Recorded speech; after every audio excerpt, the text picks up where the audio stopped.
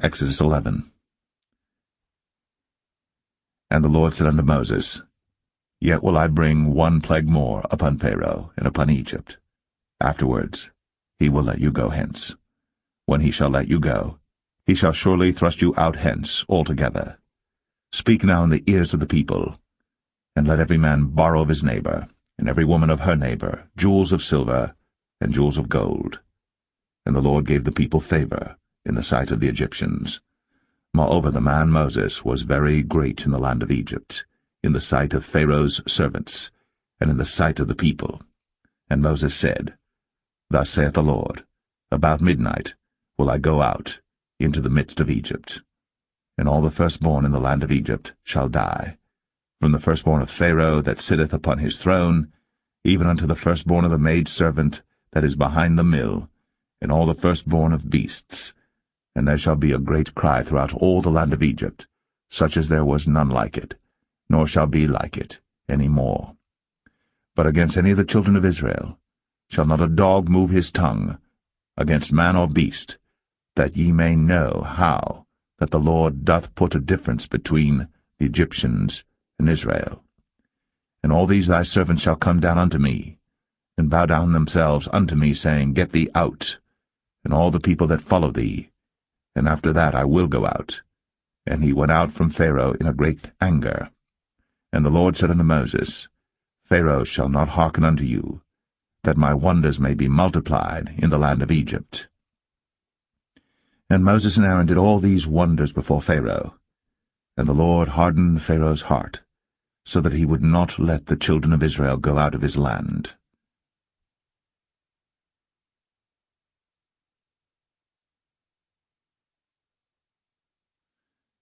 Exodus 12. And the Lord spake unto Moses and Aaron in the land of Egypt, saying, This month shall be unto you the beginning of months. It shall be the first month of the year to you. Speak ye unto all the congregation of Israel, saying, In the 10th day of this month they shall take to them every man a lamb, according to the house of their fathers, a lamb for an house. And if the household be too little for the lamb, let him and his neighbor next unto his house take it according to the number of the souls. Every man according to his eating shall make your count for the lamb. Your lamb shall be without blemish, a male of the first year. Ye shall take it out from the sheep or from the goats. And ye shall keep it up until the 14th day of the same month. And the whole assembly of the congregation of Israel shall kill it in the evening. And they shall take of the blood, and strike it on the 2 side posts, and on the upper door post of the houses wherein they shall eat it. And they shall eat the flesh in that night, roast with fire, and unleavened bread, and with bitter herbs they shall eat it. Eat not of it raw, nor sodden it all with water, but roast with fire, his head with his legs, and with the purtenance thereof. And ye shall let nothing of it remain until the morning. And that which remaineth of it until the morning ye shall burn with fire. And thus shall ye eat it, with your loins girded, your shoes on your feet, and your staff in your hand, and ye shall eat it in haste. It is the Lord's Passover. For I will pass through the land of Egypt this night, and will smite all the firstborn in the land of Egypt, both man and beast, and against all the gods of Egypt I will execute judgment. I am the Lord. And the blood shall be to you for a token upon the houses where ye are. And when I see the blood, I will pass over you, and the plague shall not be upon you to destroy you, when I smite the land of Egypt. And this day shall be unto you for a memorial, and ye shall keep it a feast to the Lord throughout your generations. Ye shall keep it a feast by an ordinance forever. 7 days shall ye eat unleavened bread. Even the first day ye shall put away leaven out of your houses. For whosoever eateth leavened bread from the first day until the 7th day, that soul shall be cut off from Israel. And in the first day there shall be an holy convocation, and in the 7th day there shall be an holy convocation to you. No manner of work shall be done in them, save that which every man must eat, that only may be done of you. And ye shall observe the feast of unleavened bread. For in this selfsame day have I brought your armies out of the land of Egypt. Therefore shall ye observe this day in your generations by an ordinance forever. In the 1st month, on the 14th day of the month at even, ye shall eat unleavened bread, until the 21st day of the month at even. 7 days shall there be no leaven found in your houses. For whosoever eateth that which is leavened, even that soul shall be cut off from the congregation of Israel, whether he be a stranger or born in the land. Ye shall eat nothing leavened. In all your habitations shall ye eat unleavened bread. Then Moses called for all the elders of Israel, and said unto them, Draw out, and take you a lamb according to your families, and kill the Passover. And ye shall take a bunch of hyssop, and dip it in the blood that is in the basin, and strike the lintel and the 2 side posts with the blood that is in the basin, and none of you shall go out at the door of his house until the morning. For the Lord will pass through to smite the Egyptians, and when he seeth the blood upon the lintel, and on the 2 side posts, the Lord will pass over the door, and will not suffer the destroyer to come in unto your houses to smite you. And ye shall observe this thing for an ordinance to thee, and to thy sons, for ever. And it shall come to pass, when ye be come to the land which the Lord will give you, according as he hath promised, that ye shall keep this service. And it shall come to pass, when your children shall say unto you, What mean ye by this service? That ye shall say, It is the sacrifice of the Lord's Passover, who passed over the houses of the children of Israel in Egypt, when he smote the Egyptians, and delivered our houses. And the people bowed the head, and worshipped. And the children of Israel went away, and did, as the Lord had commanded Moses and Aaron, so did they. And it came to pass that at midnight the Lord smote all the firstborn in the land of Egypt, from the firstborn of Pharaoh that sat on his throne unto the firstborn of the captive that was in the dungeon, and all the firstborn of cattle. And Pharaoh rose up in the night, he and all his servants and all the Egyptians, and there was a great cry in Egypt, but there was not a house where there was not one dead. And he called for Moses and Aaron by night, and said, Rise up, and get you forth from among my people, both ye and the children of Israel, and go, serve the Lord, as ye have said. Also take your flocks and your herds, as ye have said, and be gone, and bless me also. And the Egyptians were urgent upon the people, that they might send them out of the land in haste. For they said, We be all dead men. And the people took their dough before it was leavened, their kneading troughs being bound up in their clothes upon their shoulders. And the children of Israel did according to the word of Moses, and they borrowed of the Egyptians jewels of silver, and jewels of gold and raiment. And the Lord gave the people favor in the sight of the Egyptians, so that they lent unto them such things as they required, and they spoiled the Egyptians. And the children of Israel journeyed from Ramses to Succoth, about 600,000 on foot, that were men, beside children. And a mixed multitude went up also with them, and flocks and herds, even very much cattle. And they baked unleavened cakes of the dough which they brought forth out of Egypt, for it was not leavened, because they were thrust out of Egypt, and could not tarry, neither had they prepared for themselves any victual. Now the sojourning of the children of Israel, who dwelt in Egypt, was 430 years. And it came to pass, at the end of the 430 years, even the selfsame day it came to pass, that all the hosts of the Lord went out from the land of Egypt. It is a night to be much observed unto the Lord for bringing them out from the land of Egypt. This is that night of the Lord to be observed of all the children of Israel in their generations. And the Lord said unto Moses and Aaron, This is the ordinance of the Passover. There shall no stranger eat thereof. But every man's servant that is bought for money, when thou hast circumcised him, then shall he eat thereof. A foreigner and an hired servant shall not eat thereof. In one house shall it be eaten. Thou shalt not carry forth aught of the flesh abroad out of the house, neither shall ye break a bone thereof. All the congregation of Israel shall keep it. And when a stranger shall sojourn with thee, and will keep the Passover to the Lord, let all his males be circumcised, and then let him come near and keep it. And he shall be as one that is born in the land. For no uncircumcised person shall eat thereof. One law shall be to him that is homeborn, and unto the stranger that sojourneth among you. Thus did all the children of Israel. As the Lord commanded Moses and Aaron, so did they. And it came to pass the selfsame day, that the Lord did bring the children of Israel out of the land of Egypt by their armies.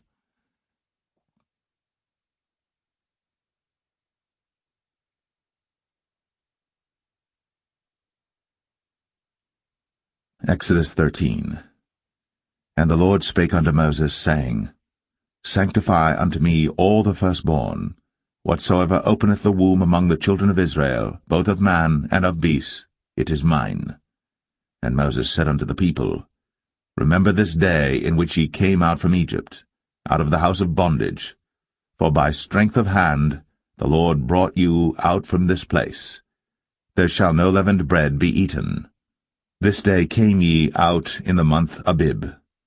And it shall be, when the Lord shall bring thee into the land of the Canaanites, and the Hittites, and the Amorites, and the Hivites, and the Jebusites, which he sware unto thy fathers to give thee, a land flowing with milk and honey, that thou shalt keep this service in this month. 7 days thou shalt eat unleavened bread, and in the 7th day shall be a feast to the Lord. Unleavened bread shall be eaten 7 days, and there shall no leavened bread be seen with thee, neither shall there be leaven seen with thee in all thy quarters. And thou shalt show thy son in that day, saying, This is done, because of that which the Lord did unto me, when I came forth out of Egypt. And it shall be for a sign unto thee upon thine hand, and for a memorial between thine eyes, that the Lord's law may be in thy mouth. For with a strong hand hath the Lord brought thee out of Egypt. Thou shalt therefore keep this ordinance in his season from year to year. And it shall be, when the Lord shall bring thee into the land of the Canaanites, as he sware unto thee, and to thy fathers, and shall give it thee, that thou shalt set apart unto the Lord all that openeth the matrix, and every firstling that cometh of a beast which thou hast, the males shall be the Lord's. And every firstling of an ass thou shalt redeem with a lamb, and if thou wilt not redeem it, then thou shalt break his neck. And all the firstborn of man among thy children shalt thou redeem. And it shall be, when thy son asketh thee in time to come, saying, What is this? That thou shalt say unto him, By strength of hand the Lord brought us out from Egypt, from the house of bondage. And it came to pass, when Pharaoh would hardly let us go, that the Lord slew all the firstborn in the land of Egypt, both the firstborn of man and the firstborn of beast. Therefore I sacrifice to the Lord all that openeth the matrix, being males, but all the firstborn of my children I redeem. And it shall be for a token upon thine hand, and for frontlets between thine eyes, for by strength of hand the Lord brought us forth out of Egypt.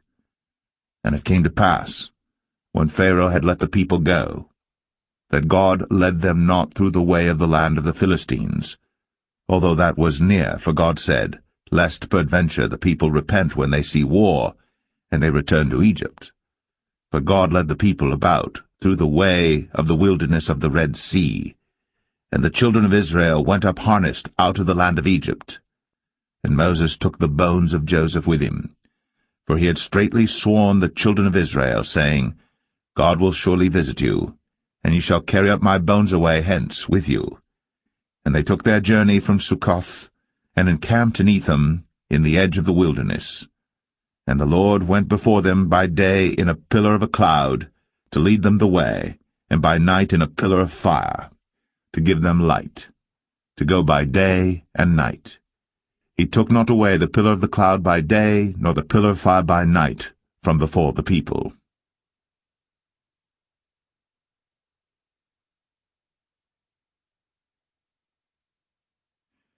Exodus 14.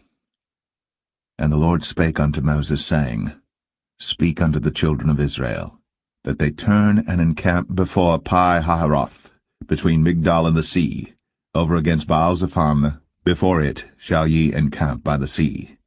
For Pharaoh will say of the children of Israel, They are entangled in the land, the wilderness hath shut them in. And I will harden Pharaoh's heart, that he shall follow after them. And I will be honored upon Pharaoh, and upon all his host, that the Egyptians may know that I am the Lord. And they did so. And it was told the king of Egypt that the people fled, and the heart of Pharaoh and of his servants was turned against the people, and they said, Why have we done this, that we have let Israel go from serving us? And he made ready his chariot, and took his people with him. And he took 600 chosen chariots, and all the chariots of Egypt, and captains over every one of them. And the Lord hardened the heart of Pharaoh king of Egypt, and he pursued after the children of Israel. And the children of Israel went out with an high hand. But the Egyptians pursued after them, all the horses and chariots of Pharaoh, and his horsemen and his army, and overtook them encamping by the sea, beside Pi-hahiroth, before Baal-zephon. And when Pharaoh drew nigh, the children of Israel lifted up their eyes, and behold, the Egyptians marched after them, and they were sore afraid. And the children of Israel cried out unto the Lord, and they said unto Moses, Because there were no graves in Egypt, hast thou taken us away to die in the wilderness? Wherefore hast thou dealt thus with us, to carry us forth out of Egypt? Is not this the word that we did tell thee in Egypt, saying, Let us alone, that we may serve the Egyptians? For it had been better for us to serve the Egyptians, than that we should die in the wilderness. And Moses said unto the people, Fear ye not, stand still, and see the salvation of the Lord, which he will show to you today. For the Egyptians whom ye have seen today, ye shall see them again no more for ever. The Lord shall fight for you, and ye shall hold your peace. And the Lord said unto Moses, Wherefore criest thou unto me? Speak unto the children of Israel, that they go forward. But lift thou up thy rod, and stretch out thine hand over the sea, and divide it. And the children of Israel shall go on dry ground through the midst of the sea. And I, behold, I will harden the hearts of the Egyptians, and they shall follow them.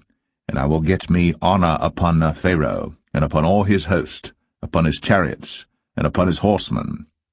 And the Egyptians shall know that I am the Lord, when I have gotten me honor upon Pharaoh, upon his chariots, and upon his horsemen. And the angel of God, which went before the camp of Israel, removed, and went behind them. And the pillar of the cloud went from before their face, and stood behind them. And it came between the camp of the Egyptians and the camp of Israel. And it was a cloud and darkness to them, but it gave light by night to these, so that the one came not near the other all the night. And Moses stretched out his hand over the sea, and the Lord caused the sea to go back by a strong east wind all that night, and made the sea dry land, and the waters were divided. And the children of Israel went into the midst of the sea upon the dry ground, and the waters were a wall unto them on their right hand and on their left. And the Egyptians pursued, and went in after them to the midst of the sea, even all Pharaoh's horses, his chariots, and his horsemen. And it came to pass that in the morning watch the Lord looked unto the host of the Egyptians through the pillar of fire and of the cloud, and troubled the host of the Egyptians, and took off their chariot wheels, that they drave them heavily, so that the Egyptians said, Let us flee from the face of Israel, for the Lord fighteth for them against the Egyptians. And the Lord said unto Moses, Stretch out thine hand over the sea, that the waters may come again upon the Egyptians, upon their chariots, and upon their horsemen. And Moses stretched forth his hand over the sea, and the sea returned to his strength when the morning appeared, and the Egyptians fled against it. And the Lord overthrew the Egyptians in the midst of the sea. And the waters returned and covered the chariots, and the horsemen, and all the host of Pharaoh that came into the sea after them. There remained not so much as one of them. But the children of Israel walked upon dry land in the midst of the sea, and the waters were a wall unto them on their right hand and on their left. Thus the Lord saved Israel that day out of the hand of the Egyptians, and Israel saw the Egyptians dead upon the seashore. And Israel saw that great work which the Lord did upon the Egyptians, and the people feared the Lord, and believed the Lord and his servant Moses.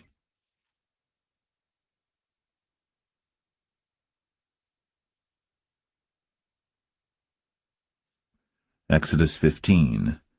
Then sang Moses and the children of Israel this song unto the Lord, and spake, saying, I will sing unto the Lord, for he hath triumphed gloriously. The horse and his rider hath he thrown into the sea.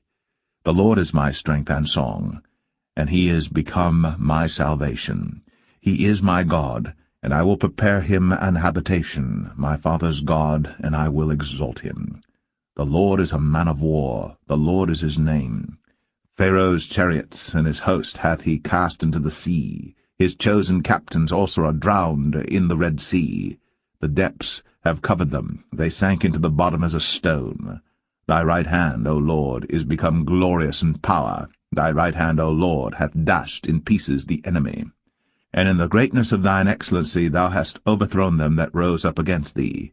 Thou sentest forth thy wrath, which consumed them as stubble. And with the blast of thy nostrils the waters were gathered together. The floods stood upright as an heap, and the depths were congealed in the heart of the sea. The enemy said, I will pursue, I will overtake, I will divide the spoil. My lust shall be satisfied upon them. I will draw my sword, my hand shall destroy them. Thou didst blow with thy wind, the sea covered them. They sank as lead in the mighty waters. Who is like unto thee, O Lord, among the gods? Who is like thee, glorious in holiness, fearful in praises, doing wonders? Thou stretchest out thy right hand, the earth swallowed them. Thou in thy mercy hast led forth the people which thou hast redeemed. Thou hast guided them in thy strength unto thy holy habitation. The people shall hear and be afraid. Sorrow shall take hold on the inhabitants of Palestina. Then the dukes of Edom shall be amazed. The mighty men of Moab, trembling, shall take hold upon them. All the inhabitants of Canaan shall melt away. Fear and dread shall fall upon them. By the greatness of thine arm they shall be as still as a stone, till thy people pass over, O Lord, till the people pass over, which thou hast purchased. Thou shalt bring them in, and plant them in the mountain of thine inheritance, in the place, O Lord, which thou hast made for thee to dwell in the sanctuary, O Lord, which thy hands have established. The Lord shall reign for ever and ever. For the horse of Pharaoh went in with his chariots and with his horsemen into the sea, and the Lord brought again the waters of the sea upon them. But the children of Israel went on dry land in the midst of the sea. And Miriam the prophetess, the sister of Aaron, took a timbrel in her hand, and all the women went out after her with timbrels and with dances. And Miriam answered them, Sing ye to the Lord, for he hath triumphed gloriously. The horse and his rider hath he thrown into the sea. So Moses brought Israel from the Red Sea, and they went out into the wilderness of Shur.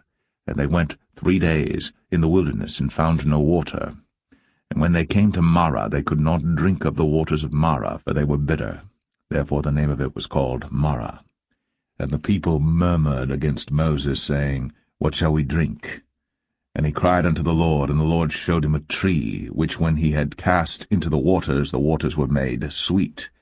There he made for them a statute and an ordinance, and there he proved them, and said, If thou wilt diligently hearken to the voice of the Lord thy God, and wilt do that which is right in his sight, and wilt give ear to his commandments, and keep all his statutes, I will put none of these diseases upon thee, which I have brought upon the Egyptians, for I am the Lord that healeth thee. And they came to Elim, where were 12 wells of water, and 70 palm trees, and they encamped there by the waters.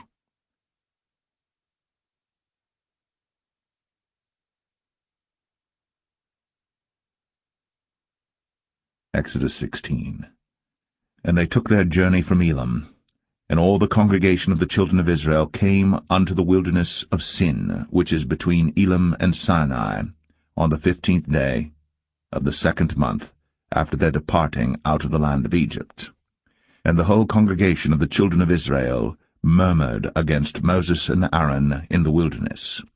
And the children of Israel said unto them, Would to God we had died by the hand of the Lord in the land of Egypt, when we sat by the flesh pots, and when we did eat bread to the full. For ye have brought us forth into this wilderness to kill this whole assembly with hunger. Then said the Lord unto Moses, Behold, I will rain bread from heaven for you, And the people shall go out and gather a certain rate every day, that I may prove them, whether they will walk in my law or no. And it shall come to pass that on the 6th day they shall prepare that which they bring in, and it shall be twice as much as they gather daily. And Moses and Aaron said unto all the children of Israel, At even, then ye shall know that the Lord hath brought you out from the land of Egypt. And in the morning, then ye shall see the glory of the Lord, for that he heareth your murmurings against the Lord. And what are we, that ye murmur against us?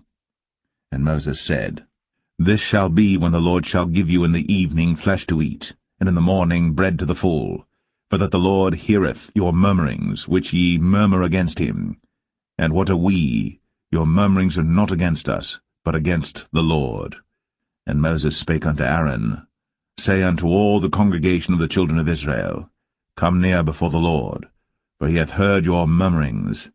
And it came to pass, as Aaron spake unto the whole congregation of the children of Israel, that they looked toward the wilderness, and behold, the glory of the Lord appeared in the cloud. And the Lord spake unto Moses, saying, I have heard the murmurings of the children of Israel.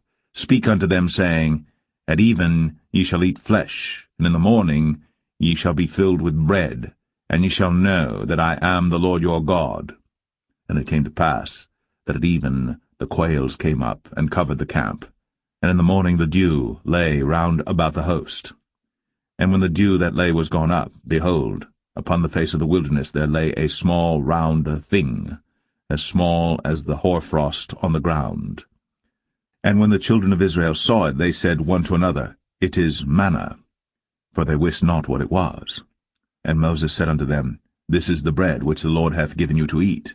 This is the thing which the Lord hath commanded. Gather of it every man according to his eating, an omer for every man according to the number of your persons. Take ye every man for them which are in his tents. And the children of Israel did so, and gathered some more, some less. And when they did meet it with an omer, he that gathered much had nothing over, and he that gathered little had no lack.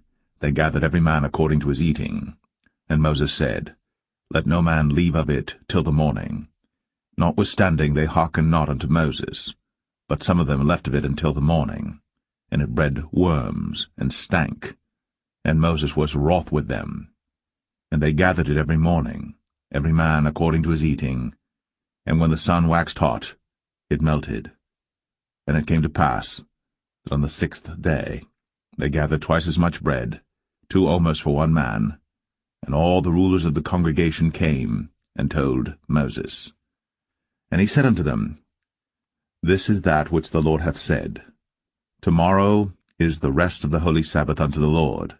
Bake that which ye shall bake today, and seethe that ye will seethe, and that which remaineth over lay up for you to be kept until the morning.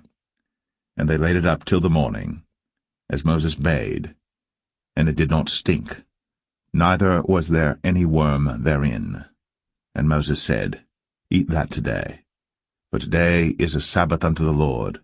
Today ye shall not find it in the field. 6 days ye shall gather it, but on the 7th day, which is the Sabbath, in it there shall be none. And it came to pass that there went out some of the people on the 7th day for to gather, and they found none. And the Lord said unto Moses, How long refuse ye to keep my commandments and my laws? See, for that the Lord hath given you the Sabbath. Therefore he giveth you on the 6th day the bread of 2 days. Abide ye every man in his place. Let no man go out of his place on the 7th day. So the people rested on the 7th day. And the house of Israel called the name thereof manna. And it was like coriander seed, white, and the taste of it was like wafers made with honey. And Moses said, This is the thing which the Lord commandeth. Fill an omer of it to be kept for your generations, that they may see the bread wherewith I have fed you in the wilderness, when I brought you forth from the land of Egypt. And Moses said unto Aaron, Take a pot, and put an omer full of manna therein, and lay it up before the Lord, to be kept for your generations. As the Lord commanded Moses, so Aaron laid it up before the testimony to be kept.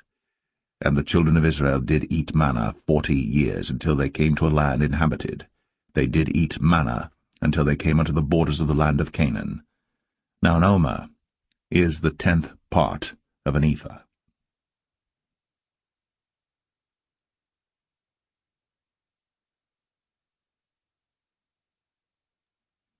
Exodus 17. And all the congregation of the children of Israel journeyed from the wilderness of Sin after their journeys, according to the commandment of the Lord, and pitched in Rephidim. And there was no water for the people to drink. Wherefore the people did chide with Moses, and said, Give us water that we may drink. And Moses said unto them, Why chide ye with me? Wherefore do ye tempt the Lord? And the people thirsted there for water.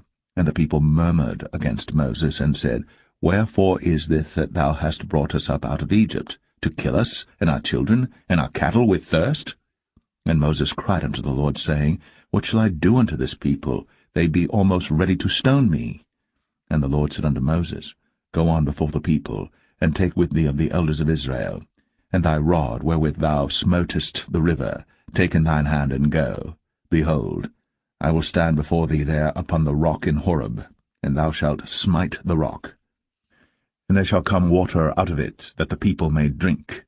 And Moses did so in the sight of the elders of Israel. And he called the name of the place Massah and Meribah, because of the chiding of the children of Israel, and because they tempted the Lord, saying, Is the Lord among us or not? Then came Amalek and fought with Israel in Rephidim. And Moses said unto Joshua, Choose us out men, and go out, fight with Amalek. Tomorrow I will stand on the top of the hill with the rod of God in mine hand. So Joshua did as Moses had said to him, and fought with Amalek. And Moses, Aaron, and Hur went up to the top of the hill. And it came to pass, when Moses held up his hand, that Israel prevailed, and when he let down his hand, Amalek prevailed. But Moses' hands were heavy, and they took a stone and put it under him, and he sat thereon, and Aaron and Hur stayed up his hands, the one on the one side, and the other on the other side, and his hands were steady until the going down of the sun. And Joshua discomfited Amalek and his people with the edge of the sword.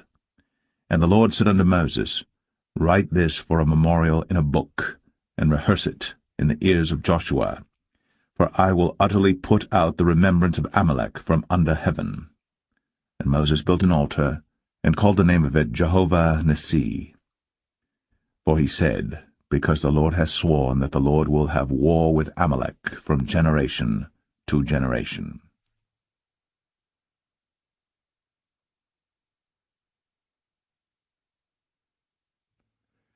Exodus 18. When Jethro, the priest of Midian, Moses' father-in-law, heard of all that God had done for Moses, and for Israel his people, and that the Lord had brought Israel out of Egypt, then Jethro, Moses' father-in-law, took Zipporah, Moses' wife, after he had sent her back, and her 2 sons, of which the name of the one was Gershom, for he said, I have been an alien in a strange land. And the name of the other was Eleazar, for the God of my father, said he, was mine help, and delivered me from the sword of Pharaoh. And Jethro, Moses' father-in-law, came with his sons and his wife unto Moses into the wilderness, where he encamped at the mount of God. And he said unto Moses, I thy father-in-law Jethro am come unto thee, and thy wife and her 2 sons with her. And Moses went out to meet his father-in-law, and did obeisance, and kissed him. And they asked each other of their welfare, and they came into the tent. And Moses told his father-in-law all that the Lord had done unto Pharaoh and to the Egyptians for Israel's sake, and all the travail that had come upon them by the way, and how the Lord delivered them. And Jethro rejoiced for all the goodness which the Lord had done to Israel, whom he had delivered out of the hand of the Egyptians. And Jethro said, Blessed be the Lord, who hath delivered you out of the hand of the Egyptians, and out of the hand of Pharaoh, who hath delivered the people from under the hand of the Egyptians. Now I know that the Lord is greater than all gods, for in the thing wherein they dealt proudly he was above them. And Jethro, Moses' father-in-law, took a burnt offering and sacrifices for God, and Aaron came, and all the elders of Israel, to eat bread with Moses' father-in-law before God. And it came to pass on the morrow that Moses sat to judge the people, and the people stood by Moses from the morning unto the evening. And when Moses' father-in-law saw all that he did to the people, he said, What is this thing that thou doest to the people? Why sittest thou thyself alone, and all the people stand by thee from morning unto even? And Moses said unto his father-in-law, Because the people come unto me to inquire of God. When they have a matter they come unto me, and I judge between one and another, and I do make them know the statutes of God and his laws. And Moses' father-in-law said unto him, The thing that thou doest is not good. Thou wilt surely wear away, both thou and this people that is with thee. For this thing is too heavy for thee. Thou art not able to perform it thyself alone. Hearken now unto my voice. I will give thee counsel, and God shall be with thee. Be thou for the people to Godward, that thou mayest bring the causes unto God. And thou shalt teach them ordinances and laws, and shalt show them the way wherein they must walk, and the work that they must do. Moreover, thou shalt provide out of all the people able men, such as fear God, men of truth, hating covetousness, and place such over them to be rulers of thousands, and rulers of hundreds, rulers of 50s, and rulers of 10s. And let them judge the people at all seasons. And it shall be, that every great matter they shall bring unto thee, but every small matter they shall judge. So shall it be easier for thyself, and they shall bear the burden with thee. If thou shalt do this thing, and God command thee so, then thou shalt be able to endure, and all this people shall also go to their place in peace. So Moses hearkened to the voice of his father-in-law, and did all that he had said. And Moses chose able men out of all Israel, and made them heads over the people, rulers of thousands, rulers of hundreds, rulers of 50s, and rulers of 10s. And they judged the people at all seasons. The hard causes they brought unto Moses, but every small matter they judged themselves. And Moses let his father-in-law depart, and he went his way into his own land.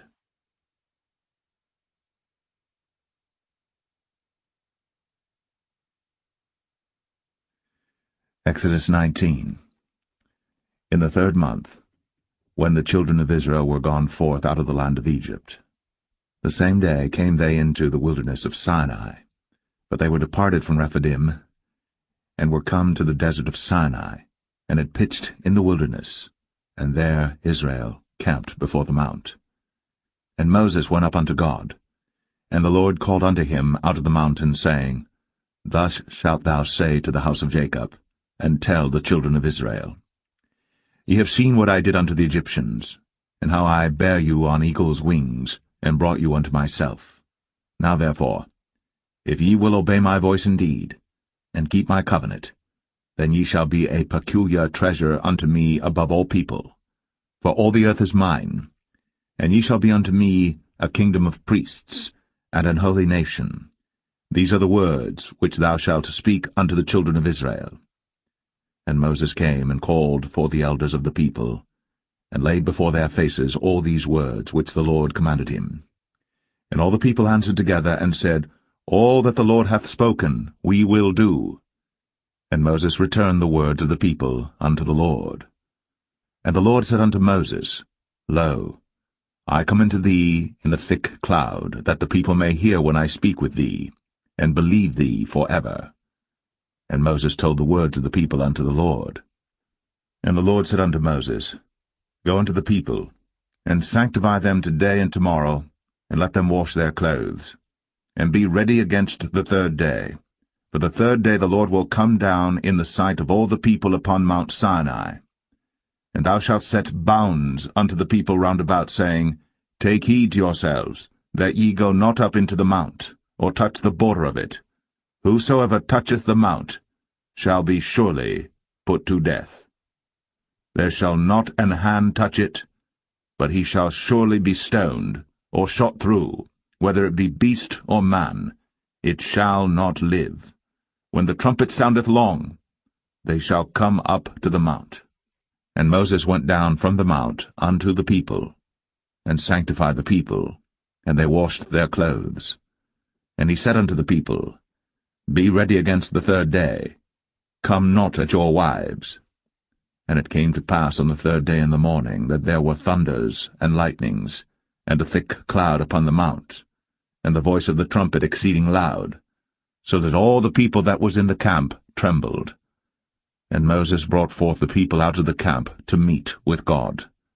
And they stood at the nether part of the mount. And Mount Sinai was altogether on a smoke, because the Lord descended upon it in fire, and the smoke thereof ascended as the smoke of a furnace, and the whole mount quaked greatly. And when the voice of the trumpet sounded long, and waxed louder and louder, Moses spake, and God answered him by a voice. And the Lord came down upon Mount Sinai, on the top of the mount, and the Lord called Moses up to the top of the mount, and Moses went up. And the Lord said unto Moses, Go down, charge the people, lest they break through unto the Lord to gaze, and many of them perish. And let the priests also which come near to the Lord sanctify themselves, lest the Lord break forth upon them. And Moses said unto the Lord, The people cannot come up to Mount Sinai, for thou chargest us, saying, Set bounds about the mount, and sanctify it. And the Lord said unto him, Away, get thee down, and thou shalt come up, thou and Aaron with thee. But let not the priests and the people break through to come up unto the Lord, lest he break forth upon them. So Moses went down unto the people, and spake unto them.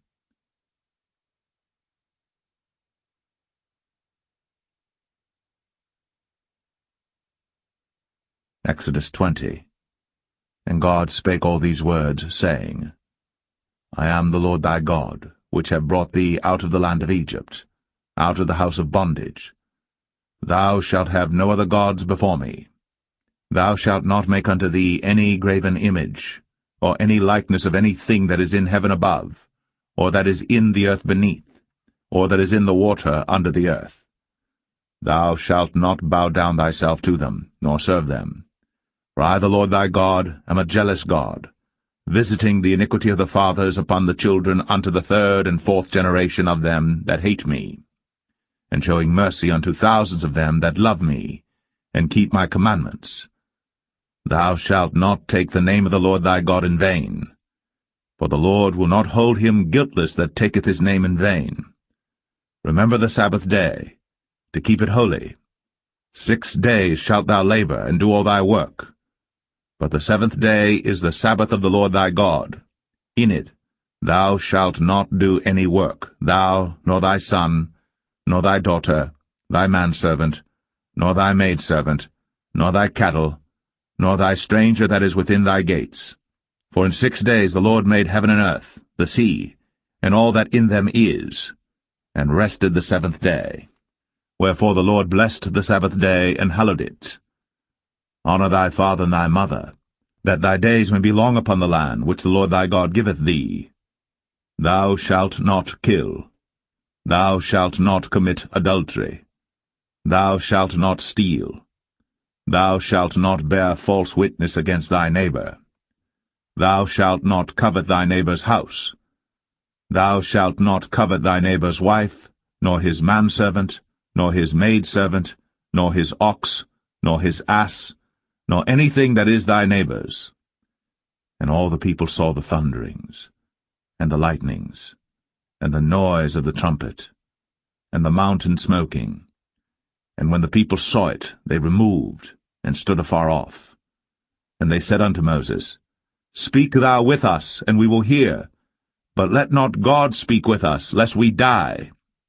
And Moses said unto the people, Fear not, for God is come to prove you, and that his fear may be before your faces, that ye sin not.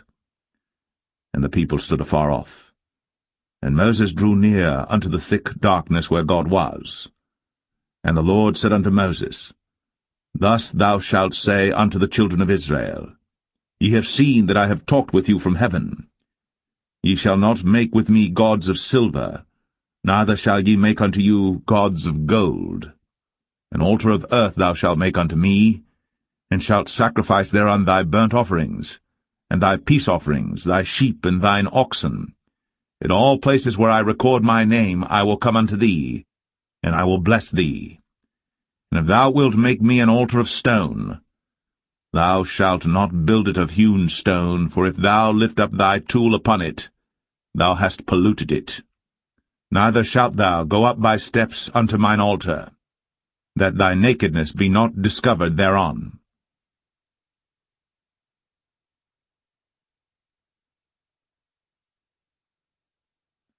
Exodus 21. Now these are the judgments which thou shalt set before them. If thou buy an Hebrew servant, 6 years he shall serve, and in the 7th he shall go out free for nothing. If he came in by himself, he shall go out by himself. If he were married, then his wife shall go out with him. If his master have given him a wife, and she have borne him sons or daughters, the wife and her children shall be her master's, and he shall go out by himself. And if the servant shall plainly say, I love my master, my wife, and my children, I will not go out free, then his master shall bring him unto the judges. He shall also bring him to the door, or unto the doorpost, and his master shall bore his ear through with an awl, and he shall serve him forever. And if a man sell his daughter to be a maidservant, she shall not go out as the men servants do. If she please not her master, who hath betrothed her to himself, then shall he let her be redeemed, to sell her unto a strange nation. He shall have no power, seeing he hath dealt deceitfully with her. And if he have betrothed her unto his son, he shall deal with her after the manner of daughters. If he take him another wife, her food, her raiment, and her duty of marriage, shall he not diminish? And if he do not these 3 unto her, then shall she go out free without money. He that smiteth a man so that he die shall be surely put to death. And if a man lie not in wait, but God deliver him into his hand, then I will appoint thee a place whither he shall flee. But if a man come presumptuously upon his neighbor, to slay him with guile, thou shalt take him from mine altar, that he may die. And he that smiteth his father or his mother shall be surely put to death. And he that stealeth a man, and selleth him, or if he be found in his hand, he shall surely be put to death. And he that curseth his father or his mother shall surely be put to death. And if men strive together, and one smite another with a stone, or with his fist, and he die not, but keepeth his bed, if he rise again and walk abroad upon his staff, then shall he that smote him be quit, only he shall pay for the loss of his time, and shall cause him to be thoroughly healed. And if a man smite his servant or his maid with a rod, and he die under his hand, he shall be surely punished. Notwithstanding, if he continue a day or 2, he shall not be punished, for he is his money. If men strive and hurt a woman with child, so that her fruit depart from her, and yet no mischief follow, he shall be surely punished, according as the woman's husband will lay upon him, and he shall pay as the judges determine. And if any mischief follow, then thou shalt give life for life, eye for eye, tooth for tooth, hand for hand, foot for foot, burning for burning, wound for wound, stripe for stripe. And if a man smite the eye of his servant, or the eye of his maid, that it perish, he shall let him go free for his eye's sake. And if he smite out his manservant's tooth, or his maidservant's tooth, he shall let him go free for his tooth's sake. If an ox gore a man or a woman, that they die, then the ox shall be surely stoned, and his flesh shall not be eaten, but the owner of the ox shall be quit. But if the ox were wont to push with his horn in time past, and hath been testified to his owner, and he hath not kept him in, but that he hath killed a man or a woman, the ox shall be stoned, and his owner also shall be put to death. If there be laid on him a sum of money, then he shall give for the ransom of his life whatsoever is laid upon him. Whether he have gored a son, or have gored a daughter, according to this judgment shall it be done unto him. If the ox shall push a manservant or a maidservant, he shall give unto their master 30 shekels of silver, and the ox shall be stoned. And if a man shall open a pit, or if a man shall dig a pit, and not cover it, and an ox or an ass fall therein, The owner of the pit shall make it good, and give money unto the owner of them, and the dead beast shall be his. And if one man's ox hurt another's, that he die, then they shall sell the live ox, and divide the money of it, and the dead ox also they shall divide. For if it be known that the ox hath used to push in time past, and his owner hath not kept him in, he shall surely pay ox for ox, and the dead shall be his own.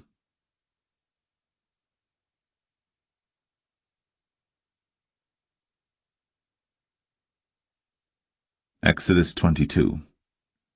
If a man shall steal an ox or a sheep and kill it or sell it, he shall restore 5 oxen for an ox and 4 sheep for a sheep. If a thief be found breaking up, and be smitten that he die, there shall no blood be shed for him. If the sun be risen upon him, there shall be blood shed for him, for he should make full restitution. If he have nothing, then he shall be sold for his theft. If the theft be certainly found in his hand alive, whether it be ox or ass or sheep, he shall restore double. If a man shall cause a field or vineyard to be eaten, and shall put in his beast, and shall feed in another man's field, of the best of his own field and of the best of his own vineyard, shall he make restitution. If fire break out and catch in thorns, so that stacks of corn or the standing corn of the field be consumed therewith, he that kindled the fire shall surely make restitution. If a man shall deliver unto his neighbor money or stuff to keep, and it be stolen out of the man's house, if the thief be found, let him pay double. If the thief be not found, then the master of the house shall be brought unto the judges to see whether he have put his hand unto his neighbor's goods. For all manner of trespass, whether it be for ox, for ass, for sheep, for raiment, or for any manner of lost thing, which another challengeth to be his, the cause of both parties shall come before the judges, and whom the judges shall condemn, he shall pay double unto his neighbor.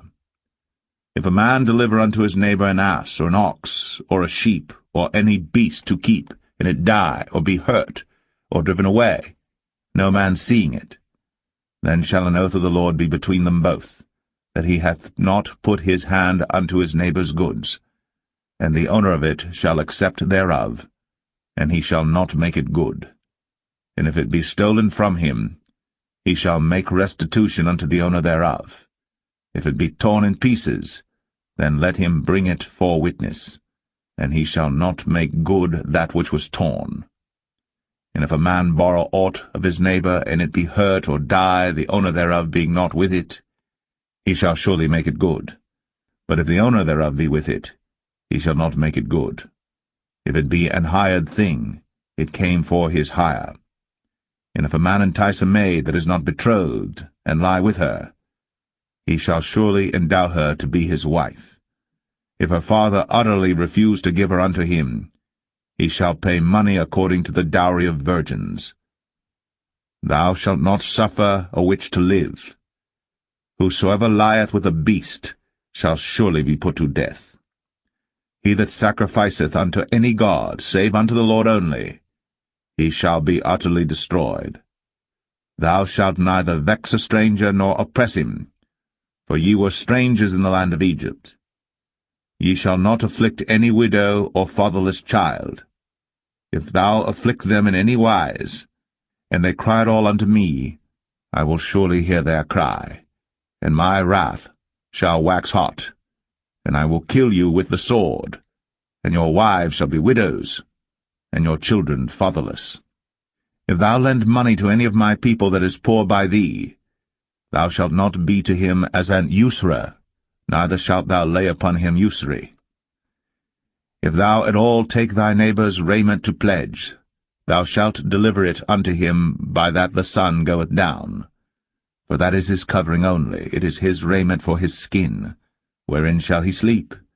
And it shall come to pass, when he crieth unto me, that I will hear, for I am gracious.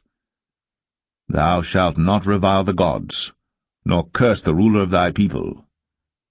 Thou shalt not delay to offer the first of thy ripe fruits, and of thy liquors, The firstborn of thy sons shalt thou give unto me. Likewise shalt thou do with thine oxen, and with thy sheep. 7 days it shall be with his dam. On the 8th day thou shalt give it me. And ye shall be holy men unto me. Neither shall ye eat any flesh that is torn of beasts in the field. Ye shall cast it to the dogs.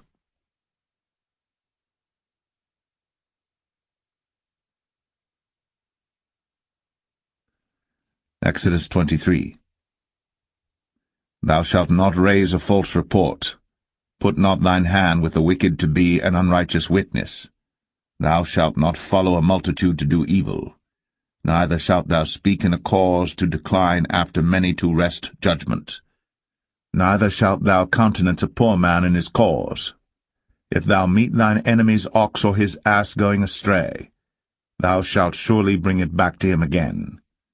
If thou see the ass of him that hateth thee lying under his burden, and wouldest forbear to help him, thou shalt surely help with him. Thou shalt not wrest the judgment of thy poor in his cause. Keep thee far from a false matter, and the innocent and righteous slay thou not, for I will not justify the wicked. And thou shalt take no gift, for the gift blindeth the wise, and perverteth the words of the righteous. Also, thou shalt not oppress a stranger. For ye know the heart of a stranger, seeing ye were strangers in the land of Egypt. And 6 years thou shalt sow thy land, and shalt gather in the fruits thereof. But the 7th year thou shalt let it rest and lie still, that the poor of thy people may eat, and what they leave the beasts of the field shall eat. In like manner thou shalt deal with thy vineyard, and with thy oliveyard. 6 days thou shalt do thy work, and on the 7th day thou shalt rest, that thine ox and thine ass may rest, and the son of thy handmaid, and the stranger may be refreshed.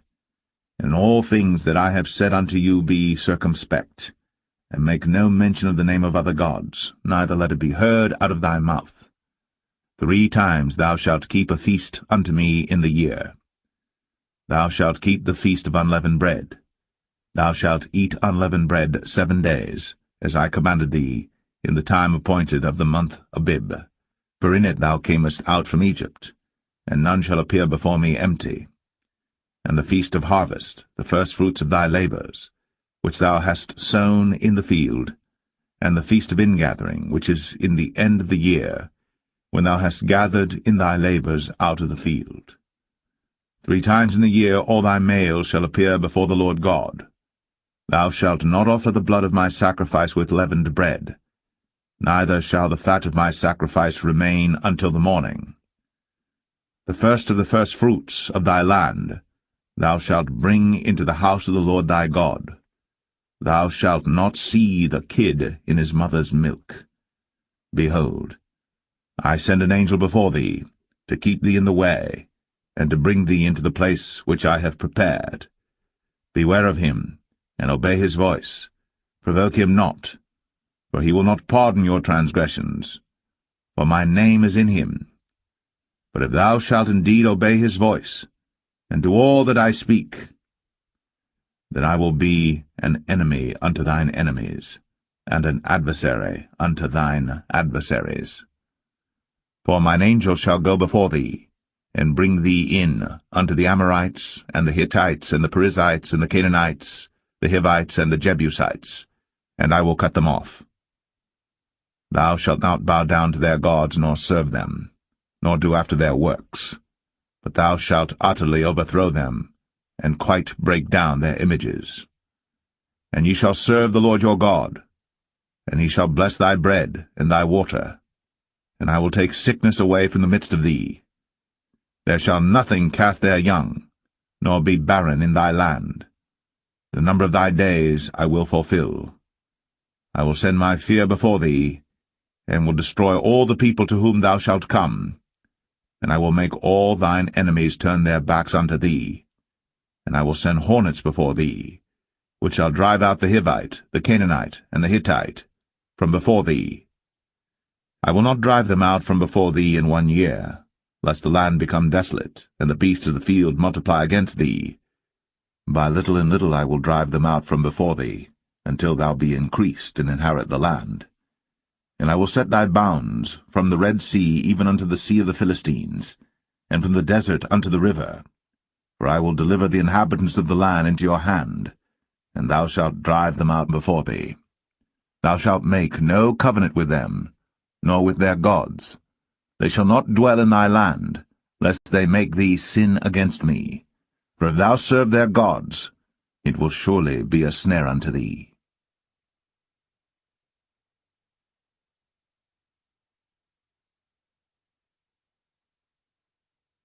Exodus 24.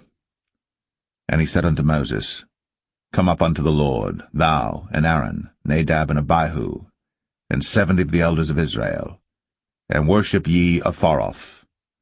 And Moses alone shall come near the Lord, but they shall not come nigh, neither shall the people go up with him. And Moses came, and told the people all the words of the Lord, and all the judgments, and all the people answered with one voice, and said, All the words which the Lord hath said will we do. And Moses wrote all the words of the Lord, and rose up early in the morning, and builded an altar under the hill, and 12 pillars according to the 12 tribes of Israel. And he sent young men of the children of Israel, which offered burnt offerings, and sacrificed peace offerings of oxen unto the Lord. And Moses took half of the blood, and put it in basins, and half of the blood he sprinkled on the altar. And he took the book of the covenant, and read in the audience of the people, and they said, All that the Lord hath said will we do, and be obedient. And Moses took the blood, and sprinkled it on the people, and said, Behold, the blood of the covenant which the Lord hath made with you concerning all these words. Then went up Moses, and Aaron, Nadab, and Abihu, and 70 of the elders of Israel. And they saw the God of Israel. And there was under his feet, as it were, a paved work of a sapphire stone, and as it were the body of heaven in his clearness. And upon the nobles of the children of Israel he laid not his hand. Also they saw God, and did eat and drink. And the Lord said unto Moses, Come up to me into the mount, and be there. And I will give thee tables of stone, and a law and commandments which I have written, that thou mayest teach them. And Moses rose up, and his minister Joshua, and Moses went up into the mount of God. And he said unto the elders, Tarry ye here for us, until we come again unto you. And behold, Aaron and Hur are with you. If any man have any matters to do, let him come unto them. And Moses went up into the mount, and a cloud covered the mount. And the glory of the Lord abode upon Mount Sinai, and the cloud covered it 6 days. And the 7th day he called unto Moses out of the midst of the cloud. And the sight of the glory of the Lord was like devouring fire on the top of the mount in the eyes of the children of Israel. And Moses went into the midst of the cloud, and gat him up into the mount. And Moses was in the mount 40 days and 40 nights.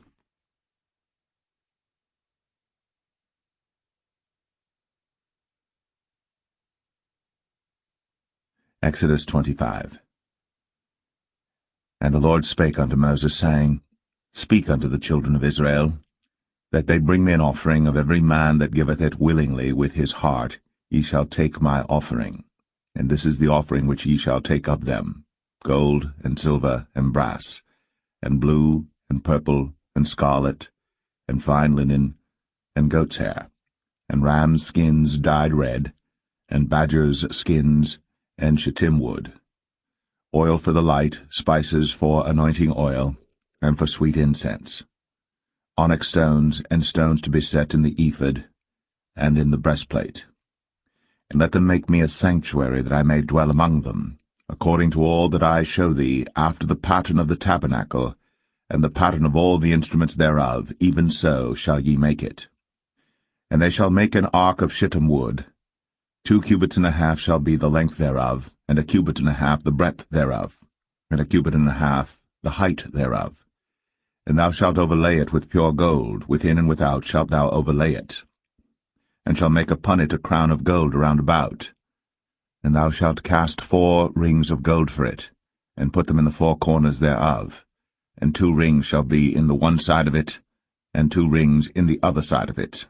And thou shalt make staves of shittim wood, and overlay them with gold. And thou shalt put the staves into the rings by the sides of the ark, that the ark may be borne with them. The staves shall be in the rings of the ark, they shall not be taken from it. And thou shalt put into the ark the testimony which I shall give thee. And thou shalt make a mercy seat of pure gold. 2 cubits and a half shall be the length thereof, and 1 cubit and a half the breadth thereof. And thou shalt make 2 cherubims of gold.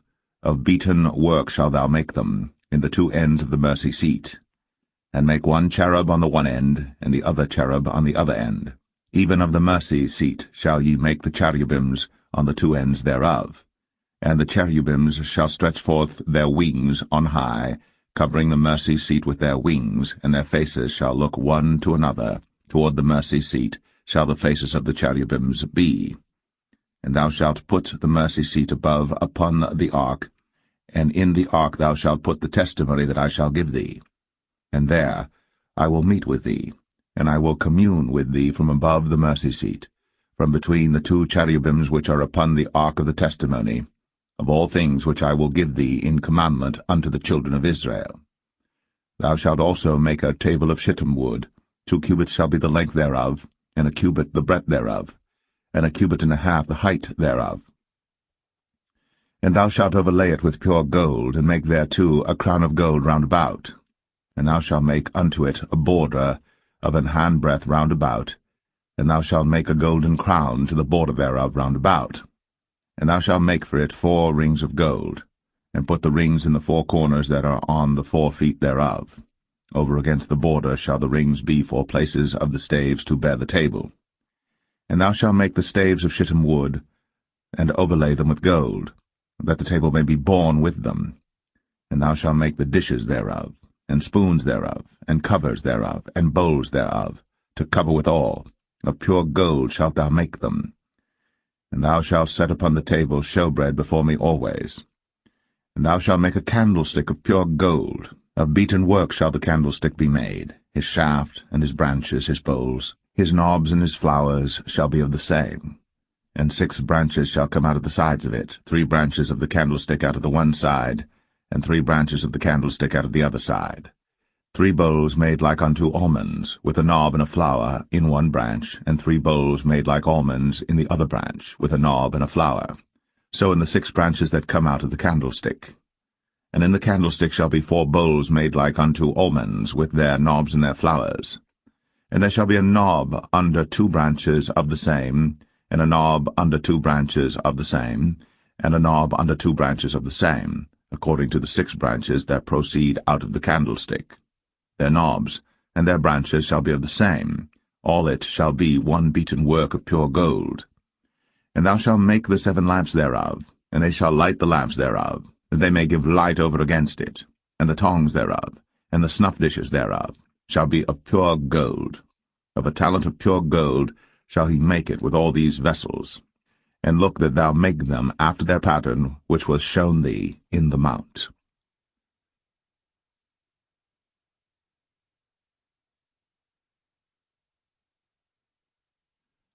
Exodus 26. Moreover, thou shalt make the tabernacle with 10 curtains of fine twined linen, and blue, and purple, and scarlet. With cherubims of cunning work shalt thou make them. The length of 1 curtain shall be 28 cubits, and the breadth of 1 curtain 4 cubits, and every one of the curtains shall have 1 measure. The 5 curtains shall be coupled together one to another, and other 5 curtains shall be coupled one to another. And thou shalt make loops of blue upon the edge of the 1 curtain, from the selvage in the coupling. And likewise shalt thou make in the uttermost edge of another curtain, in the coupling of the 2nd. 50 loops shalt thou make in the 1 curtain, and 50 loops shalt thou make in the edge of the curtain that is in the coupling of the 2nd, that the loops may take hold one of another. And thou shalt make 50 taches of gold, and couple the curtains together with the taches, and it shall be 1 tabernacle. And thou shalt make curtains of goat's hair to be a covering upon the tabernacle. 11 curtains shalt thou make. The length of 1 curtain shall be 30 cubits, and the breadth of 1 curtain 4 cubits, and the 11 curtains shall be all of one measure. And thou shalt couple 5 curtains by themselves, and 6 curtains by themselves, and shalt double the 6 curtains in the forefront of the tabernacle. And thou shalt make 50 loops on the edge of the one curtain that is outmost in the coupling, and 50 loops in the edge of the curtain which coupleth the second. And thou shalt make 50 taches of brass, and put the taches into the loops, and couple the tent together, that it may be one. And the remnant that remaineth of the curtains of the tent, the half curtain that remaineth, shall hang over the backside of the tabernacle, and a cubit on the one side, and a cubit on the other side of that which remaineth in the length of the curtains of the tent. It shall hang over the sides of the tabernacle on this side, and on that side to cover it. And thou shalt make a covering for the tent of rams' skins dyed red, and a covering above of badgers' skins. And thou shalt make boards for the tabernacle of shittim wood standing up. 10 cubits shall be the length of a board, and a cubit and a half shall be the breadth of one board. 2 tenons shall there be in one board, set in order, one against another. Thus shalt thou make for all the boards of the tabernacle. And thou shalt make the boards for the tabernacle 20 boards on the south side southward. And thou shalt make 40 sockets of silver under the 20 boards, 2 sockets under one board for his 2 tenons, and 2 sockets under another board for his 2 tenons. And for the second side of the tabernacle on the north side there shall be 20 boards, and there 40 sockets of silver, 2 sockets under one board, and 2 sockets under another board. And for the sides of the tabernacle westward thou shalt make 6 boards, and 2 boards shalt thou make for the corners of the tabernacle in the 2 sides. And they shall be coupled together beneath, and they shall be coupled together above the head of it unto one ring. Thus shall it be for them both. They shall be for the 2 corners. And they shall be 8 boards, and their sockets of silver 16 sockets, 2 sockets under one board, and 2 sockets under another board. And thou shalt make bars of shittim wood, 5 for the boards of the one side of the tabernacle, and 5 bars for the boards of the other side of the tabernacle, and 5 bars for the boards of the side of the tabernacle for the 2 sides westward. And the middle bar in the midst of the boards shall reach from end to end. And thou shalt overlay the boards with gold, and make their rings of gold, for places for the bars, and thou shalt overlay the bars with gold. And thou shalt rear up the tabernacle according to the fashion thereof which was shown thee in the mount. And thou shalt make a veil of blue and purple and scarlet and fine twined linen of cunning work. With cherubims shall it be made.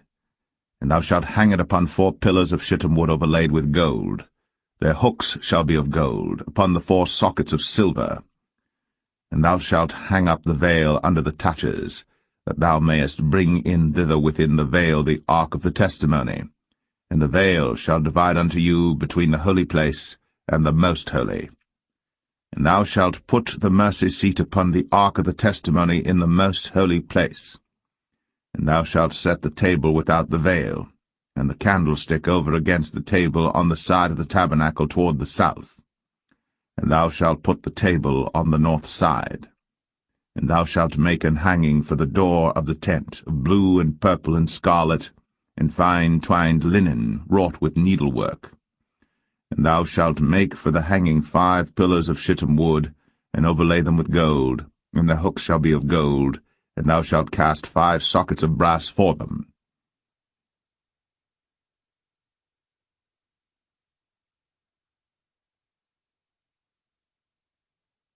Exodus 27.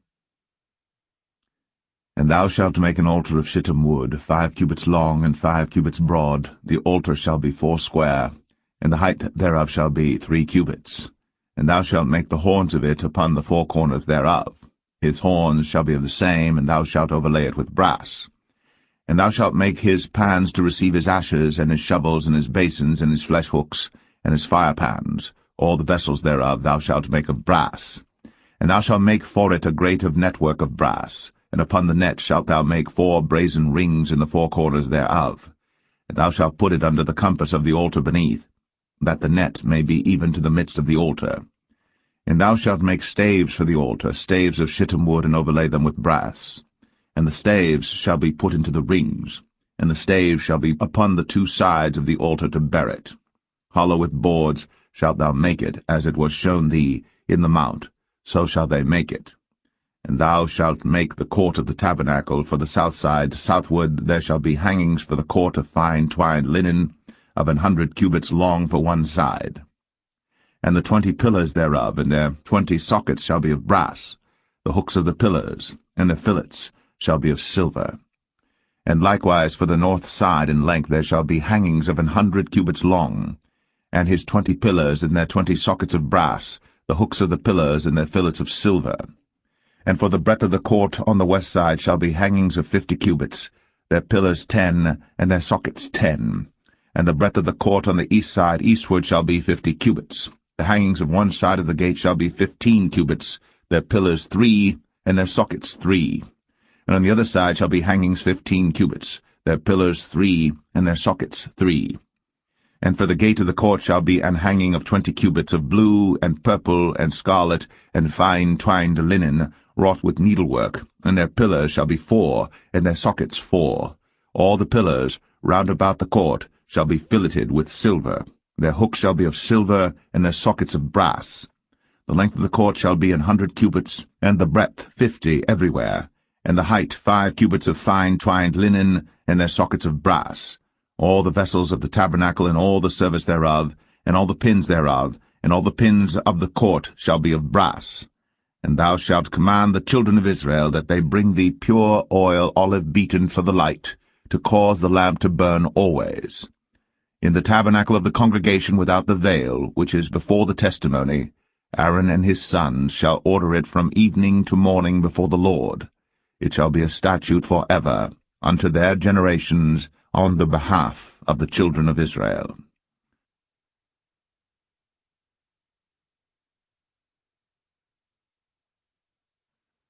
Exodus 28. And take thou unto thee Aaron thy brother, and his sons with him, from among the children of Israel, that he may minister unto me in the priest's office, even Aaron, Nadab, and Abihu, Eleazar, and Ithamar, Aaron's sons. And thou shalt make holy garments for Aaron thy brother, for glory and for beauty. And thou shalt speak unto all that are wise-hearted, whom I have filled with the spirit of wisdom, that they may make Aaron's garments to consecrate him, that he may minister unto me in the priest's office. And these are the garments which they shall make, a breastplate, and an ephod, and a robe, and a broidered coat, a mitre, and a girdle. And they shall make holy garments for Aaron thy brother, and his sons, that he may minister unto me in the priest's office. And they shall take gold, and blue, and purple, and scarlet, and fine linen. And they shall make the ephod of gold, of blue, and of purple, of scarlet, and fine twined linen with cunning work. It shall have the 2 shoulder pieces thereof joined at the 2 edges thereof, and so it shall be joined together. And the curious girdle of the ephod which is upon it shall be of the same, according to the work thereof, even of gold, of blue, and purple, and scarlet, and fine twined linen. And thou shalt take 2 onyx stones, and grave on them the names of the children of Israel, 6 of their names on one stone, and the other 6 names of the rest on the other stone, according to their birth. With the work of an engraver in stone, like the engravings of a signet, shalt thou engrave the 2 stones with the names of the children of Israel. Thou shalt make them to be set in ouches of gold. And thou shalt put the 2 stones upon the shoulders of the ephod for stones of memorial unto the children of Israel. And Aaron shall bear their names before the Lord upon his 2 shoulders for a memorial. And thou shalt make ouches of gold, and 2 chains of pure gold at the ends. Of wreathen work shalt thou make them, and fasten the wreathen chains to the ouches. And thou shalt make the breastplate of judgment with cunning work. After the work of the ephod thou shalt make it, of gold, of blue, and of purple, and of scarlet, and of fine twined linen shalt thou make it. 4 square it shall be, being doubled. A span shall be the length thereof, and a span shall be the breadth thereof. And thou shalt set in it settings of stones, even 4 rows of stones. The first row shall be a sardius, a topaz, and a carbuncle. This shall be the first row. And the second row shall be an emerald, a sapphire, and a diamond. And the third row a ligure, an agate, and an amethyst. and the fourth row a beryl, and an onyx, and a jasper.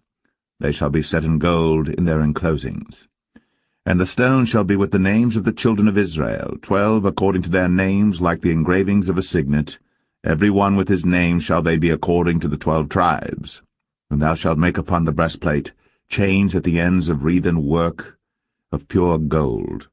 And thou shalt make upon the breastplate 2 rings of gold, and shalt put the 2 rings on the 2 ends of the breastplate. And thou shalt put the 2 wreathen chains of gold in the 2 rings which are on the ends of the breastplate. And the other 2 ends of the 2 wreathen chains thou shalt fasten in the 2 ouches, and put them on the shoulder pieces of the ephod before it. And thou shalt make 2 rings of gold, and thou shalt put them upon the 2 ends of the breastplate, in the border thereof, which is in the side of the ephod inward. And 2 other rings of gold thou shalt make, and shalt put them on the 2 sides of the ephod underneath, toward the forepart thereof, over against the other coupling thereof, above the curious girdle of the ephod.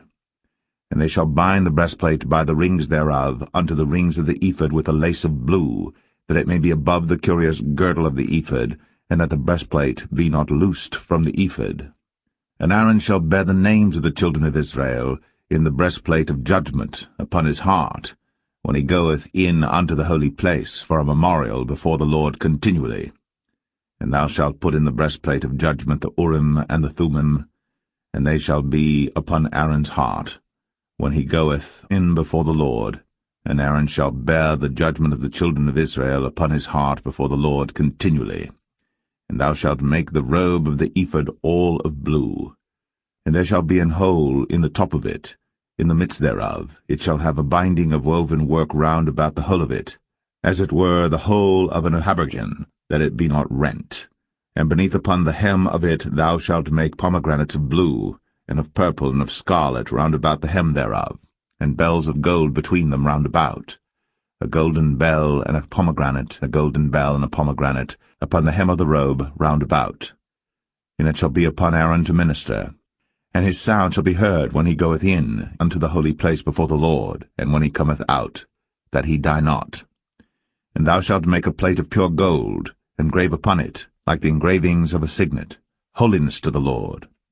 And thou shalt put it on a blue lace, that it may be upon the mitre, upon the forefront of the mitre it shall be. And it shall be upon Aaron's forehead, that Aaron may bear the iniquity of the holy things, which the children of Israel shall hallow in all their holy gifts.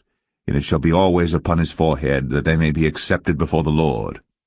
And thou shalt embroider the coat of fine linen, and thou shalt make the mitre of fine linen, and thou shalt make the girdle of needlework.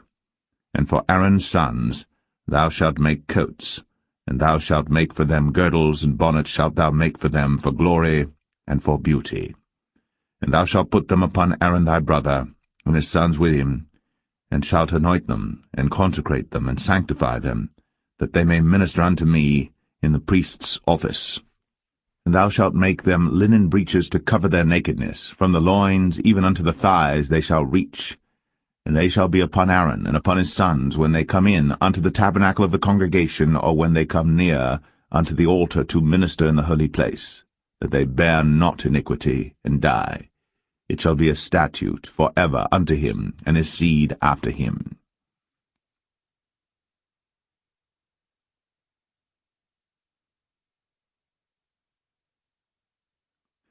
Exodus 29. And this is the thing that thou shalt do unto them to hallow them, to minister unto me in the priest's office. Take 1 young bullock, and 2 rams without blemish, and unleavened bread and cakes unleavened, tempered with oil, and wafers unleavened, anointed with oil, of wheaten flour shalt thou make them.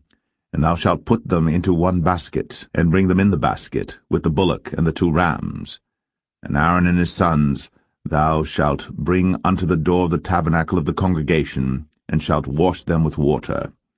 And thou shalt take the garments, and put upon Aaron the coat, and the robe of the ephod, and the breastplate, and gird him with the curious girdle of the ephod.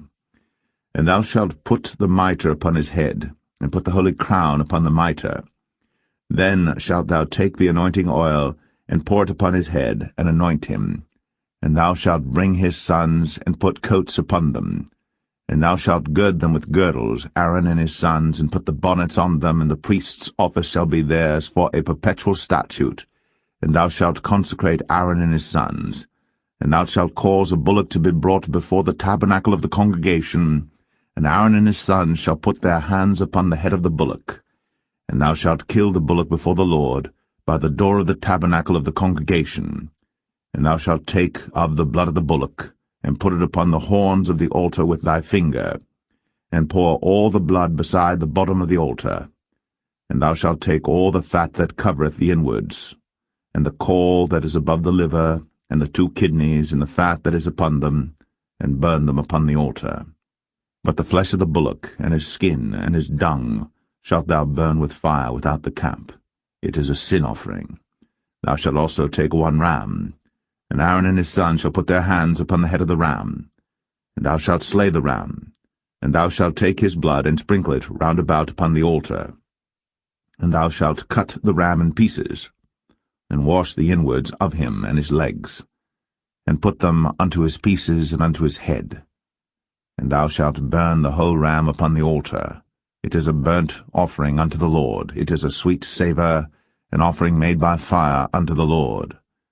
And thou shalt take the other ram, and Aaron and his sons shall put their hands upon the head of the ram. Then shalt thou kill the ram, and take of his blood, and put it upon the tip of the right ear of Aaron, and upon the tip of the right ear of his sons, and upon the thumb of their right hand, and upon the great toe of their right foot, and sprinkle the blood upon the altar round about. And thou shalt take of the blood that is upon the altar, and of the anointing oil, and sprinkle it upon Aaron, and upon his garments, and upon his sons, and upon the garments of his sons with him. And he shall be hallowed, and his garments, and his sons' garments with him. Also thou shalt take of the ram the fat and the rump, and the fat that covereth the inwards, and the caul above the liver, and the 2 kidneys, and the fat that is upon them, and the right shoulder, for it is a ram of consecration. And 1 loaf of bread, and 1 cake of oiled bread, and 1 wafer out of the basket of the unleavened bread that is before the Lord. And thou shalt put all in the hands of Aaron, and in the hands of his sons, and shalt wave them for a wave offering before the Lord. And thou shalt receive them of their hands, and burn them upon the altar for a burnt offering, for a sweet savour before the Lord. It is an offering made by fire unto the Lord. And thou shalt take the breast of the ram of Aaron's consecration, and wave it for a wave offering before the Lord. And it shall be thy part. And thou shalt sanctify the breast of the wave offering, and the shoulder of the heave offering, which is waved, and which is heaved up, of the ram of the consecration, even of that which is for Aaron, and of that which is for his sons. And it shall be Aaron's and his sons by a statute for ever from the children of Israel. For it is an heave offering, and it shall be an heave offering from the children of Israel of the sacrifice of their peace offerings, even their heave offering unto the Lord. And the holy garments of Aaron shall be his sons after him, to be anointed therein, and to be consecrated in them. And that son that is priest in his stead shall put them on 7 days, when he cometh into the tabernacle of the congregation to minister in the holy place. And thou shalt take the ram of the consecration, and seethe his flesh in the holy place. And Aaron and his sons shall eat the flesh of the ram, and the bread that is in the basket by the door of the tabernacle of the congregation. And they shall eat those things wherewith the atonement was made, to consecrate and to sanctify them. But a stranger shall not eat thereof, because they are holy. And if aught of the flesh of the consecrations, or of the bread, remain unto the morning, then thou shalt burn the remainder with fire. It shall not be eaten, because it is holy. And thus shalt thou do unto Aaron and to his sons, according to all things which I have commanded thee. 7 days shalt thou consecrate them. And thou shalt offer every day a bullock for a sin offering, for atonement. And thou shalt cleanse the altar, when thou hast made an atonement for it. And thou shalt anoint it, to sanctify it. 7 days thou shalt make an atonement for the altar, and sanctify it. And it shall be an altar most holy. Whatsoever toucheth the altar shall be holy. Now this is that which thou shalt offer upon the altar: 2 lambs of the first year, day by day, continually. The 1 lamb thou shalt offer in the morning, and the other lamb thou shalt offer at even. And with the one lamb 1/10 deal of flour mingled with the 4th part of an hin of beaten oil, and the 4th part of an hin of wine for a drink offering. And the other lamb thou shalt offer at even, and shalt do thereto according to the meat offering of the morning, and according to the drink offering thereof, for a sweet savour, an offering made by fire unto the Lord. This shall be a continual burnt offering throughout your generations at the door of the tabernacle of the congregation before the Lord, where I will meet you, to speak there unto thee. And there I will meet with the children of Israel, and the tabernacle shall be sanctified by my glory. And I will sanctify the tabernacle of the congregation and the altar. I will sanctify also both Aaron and his sons to minister to me in the priest's office. And I will dwell among the children of Israel, and will be their God. And they shall know that I am the Lord their God, that brought them forth out of the land of Egypt, that I may dwell among them. I am the Lord their God.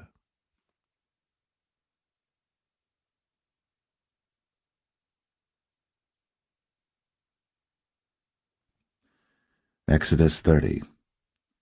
And thou shalt make an altar to burn incense upon.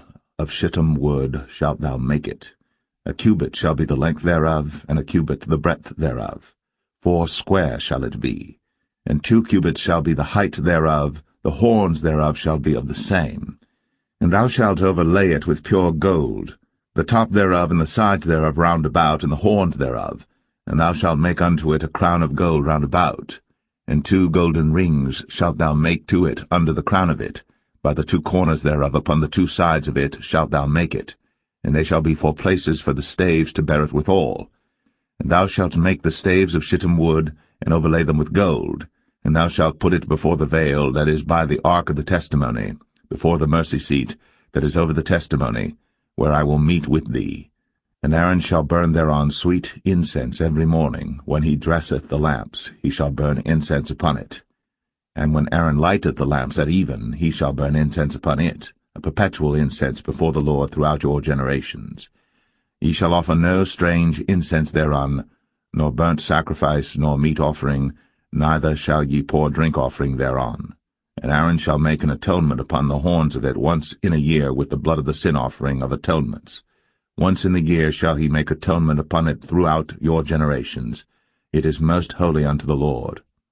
And the Lord spake unto Moses, saying, When thou takest the sum of the children of Israel after their number, then shall they give every man a ransom for his soul unto the Lord, when thou numberest them, that there be no plague among them, when thou numberest them. This they shall give every one that passeth among them that are numbered, 1/2 shekel after the shekel of the sanctuary. A shekel is 20 gerahs, and 1/2 shekel shall be the offering of the Lord. Every one that passeth among them that are numbered, from 20 years old and above, shall give an offering unto the Lord. The rich shall not give more, and the poor shall not give less than 1/2 shekel, when they give an offering unto the Lord, to make an atonement for your souls. And thou shalt take the atonement money of the children of Israel, and shalt appoint it for the service of the tabernacle of the congregation, that it may be a memorial unto the children of Israel before the Lord, to make an atonement for your souls.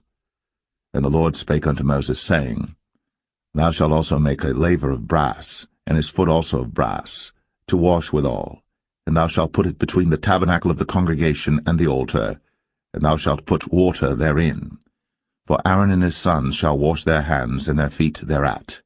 When they go into the tabernacle of the congregation, they shall wash with water, that they die not, or when they come near to the altar to minister, to burn offering made by fire unto the Lord. So they shall wash their hands and their feet, that they die not. And it shall be a statute forever to them, even to him and to his seed throughout their generations. Moreover the Lord spake unto Moses, saying, Take thou also unto thee principal spices, of pure myrrh 500 shekels, and of sweet cinnamon half so much, even 250 shekels, and of sweet calamus 250 shekels, and of cassia 500 shekels after the shekel of the sanctuary, and of oil olive and hin. And thou shalt make it an oil of holy ointment, an ointment compound after the art of the apothecary. It shall be an holy anointing oil. And thou shalt anoint the tabernacle of the congregation therewith, and the ark of the testimony, and the table and all his vessels, and the candlestick and his vessels, and the altar of incense, and the altar of burnt offering with all his vessels, and the laver and his foot. And thou shalt sanctify them, that they may be most holy. Whatsoever toucheth them shall be holy. And thou shalt anoint Aaron and his sons, and consecrate them, that they may minister unto me in the priest's office. And thou shalt speak unto the children of Israel, saying, This shall be an holy anointing oil unto me throughout your generations. Upon man's flesh shall it not be poured, neither shall ye make any other like it, after the composition of it. It is holy, and it shall be holy unto you. Whosoever compoundeth any like it, or whosoever putteth any of it upon a stranger, shall even be cut off from his people. And the Lord said unto Moses, Take unto thee sweet spices, stacte, and onycha, and galbanum, these sweet spices with pure frankincense, of each shall there be a like weight. And thou shalt make it a perfume, a confection after the art of the apothecary, tempered together pure and holy. And thou shalt beat some of it very small, and put of it before the testimony in the tabernacle of the congregation, where I will meet with thee. It shall be unto you most holy. And as for the perfume which thou shalt make, ye shall not make to yourselves according to the composition thereof. It shall be unto thee holy for the Lord. Whosoever shall make like unto that, to smell thereto, shall even be cut off from his people.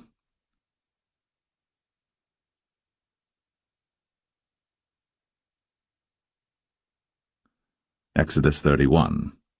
And the Lord spake unto Moses, saying, See, I have called by name Bezalel the son of Uri, the son of Hur, of the tribe of Judah, and I have filled him with the Spirit of God, in wisdom, and in understanding, and in knowledge, and in all manner of workmanship, to devise cunning works, to work in gold, and in silver, and in brass, and in cutting of stones, to set them, and in carving of timber, to work in all manner of workmanship. And I, behold, I have given with him Aholiab, the son of Ahisamach, of the tribe of Dan. And in the hearts of all that are wise-hearted I have put wisdom, that they may make all that I have commanded thee: the tabernacle of the congregation, and the ark of testimony, and the mercy seat that is thereupon, and all the furniture of the tabernacle, and the table, and his furniture, and the pure candlestick with all his furniture, and the altar of incense, and the altar of burnt offering with all his furniture, and the laver and his foot, and the cloths of service, and the holy garments for Aaron the priest, and the garments of his sons to minister in the priest's office, and the anointing oil, and sweet incense for the holy place, according to all that I have commanded thee shall they do. And the Lord spake unto Moses, saying, Speak thou also unto the children of Israel, saying, Verily, my Sabbaths ye shall keep, for it is a sign between me and you throughout your generations, that ye may know that I am the Lord that doth sanctify you. Ye shall keep the Sabbath therefore, for it is holy unto you. Every one that defileth it shall surely be put to death. For whosoever doeth any work therein, that soul shall be cut off from among his people. 6 days may work be done, but in the 7th is the Sabbath of rest, holy to the Lord. Whosoever doeth any work in the Sabbath day, he shall surely be put to death. Wherefore the children of Israel shall keep the Sabbath, to observe the Sabbath throughout their generations, for a perpetual covenant. It is a sign between me and the children of Israel forever. For in 6 days the Lord made heaven and earth, and on the 7th day he rested and was refreshed. And he gave unto Moses, when he had made an end of communing with him upon Mount Sinai, 2 tables of testimony, tables of stone, written with the finger of God.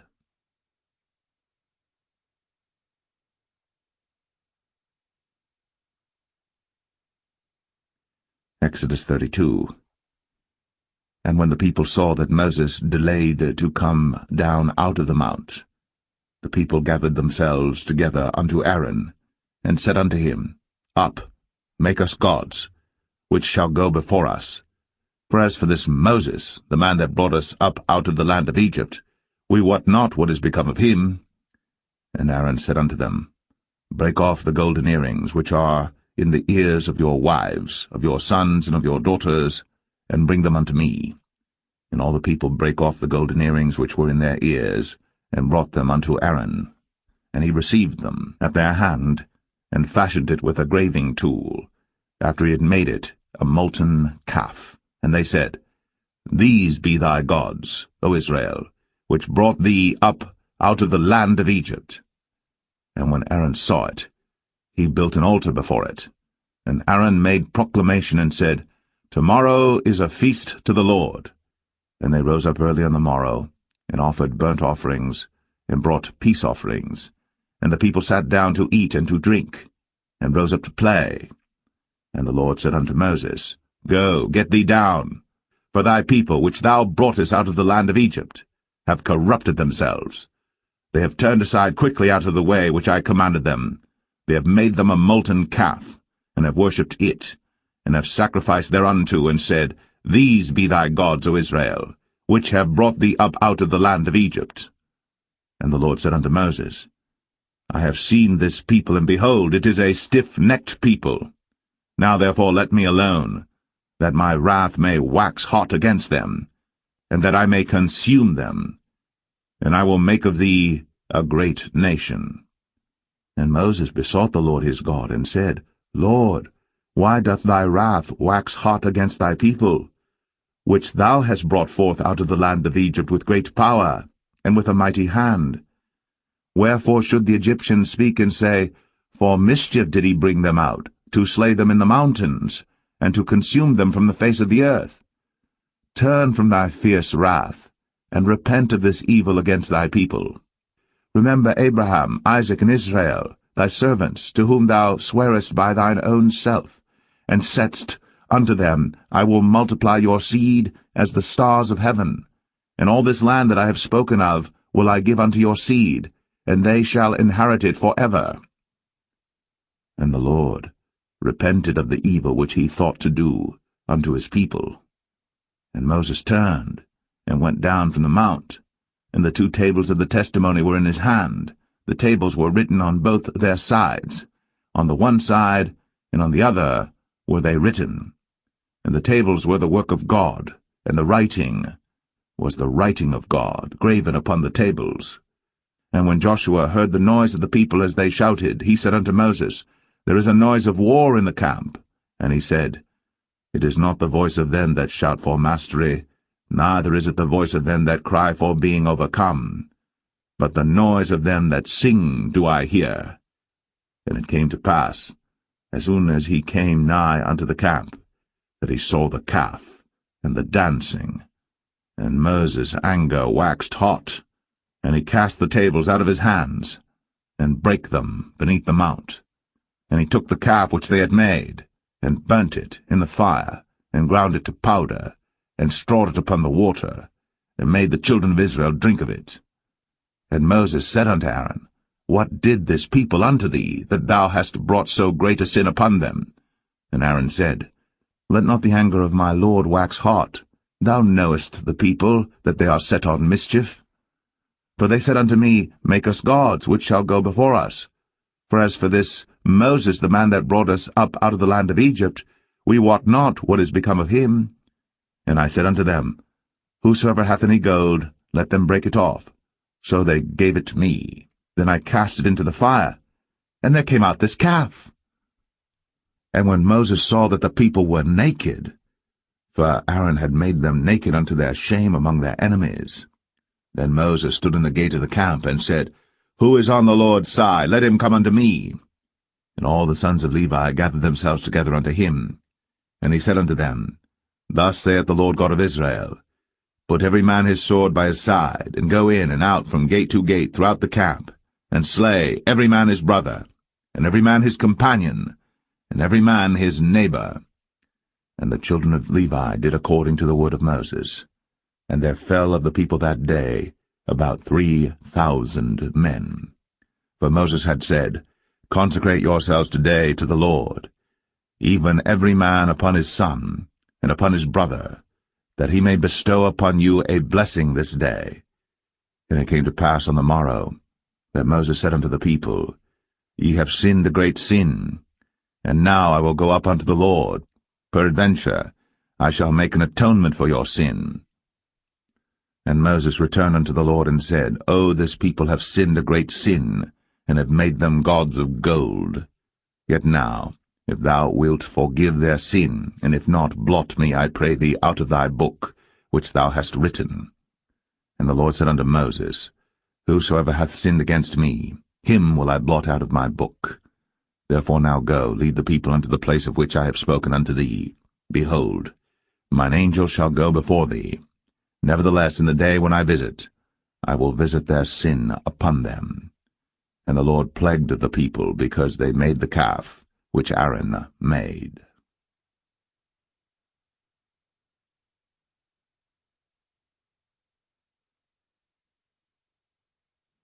Exodus 33. And the Lord said unto Moses, Depart, and go up hence, thou, and the people which thou hast brought up out of the land of Egypt, unto the land which I sware unto Abraham, to Isaac, and to Jacob, saying, Unto thy seed will I give it. And I will send an angel before thee, and I will drive out the Canaanite, the Amorite, and the Hittite, and the Perizzite, the Hivite, and the Jebusite, unto a land flowing with milk and honey. For I will not go up in the midst of thee, for thou art a stiff-necked people, lest I consume thee in the way. And when the people heard these evil tidings, they mourned, and no man did put on him his ornaments. For the Lord had said unto Moses, Say unto the children of Israel, Ye are a stiff-necked people. I will come up into the midst of thee in a moment, and consume thee. Therefore now put off thy ornaments from thee, that I may know what to do unto thee. And the children of Israel stripped themselves of their ornaments by the mount Horeb. And Moses took the tabernacle, and pitched it without the camp, afar off from the camp, and called it the tabernacle of the congregation. And it came to pass that every one which sought the Lord went out unto the tabernacle of the congregation, which was without the camp. And it came to pass, when Moses went out unto the tabernacle, that all the people rose up, and stood every man at his tent door, and looked after Moses, until he was gone into the tabernacle. And it came to pass, as Moses entered into the tabernacle, the cloudy pillar descended, and stood at the door of the tabernacle, and the Lord talked with Moses. And all the people saw the cloudy pillar stand at the tabernacle door.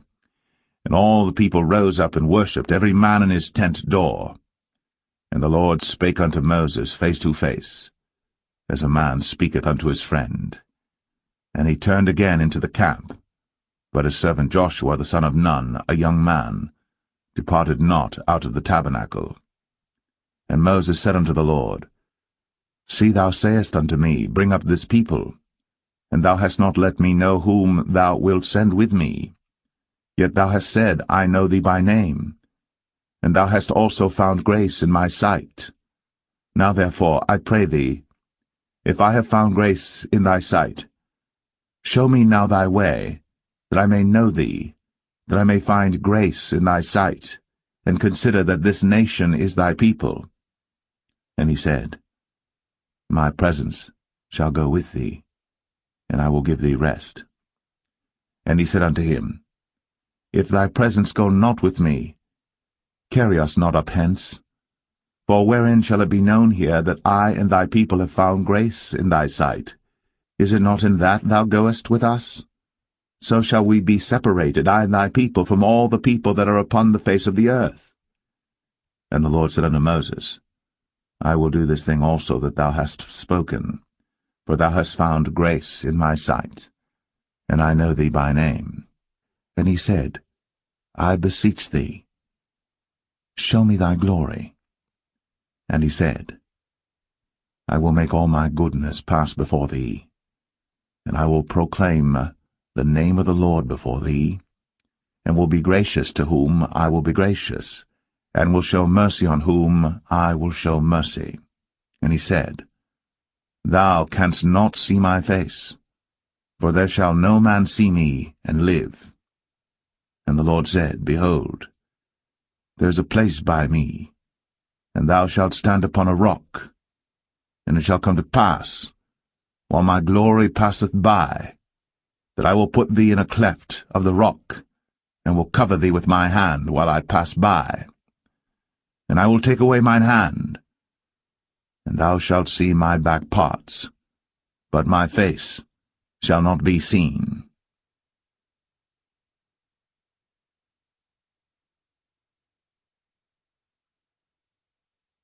Exodus 34. And the Lord said unto Moses, Hew thee 2 tables of stone like unto the first.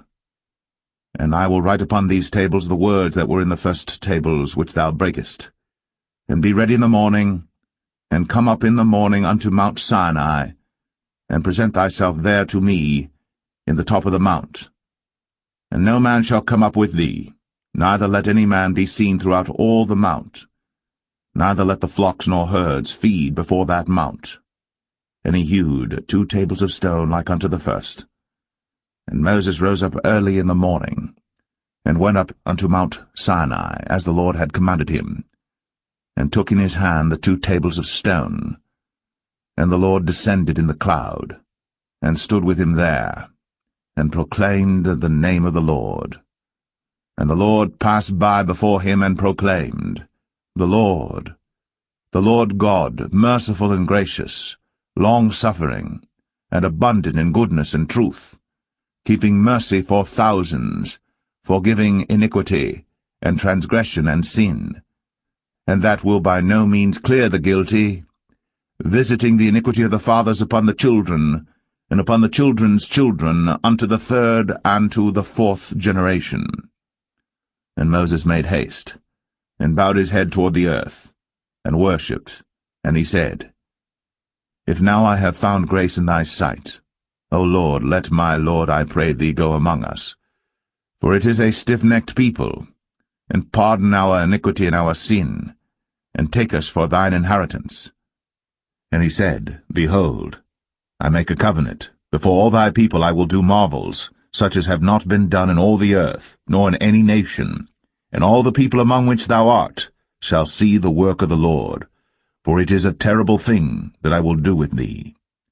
Observe thou that which I command thee this day. Behold, I drive out before thee the Amorite, and the Canaanite, and the Hittite, and the Perizzite, and the Hivite, and the Jebusite. Take heed to thyself, lest thou make a covenant with the inhabitants of the land whither thou goest, lest it be for a snare in the midst of thee.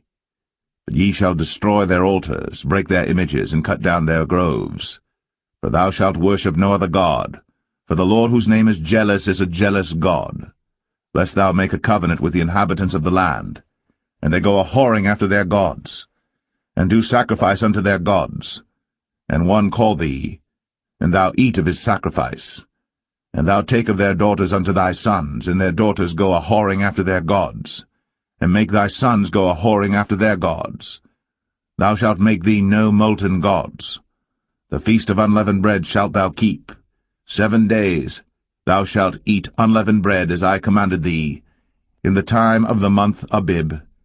For in the month Abib thou camest out from Egypt.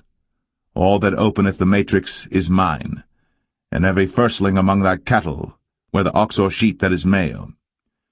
But the firstling of an ass thou shalt redeem with a lamb, and if thou redeem him not, then shalt thou break his neck. All the firstborn of thy sons thou shalt redeem, and none shall appear before me empty. 6 days thou shalt work, but on the 7th day thou shalt rest. In earing time and in harvest thou shalt rest. And thou shalt observe the feast of weeks, of the firstfruits of wheat harvest, and the feast of ingathering at the year's end.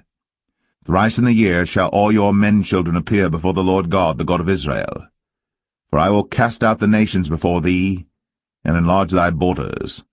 Neither shall any man desire thy land, when thou shalt go up to appear before the Lord thy God thrice in the year.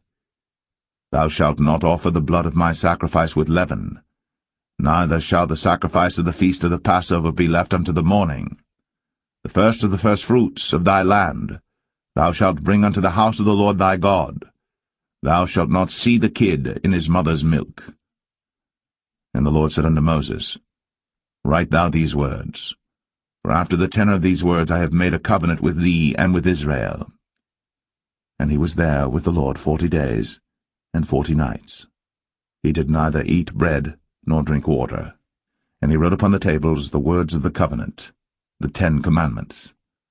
And it came to pass, when Moses came down from Mount Sinai, with the 2 tables of testimony in Moses' hand, when he came down from the mount, that Moses wist not that the skin of his face shone, while he talked with him. And when Aaron and all the children of Israel saw Moses, behold, the skin of his face shone, and they were afraid to come nigh him. And Moses called unto them, and Aaron and all the rulers of the congregation returned unto him. And Moses talked with them, and afterward all the children of Israel came nigh, and he gave them in commandment all that the Lord had spoken with him in Mount Sinai. Until Moses had done speaking with them, he put a veil on his face. But when Moses went in before the Lord to speak with him, he took the veil off until he came out. And he came out, and spake unto the children of Israel that which he was commanded. And the children of Israel saw the face of Moses, that the skin of Moses' face shone. And Moses put the veil upon his face again, until he went in to speak with him.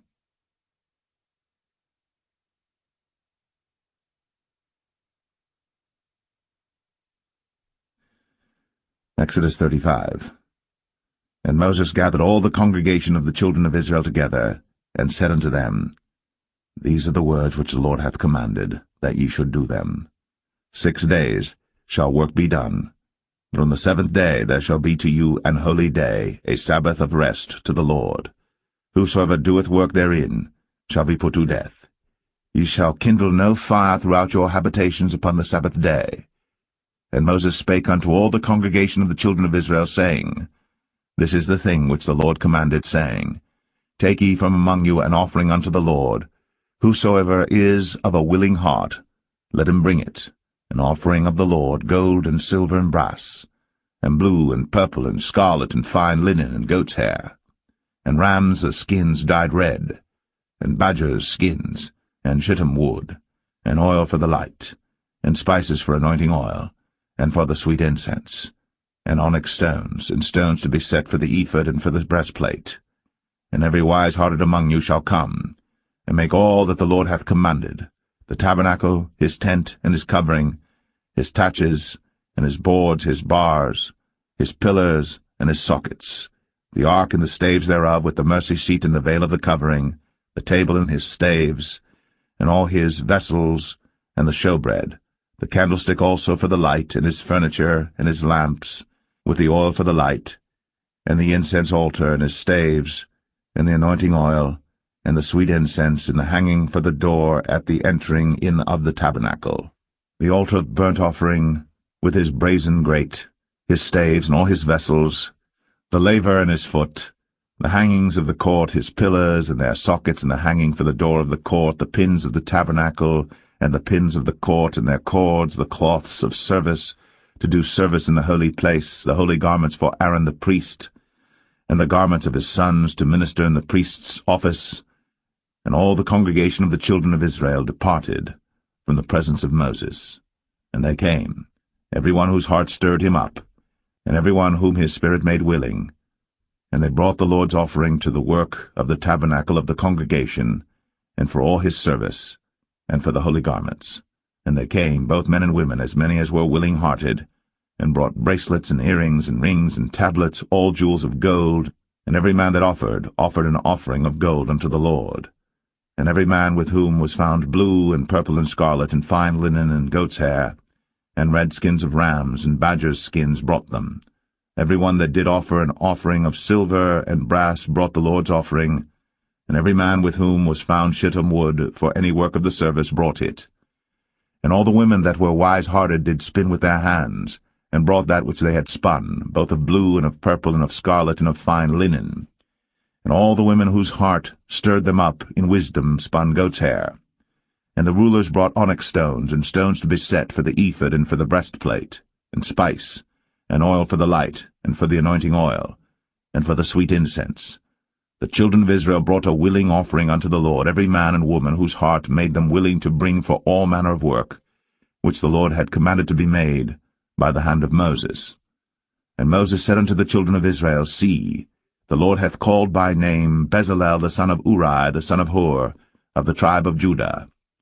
And he hath filled him with the Spirit of God in wisdom, in understanding, and in knowledge, and in all manner of workmanship, and to devise curious works, to work in gold, and in silver, and in brass, and in the cutting of stones, to set them, and in carving of wood, to make any manner of cunning work.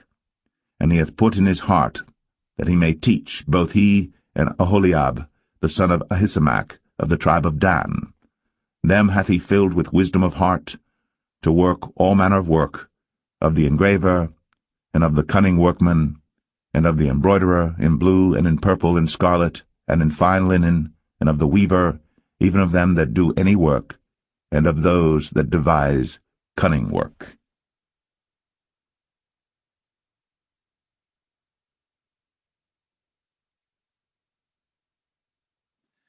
Exodus 36. Then wrought Bezalel and Aholiab, and every wise-hearted man, in whom the Lord put wisdom and understanding to know how to work all manner of work for the service of the sanctuary, according to all that the Lord had commanded. And Moses called Bezalel and Aholiab, and every wise-hearted man, in whose heart the Lord had put wisdom, even every one whose heart stirred him up to come unto the work to do it. And they received of Moses all the offering, which the children of Israel had brought for the work of the service of the sanctuary, to make it withal. And they brought yet unto him free offerings every morning. And all the wise men that wrought all the work of the sanctuary came every man from his work which they made. And they spake unto Moses, saying, The people bring much more than enough for the service of the work, which the Lord commanded to make. And Moses gave commandment, and they caused it to be proclaimed throughout the camp, saying, Let neither man nor woman make any more work for the offering of the sanctuary. So the people were restrained from bringing. But the stuff they had was sufficient for all the work to make it, and too much. And every wise-hearted man among them that wrought the work of the tabernacle made 10 curtains of fine twined linen, and blue, and purple, and scarlet. With cherubims of cunning work made he them. The length of one curtain was 28 cubits, and the breadth of one curtain 4 cubits. The curtains were all of one size. And he coupled the 5 curtains one unto another, and the other 5 curtains he coupled one unto another.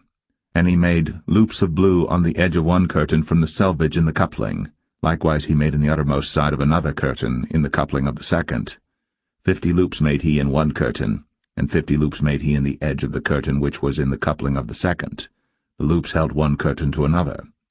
And he made 50 taches of gold, and coupled the curtains one unto another with the taches. So it became one tabernacle. And he made curtains of goat's hair for the tent over the tabernacle. 11 curtains he made them.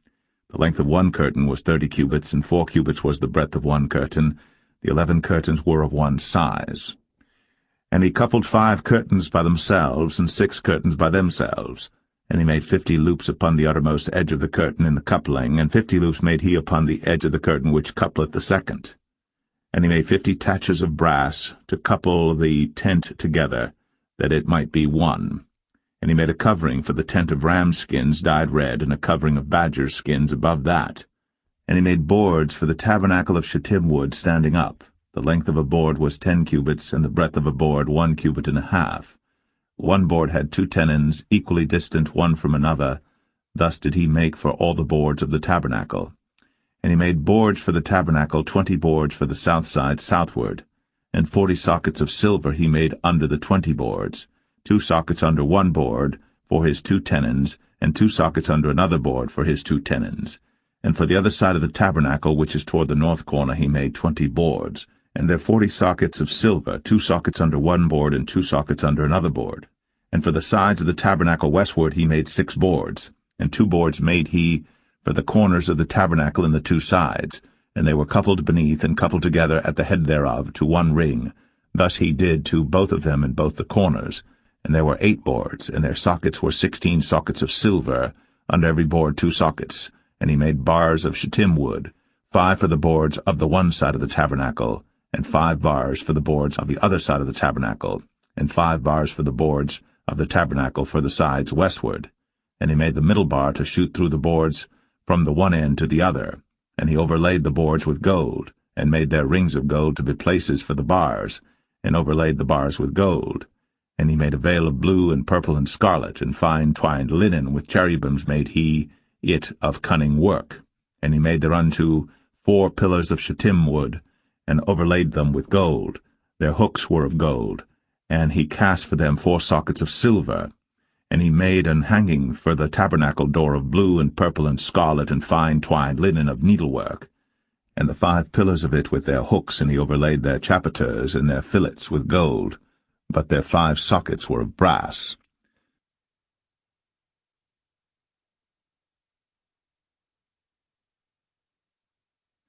Exodus 37. And Bezalel made the ark of shittim wood. 2 cubits and a half was the length of it, and 1 cubit and a half the breadth of it, and 1 cubit and a half the height of it. And he overlaid it with pure gold within and without, and made a crown of gold to it round about. And he cast for it 4 rings of gold, to be set by the 4 corners of it, even 2 rings upon the one side of it, and 2 rings upon the other side of it. And he made staves of shittim wood, and overlaid them with gold. And he put the staves into the rings by the sides of the ark to bear the ark. And he made the mercy seat of pure gold. 2 cubits and a half was the length thereof, and 1 cubit and a half the breadth thereof. And he made 2 cherubims of gold, beaten out of one piece made he them, on the 2 ends of the mercy seat, 1 cherub on the end on this side, and another cherub on the other end on that side. Out of the mercy seat made he the cherubims on the 2 ends thereof. And the cherubims spread out their wings on high, and covered with their wings over the mercy seat, with their faces one to another. Even to the mercy seatward were the faces of the cherubims. And he made the table of shittim wood. 2 cubits was the length thereof, and 1 cubit the breadth thereof, and 1 cubit and a half the height thereof. And he overlaid it with pure gold, and made thereunto a crown of gold round about. Also he made thereunto a border of an handbreadth round about, and made a crown of gold for the border thereof round about. And he cast for it 4 rings of gold, and put the rings upon the 4 corners that were in the 4 feet thereof. Over against the border were the rings, the places for the staves to bear the table. And he made the staves of shittim wood, and overlaid them with gold to bear the table. And he made the vessels which were upon the table, his dishes, and his spoons, and his bowls, and his covers, to cover withal of pure gold. And he made the candlestick of pure gold. Of beaten work made he the candlestick. His shaft and his branch, his bowls, his knobs, and his flowers were of the same. And 6 branches going out of the sides thereof, 3 branches of the candlestick out of the one side thereof, and 3 branches of the candlestick out of the other side thereof. 3 bowls made after the fashion of almonds in one branch, a knob and a flower, and 3 bowls made like almonds in another branch, a knob and a flower. So throughout the 6 branches, going out of the candlestick. And in the candlestick were 4 bowls made like almonds, his knobs and his flowers, and a knob under 2 branches of the same, and a knob under 2 branches of the same, and a knob under 2 branches of the same, according to the 6 branches going out of it. Their knobs and their branches were of the same. All of it was one beaten work of pure gold. And he made his 7 lamps, and his snuffers, and his snuff dishes of pure gold. Of a talent of pure gold made he it, and all the vessels thereof. And he made the incense altar of shittim wood. The length of it was 1 cubit, the breadth of it 1 cubit. It was 4 square, and 2 cubits was the height of it. The horns thereof were of the same. And he overlaid it with pure gold, both the top of it and the sides thereof round about, and the horns of it. Also he made unto it a crown of gold round about. And he made 2 rings of gold for it under the crown thereof, by the 2 corners of it upon the 2 sides thereof, to be places for the staves to bear it withal. And he made the staves of shittim wood, and overlaid them with gold. And he made the holy anointing oil, and the pure incense of sweet spices, according to the work of the apothecary.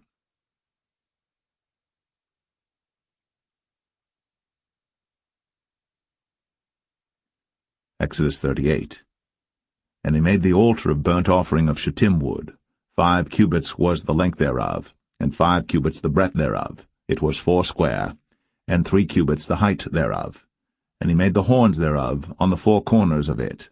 The horns thereof were of the same, and he overlaid it with brass. And he made all the vessels of the altar, the pots and the shovels and the basins and the flesh hooks and the firepans, all the vessels thereof made he of brass. And he made for the altar a brazen grate of network under the compass thereof, beneath unto the midst of it. And he cast 4 rings for the 4 ends of the grate of brass, to be places for the staves. And he made the staves of shittim wood, and overlaid them with brass.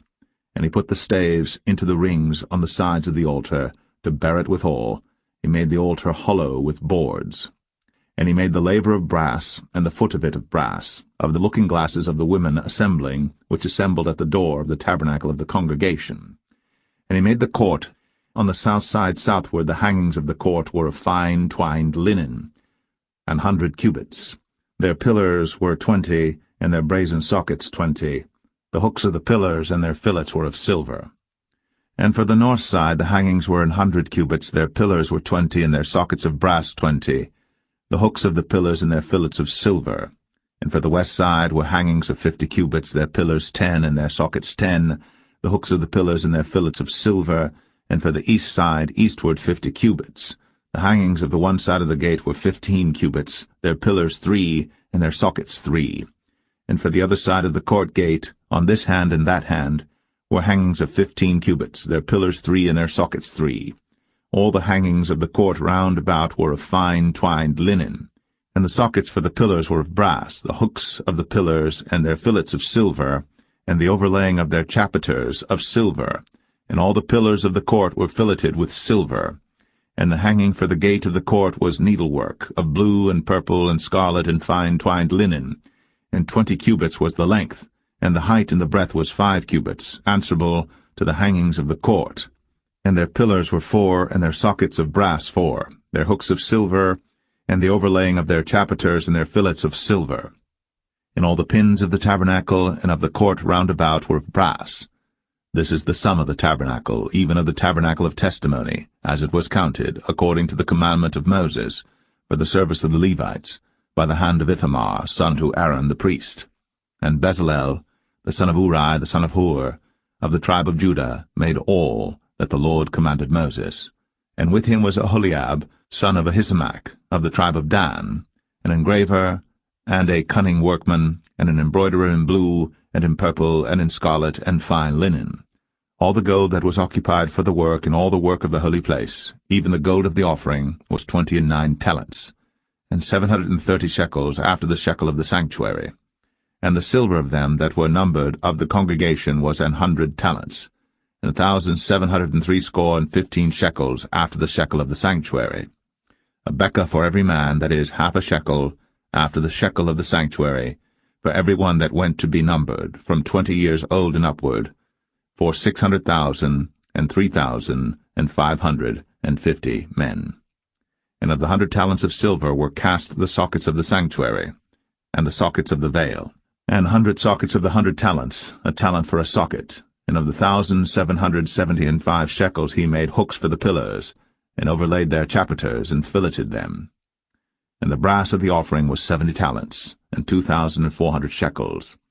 And therewith he made the sockets to the door of the tabernacle of the congregation, and the brazen altar, and the brazen grate for it, and all the vessels of the altar, and the sockets of the court round about, and the sockets of the court gate, and all the pins of the tabernacle, and all the pins of the court round about.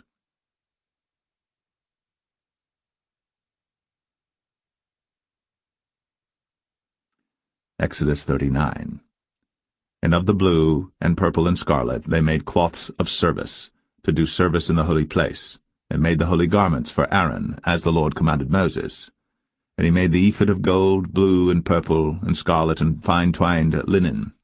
And they did beat the gold into thin plates, and cut it into wires, to work it in the blue, and in the purple, and in the scarlet, and in the fine linen, with cunning work. They made shoulder pieces for it, to couple it together. By the 2 edges was it coupled together. And the curious girdle of his ephod that was upon it was of the same, according to the work thereof, of gold, blue, and purple, and scarlet, and fine twined linen, as the Lord commanded Moses. And they wrought onyx stones enclosed in ouches of gold, graven as signets are graven, with the names of the children of Israel. And he put them on the shoulders of the ephod, that they should be stones for a memorial to the children of Israel, as the Lord commanded Moses. And he made the breastplate of cunning work, like the work of the ephod, of gold, blue, and purple, and scarlet, and fine twined linen. It was 4 square. They made the breastplate double, a span was the length thereof, and a span the breadth thereof, being doubled. And they set in it 4 rows of stones. The first row was a sardius, a topaz, and a carbuncle. This was the first row. And the second row an emerald, a sapphire, and a diamond. And the third row a ligure, an agate, and an amethyst. And the fourth row a beryl, an onyx, and a jasper. They were enclosed in ouches of gold in their enclosings. And the stones were according to the names of the children of Israel, 12 according to their names, like the engravings of a signet, every one with his name, according to the 12 tribes. And they made upon the breastplate chains at the ends of wreathen work of pure gold. And they made 2 ouches of gold and 2 gold rings, and put the 2 rings in the 2 ends of the breastplate. And they put the 2 wreathen chains of gold in the 2 rings on the ends of the breastplate. And the 2 ends of the 2 wreathen chains they fastened in the 2 ouches, and put them on the shoulder pieces of the ephod before it.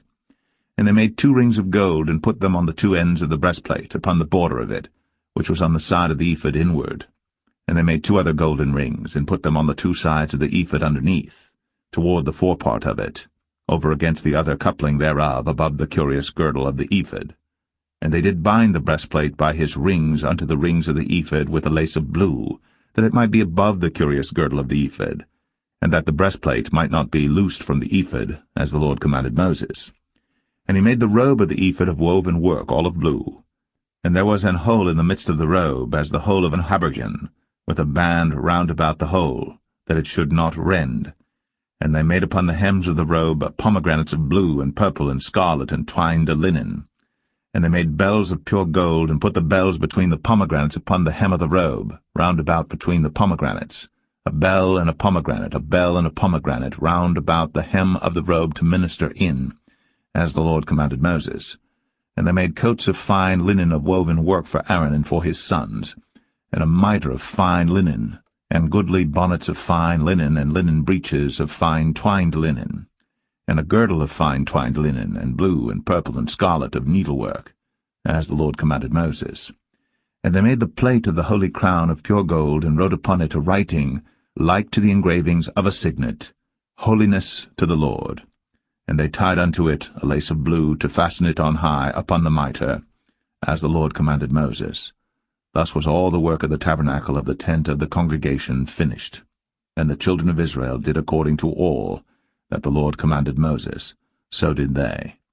And they brought the tabernacle unto Moses, the tent, and all his furniture, his taches, his boards, his bars, and his pillars, and his sockets, and the covering of ram skins dyed red, and the covering of badger skins, and the veil of the covering, the ark of the testimony, and the staves thereof, and the mercy seat, the table and all the vessels thereof, and the showbread, the pure candlestick, with the lamps thereof, even with the lamps to be set in order, and all the vessels thereof, and the oil for light, and the golden altar, and the anointing oil, and the sweet incense, and the hanging for the tabernacle door, the brazen altar, and his grate of brass, his staves and all his vessels, the laver and his foot, the hangings of the court, his pillars and his sockets, and the hanging for the court gate, his cords, and his pins, and all the vessels of the service of the tabernacle for the tent of the congregation, the cloths of service to do service in the holy place, and the holy garments for Aaron the priest,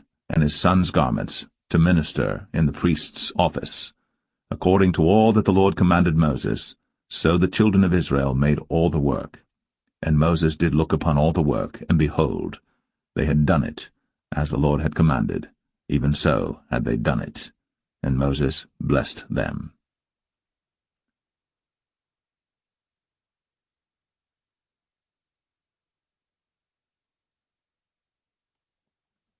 Exodus 40. And the Lord spake unto Moses, saying, On the 1st day of the 1st month shalt thou set up the tabernacle of the tent of the congregation, and thou shalt put therein the ark of the testimony, and cover the ark with a veil. And thou shalt bring in the table, and set in order the things that are to be set in order upon it. And thou shalt bring in the candlestick, and light the lamps thereof. And thou shalt set the altar of gold for the incense before the ark of the testimony, and put the hanging of the door to the tabernacle. And thou shalt set the altar of the burnt offering before the door of the tabernacle of the tent of the congregation. And thou shalt set the laver between the tent of the congregation and the altar, and shalt put water therein. And thou shalt set up the court round about, and hang up the hanging at the court gate. And thou shalt take the anointing oil, and anoint the tabernacle, and all that is therein, and shalt hallow it, and all the vessels thereof, and it shall be holy. And thou shalt anoint the altar of the burnt offering, and all his vessels, and sanctify the altar, and it shall be an altar most holy. And thou shalt anoint the laver and his foot, and sanctify it. And thou shalt bring Aaron and his sons unto the door of the tabernacle of the congregation, and wash them with water. And thou shalt put upon Aaron the holy garments, and anoint him, and sanctify him, that he may minister unto me in the priest's office. And thou shalt bring his sons, and clothe them with coats. And thou shalt anoint them, as thou didst anoint their father, that they may minister unto me in the priest's office, for their anointing shall surely be an everlasting priesthood throughout their generations. Thus did Moses. According to all that the Lord commanded him, so did he. And it came to pass in the 1st month, in the 2nd year, on the 1st day of the month, that the tabernacle was reared up. And Moses reared up the tabernacle, and fastened his sockets, and set up the boards thereof, and put in the bars thereof, and reared up his pillars. And he spread abroad the tent over the tabernacle, and put the covering of the tent above upon it, as the Lord commanded Moses. And he took and put the testimony into the ark, and set the staves on the ark, and put the mercy seat above upon the ark. And he brought the ark into the tabernacle, and set up the veil of the covering, and covered the ark of the testimony, as the Lord commanded Moses. And he put the table in the tent of the congregation upon the side of the tabernacle northward without the veil. And he set the bread in order upon it before the Lord, as the Lord had commanded Moses. And he put the candlestick in the tent of the congregation over against the table on the side of the tabernacle southward. And he lighted the lamps before the Lord, as the Lord commanded Moses. And he put the golden altar in the tent of the congregation before the veil. And he burnt sweet incense thereon, as the Lord commanded Moses. And he set up the hanging at the door of the tabernacle. And he put the altar of burnt offering by the door of the tabernacle of the tent of the congregation, and offered upon it the burnt offering and the meat offering, as the Lord commanded Moses. And he set the laver between the tent of the congregation and the altar, and put water there to wash withal. And Moses and Aaron and his sons washed their hands, and their feet thereat, when they went into the tent of the congregation, and when they came near unto the altar, they washed, as the Lord commanded Moses. And he reared up the court round about the tabernacle and the altar, and set up the hanging of the court gate. So Moses finished the work. Then a cloud covered the tent of the congregation, and the glory of the Lord filled the tabernacle. And Moses was not able to enter into the tent of the congregation, because the cloud abode thereon, and the glory of the Lord filled the tabernacle. And when the cloud was taken up from over the tabernacle, the children of Israel went onward in all their journeys. But if the cloud were not taken up, then they journeyed not till the day that it was taken up. For the cloud of the Lord was upon the tabernacle by day, and fire was on it by night, in the sight of all the house of Israel, throughout all their journeys.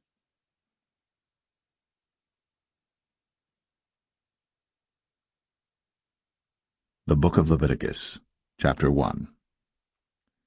And the Lord called unto Moses, and spake unto him out of the tabernacle of the congregation, saying, Speak unto the children of Israel, and say unto them, If any man of you bring an offering unto the Lord, ye shall bring your offering of the cattle, even of the herd, and of the flock. If his offering be a burnt sacrifice of the herd, let him offer a male without blemish. He shall offer it of his own voluntary will at the door of the tabernacle of the congregation before the Lord. And he shall put his hand upon the head of the burnt offering, and it shall be accepted for him to make atonement for him. And he shall kill the bullock before the Lord, and the priests, Aaron's sons, shall bring the blood, and sprinkle the blood round about upon the altar that is by the door of the tabernacle of the congregation. And he shall flay the burnt offering, and cut it into his pieces. And the sons of Aaron the priests shall put fire upon the altar, and lay the wood in order upon the fire. And the priests, Aaron's sons, shall lay the parts, the head, and the fat, in order upon the wood that is on the fire which is upon the altar. But his inwards and his legs shall he wash in water, and the priests shall burn all on the altar to be a burnt sacrifice, an offering made by fire, of a sweet savour unto the Lord. And if his offering be of the flocks, namely of the sheep or of the goats, for a burnt sacrifice, he shall bring it a male without blemish, and he shall kill it on the side of the altar northward before the Lord, and the priests, Aaron's sons, shall sprinkle his blood round about upon the altar. And he shall cut it into his pieces, with his head and his fat, and the priest shall lay them in order on the wood that is on the fire which is upon the altar. But he shall wash the inwards and the legs with water, and the priest shall bring it all, and burn it upon the altar. It is a burnt sacrifice, an offering made by fire, of a sweet savour unto the Lord. And if the burnt sacrifice for his offering to the Lord be of fowls, then he shall bring his offering of turtle doves or of young pigeons. And the priest shall bring it unto the altar, and wring off his head, and burn it on the altar, and the blood thereof shall be wrung out at the side of the altar. And he shall pluck away his crop with his feathers, and cast it beside the altar on the east part, by the place of the ashes. And he shall cleave it with the wings thereof, but shall not divide it asunder, and the priest shall burn it upon the altar, upon the wood that is upon the fire. It is a burnt sacrifice, an offering made by fire, of a sweet savour unto the Lord.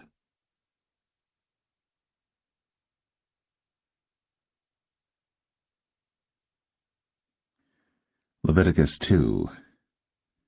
And when any will offer a meat offering unto the Lord, his offering shall be of fine flour, and he shall pour oil upon it, and put frankincense thereon, and he shall bring it to Aaron's sons the priests. And he shall take thereout his handful of the flour thereof, and of the oil thereof, with all the frankincense thereof. And the priests shall burn the memorial of it upon the altar, to be an offering made by fire, of a sweet savour unto the Lord.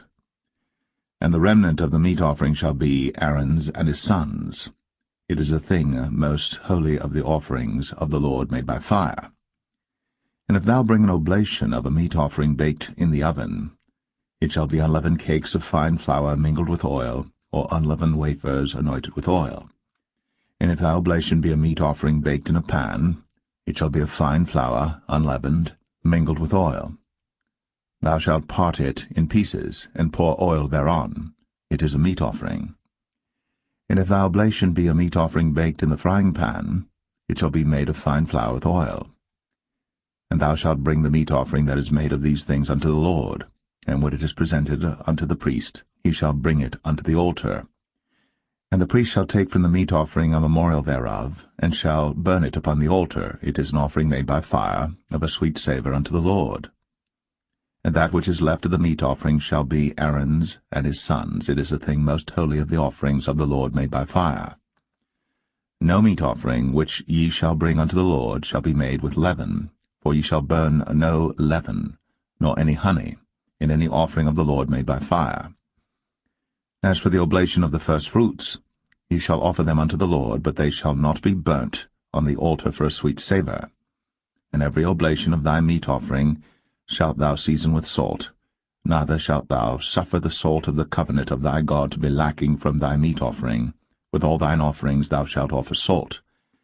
And if thou offer a meat offering of thy firstfruits unto the Lord, thou shalt offer for the meat offering of thy firstfruits green ears of corn dried by the fire, even corn beaten out of full ears. And thou shalt put oil upon it, and lay frankincense thereon. It is a meat offering. And the priest shall burn the memorial of it, part of the beaten corn thereof, and part of the oil thereof, with all the frankincense thereof. It is an offering made by fire unto the Lord.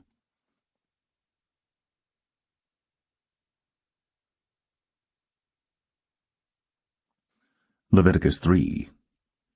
And if his oblation be a sacrifice of peace offering, if he offer it of the herd, whether it be a male or female, he shall offer it without blemish before the Lord. And he shall lay his hand upon the head of his offering, and kill it at the door of the tabernacle of the congregation. And Aaron's sons the priests shall sprinkle the blood upon the altar round about. And he shall offer of the sacrifice of the peace offering an offering made by fire unto the Lord, the fat that covereth the inwards, and all the fat that is upon the inwards. and the 2 kidneys, and the fat that is on them, which is by the flanks, and the caul above the liver, with the kidneys, it shall he take away. And Aaron's sons shall burn it on the altar upon the burnt sacrifice which is upon the wood that is on the fire. It is an offering made by fire, of a sweet savour unto the Lord. And if his offering for a sacrifice of peace offering unto the Lord be of the flock, male or female, he shall offer it without blemish. If he offer a lamb for his offering, then shall he offer it before the Lord. And he shall lay his hand upon the head of his offering, and kill it before the tabernacle of the congregation. And Aaron's sons shall sprinkle the blood thereof round about upon the altar. And he shall offer of the sacrifice of the peace offering an offering made by fire unto the Lord, the fat thereof, and the whole rump, it shall he take off hard by the backbone, and the fat that covereth the inwards, and all the fat that is upon the inwards, and the 2 kidneys, and the fat that is upon them, which is by the flanks, and the caul above the liver, with the kidneys, it shall he take away. And the priest shall burn it upon the altar. It is the food of the offering made by fire unto the Lord.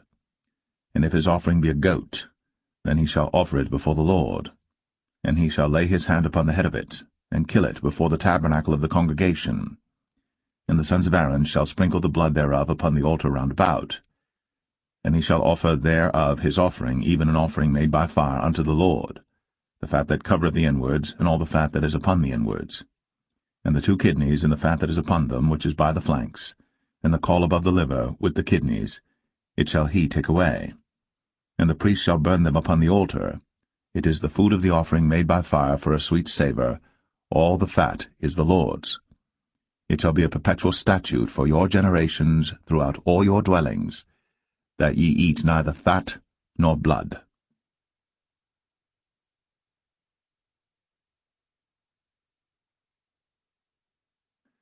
Leviticus 4. And the Lord spake unto Moses, saying, Speak unto the children of Israel, saying, If a soul shall sin through ignorance against any of the commandments of the Lord, concerning things which ought not to be done, and shall do against any of them, if the priest that is anointed do sin according to the sin of the people, then let him bring for his sin which he hath sinned a young bullock without blemish unto the Lord for a sin offering. And he shall bring the bullock unto the door of the tabernacle of the congregation before the Lord, and shall lay his hand upon the bullock's head, and kill the bullock before the Lord. And the priest that is anointed shall take of the bullock's blood, and bring it to the tabernacle of the congregation. And the priest shall dip his finger in the blood, and sprinkle of the blood 7 times before the Lord, before the veil of the sanctuary. And the priest shall put some of the blood upon the horns of the altar of sweet incense before the Lord, which is in the tabernacle of the congregation, and shall pour all the blood of the bullock at the bottom of the altar of the burnt offering, which is at the door of the tabernacle of the congregation. And he shall take off from it all the fat of the bullock for the sin offering, the fat that covereth the inwards, and all the fat that is upon the inwards, and the 2 kidneys, and the fat that is upon them, which is by the flanks, and the caul above the liver, with the kidneys, it shall he take away, as it was taken off from the bullock of the sacrifice of peace offerings. And the priest shall burn them upon the altar of the burnt offering. And the skin of the bullock, and all his flesh, with his head, and with his legs, and his inwards, and his dung, even the whole bullock shall he carry forth without the camp unto a clean place, where the ashes are poured out, and burn him on the wood with fire. Where the ashes are poured out shall he be burnt. And if the whole congregation of Israel sin through ignorance, and the thing be hid from the eyes of the assembly, and they have done somewhat against any of the commandments of the Lord concerning things which should not be done, and are guilty, when the sin which they have sinned against it is known, then the congregation shall offer a young bullock for the sin, and bring him before the tabernacle of the congregation. And the elders of the congregation shall lay their hands upon the head of the bullock before the Lord, and the bullock shall be killed before the Lord. And the priest that is anointed shall bring of the bullock's blood to the tabernacle of the congregation. And the priest shall dip his finger in some of the blood, and sprinkle it 7 times before the Lord, even before the veil. And he shall put some of the blood upon the horns of the altar which is before the Lord, that is, in the tabernacle of the congregation. and shall pour out all the blood at the bottom of the altar of the burnt offering, which is at the door of the tabernacle of the congregation. And he shall take all his fat from him, and burn it upon the altar. And he shall do with the bullock as he did with the bullock for a sin offering. So shall he do with this, and the priest shall make an atonement for them, and it shall be forgiven them. And he shall carry forth the bullock without the camp, and burn him as he burned the first bullock. It is a sin offering for the congregation.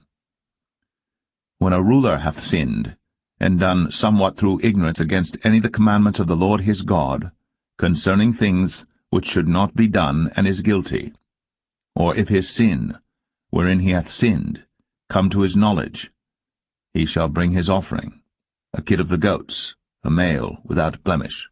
And he shall lay his hand upon the head of the goat, and kill it in the place where they killed the burnt offering before the Lord. It is a sin offering. And the priest shall take of the blood of the sin offering with his finger, and put it upon the horns of the altar of burnt offering, and shall pour out his blood at the bottom of the altar of burnt offering. And he shall burn all his fat upon the altar, as the fat of the sacrifice of peace offerings. And the priest shall make an atonement for him as concerning his sin, and it shall be forgiven him. And if any one of the common people sin through ignorance, while he doeth somewhat against any of the commandments of the Lord concerning things which ought not to be done, and be guilty, or if his sin, which he hath sinned, come to his knowledge, then he shall bring his offering, a kid of the goats, a female without blemish, for his sin, which he hath sinned. And he shall lay his hand upon the head of the sin offering, and slay the sin offering in the place of the burnt offering. And the priest shall take of the blood thereof with his finger, and put it upon the horns of the altar of burnt offering, and shall pour out all the blood thereof at the bottom of the altar. And he shall take away all the fat thereof, as the fat is taken away from off the sacrifice of peace offerings. And the priest shall burn it upon the altar for a sweet savour unto the Lord. And the priest shall make an atonement for him, and it shall be forgiven him. And if he bring a lamb for a sin offering, he shall bring it a female without blemish. And he shall lay his hand upon the head of the sin offering, and slay it for a sin offering in the place where they kill the burnt offering. And the priest shall take of the blood of the sin offering with his finger, and put it upon the horns of the altar of burnt offering, and shall pour out all the blood thereof at the bottom of the altar. And he shall take away all the fat thereof, as the fat of the lamb is taken away from the sacrifice of the peace offerings. And the priest shall burn them upon the altar according to the offerings made by fire unto the Lord. And the priest shall make an atonement for his sin that he hath committed, and it shall be forgiven him.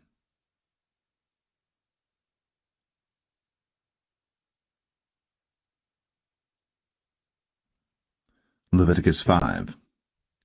And if a soul sin, and hear the voice of swearing, and is a witness, whether he hath seen or known of it, if he do not utter it, then he shall bear his iniquity. Or if a soul touch any unclean thing, whether it be a carcass of an unclean beast, or a carcass of unclean cattle, or the carcass of unclean creeping things, and if it be hidden from him, he also shall be unclean and guilty. Or if he touch the uncleanness of man, whatsoever uncleanness it that a man shall be defiled withal, and it be hid from him, when he knoweth of it, then he shall be guilty. Or if a soul swear, pronouncing with his lips to do evil, or to do good, whatsoever it be that a man shall pronounce with an oath, and it be hid from him, when he knoweth of it, then he shall be guilty in one of these. And it shall be, when he shall be guilty in one of these things, that he shall confess that he hath sinned in that thing. And he shall bring his trespass offering unto the Lord for his sin which he hath sinned, a female from the flock, a lamb or a kid of the goats, for a sin offering, and the priest shall make an atonement for him concerning his sin. And if he be not able to bring a lamb, then he shall bring for his trespass which he hath committed 2 turtle doves, or 2 young pigeons unto the Lord, one for a sin offering, and the other for a burnt offering. And he shall bring them unto the priest, who shall offer that which is for the sin offering first, and wring off his head from his neck, but shall not divide it asunder. And he shall sprinkle of the blood of the sin offering upon the side of the altar, and the rest of the blood shall be wrung out at the bottom of the altar. It is a sin offering.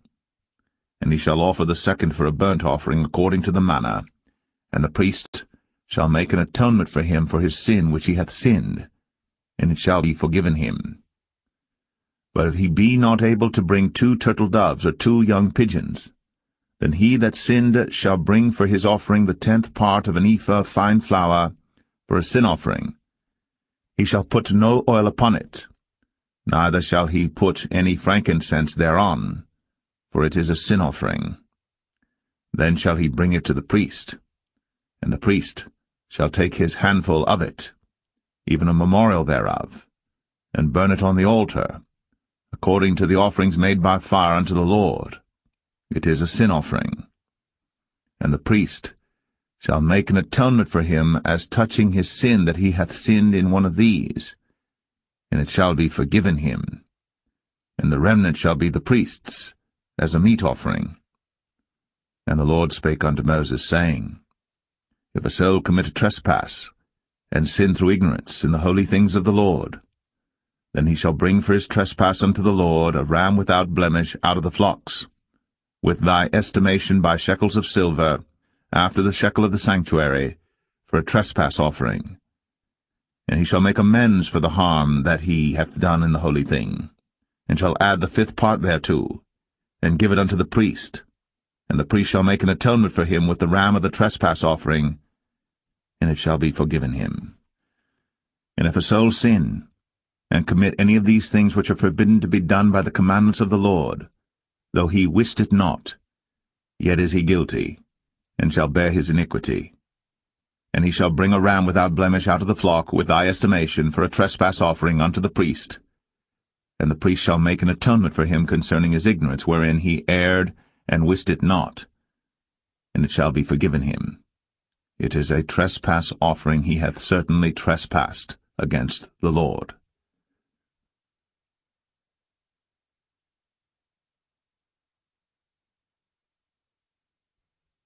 Leviticus 6.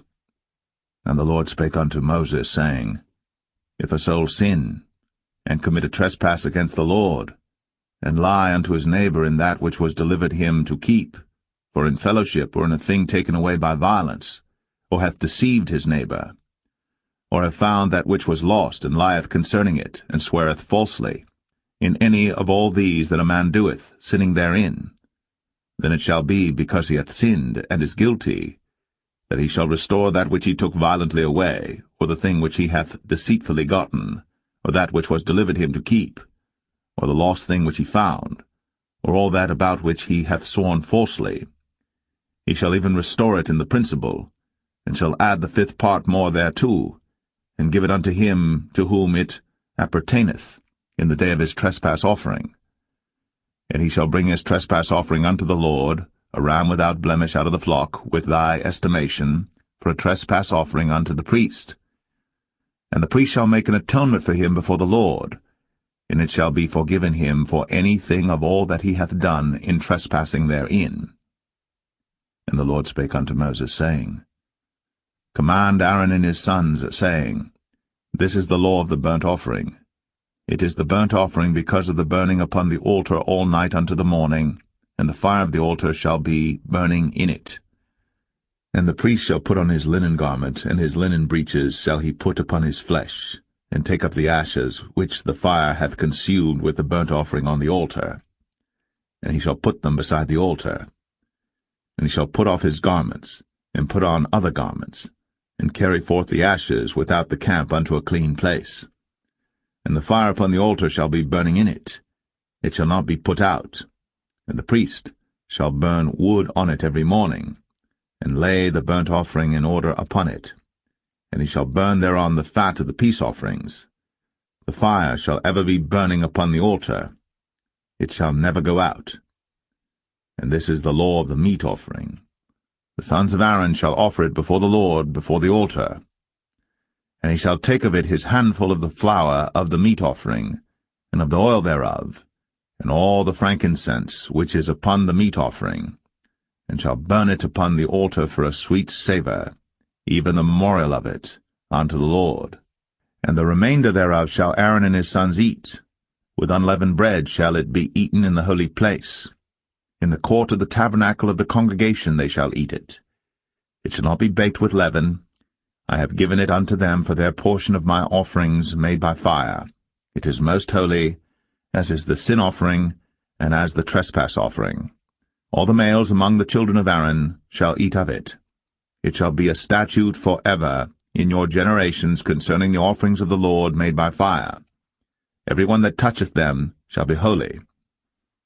And the Lord spake unto Moses, saying, This is the offering of Aaron and of his sons, which they shall offer unto the Lord in the day when he is anointed. The 10th part of an ephah of fine flour for a meat offering perpetual, half of it in the morning, and half thereof at night. In a pan it shall be made with oil, and when it is baked, thou shalt bring it in. And the baked pieces of the meat offering shalt thou offer for a sweet savour unto the Lord. And the priest of his sons that is anointed in his stead shall offer it. It is a statute for ever unto the Lord. It shall be wholly burnt. For every meat offering for the priest shall be wholly burnt. It shall not be eaten. And the Lord spake unto Moses, saying, Speak unto Aaron and to his sons, saying, This is the law of the sin offering. In the place where the burnt offering is killed shall the sin offering be killed before the Lord. It is most holy. The priest that offereth it for sin shall eat it. In the holy place shall it be eaten, in the court of the tabernacle of the congregation. Whatsoever shall touch the flesh thereof shall be holy. And when there is sprinkled of the blood thereof upon any garment, thou shalt wash that whereon it was sprinkled in the holy place. But the earthen vessel wherein it is sodden shall be broken, and if it be sodden in a brazen pot, it shall be both scoured and rinsed in water. All the males among the priests shall eat thereof. It is most holy. And no sin offering whereof any of the blood is brought into the tabernacle of the congregation to reconcile with all in the holy place shall be eaten. It shall be burnt in the fire.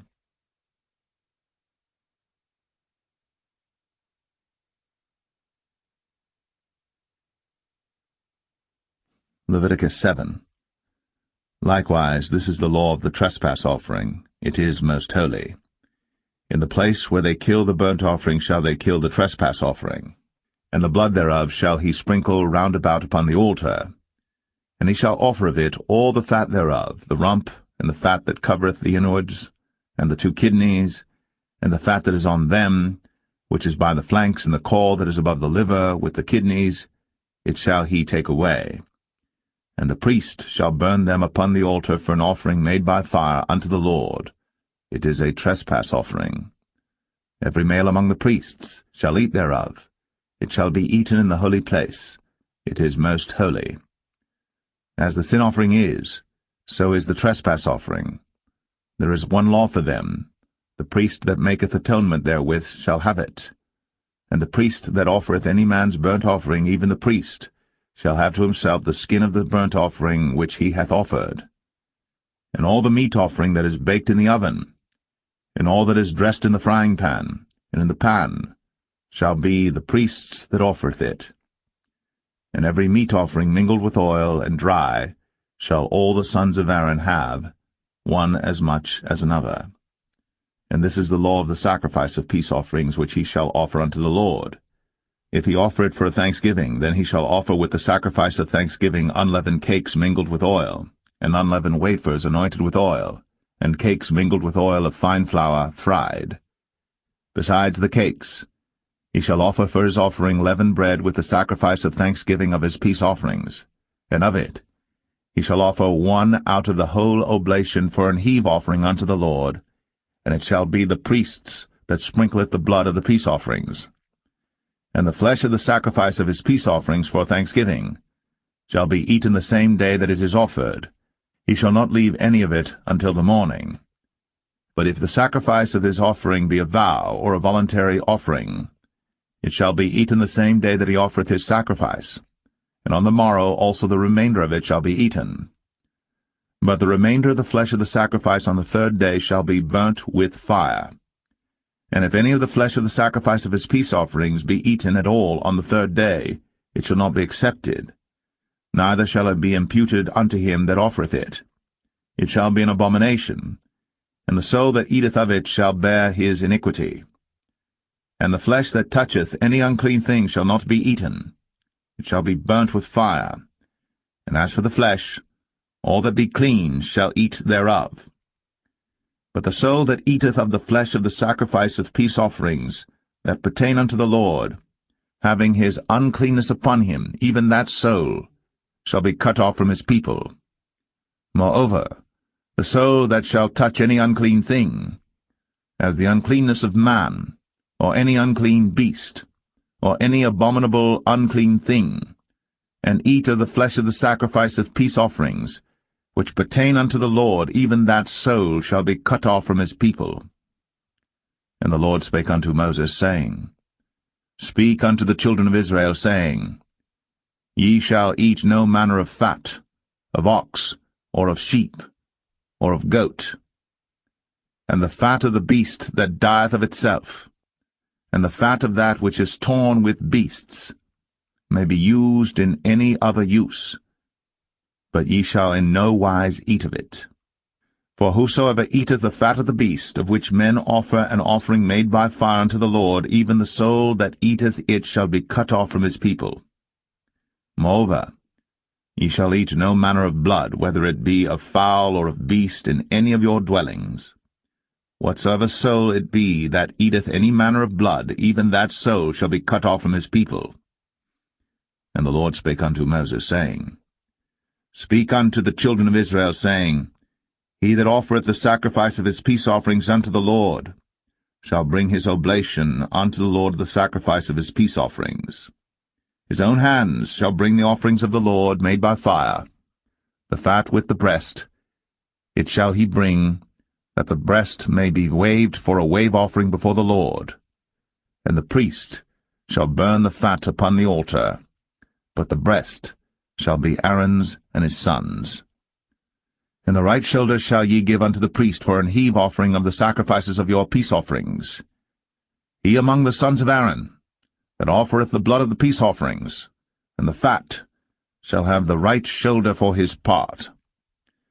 For the wave breast, and the heave shoulder, have I taken of the children of Israel, from off the sacrifices of their peace offerings, and have given them unto Aaron the priest, and unto his sons by a statute for ever from among the children of Israel. This is the portion of the anointing of Aaron, and of the anointing of his sons, out of the offerings of the Lord made by fire, in the day, when he presented them to minister unto the Lord in the priest's office, which the Lord commanded to be given them of the children of Israel, in the day that he anointed them, by a statute for ever throughout their generations. This is the law of the burnt offering, of the meat offering, and of the sin offering, and of the trespass offering, and of the consecrations, and of the sacrifice of the peace offerings, which the Lord commanded Moses, in Mount Sinai, in the day that he commanded the children of Israel to offer their oblations unto the Lord, in the wilderness of Sinai.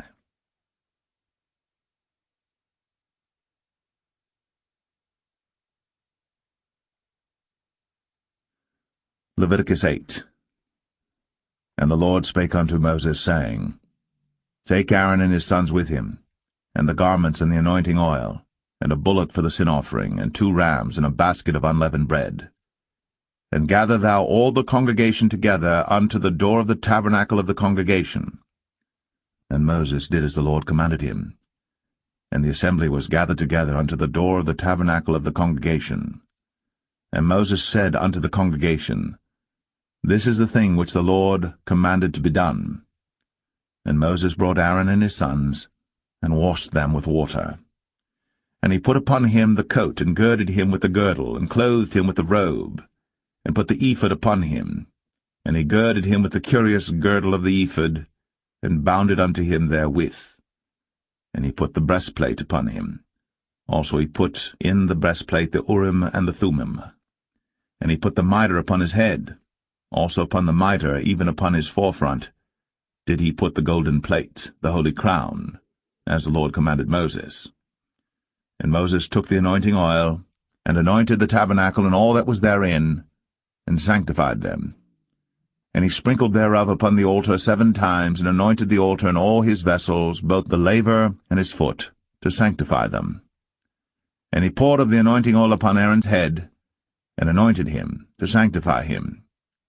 And Moses brought Aaron's sons, and put coats upon them, and girded them with girdles, and put bonnets upon them, as the Lord commanded Moses. And he brought the bullock for the sin offering, and Aaron and his sons laid their hands upon the head of the bullock for the sin offering, and he slew it. And Moses took the blood, and put it upon the horns of the altar round about with his finger, and purified the altar, and poured the blood at the bottom of the altar, and sanctified it, to make reconciliation upon it. And he took all the fat that was upon the inwards, and the caul above the liver, and the 2 kidneys, and their fat, and Moses burned it upon the altar. But the bullock and his hide, his flesh and his dung, he burnt with fire without the camp, as the Lord commanded Moses.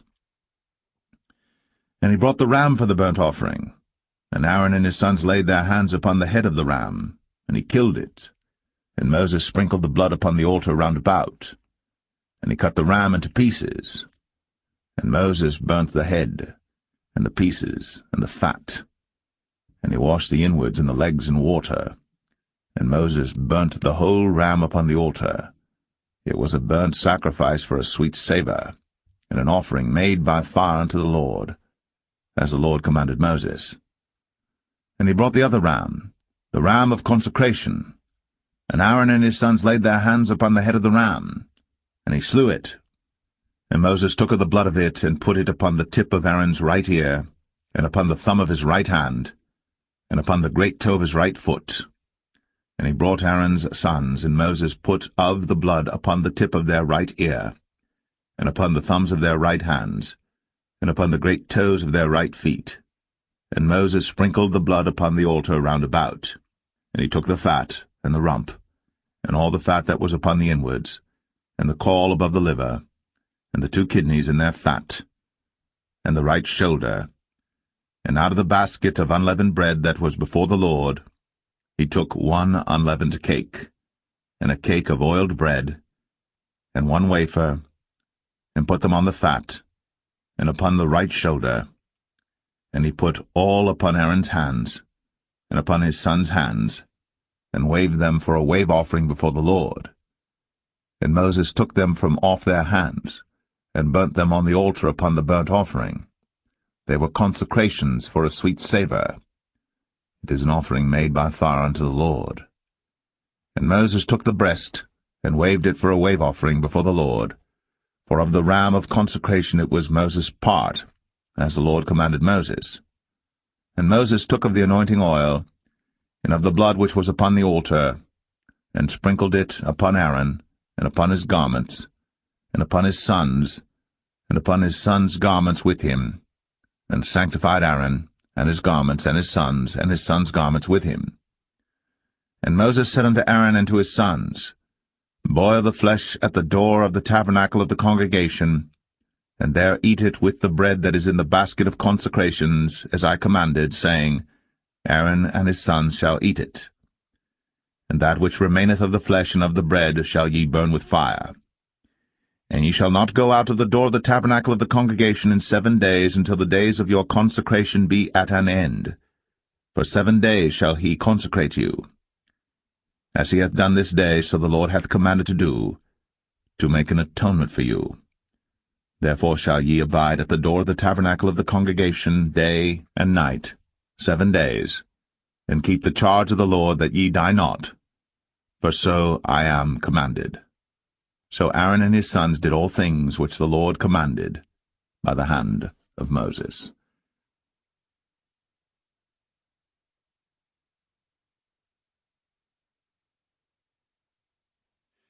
Leviticus 9. And it came to pass on the 8th day that Moses called Aaron and his sons and the elders of Israel.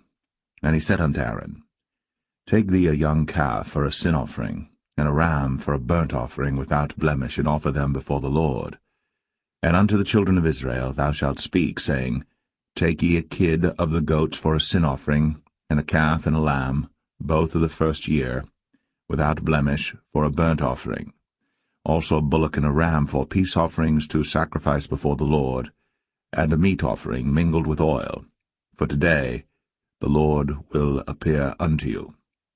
And they brought that which Moses commanded before the tabernacle of the congregation, and all the congregation drew near, and stood before the Lord. And Moses said, This is the thing which the Lord commanded that ye should do, and the glory of the Lord shall appear unto you. And Moses said unto Aaron, Go unto the altar, and offer thy sin offering, and thy burnt offering, and make an atonement for thyself, and for the people, and offer the offering of the people, and make an atonement for them as the Lord commanded. Aaron therefore went unto the altar, and slew the calf of the sin offering, which was for himself. And the sons of Aaron brought the blood unto him, and he dipped his finger in the blood, and put it upon the horns of the altar, and poured out the blood at the bottom of the altar. But the fat and the kidneys and the caul above the liver of the sin offering he burnt upon the altar, as the Lord commanded Moses. And the flesh and the hide he burnt with fire without the camp, and he slew the burnt offering. And Aaron's sons presented unto him the blood, which he sprinkled round about upon the altar. And they presented the burnt offering unto him, with the pieces thereof, and the head, and he burnt them upon the altar. And he did wash the inwards and the legs, and burnt them upon the burnt offering on the altar. And he brought the people's offering, and took the goat which was the sin offering for the people, and slew it, and offered it for sin as the first. And he brought the burnt offering, and offered it according to the manner. And he brought the meat offering, and took an handful thereof, and burnt it upon the altar, beside the burnt sacrifice of the morning. He slew also the bullock and the ram for a sacrifice of peace offerings, which was for the people. And Aaron's sons presented unto him the blood which he sprinkled upon the altar round about. And the fat of the bullock and of the ram, the rump, and that which covereth the inwards, and the kidneys, and the caul above the liver. And they put the fat upon the breasts, and he burnt the fat upon the altar. And the breasts and the right shoulder Aaron waved for a wave offering before the Lord, as Moses commanded. And Aaron lifted up his hand toward the people, and blessed them, and came down from offering of the sin offering, and the burnt offering, and peace offerings. And Moses and Aaron went into the tabernacle of the congregation, and came out, and blessed the people. And the glory of the Lord appeared unto all the people. And there came a fire out from before the Lord, and consumed upon the altar the burnt offering and the fat, which when all the people saw, they shouted, and fell on their faces.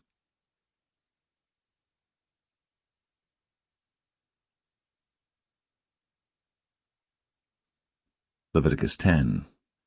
And Nadab and Abihu, the sons of Aaron, took either of them his censer, and put fire therein, and put incense thereon, and offered strange fire before the Lord, which he commanded them not.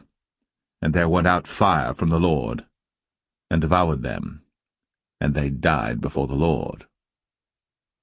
Then Moses said unto Aaron, This is it that the Lord spake, saying, I will be sanctified in them that come nigh me, and before all the people I will be glorified. And Aaron held his peace. And Moses called Mishael and Elzaphan, the sons of Uzziel, the uncle of Aaron, and said unto them, Come near, carry your brethren from before the sanctuary out of the camp. So they went near, and carried them in their coats out of the camp, as Moses had said. And Moses said unto Aaron, and unto Eleazar, and unto Ithamar his sons, Uncover not your heads, neither rend your clothes, lest ye die, and lest wrath come upon all the people. But let your brethren, the whole house of Israel, bewail the burning which the Lord hath kindled. And ye shall not go out from the door of the tabernacle of the congregation, lest ye die. For the anointing oil of the Lord is upon you. And they did according to the word of Moses. And the Lord spake unto Aaron, saying, Do not drink wine nor strong drink, thou nor thy sons with thee, when ye go into the tabernacle of the congregation, lest ye die. It shall be a statute for ever throughout your generations. And that ye may put difference between holy and unholy, and between unclean and clean, and that ye may teach the children of Israel all the statutes which the Lord hath spoken unto them by the hand of Moses. And Moses spake unto Aaron, and unto Eleazar, and unto Ithamar, his sons that were left, Take the meat offering that remaineth of the offerings of the Lord made by fire, and eat it without leaven beside the altar, for it is most holy. And ye shall eat it in the holy place, because it is thy due, and thy son's due, of the sacrifices of the Lord made by fire, for so I am commanded. And the wave breast and heave shoulder shall ye eat in a clean place, thou and thy sons, and thy daughters with thee, for they be thy due, and thy sons' due, which are given out of the sacrifices of peace offerings of the children of Israel. The heave shoulder and the wave breast shall they bring with the offerings made by fire of the fat, to wave it for a wave offering before the Lord, and it shall be thine, and thy sons with thee, by a statute for ever, as the Lord hath commanded. And Moses diligently sought the goat of the sin offering, and behold, it was burnt. And he was angry with Eleazar and Ithamar, the sons of Aaron, which were left alive, saying, Wherefore have ye not eaten the sin offering in the holy place, seeing it is most holy? And God hath given it you to bear the iniquity of the congregation, to make atonement for them before the Lord. Behold, the blood of it was not brought in within the holy place. Ye should indeed have eaten it in the holy place, as I commanded. And Aaron said unto Moses, Behold, this day have they offered their sin offering and their burnt offering before the Lord. And such things have befallen me. And if I had eaten the sin offering today, should it have been accepted in the sight of the Lord? And when Moses heard that, he was content.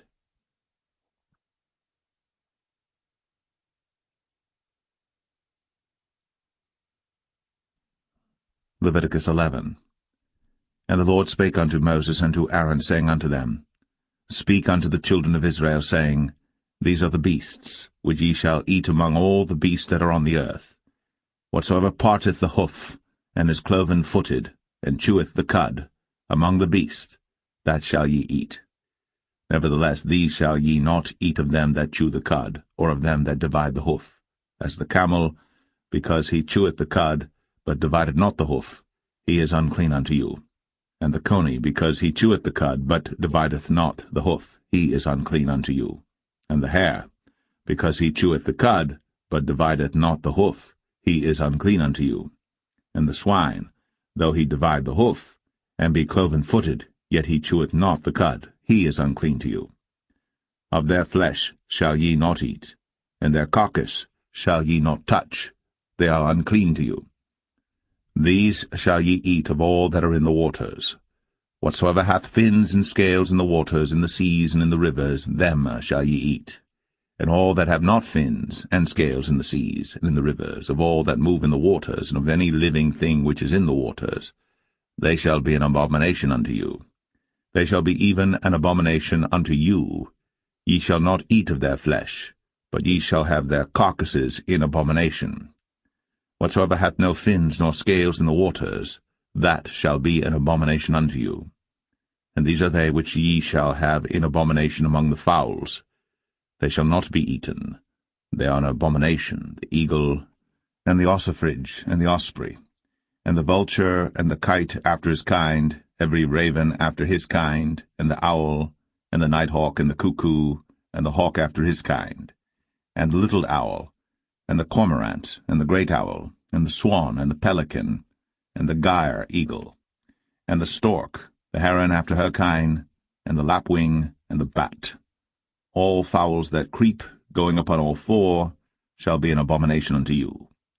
Yet these may ye eat of every flying creeping thing that goeth upon all four, which have legs above their feet, to leap withal upon the earth. Even these of them ye may eat, the locust after his kind, and the bald locust after his kind, and the beetle after his kind, and the grasshopper after his kind. But all other flying creeping things which have 4 feet shall be an abomination unto you, and for these ye shall be unclean. Whosoever toucheth the carcass of them shall be unclean until the even. And whosoever beareth aught of the carcass of them shall wash his clothes, and be unclean until the even. The carcasses of every beast which divideth the hoof, and is not cloven-footed, nor cheweth the cud, are unclean unto you. Every one that toucheth them shall be unclean. And whatsoever goeth upon his paws among all manner of beasts, that go on all four, those are unclean unto you. Whoso toucheth their carcass shall be unclean until the even. And he that beareth the carcass of them shall wash his clothes, and be unclean until the even. They are unclean unto you. These also shall be unclean unto you among the creeping things that creep upon the earth, the weasel, and the mouse, and the tortoise after his kind, and the ferret, and the chameleon, and the lizard, and the snail, and the mole. These are unclean to you among all that creep. Whosoever doth touch them, when they be dead, shall be unclean until the even. And upon whatsoever any of them, when they are dead, doth fall, it shall be unclean, whether it be any vessel of wood, or raiment, or skin, or sack, whatsoever vessel it be, wherein any work is done, it must be put into water, and it shall be unclean until the even. So it shall be cleansed. And every earthen vessel, whereinto any of them falleth, whatsoever is in it shall be unclean, and ye shall break it. Of all meat which may be eaten, that on which such water cometh shall be unclean, and all drink that may be drunk in every such vessel shall be unclean. And everything whereupon any part of their carcass falleth shall be unclean, whether it be oven, or ranges, or pots, they shall be broken down, for they are unclean, and shall be unclean unto you. Nevertheless a fountain or pit wherein there is plenty of water shall be clean, but that which toucheth their carcass shall be unclean. And if any part of their carcass fall upon any sowing seed which is to be sown, it shall be clean. But if any water be put upon the seed, and any part of their carcass fall thereon, it shall be unclean unto you. And if any beast, of which ye may eat, die, he that toucheth the carcass thereof shall be unclean until the even. And he that eateth of the carcass of it shall wash his clothes, and be unclean until the even. He also that beareth the carcass of it shall wash his clothes, and be unclean until the even. And every creeping thing that creepeth upon the earth shall be an abomination, it shall not be eaten. Whatsoever goeth upon the belly, and whatsoever goeth upon all four, or whatsoever hath more feet among all creeping things that creep upon the earth, them ye shall not eat, for they are an abomination. Ye shall not make yourselves abominable with any creeping thing that creepeth, neither shall ye make yourselves unclean with them, that ye should be defiled thereby. For I am the Lord your God. Ye shall therefore sanctify yourselves, and ye shall be holy, for I am holy. Neither shall ye defile yourselves with any manner of creeping thing that creepeth upon the earth. For I am the Lord that bringeth you up out of the land of Egypt, to be your God. Ye shall therefore be holy, for I am holy. This is the law of the beasts, and of the fowl, and of every living creature that moveth in the waters, and of every creature that creepeth upon the earth, to make a difference between the unclean and the clean, and between the beast that may be eaten, and the beast that may not be eaten.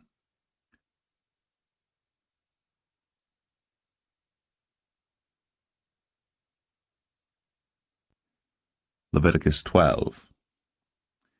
And the Lord spake unto Moses, saying, Speak unto the children of Israel, saying, If a woman have conceived seed, and born a man-child, then she shall be unclean 7 days, according to the days of the separation for her infirmity shall she be unclean.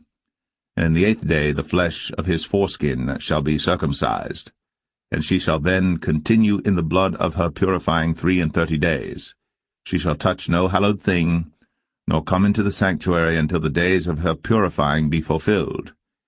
And if she bear a maid child, then she shall be unclean 2 weeks, as in her separation, and she shall continue in the blood of her purifying 66 days.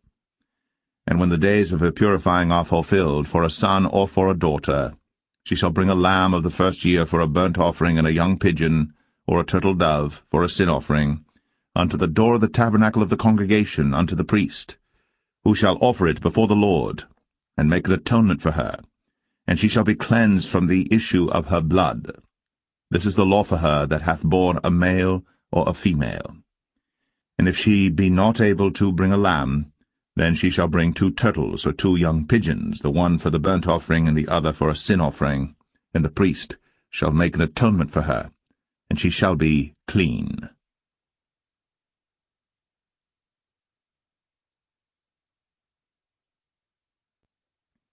Leviticus 13. And the Lord spake unto Moses and Aaron, saying, When a man shall have in the skin of his flesh a rising, a scab, or bright spot, and it be in the skin of his flesh like the plague of leprosy, then he shall be brought unto Aaron the priest, or unto one of his sons the priests. And the priest shall look on the plague in the skin of the flesh, and when the hair in the plague is turned white, and the plague in sight be deeper than the skin of his flesh, it is a plague of leprosy, and the priest shall look on him, and pronounce him unclean. If the bright spot be white in the skin of his flesh, and in sight be not deeper than the skin, and the hair thereof be not turned white, then the priest shall shut up him that hath the plague 7 days. And the priest shall look on him the 7th day, and behold, if the plague in his sight be at a stay, and the plague spread not in the skin, then the priest shall shut him up 7 days more. And the priest shall look on him again the 7th day, and behold, if the plague be somewhat dark, and the plague spread not in the skin, the priest shall pronounce him clean, it is but a scab, and he shall wash his clothes, and be clean. But if the scab spread much abroad in the skin, after that he hath been seen of the priest for his cleansing, he shall be seen of the priest again. And if the priest see that, behold, the scab spreadeth in the skin, then the priest shall pronounce him unclean, it is a leprosy. When the plague of leprosy is in a man, then he shall be brought unto the priest. And the priest shall see him, and behold, if the rising be white in the skin, and it have turned the hair white, and there be quick raw flesh in the rising, it is an old leprosy in the skin of his flesh, and the priest shall pronounce him unclean, and shall not shut him up, for he is unclean. And if a leprosy break out abroad in the skin, and the leprosy cover all the skin of him that hath the plague from his head even to his foot, wheresoever the priest looketh, then the priest shall consider, and behold, if the leprosy have covered all his flesh, he shall pronounce him clean that hath the plague, it is all turned white, he is clean. But when raw flesh appeareth in him, he shall be unclean. And the priest shall see the raw flesh, and pronounce him to be unclean. For the raw flesh is unclean, it is a leprosy. Or if the raw flesh turn again, and be changed unto white, he shall come unto the priest. And the priest shall see him, and behold, if the plague be turned into white, then the priest shall pronounce him clean that hath the plague, he is clean.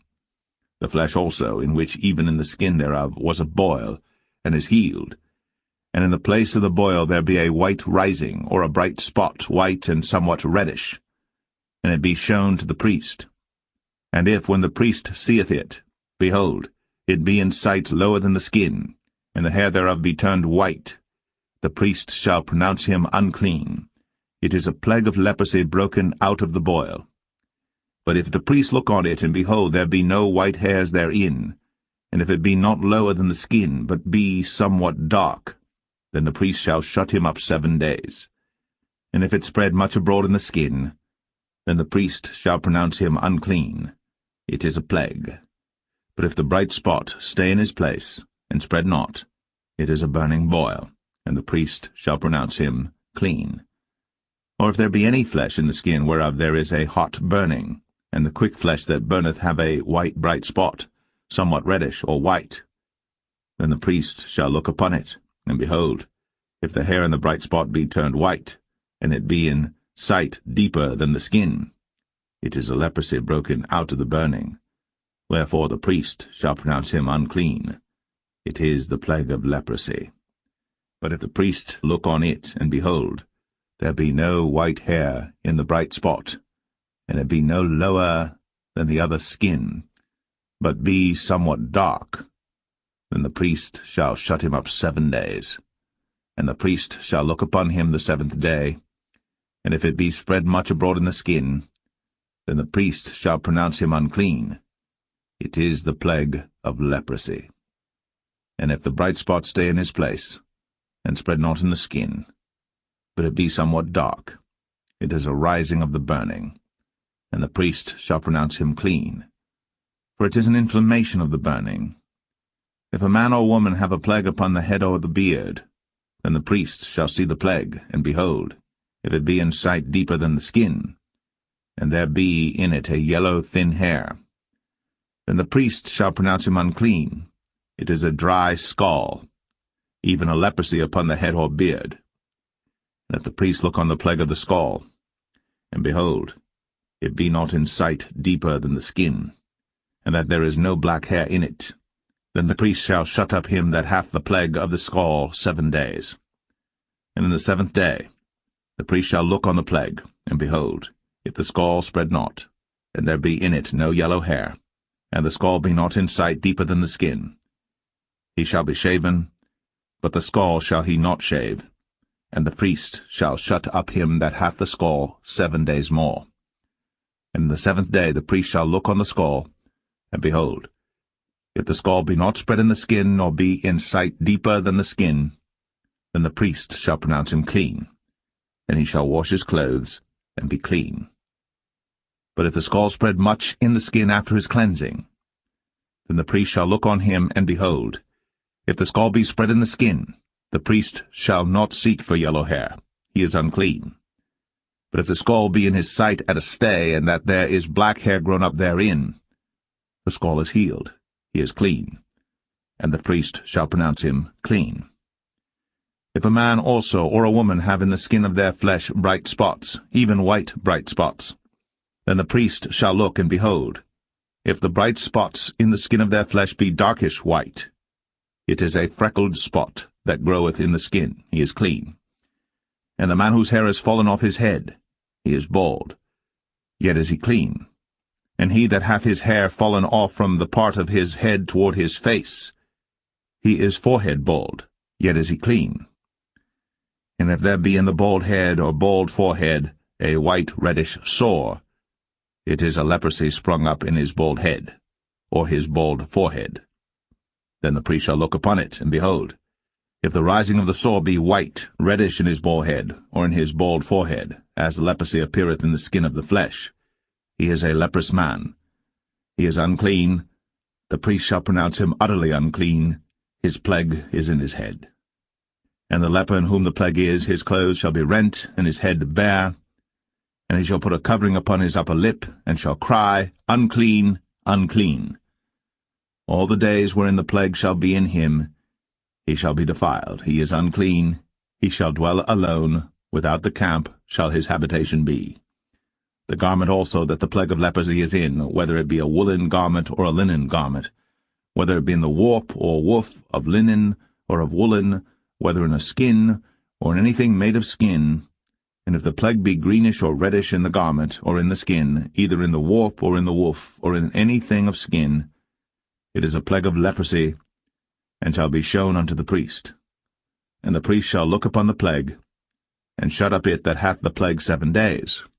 And he shall look on the plague on the 7th day, if the plague be spread in the garment, either in the warp, or in the woof, or in a skin, or in any work that is made of skin, the plague is a fretting leprosy, it is unclean. He shall therefore burn the garment, whether warp or woof, in woolen or in linen, or anything of skin, wherein the plague is, for it is a fretting leprosy, it shall be burnt in the fire. And if the priest shall look, and behold, the plague be not spread in the garment, either in the warp, or in the woof, or in anything of skin, then the priest shall command that they wash the thing wherein the plague is, and he shall shut it up 7 days more. And the priest shall look on the plague, after that it is washed, and behold, if the plague have not changed his colour, and the plague be not spread, it is unclean. Thou shalt burn it in the fire. It is fret inward, whether it be bare within or without. And if the priest look, and behold, the plague be somewhat dark after the washing of it, then he shall rend it out of the garment, or out of the skin, or out of the warp, or out of the woof. And if it appear still in the garment, either in the warp, or in the woof, or in anything of skin, it is a spreading plague. Thou shalt burn that wherein the plague is, with fire. And the garment, either warp, or woof, or whatsoever thing of skin it be, which thou shalt wash, if the plague be departed from them, then it shall be washed the 2nd time, and shall be clean. This is the law of the plague of leprosy in a garment of woolen or linen, either in the warp or woof, or anything of skins, to pronounce it clean or to pronounce it unclean.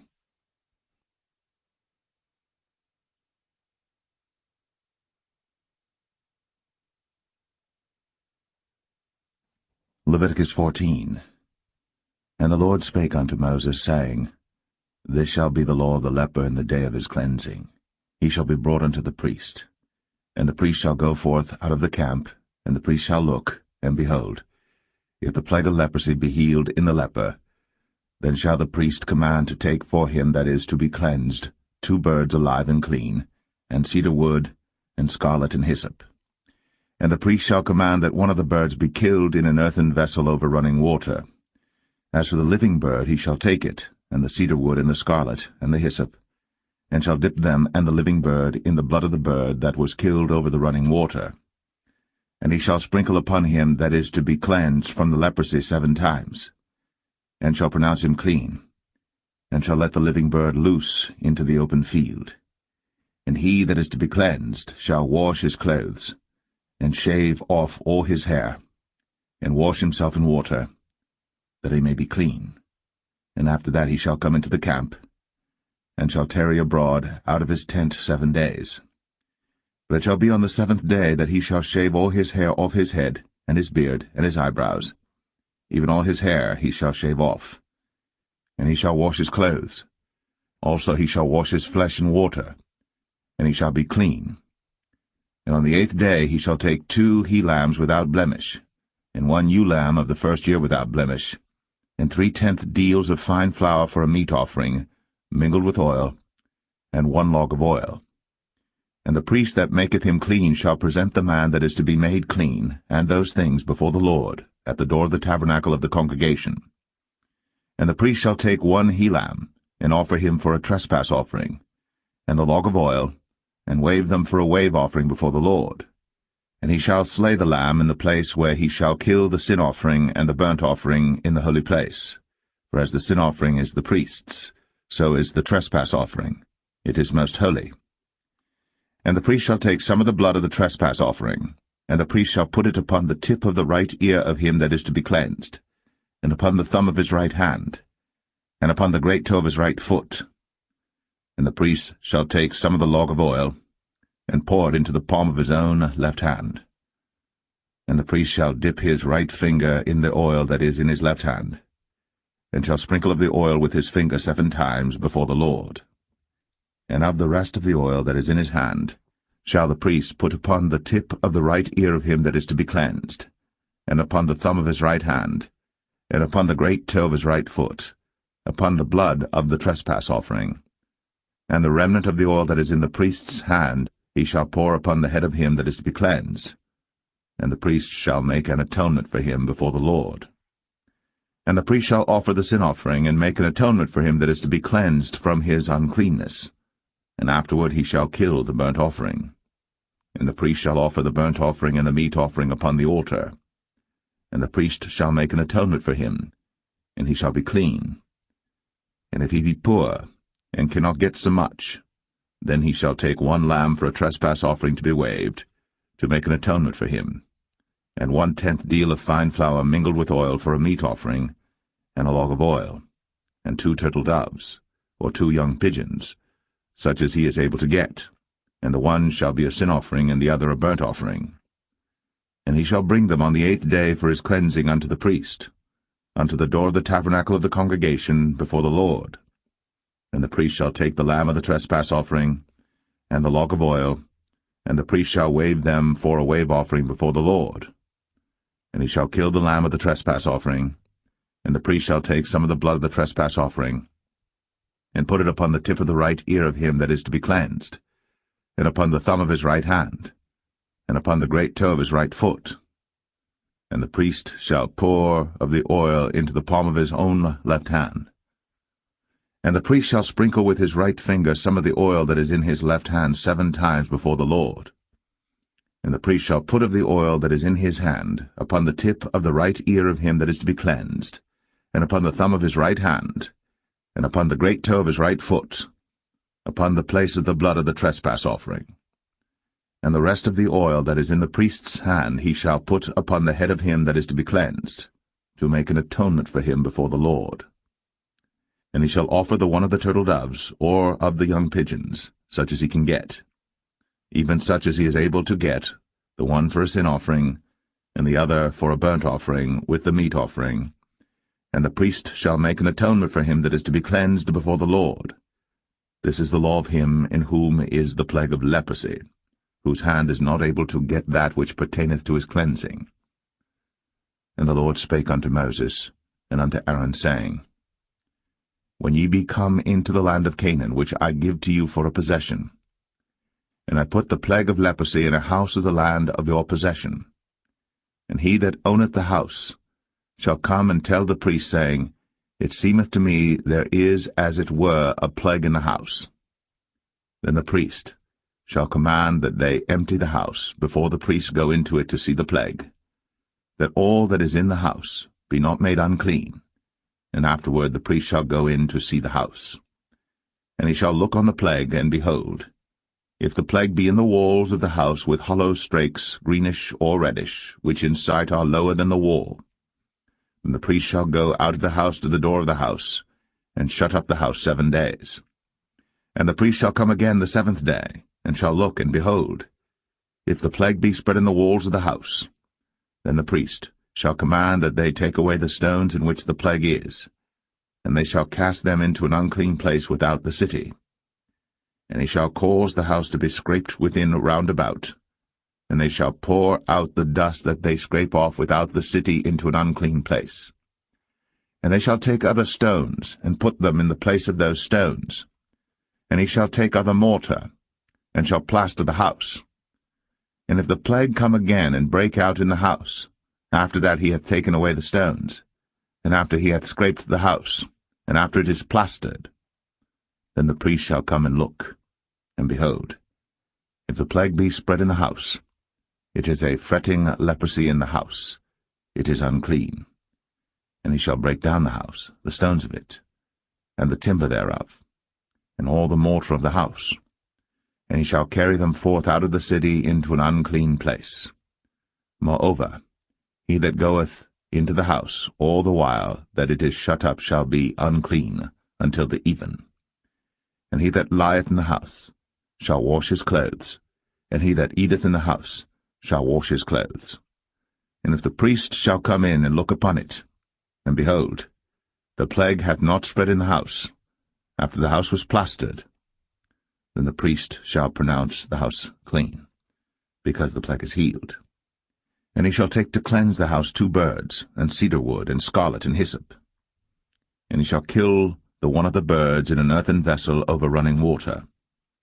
And he shall take the cedar wood, and the hyssop, and the scarlet, and the living bird, and dip them in the blood of the slain bird, and in the running water, and sprinkle the house 7 times.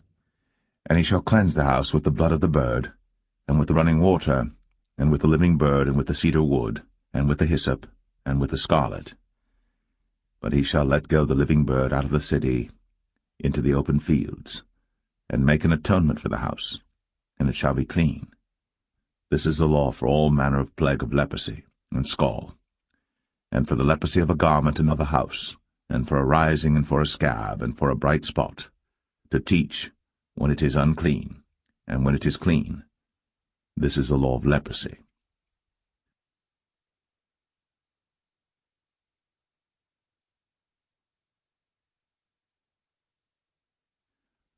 Leviticus 15. And the Lord spake unto Moses and to Aaron, saying, Speak unto the children of Israel, and say unto them, When any man hath a running issue out of his flesh, because of his issue he is unclean.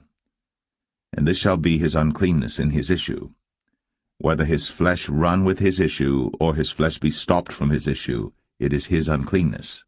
Every bed whereon he lieth that hath the issue is unclean, and everything whereon he sitteth shall be unclean.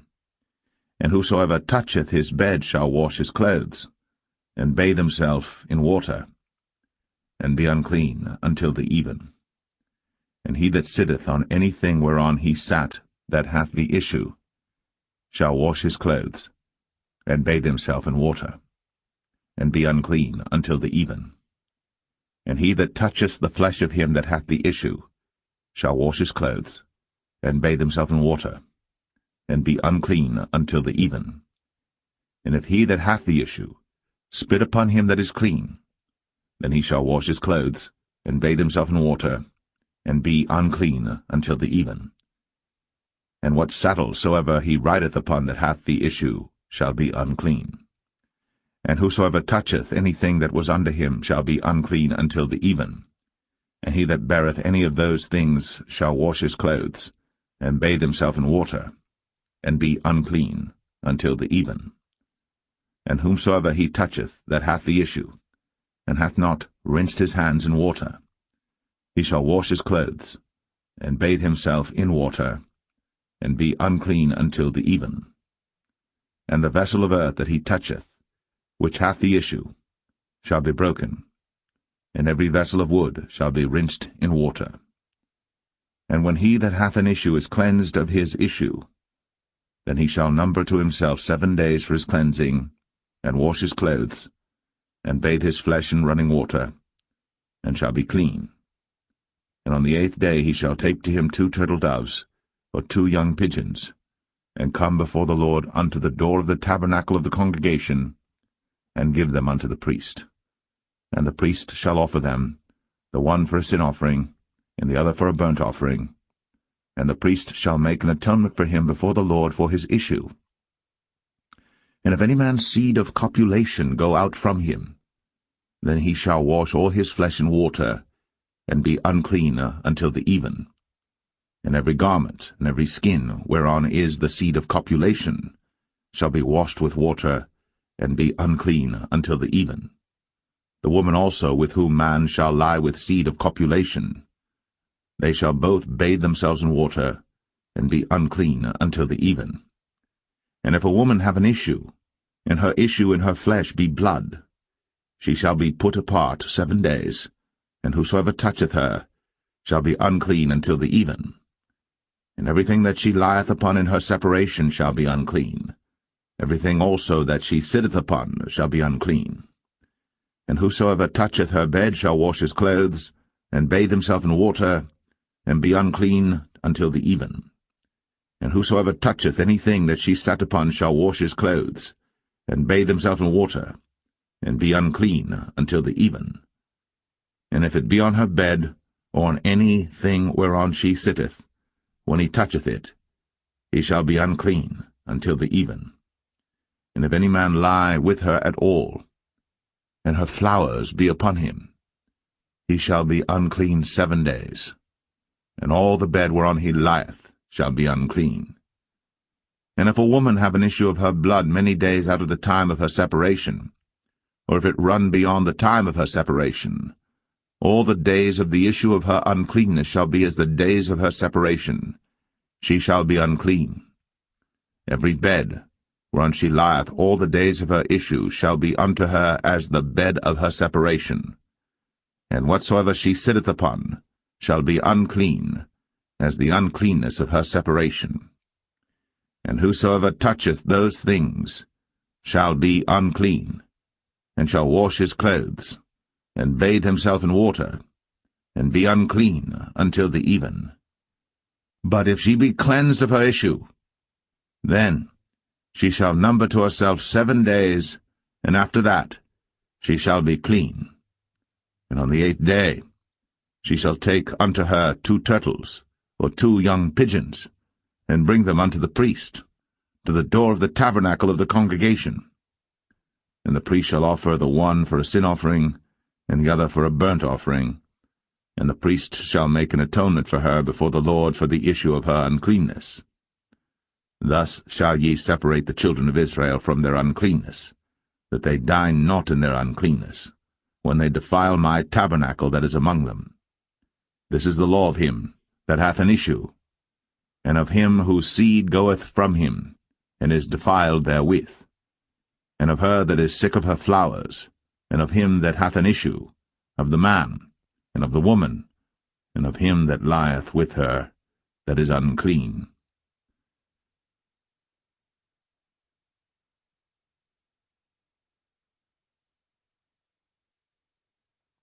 Leviticus 16. And the Lord spake unto Moses after the death of the two sons of Aaron, when they offered before the Lord and died.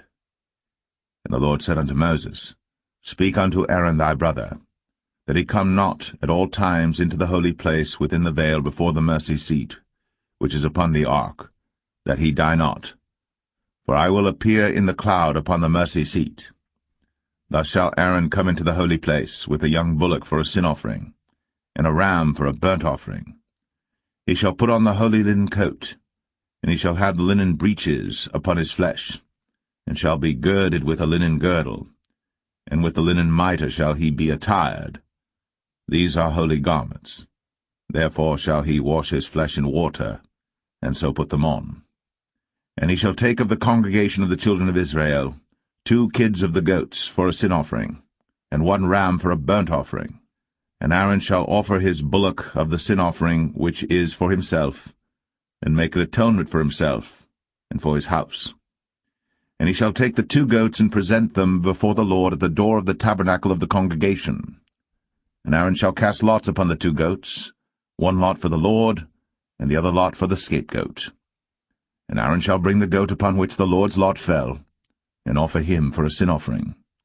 But the goat on which the lot fell to be the scapegoat shall be presented alive before the Lord to make an atonement with him, and to let him go for a scapegoat into the wilderness.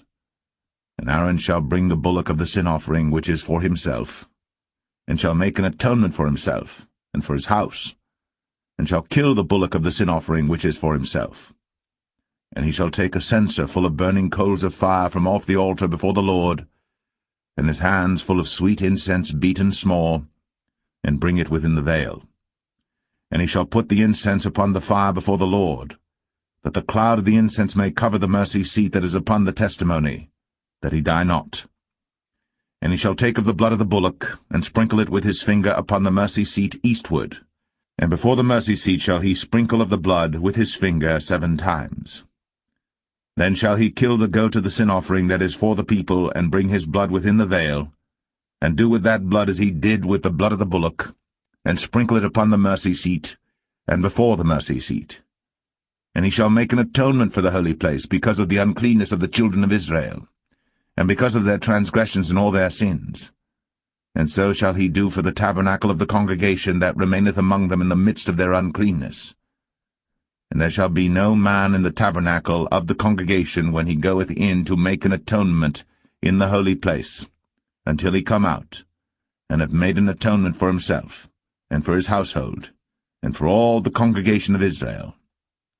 And he shall go out unto the altar that is before the Lord, and make an atonement for it, and shall take of the blood of the bullock, and of the blood of the goat, and put it upon the horns of the altar round about. And he shall sprinkle of the blood upon it with his finger 7 times, and cleanse it, and hallow it from the uncleanness of the children of Israel. And when he hath made an end of reconciling the holy place, and the tabernacle of the congregation, and the altar, he shall bring the live goat.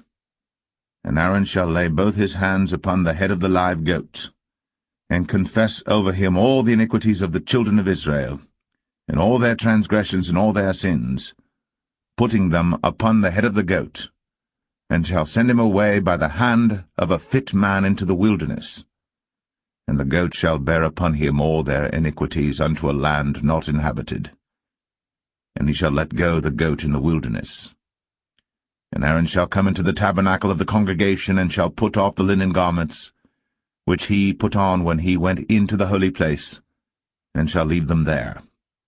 And he shall wash his flesh with water in the holy place, and put on his garments, and come forth, and offer his burnt offering, and the burnt offering of the people, and make an atonement for himself and for the people. And the fat of the sin offering shall he burn upon the altar.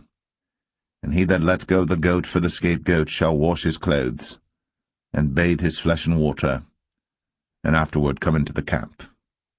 And the bullock for the sin offering, and the goat for the sin offering, whose blood was brought in to make atonement in the holy place, shall one carry forth without the camp, and they shall burn in the fire their skins, and their flesh, and their dung. And he that burneth them shall wash his clothes, and bathe his flesh in water, and afterward he shall come into the camp. And this shall be a statute for ever unto you, that in the 7th month, on the 10th day of the month, ye shall afflict your souls, and do no work at all, whether it be one of your own country or a stranger that sojourneth among you.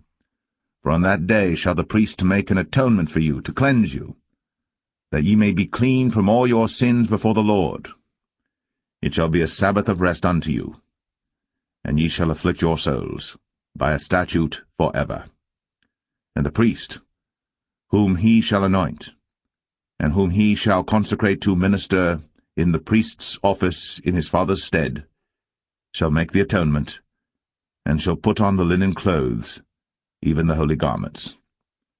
And he shall make an atonement for the holy sanctuary, and he shall make an atonement for the tabernacle of the congregation, and for the altar.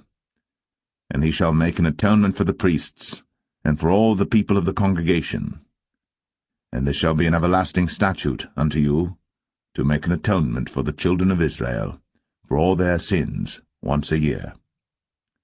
And he did, as the Lord commanded Moses.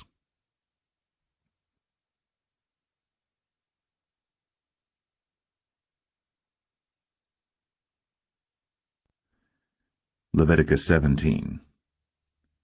And the Lord spake unto Moses, saying, Speak unto Aaron, and unto his sons, and unto all the children of Israel, and say unto them, This is the thing which the Lord hath commanded, saying, What man soever there be of the house of Israel that killeth an ox, or lamb, or goat, in the camp, or that killeth it out of the camp, and bringeth it not unto the door of the tabernacle of the congregation to offer an offering unto the Lord before the tabernacle of the Lord, blood shall be imputed unto that man.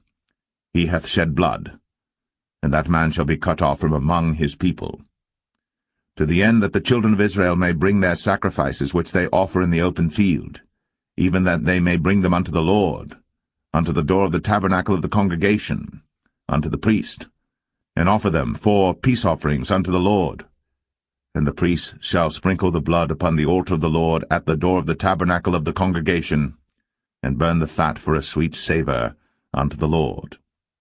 And they shall no more offer their sacrifices unto devils, after whom they have gone a-whoring. This shall be a statute for ever unto them throughout their generations. And thou shalt say unto them, Whatsoever man there be of the house of Israel, or of the strangers which sojourn among you, that offereth a burnt offering or sacrifice, and bringeth it not unto the door of the tabernacle of the congregation, to offer it unto the Lord, even that man shall be cut off from among his people. And whatsoever man there be of the house of Israel, or of the strangers that sojourn among you, that eateth any manner of blood, I will even set my face against that soul that eateth blood, and will cut him off from among his people.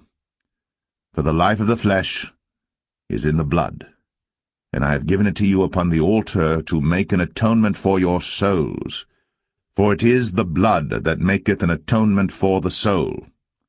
Therefore I said unto the children of Israel, No soul of you shall eat blood, neither shall any stranger that sojourneth among you eat blood. And whatsoever man there be of the children of Israel, or of the strangers that sojourn among you, which hunteth and catcheth any beast or fowl that may be eaten, he shall even pour out the blood thereof, and cover it with dust.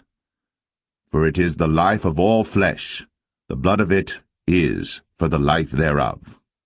Therefore I said unto the children of Israel, Ye shall eat the blood of no manner of flesh, for the life of all flesh is the blood thereof.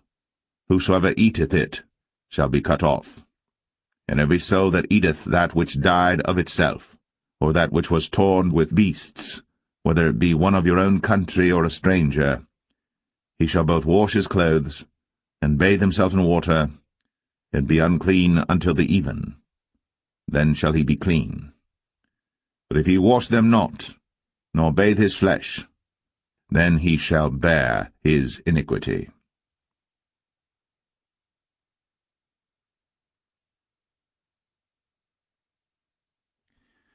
Leviticus 18. And the Lord spake unto Moses, saying, Speak unto the children of Israel, and say unto them, I am the Lord your God.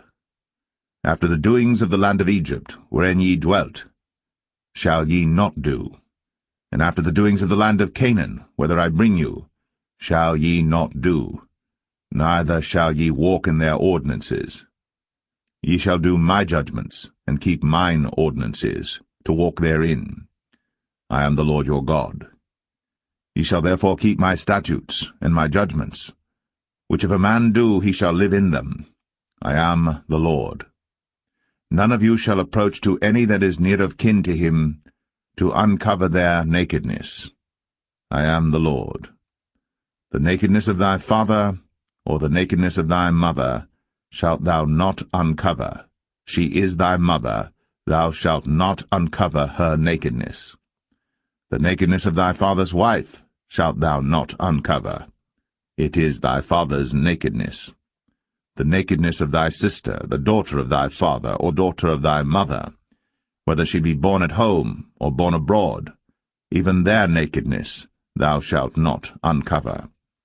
The nakedness of thy son's daughter, or of thy daughter's daughter, even their nakedness thou shalt not uncover.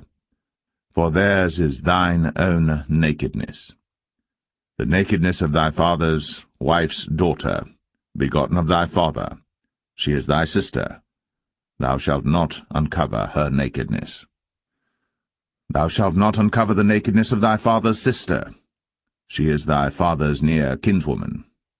Thou shalt not uncover the nakedness of thy mother's sister, for she is thy mother's near kinswoman. Thou shalt not uncover the nakedness of thy father's brother. Thou shalt not approach to his wife. She is thine aunt. Thou shalt not uncover the nakedness of thy daughter-in-law. She is thy son's wife. Thou shalt not uncover her nakedness. Thou shalt not uncover the nakedness of thy brother's wife. It is thy brother's nakedness.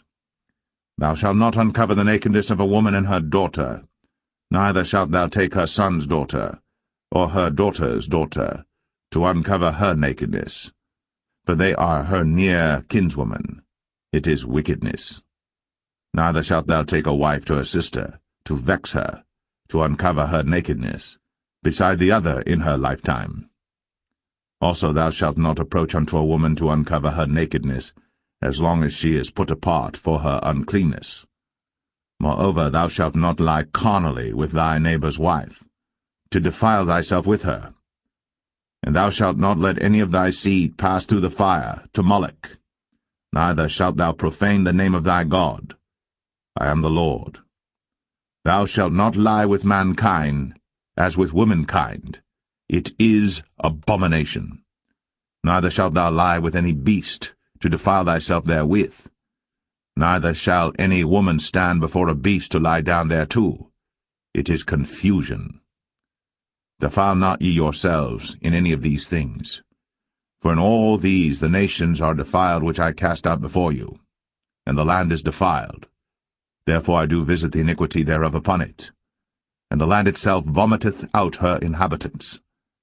Ye shall therefore keep my statutes and my judgments, and shall not commit any of these abominations, neither any of your own nation, nor any stranger that sojourneth among you. For all these abominations have the men of the land done, which were before you, and the land is defiled, that the land spew not you out also, when ye defile it, as it spewed out the nations that were before you. For whosoever shall commit any of these abominations, even the souls that commit them, shall be cut off from among their people. Therefore shall ye keep mine ordinance, that ye commit not any one of these abominable customs, which were committed before you, and that ye defile not yourselves therein. I am the Lord your God.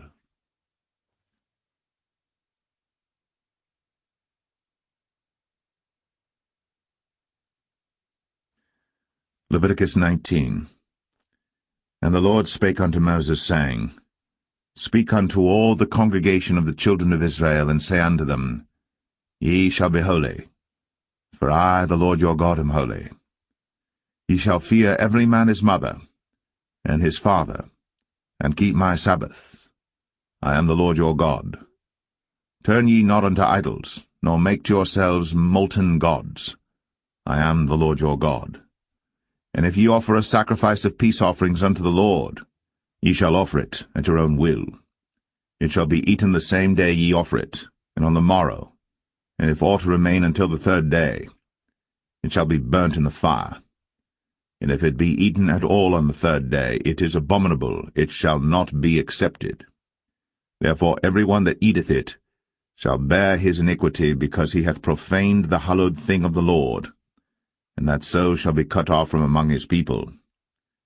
And when ye reap the harvest of your land, thou shalt not wholly reap the corners of thy field, neither shalt thou gather the gleanings of thy harvest.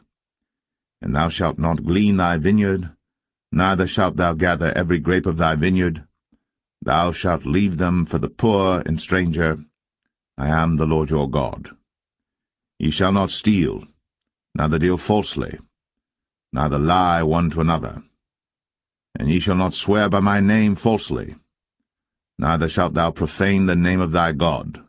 I am the Lord. Thou shalt not defraud thy neighbor, neither rob him. The wages of him that is hired shall not abide with thee all night until the morning. Thou shalt not curse the deaf, nor put a stumbling block before the blind, but shall fear thy God. I am the Lord. Ye shall do no unrighteousness in judgment. Thou shalt not respect the person of the poor, nor honor the person of the mighty, but in righteousness shalt thou judge thy neighbor. Thou shalt not go up and down as a talebearer among thy people, neither shalt thou stand against the blood of thy neighbor. I am the Lord. Thou shalt not hate thy brother in thine heart. Thou shalt in any wise rebuke thy neighbor, and not suffer sin upon him. Thou shalt not avenge, nor bear any grudge against the children of thy people, but thou shalt love thy neighbor as thyself. I am the Lord. Ye shall keep my statutes. Thou shalt not let thy cattle gender with a diverse kind. Thou shalt not sow thy field with mingled seed, neither shall a garment mingled of linen and woolen come upon thee. And whosoever lieth carnally with a woman that is a bondmaid, betrothed to an husband, and not at all redeemed, nor freedom given her, she shall be scourged. They shall not be put to death, because she was not free. And he shall bring his trespass offering unto the Lord, unto the door of the tabernacle of the congregation, even a ram for a trespass offering. And the priest shall make an atonement for him with the ram of the trespass offering before the Lord for his sin which he hath done, and the sin which he hath done shall be forgiven him.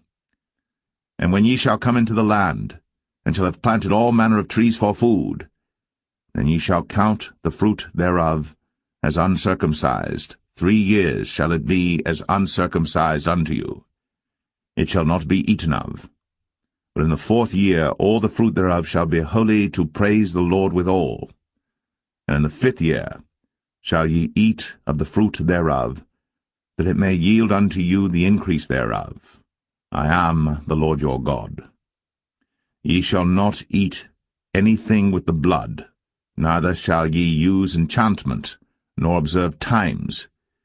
Ye shall not round the corners of your heads, neither shalt thou mar the corners of thy beard. Ye shall not make any cuttings in your flesh for the dead, nor print any marks upon you. I am the Lord. Do not prostitute thy daughter to cause her to be a whore, lest the land fall to whoredom, and the land become full of wickedness. Ye shall keep my Sabbaths, and reverence my sanctuary. I am the Lord. Regard not them that have familiar spirits, neither seek after wizards, to be defiled by them. I am the Lord your God. Thou shalt rise up before the hoary head, and honor the face of the old man, and fear thy God. I am the Lord. And if a stranger sojourn with thee in your land, ye shall not vex him. But the stranger that dwelleth with you shall be unto you as one born among you, and thou shalt love him as thyself. For ye were strangers in the land of Egypt. I am the Lord your God.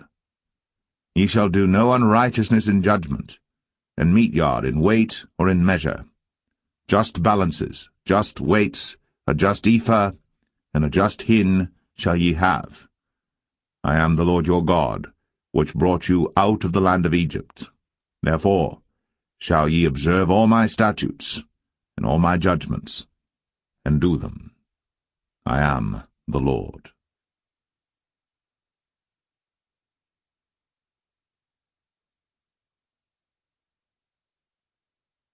Leviticus 20. And the Lord spake unto Moses, saying, Again, thou shalt say to the children of Israel, Whosoever he be of the children of Israel, or of the strangers that sojourn in Israel, that giveth any of his seed unto Moloch, he shall surely be put to death.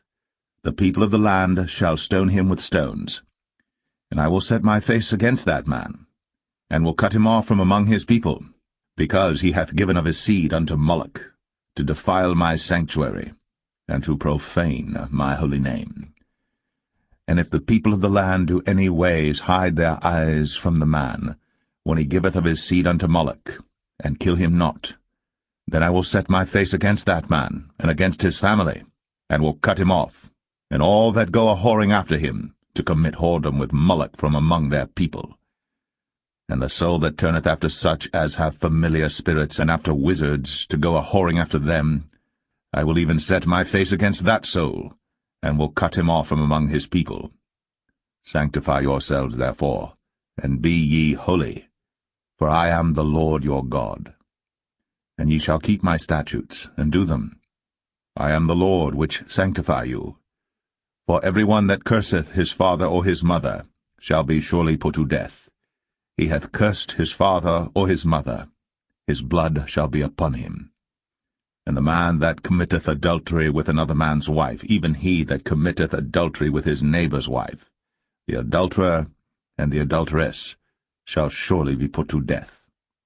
And the man that lieth with his father's wife hath uncovered his father's nakedness. Both of them shall surely be put to death. Their blood shall be upon them. And if a man lie with his daughter-in-law, both of them shall surely be put to death. They have wrought confusion. Their blood shall be upon them.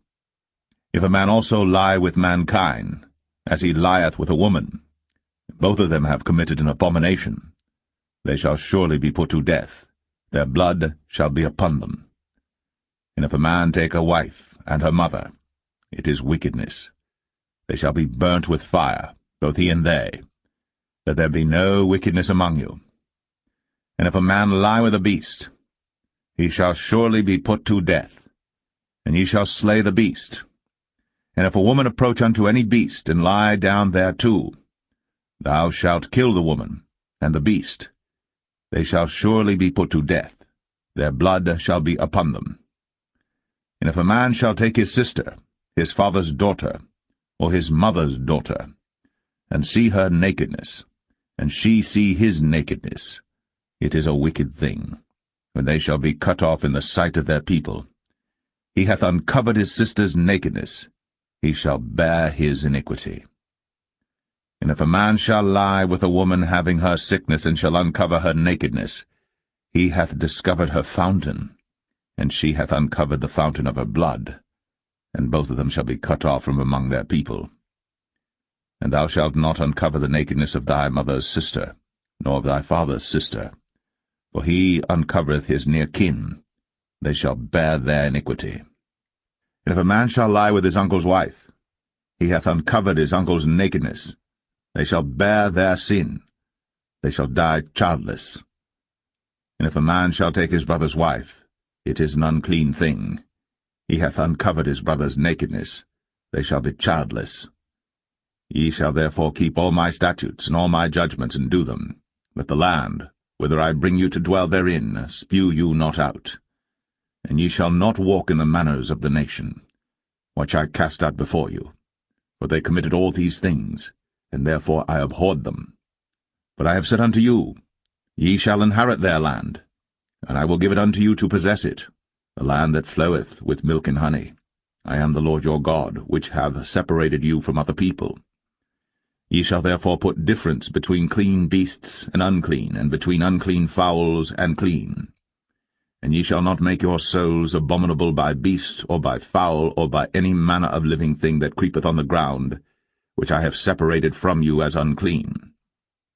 And ye shall be holy unto me, for I the Lord am holy, and have severed you from other people, that ye should be mine.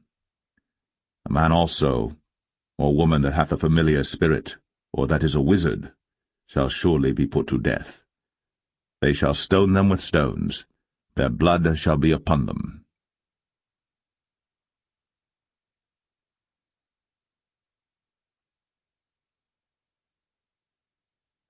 Leviticus 21. And the Lord said unto Moses, Speak unto the priests, the sons of Aaron, and say unto them, There shall none be defiled for the dead among his people. But for his kin that is near unto him, that is, for his mother, and for his father, and for his son, and for his daughter, and for his brother, and for his sister a virgin, that is nigh unto him, which hath had no husband, for her may he be defiled. But he shall not defile himself, being a chief man among his people, to profane himself. They shall not make baldness upon their head, neither shall they shave off the corner of their beard, nor make any cuttings in their flesh. They shall be holy unto their God, and not profane the name of their God, for the offerings of the Lord made by fire, and the bread of their God, they do offer, therefore they shall be holy. They shall not take a wife that is a whore, or profane, neither shall they take a woman put away from her husband, for he is holy unto his God. Thou shalt sanctify him therefore, for he offereth the bread of thy God. He shall be holy unto thee. For I, the Lord, which sanctify you, am holy. And the daughter of any priest, if she profane herself by playing the whore, she profaneth her father. She shall be burnt with fire. And he that is the high priest among his brethren, upon whose head the anointing oil was poured, and that is consecrated to put on the garments, shall not uncover his head nor rend his clothes. Neither shall he go into any dead body, nor defile himself for his father, or for his mother. Neither shall he go out of the sanctuary, nor profane the sanctuary of his God. For the crown of the anointing oil of his God is upon him. I am the Lord.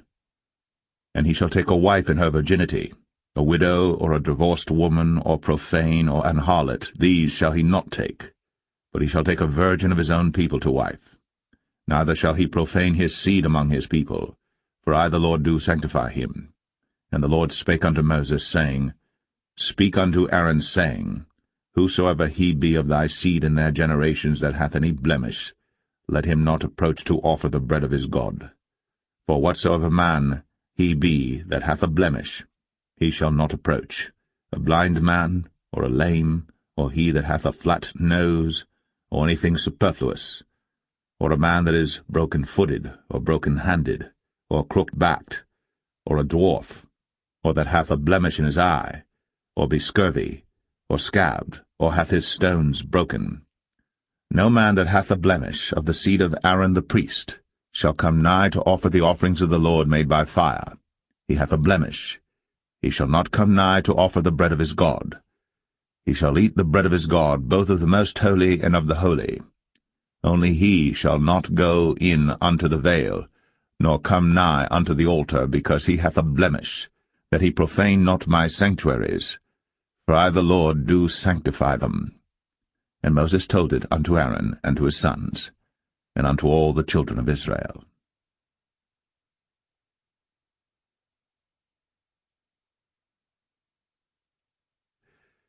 Leviticus 22. And the Lord spake unto Moses, saying, Speak unto Aaron and to his sons, that they separate themselves from the holy things of the children of Israel, and that they profane not my holy name in those things which they hallow unto me. I am the Lord. Say unto them, Whosoever he be of all your seed among your generations, that goeth unto the holy things, which the children of Israel hallow unto the Lord, having his uncleanness upon him, that soul shall be cut off from my presence. I am the Lord. What man soever of the seed of Aaron is a leper, or hath a running issue, he shall not eat of the holy things until he be clean. And whoso toucheth anything that is unclean by the dead, or a man whose seed goeth from him, or whosoever toucheth any creeping thing, whereby he may be made unclean, or a man of whom he may take uncleanness, whatsoever uncleanness he hath, the soul which hath touched any such shall be unclean until even, and shall not eat of the holy things, unless he wash his flesh with water. And when the sun is down, he shall be clean, and shall afterward eat of the holy things, because it is his food. That which dieth of itself, or is torn with beasts, he shall not eat to defile himself therewith. I am the Lord. They shall therefore keep mine ordinance, lest they bear sin for it, and die therefore if they profane it. I the Lord do sanctify them. There shall no stranger eat of the holy thing. A sojourner of the priest, or an hired servant, shall not eat of the holy thing. But if the priest buy any soul with his money, he shall eat of it. And he that is born in his house, they shall eat of his meat. If the priest's daughter also be married unto a stranger, she may not eat of an offering of the holy things. But if the priest's daughter be a widow, or divorced, and have no child, and is returned unto her father's house, as in her youth, she shall eat of her father's meat. But there shall no stranger eat thereof. And if a man eat of the holy thing unwittingly, then he shall put the fifth part thereof unto it, and shall give it unto the priest with the holy thing. And they shall not profane the holy things of the children of Israel, which they offer unto the Lord, or suffer them to bear the iniquity of trespass, when they eat their holy things. For I the Lord do sanctify them. And the Lord spake unto Moses, saying, Speak unto Aaron, and to his sons, and unto all the children of Israel, and say unto them, Whatsoever he be of the house of Israel, or of the strangers in Israel, that will offer his oblation for all his vows, and for all his freewill offerings, which they will offer unto the Lord for a burnt offering, ye shall offer at your own will a male without blemish, of the beeves, of the sheep, or of the goats. But whatsoever hath a blemish, that shall ye not offer, for it shall not be acceptable for you. And whosoever offereth a sacrifice of peace offerings unto the Lord to accomplish his vow, or a freewill offering in beeves or sheep, it shall be perfect to be accepted. There shall be no blemish therein. Blind, or broken, or maimed, or having a wen, or scurvy, or scabbed, ye shall not offer these unto the Lord, nor make an offering by fire of them upon the altar unto the Lord, either a bullock, or a lamb that hath anything superfluous or lacking in his parts, that mayest thou offer for a freewill offering, but for a vow it shall not be accepted. Ye shall not offer unto the Lord that which is bruised, or crushed, or broken, or cut. Neither shall ye make any offering thereof in your land. Neither from a stranger's hand shall ye offer the bread of your God of any of these, because their corruption is in them, and blemishes be in them. They shall not be accepted for you. And the Lord spake unto Moses, saying, When a bullock or a sheep or a goat is brought forth, then it shall be 7 days under the dam, and from the 8th day and thenceforth it shall be accepted for an offering made by fire unto the Lord. And whether it be cow or ewe, ye shall not kill it and her young both in 1 day. And when ye will offer a sacrifice of thanksgiving unto the Lord, offer it at your own will. On the same day it shall be eaten up. Ye shall leave none of it until the morrow. I am the Lord. Therefore shall ye keep my commandments, and do them. I am the Lord. Neither shall ye profane my holy name, but I will be hallowed among the children of Israel. I am the Lord which hallow you, that brought you out of the land of Egypt, to be your God. I am the Lord.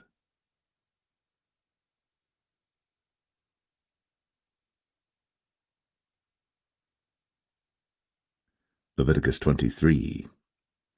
And the Lord spake unto Moses, saying, Speak unto the children of Israel, and say unto them, Concerning the feasts of the Lord, which ye shall proclaim to be holy convocations, even these are my feasts. 6 days shall work be done, but the 7th day is the Sabbath of rest, and holy convocation. Ye shall do no work therein. It is the Sabbath of the Lord in all your dwellings. These are the feasts of the Lord, even holy convocations, which ye shall proclaim in their seasons. In the 14th day of the first month at even is the Lord's Passover, and on the 15th day of the same month is the feast of unleavened bread unto the Lord. 7 days ye must eat unleavened bread. In the first day ye shall have an holy convocation. Ye shall do no servile work therein. But ye shall offer an offering made by fire unto the Lord 7 days. In the 7th day is an holy convocation. Ye shall do no servile work therein. And the Lord spake unto Moses, saying, Speak unto the children of Israel, and say unto them, When ye be come into the land which I give unto you, and shall reap the harvest thereof, then ye shall bring a sheaf of the first fruits of your harvest unto the priest. And he shall wave the sheaf before the Lord, to be accepted for you. On the morrow after the Sabbath the priest shall wave it. And ye shall offer that day, when ye wave the sheaf, an he-lamb without blemish of the first year for a burnt offering unto the Lord. And the meat offering thereof shall be 2/10 deals of fine flour mingled with oil, an offering made by fire unto the Lord for a sweet savour. And the drink offering thereof shall be of wine, the 4th part of an hin.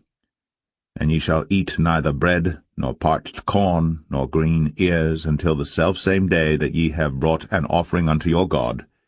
It shall be a statute for ever throughout your generations in all your dwellings.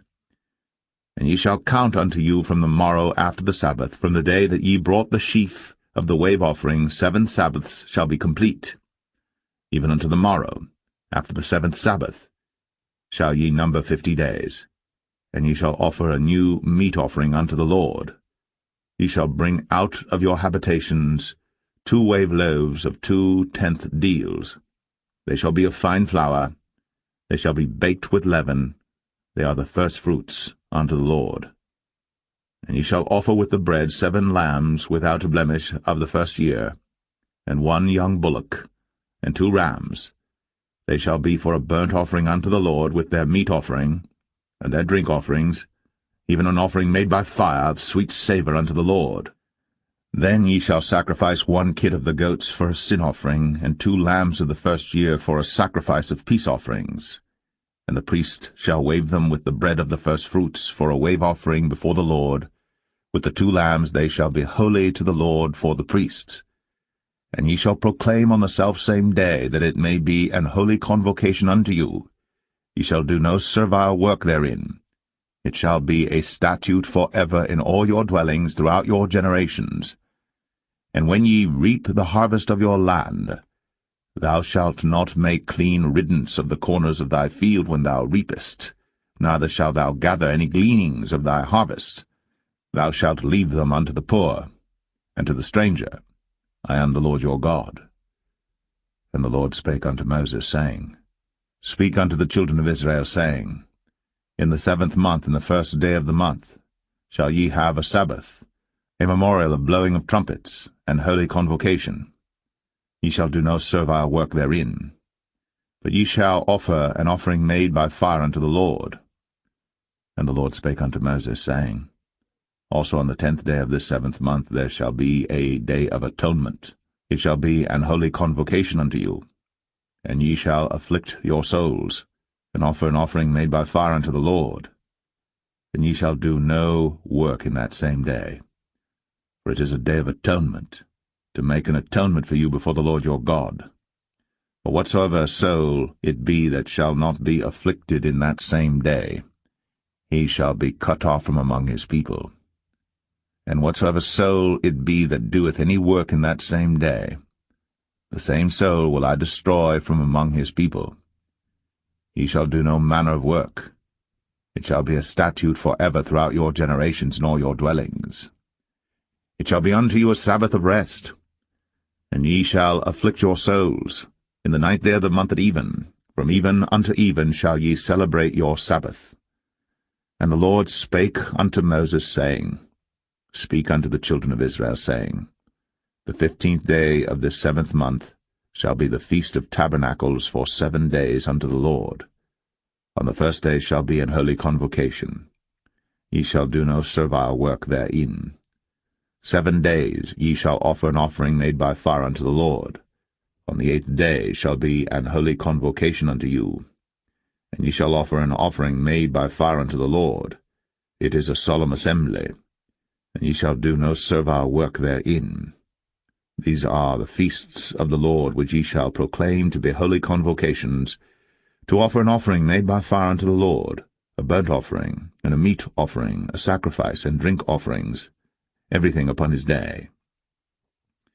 Beside the Sabbaths of the Lord, and beside your gifts, and beside all your vows, and beside all your free will offerings which ye give unto the Lord, also in the 15th day of the 7th month, when ye have gathered in the fruit of the land, ye shall keep a feast unto the Lord 7 days. On the 1st day shall be a Sabbath, and on the 8th day shall be a Sabbath. And ye shall take you on the 1st day the boughs of goodly trees, branches of palm trees, and the boughs of thick trees, and willows of the brook. And ye shall rejoice before the Lord your God 7 days. And ye shall keep it a feast unto the Lord 7 days in the year. It shall be a statute for ever in your generations. Ye shall celebrate it in the 7th month. Ye shall dwell in booths 7 days. All that are Israelites born shall dwell in booths. That your generations may know that I made the children of Israel to dwell in booths, when I brought them out of the land of Egypt. I am the Lord your God. And Moses declared unto the children of Israel the feasts of the Lord.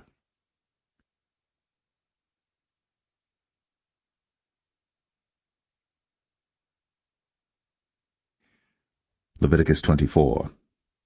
And the Lord spake unto Moses, saying, Command the children of Israel, that they bring unto thee pure oil olive beaten for the light, to cause the lamps to burn continually.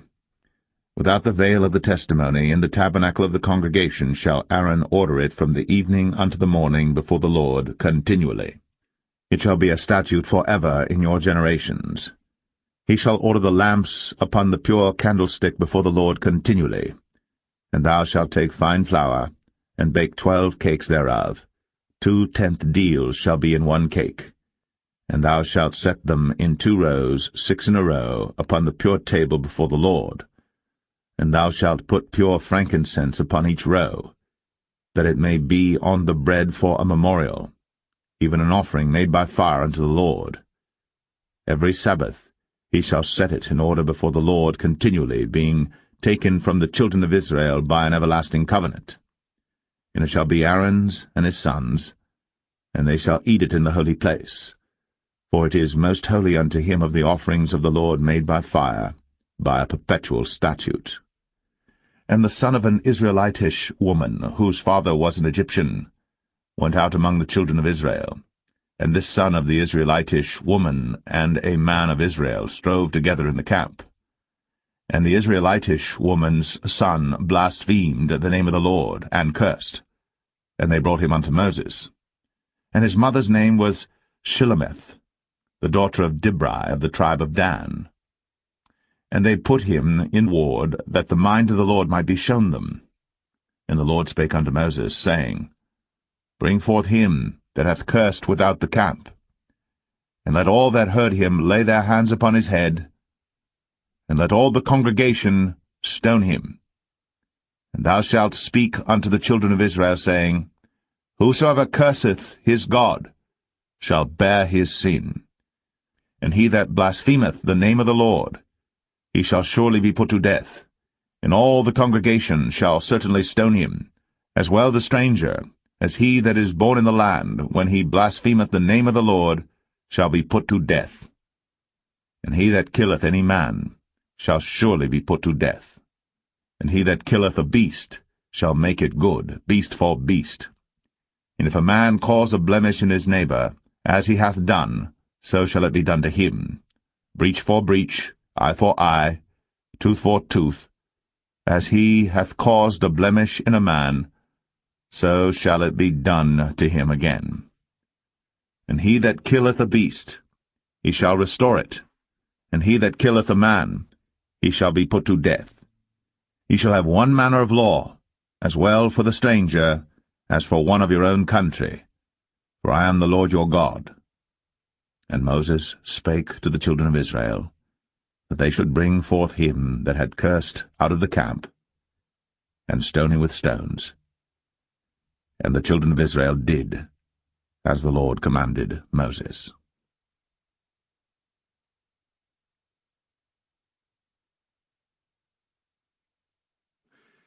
Leviticus 25.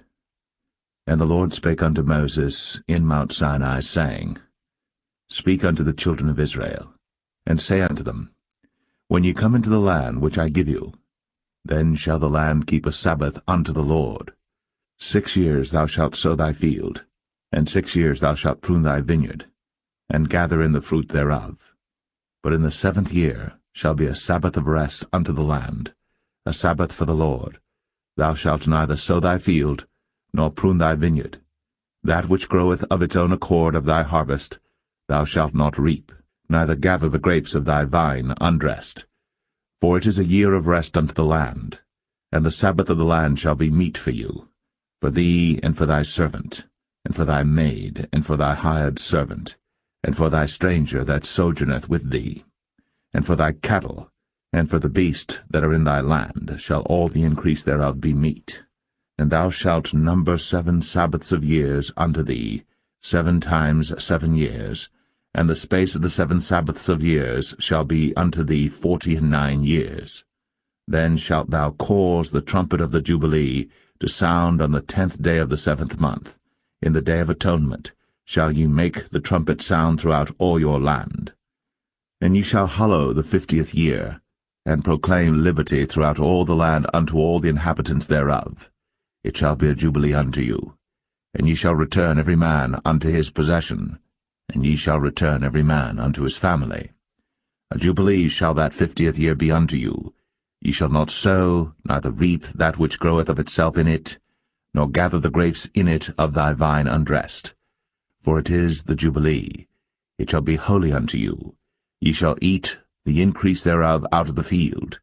In the year of this jubilee ye shall return every man unto his possession. And if thou sell aught unto thy neighbor, or buyest aught of thy neighbor's hand, ye shall not oppress one another.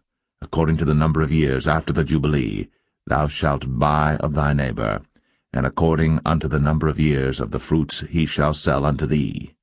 According to the multitude of years thou shalt increase the price thereof, and according to the fewness of years thou shalt diminish the price of it.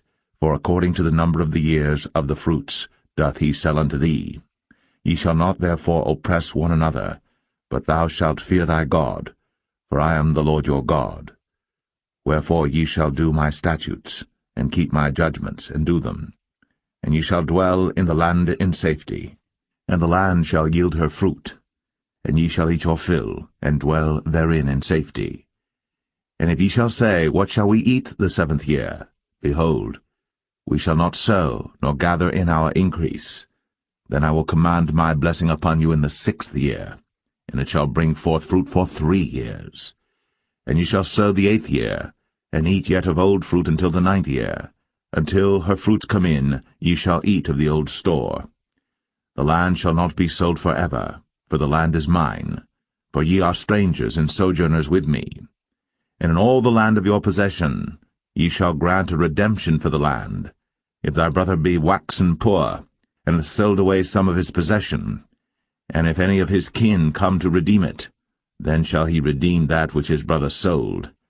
And if the man have none to redeem it, and himself be able to redeem it, then let him count the years of the sale thereof, and restore the overplus unto the man to whom he sold it, that he may return unto his possession. But if he be not able to restore it to him, then that which is sold shall remain in the hand of him that hath bought it until the year of Jubilee, and in the Jubilee it shall go out, and he shall return unto his possession. And if a man sell a dwelling house in a walled city, then he may redeem it within a whole year after it is sold. Within a full year may he redeem it. And if it be not redeemed within the space of a full year, then the house that is in the walled city shall be established for ever to him that bought it throughout his generations. It shall not go out in the Jubilee. But the houses of the villages which have no wall round about them shall be counted as the fields of the country. They may be redeemed, and they shall go out in the Jubilee. Notwithstanding the cities of the Levites, and the houses of the cities of their possession, may the Levites redeem at any time. And if a man purchase of the Levites, then the house that was sold, and the city of his possession, shall go out in the year of Jubilee, for the houses of the cities of the Levites are their possession among the children of Israel. But the field of the suburbs of their cities may not be sold, for it is their perpetual possession. And if thy brother be waxen poor, and fallen in decay with thee, then thou shalt relieve him, yea, though he be a stranger, or a sojourner, that he may live with thee. Take thou no usury of him, or increase, but fear thy God, that thy brother may live with thee. Thou shalt not give him thy money upon usury, nor lend him thy victuals for increase. I am the Lord your God, which brought you forth out of the land of Egypt, to give you the land of Canaan, and to be your God. And if thy brother that dwelleth by thee be waxen poor, and be sold unto thee, thou shalt not compel him to serve as a bondservant, but as an hired servant, and as a sojourner. He shall be with thee, and shall serve thee unto the year of Jubilee.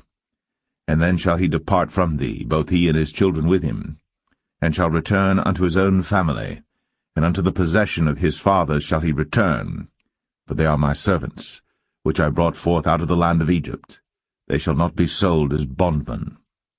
Thou shalt not rule over him with rigor, but shalt fear thy God. Both thy bondmen and thy bondmaids, which thou shalt have, shall be of the heathen that are round about you. Of them shall ye buy bondmen and bondmaids.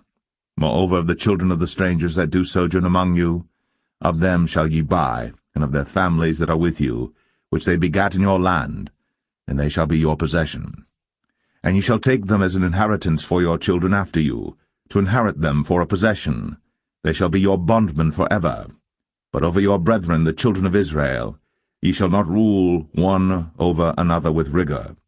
And if a sojourner or stranger wax rich by thee, and thy brother that dwelleth by him wax poor, and sell himself unto the stranger or sojourner by thee, or to the stock of the stranger's family, after that he is sold, he may be redeemed again. One of his brethren may redeem him. Either his uncle or his uncle's son may redeem him, or any that is nigh of kin unto him of his family may redeem him, or if he be able, he may redeem himself. And he shall reckon with him that bought him from the year that he was sold to him unto the year of Jubilee, and the price of his sale shall be according unto the number of years, according to the time of an hired servant shall it be with him. If there be yet many years behind, according unto them, he shall give again the price of his redemption out of the money that he was bought for. And if there remain but few years unto the year of Jubilee, then he shall count with him, and according unto his years shall he give him again the price of his redemption. And as a yearly hired servant shall he be with him, and the other shall not rule with rigor over him in thy sight. And if he be not redeemed in these years, then he shall go out in the year of Jubilee, both he and his children with him. For unto me the children of Israel are servants. They are my servants whom I brought forth out of the land of Egypt. I am the Lord your God.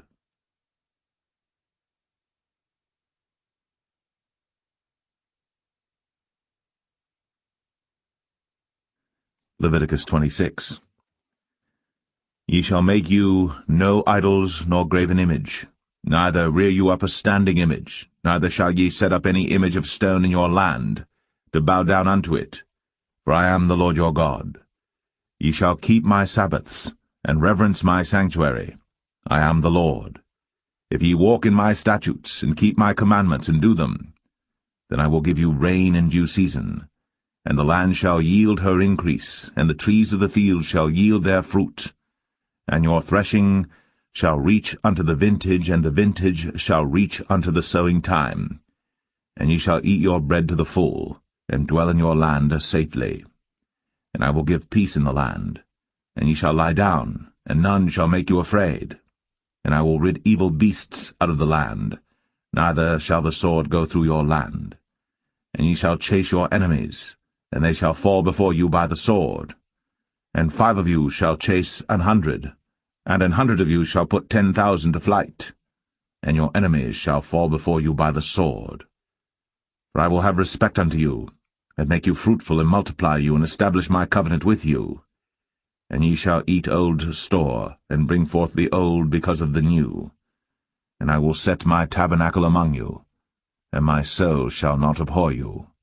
And I will walk among you, and will be your God, and ye shall be my people. I am the Lord your God, which brought you forth out of the land of Egypt, that ye should not be their bondmen. And I have broken the bands of your yoke, and made you go upright.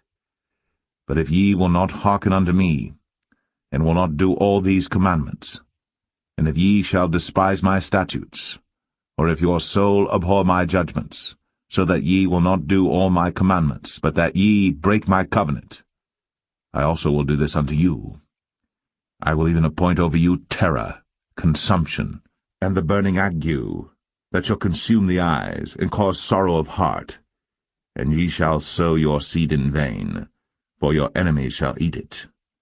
And I will set my face against you, and ye shall be slain before your enemies. They that hate you shall reign over you, and ye shall flee when none pursueth you. And if ye will not yet for all this hearken unto me, then I will punish you 7 times more for your sins. And I will break the pride of your power, and I will make your heaven as iron, and your earth as brass, and your strength shall be spent in vain. For your land shall not yield her increase, neither shall the trees of the land yield their fruits. And if ye walk contrary unto me, and will not hearken unto me, I will bring 7 times more plagues upon you according to your sins. I will also send wild beasts among you, which shall rob you of your children, and destroy your cattle, and make you few in number, and your highways shall be desolate. And if ye will not be reformed by me by these things, but will walk contrary unto me, then will I also walk contrary unto you, and will punish you yet 7 times for your sins. And I will bring a sword upon you, that shall avenge the quarrel of my covenant. And when ye are gathered together within your cities, I will send the pestilence among you, and ye shall be delivered into the hand of the enemy.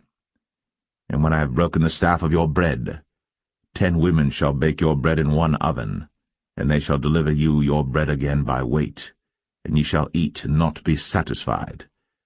And if ye will not for all this hearken unto me, but walk contrary unto me, then I will walk contrary unto you also in fury, and I, even I, will chastise you 7 times for your sins. And ye shall eat the flesh of your sons, and the flesh of your daughters shall ye eat.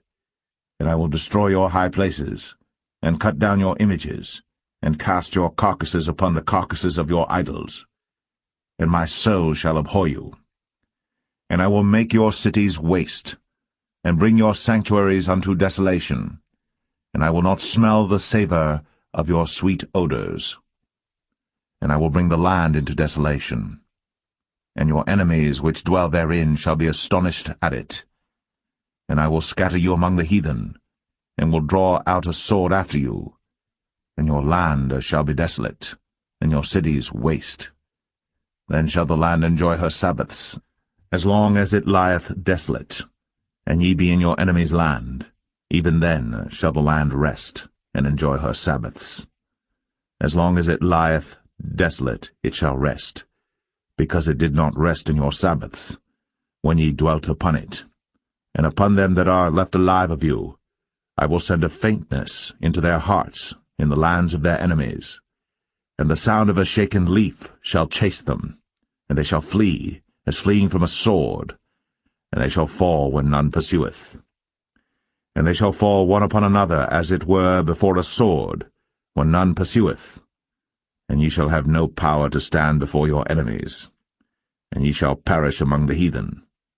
And the land of your enemies shall eat you up, and they that are left of you shall pine away in their iniquity in your enemies' lands, and also in the iniquities of their fathers shall they pine away with them, if they shall confess their iniquity, and the iniquity of their fathers, with their trespass which they trespassed against me, and that also they have walked contrary unto me, and that I also have walked contrary unto them, and have brought them into the land of their enemies.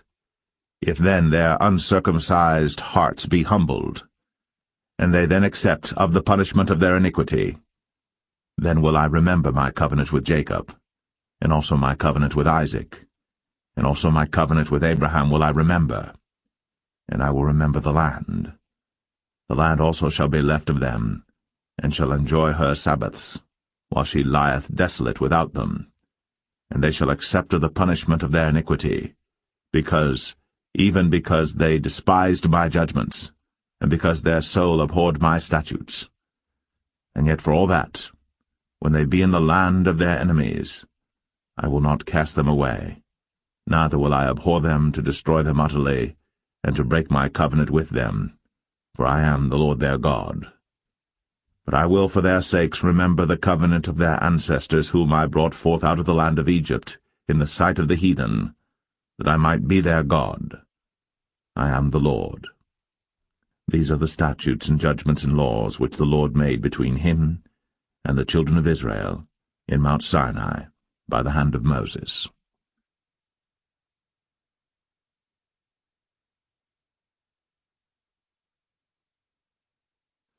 Leviticus 27. And the Lord spake unto Moses, saying, Speak unto the children of Israel, and say unto them, When a man shall make a singular vow, the person shall be for the Lord by thy estimation. And thy estimation shall be of the male from 20 years old even unto 60 years old. Even thy estimation shall be 50 shekels of silver after the shekel of the sanctuary. And if it be a female, then thy estimation shall be 30 shekels. And if it be from 5 years old even unto 20 years old, then thy estimation shall be of the male 20 shekels, and for the female 10 shekels. And if it be from a month old even unto 5 years old, then thy estimation shall be of the male 5 shekels of silver, and for the female thy estimation shall be 3 shekels of silver. And if it be from 60 years old and above, if it be a male, then thy estimation shall be 15 shekels, and for the female 10 shekels. But if he be poorer than thy estimation, then he shall present himself before the priest, and the priest shall value him, according to his ability that vowed shall the priest value him. And if it be a beast, whereof men bring an offering unto the Lord, all that any man giveth of such unto the Lord shall be holy. He shall not alter it, nor change it, a good for a bad, or a bad for a good.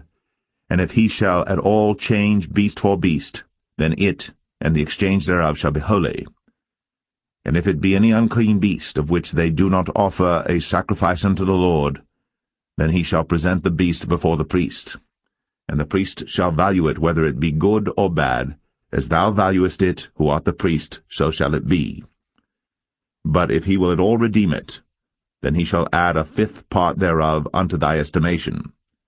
And when a man shall sanctify his house to be holy unto the Lord, then the priest shall estimate it, whether it be good or bad, as the priest shall estimate it, so shall it stand. And if he that sanctified it will redeem his house, then he shall add the 5th part of the money of thy estimation unto it, and it shall be his. And if a man shall sanctify unto the Lord some part of a field of his possession, then thy estimation shall be according to the seed thereof, and homer of barley seed shall be valued at 50 shekels of silver.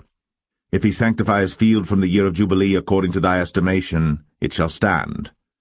But if he sanctify his field after the Jubilee, then the priest shall reckon unto him the money according to the years that remain, even unto the year of the Jubilee, and it shall be abated from thy estimation.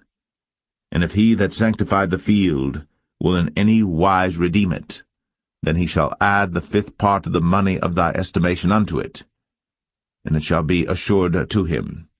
And if he will not redeem the field, or if he have sold the field to another man, it shall not be redeemed any more. But the field, when it goeth out in the Jubilee, shall be holy unto the Lord, as a field devoted. The possession thereof shall be the priest's. And if a man sanctify unto the Lord a field which he hath bought, which is not of the fields of his possession, then the priest shall reckon unto him the worth of thy estimation, even unto the year of the Jubilee, and he shall give thine estimation in that day as a holy thing unto the Lord. In the year of the Jubilee the field shall return unto him of whom it was bought, even to him to whom the possession of the land did belong. And all thy estimation shall be according to the shekel of the sanctuary. 20 gerahs shall be the shekel. Only the firstling of the beasts, which should be the Lord's firstling, no man shall sanctify it, whether it be ox or sheep, it is the Lord's. And if it be of an unclean beast, then he shall redeem it according to thine estimation, and shall add a fifth part of it thereto. Or if it be not redeemed, then it shall be sold according to thy estimation. Notwithstanding no devoted thing, that a man shall devote unto the Lord of all that he hath, both of man and beast, and of the field of his possession, shall be sold or redeemed. Every devoted thing is most holy unto the Lord. None devoted, which shall be devoted of men, shall be redeemed, but shall surely be put to death. And all the tithe of the land, whether of the seed of the land or of the fruit of the tree, is the Lord's. It is holy unto the Lord. And if a man will at all redeem aught of his tithes, he shall add thereto the fifth part thereof. And concerning the tithe of the herd or of the flock, even of whatsoever passeth under the rod, the tenth shall be holy unto the Lord. He shall not search whether it be good or bad, neither shall he change it. And if he change it at all, then both it and the change thereof shall be holy. It shall not be redeemed. These are the commandments which the Lord commanded Moses for the children of Israel in Mount Sinai.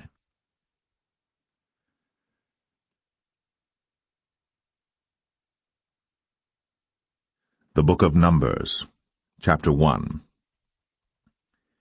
And the Lord spake unto Moses in the wilderness of Sinai, in the tabernacle of the congregation, on the first day of the 2nd month, in the 2nd year after they were come out of the land of Egypt, saying, Take ye the sum of all the congregation of the children of Israel, after their families, by the house of their fathers, with the number of their names, every male by their polls.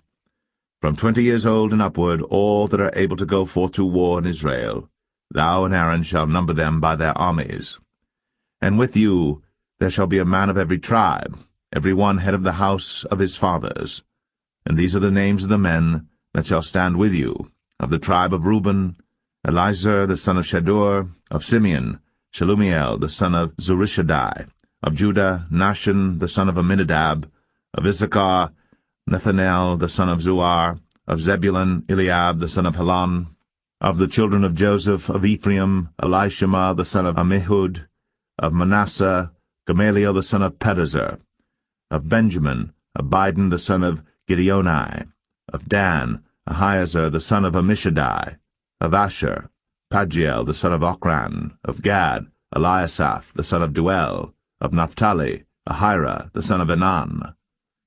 These were the renowned of the congregation, princes of the tribes of their fathers, heads of thousands in Israel. And Moses and Aaron took these men, which are expressed by their names, and they assembled all the congregation together on the first day of the 2nd month, and they declared their pedigrees after their families, by the house of their fathers, according to the number of the names, from 20 years old and upward, by their polls. As the Lord commanded Moses, so he numbered them in the wilderness of Sinai. And the children of Reuben, Israel's eldest son, by their generations, after their families, by the house of their fathers, according to the number of the names, by their polls, every male from 20 years old and upward, all that were able to go forth to war. Those that were numbered of them, even of the tribe of Reuben, were 46,500. Of the children of Simeon by their generations, after their families, by the house of their fathers, those that were numbered of them, according to the number of the names, by their polls, every male from 20 years old and upward, all that were able to go forth to war. Those that were numbered of them, even of the tribe of Simeon, were 59,300. Of the children of Gad, by their generations, after their families, by the house of their fathers, according to the number of the names, from 20 years old and upward, all that were able to go forth to war. Those that were numbered of them, even of the tribe of Gad, were 45,650. Of the children of Judah, by their generations, after their families, by the house of their fathers, according to the number of the names, from 20 years old and upward, all that were able to go forth to war. Those that were numbered of them, even of the tribe of Judah, were 314,600. Of the children of Issachar, by their generations, after their families, by the house of their fathers, according to the number of the names, from 20 years old and upward, all that were able to go forth to war. Those that were numbered of them, even of the tribe of Issachar, were 50,004,400. Of the children of Zebulun, by their generations, after their families, by the house of their fathers, according to the number of the names, from 20 years old and upward, all that were able to go forth to war, those that were numbered of them, even of the tribe of Zebulun, were 57,400. Of the children of Joseph, namely of the children of Ephraim, by their generations, after their families, by the house of their fathers, according to the number of the names, from 20 years old and upward, all that were able to go forth to war, those that were numbered of them, even of the tribe of Ephraim, were 40,500. Of the children of Manasseh, by their generations, after their families, by the house of their fathers, according to the number of the names, from 20 years old and upward, all that were able to go forth to war, those that were numbered of them, even of the tribe of Manasseh, were 32,200. Of the children of Benjamin, by their generations, after their families, by the house of their fathers, according to the number of the names, from 20 years old and upward, all that were able to go forth to war, those that were numbered of them, even of the tribe of Benjamin, were 35,400. Of the children of Dan, by their generations, after their families, by the house of their fathers, according to the number of the names, from 20 years old and upward, all that were able to go forth to war, those that were numbered of them, even of the tribe of Dan, were 62,700. Of the children of Asher, by their generations, after their families, by the house of their fathers, according to the number of the names, from 20 years old and upward, all that were able to go forth to war, those that were numbered of them, even of the tribe of Asher, were 41,500. Of the children of Naphtali, throughout their generations, after their families, by the house of their fathers, according to the number of the names, from 20 years old and upward, all that were able to go forth to war, those that were numbered of them, even of the tribe of Naphtali, were 53,400. These are those that were numbered, which Moses and Aaron numbered, and the princes of Israel, being 12 men, each one was for the house of his fathers. So were all those that were numbered of the children of Israel, by the house of their fathers, from 20 years old and upward, all that were able to go forth to war in Israel. Even all they that were numbered were 600,000 and 3,550. But the Levites after the tribe of their fathers were not numbered among them. For the Lord had spoken unto Moses, saying, Only thou shalt not number the tribe of Levi, neither take the sum of them among the children of Israel. But thou shalt appoint the Levites over the tabernacle of testimony, and over all the vessels thereof, and over all things that belong to it. They shall bear the tabernacle, and all the vessels thereof, and they shall minister unto it, and shall encamp round about the tabernacle. And when the tabernacle setteth forward, the Levites shall take it down.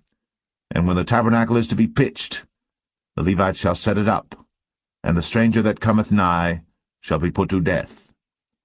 And the children of Israel shall pitch their tents, every man by his own camp, and every man by his own standard throughout their hosts. But the Levites shall pitch round about the tabernacle of testimony, that there be no wrath upon the congregation of the children of Israel, and the Levites shall keep the charge of the tabernacle of testimony. And the children of Israel did, according to all that the Lord commanded Moses. So did they.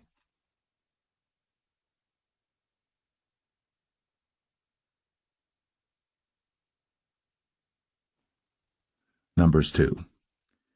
And the Lord spake unto Moses and unto Aaron, saying, Every man of the children of Israel shall pitch by his own standard, with the ensign of their father's house. Far off about the tabernacle of the congregation shall they pitch.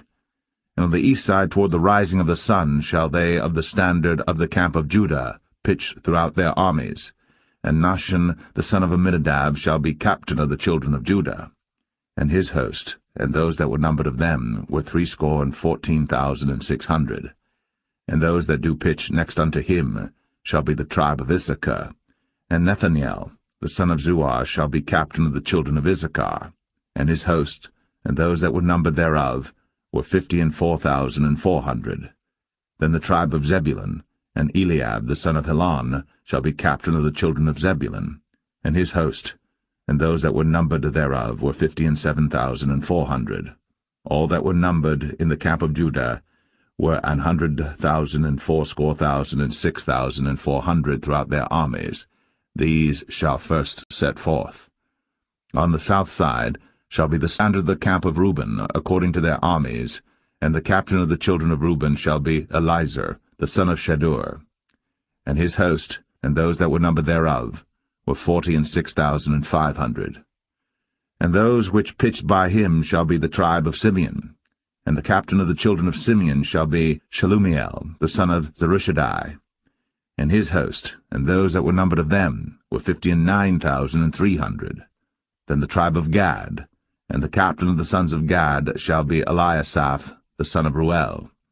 And his host, and those that were numbered of them, were 45,650. All that were numbered in the camp of Reuben were 100,050 and 1,450 throughout their armies, and they shall set forth in the second rank. Then the tabernacle of the congregation shall set forward with the camp of the Levites, in the midst of the camp, as they encamp, so shall they set forward, every man in his place by their standards. On the west side shall be the standard of the camp of Ephraim, according to their armies, and the captain of the sons of Ephraim shall be Elishama, the son of Ammihud. And his host, and those that were numbered of them, were 40,500. And by him shall be the tribe of Manasseh, and the captain of the children of Manasseh shall be Gamaliel, the son of Pedazur. And his host, and those that were numbered of them, were 32,200. Then the tribe of Benjamin, and the captain of the sons of Benjamin shall be Abidan, the son of Gideoni. And his host, and those that were numbered of them, were 35,400. All that were numbered of the camp of Ephraim were 100,000 and 8,000 and 100 throughout their armies, and they shall go forward in the third rank. The standard of the camp of Dan shall be on the north side by their armies, and the captain of the children of Dan shall be Ahiezer, the son of Ammishaddai.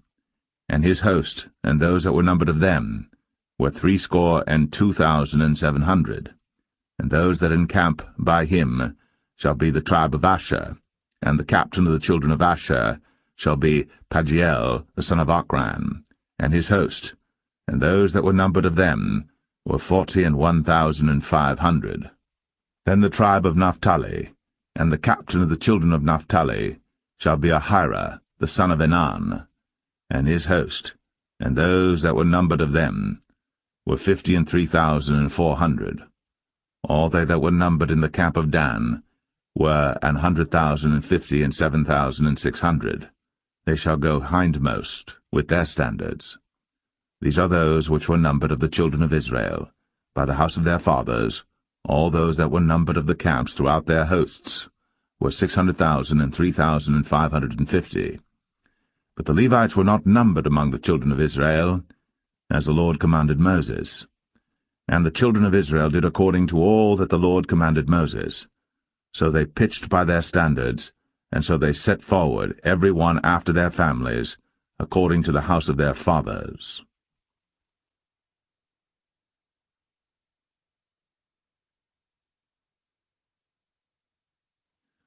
Numbers 3. These also are the generations of Aaron and Moses in the day that the Lord spake with Moses in Mount Sinai. And these are the names of the sons of Aaron: Nadab the firstborn, and Abihu, Eleazar, and Ithamar. These are the names of the sons of Aaron, the priests which were anointed, whom he consecrated to minister in the priest's office. And Nadab and Abihu died before the Lord, when they offered strange fire before the Lord in the wilderness of Sinai, and they had no children. And Eleazar and Ithamar ministered in the priest's office in the sight of Aaron their father. And the Lord spake unto Moses, saying, Bring the tribe of Levi near, and present them before Aaron the priest, that they may minister unto him. And they shall keep his charge, and the charge of the whole congregation before the tabernacle of the congregation, to do the service of the tabernacle. And they shall keep all the instruments of the tabernacle of the congregation, and the charge of the children of Israel, to do the service of the tabernacle. And thou shalt give the Levites unto Aaron, and to his sons. They are wholly given unto him out of the children of Israel. And thou shalt appoint Aaron and his sons, and they shall wait on their priest's office, and the stranger that cometh nigh shall be put to death. And the Lord spake unto Moses, saying, And I, behold, I have taken the Levites from among the children of Israel, instead of all the firstborn that openeth the matrix among the children of Israel. Therefore the Levites shall be mine. Because all the firstborn are mine, for on the day that I smote all the firstborn in the land of Egypt, I hallowed unto me all the firstborn in Israel, both man and beast. Mine shall they be. I am the Lord. And the Lord spake unto Moses in the wilderness of Sinai, saying, Number the children of Levi after the house of their fathers by their families. Every male from a month old and upward shalt thou number them. And Moses numbered them according to the word of the Lord, as he was commanded. And these were the sons of Levi by their names, Gershon and Kohath and Merari. And these are the names of the sons of Gershon by their families, Libni and Shimei. And the sons of Kohath by their families, Amram, and Izahar, Hebron, and Uzziel. And the sons of Merari by their families, Mahli and Mushai. These are the families of the Levites according to the house of their fathers. Of Gershon was the family of the Libnites, and the family of the Shimites. These are the families of the Gershonites. Those that were numbered of them, according to the number of all the males, from a month old and upward, even those that were numbered of them, were 7,500. The families of the Gershonites shall pitch behind the tabernacle westward. And the chief of the house of the father of the Gershonites shall be Eliasaph the son of Lael. And the charge of the sons of Gershon in the tabernacle of the congregation shall be the tabernacle, and the tent, the covering thereof, and the hanging for the door of the tabernacle of the congregation, and the hangings of the court, and the curtain for the door of the court which is by the tabernacle, and by the altar round about, and the cords of it for all the service thereof. And of Kohath was the family of the Amramites, and the family of the Isharites, and the family of the Hebronites, and the family of the Uzzielites. These are the families of the Kohathites. In the number of all the males from a month old and upward were 8,600, keeping the charge of the sanctuary. The families of the sons of Kohath shall pitch on the side of the tabernacle southward. And the chief of the house of the father of the families of the Kohathites shall be Elizaphan the son of Uzziel. And their charge shall be the ark, and the table, and the candlestick, and the altars, and the vessels of the sanctuary wherewith they minister, and the hanging, and all the service thereof. And Eleazar the son of Aaron the priest shall be chief over the chief of the Levites, and have the oversight of them that keep the charge of the sanctuary. Of Merari was the family of the Mahlites, and the family of the Mushites. These are the families of Merari. And those that were numbered of them, according to the number of all the males, from a month old and upward, were 6,200. And the chief of the house of the father of the families of Merari was Zuriel, the son of Abihail. These shall pitch on the side of the tabernacle northward. And under the custody and charge of the sons of Merari shall be the boards of the tabernacle, and the bars thereof, and the pillars thereof, and the sockets thereof, and all the vessels thereof, and all that serveth thereto, and the pillars of the court round about, and their sockets, and their pins, and their cords. But those that encamp before the tabernacle toward the east, even before the tabernacle of the congregation eastward, shall be Moses and Aaron and his sons, keeping the charge of the sanctuary for the charge of the children of Israel, and the stranger that cometh nigh shall be put to death. All that were numbered of the Levites, which Moses and Aaron numbered at the commandment of the Lord, throughout their families, all the males from a month old and upward, were 22,000. And the Lord said unto Moses, Number all the firstborn of the males of the children of Israel from a month old and upward, and take the number of their names. And thou shalt take the Levites for me, I am the Lord, instead of all the firstborn among the children of Israel, and the cattle of the Levites instead of all the firstlings among the cattle of the children of Israel. And Moses numbered, as the Lord commanded him, all the firstborn among the children of Israel, and all the firstborn males by the number of names, from a month old and upward, of those that were numbered of them, were 22,213. And the Lord spake unto Moses, saying, Take the Levites instead of all the firstborn among the children of Israel, and the cattle of the Levites instead of their cattle, and the Levites shall be mine. I am the Lord. And for those that are to be redeemed of the 213 of the firstborn of the children of Israel, which are more than the Levites, Thou shalt even take 5 shekels apiece by the pole. After the shekel of the sanctuary shalt thou take them. The shekel is 20 gerahs. And thou shalt give the money wherewith the odd number of them is to be redeemed, unto Aaron and to his sons. And Moses took the redemption money of them that were over and above them that were redeemed by the Levites. Of the firstborn of the children of Israel took he the money, 1,365 shekels, after the shekel of the sanctuary. And Moses gave the money of them that were redeemed unto Aaron and to his sons, according to the word of the Lord, as the Lord commanded Moses.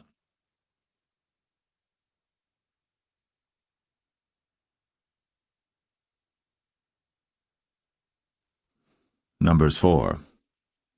And the Lord spake unto Moses and unto Aaron, saying, Take the sum of the sons of Kohath, from among the sons of Levi, after their families, by the house of their fathers, from 30 years old and upward, even until 50 years old, all that enter into the host, to do the work in the tabernacle of the congregation.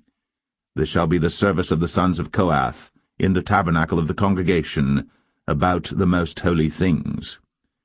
And when the camp setteth forward, Aaron shall come, and his sons, and they shall take down the covering veil, and cover the ark of the testimony with it, and shall put thereon the covering of badgers' skins, and shall spread over it a cloth wholly of blue, and shall put in the staves thereof. And upon the table of showbread they shall spread a cloth of blue, and put thereon the dishes, and the spoons, and the bowls, and covers to cover withal, and the continual bread shall be thereon. And they shall spread upon them a cloth of scarlet, and cover the same with the covering of badgers' skins, and shall put in the staves thereof. And they shall take a cloth of blue, and cover the candlestick of the light, and his lamps, and his tongs, and his snuff dishes, and all the oil vessels thereof, wherewith they minister unto it. And they shall put it and all the vessels thereof within a covering of badgers' skins, and shall put it upon a bar. And upon the golden altar they shall spread a cloth of blue, and cover it with a covering of badgers' skins, and shall put to the staves thereof. And they shall take all the instruments of ministry, wherewith they minister in the sanctuary, and put them in a cloth of blue, and cover them with a covering of badgers' skins, and shall put them on a bar. And they shall take away the ashes from the altar, and spread a purple cloth thereon. And they shall put upon it all the vessels thereof, wherewith they minister about it, even the censers, the fleshhooks, and the shovels, and the basins, all the vessels of the altar, and they shall spread upon it a covering of badgers' skins, and put to the staves of it. And when Aaron and his sons have made an end of covering the sanctuary, and all the vessels of the sanctuary as the camp is to set forward, after that the sons of Kohath shall come to bear it. But they shall not touch any holy thing, lest they die. These things are the burden of the sons of Kohath in the tabernacle of the congregation. And to the office of Eleazar the son of Aaron the priest pertaineth the oil for the light, and the sweet incense, and the daily meat offering, and the anointing oil, and the oversight of all the tabernacle, and of all that therein is, in the sanctuary, and in the vessels thereof. And the Lord spake unto Moses and unto Aaron, saying, Cut ye not off the tribe of the families of the Kohathites from among the Levites, but thus do unto them, that they may live and not die, when they approach unto the most holy things. Aaron and his sons shall go in, and appoint them every one to his service and to his burden. But they shall not go in to see when the holy things are covered, lest they die. And the Lord spake unto Moses, saying, Take also the sum of the sons of Gershon, throughout the houses of their fathers by their families. From 30 years old and upward until 50 years old shalt thou number them, all that enter in to perform the service, to do the work in the tabernacle of the congregation. This is the service of the families of the Gershonites, to serve and for burdens. And they shall bear the curtains of the tabernacle, and the tabernacle of the congregation, his covering, and the covering of the badger skins that is above upon it, and the hanging for the door of the tabernacle of the congregation, and the hangings of the court, and the hanging for the door of the gate of the court, which is by the tabernacle, and by the altar round about, and their cords, and all the instruments of their service, and all that is made for them, so shall they serve. At the appointment of Aaron and his sons, shall be all the service of the sons of the Gershonites, in all their burdens, and in all their service, and ye shall appoint unto them in charge all their burdens. This is the service of the families of the sons of Gershon, in the tabernacle of the congregation, and their charge shall be under the hand of Ithamar the son of Aaron the priest. As for the sons of Merari, thou shalt number them after their families by the house of their fathers. From 30 years old and upward, even unto 50 years old, shalt thou number them, every one that entereth into the service, to do the work of the tabernacle of the congregation. And this is the charge of their burden, according to all their service in the tabernacle of the congregation, the boards of the tabernacle, and the bars thereof, and the pillars thereof, and sockets thereof. And the pillars of the court round about, and their sockets, and their pins, and their cords, with all their instruments, and with all their service. And by name ye shall reckon the instruments of the charge of their burden. This is the service of the families of the sons of Merari, according to all their service, in the tabernacle of the congregation under the hand of Ithamar the son of Aaron the priest. And Moses and Aaron, and the chief of the congregation numbered the sons of the Kohathites after their families, and after the house of their fathers, from 30 years old and upward, even unto 50 years old, every one that entereth into the service, for the work in the tabernacle of the congregation. And those that were numbered of them by their families were 2,750.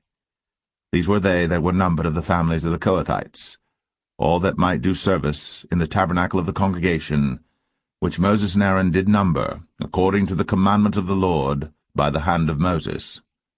And those that were numbered of the sons of Gershon throughout their families and by the house of their fathers, from 30 years old and upward, even unto 50 years old, every one that entereth into the service, for the work in the tabernacle of the congregation, even those that were numbered of them throughout their families by the house of their fathers, were 2,630. These are they that were numbered of the families of the sons of Gershon, of all that might do service in the tabernacle of the congregation, whom Moses and Aaron did number according to the commandment of the Lord. And those that were numbered of the families of the sons of Merari throughout their families by the house of their fathers, from 30 years old and upward, even unto 50 years old, every one that entereth into the service, for the work in the tabernacle of the congregation, even those that were numbered of them after their families were 3,200. These be those that were numbered of the families of the sons of Merari, whom Moses and Aaron numbered according to the word of the Lord by the hand of Moses. All those that were numbered of the Levites, whom Moses and Aaron and the chief of Israel numbered, after their families, and after the house of their fathers, from 30 years old and upward, even unto 50 years old, every one that came to do the service of the ministry, and the service of the burden in the tabernacle of the congregation. Even those that were numbered of them were 8,580. According to the commandment of the Lord they were numbered by the hand of Moses, every one according to his service, and according to his burden. Thus were they numbered of him, as the Lord commanded Moses.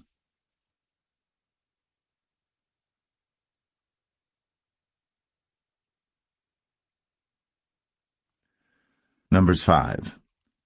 And the Lord spake unto Moses, saying, Command the children of Israel, that they put out of the camp every leper, and every one that hath an issue, and whosoever is defiled by the dead.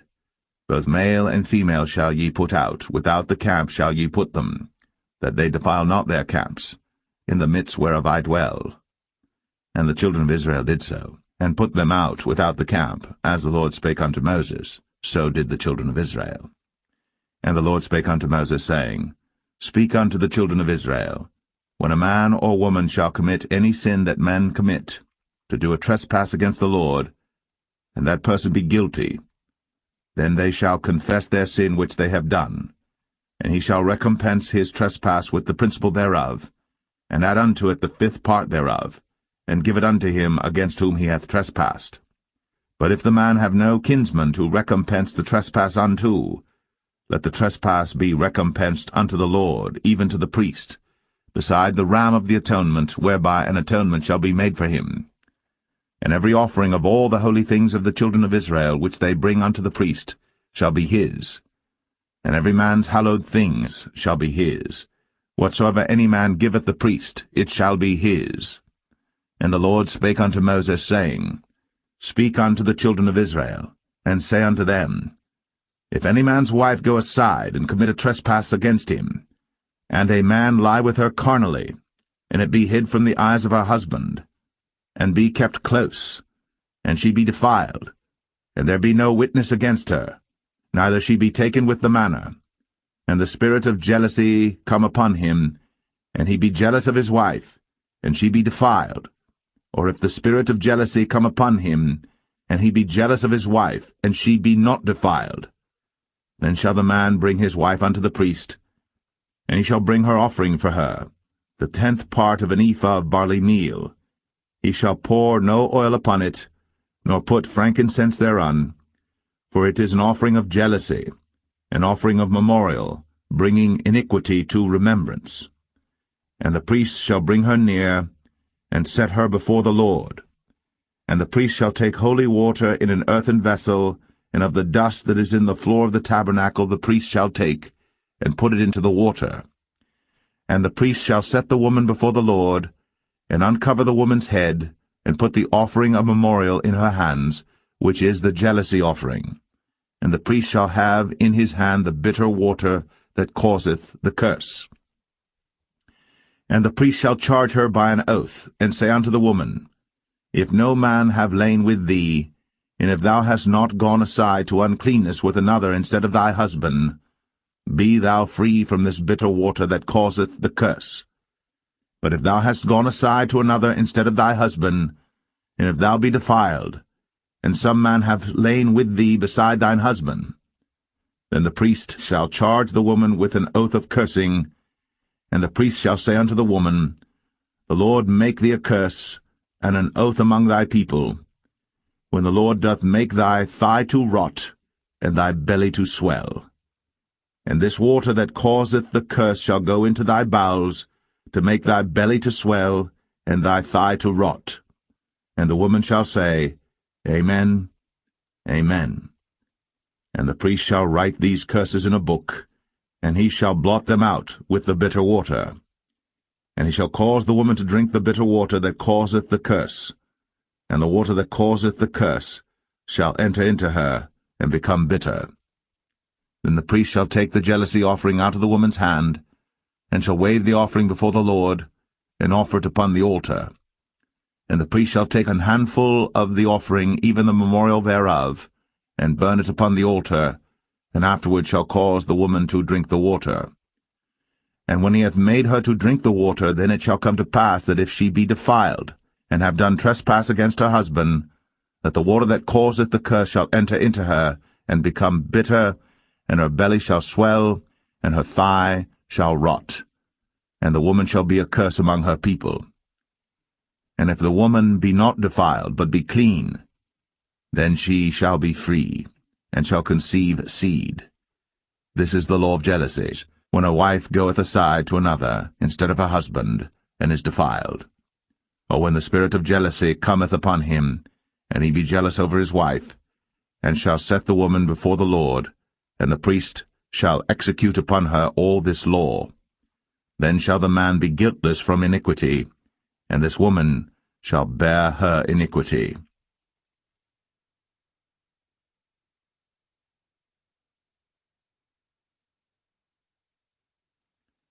Number 6. And the Lord spake unto Moses, saying, Speak unto the children of Israel, and say unto them, When either man or woman shall separate themselves to vow a vow of a Nazarite, to separate themselves unto the Lord, he shall separate himself from wine and strong drink, and shall drink no vinegar of wine, or vinegar of strong drink. Neither shall he drink any liquor of grapes, nor eat moist grapes or dried.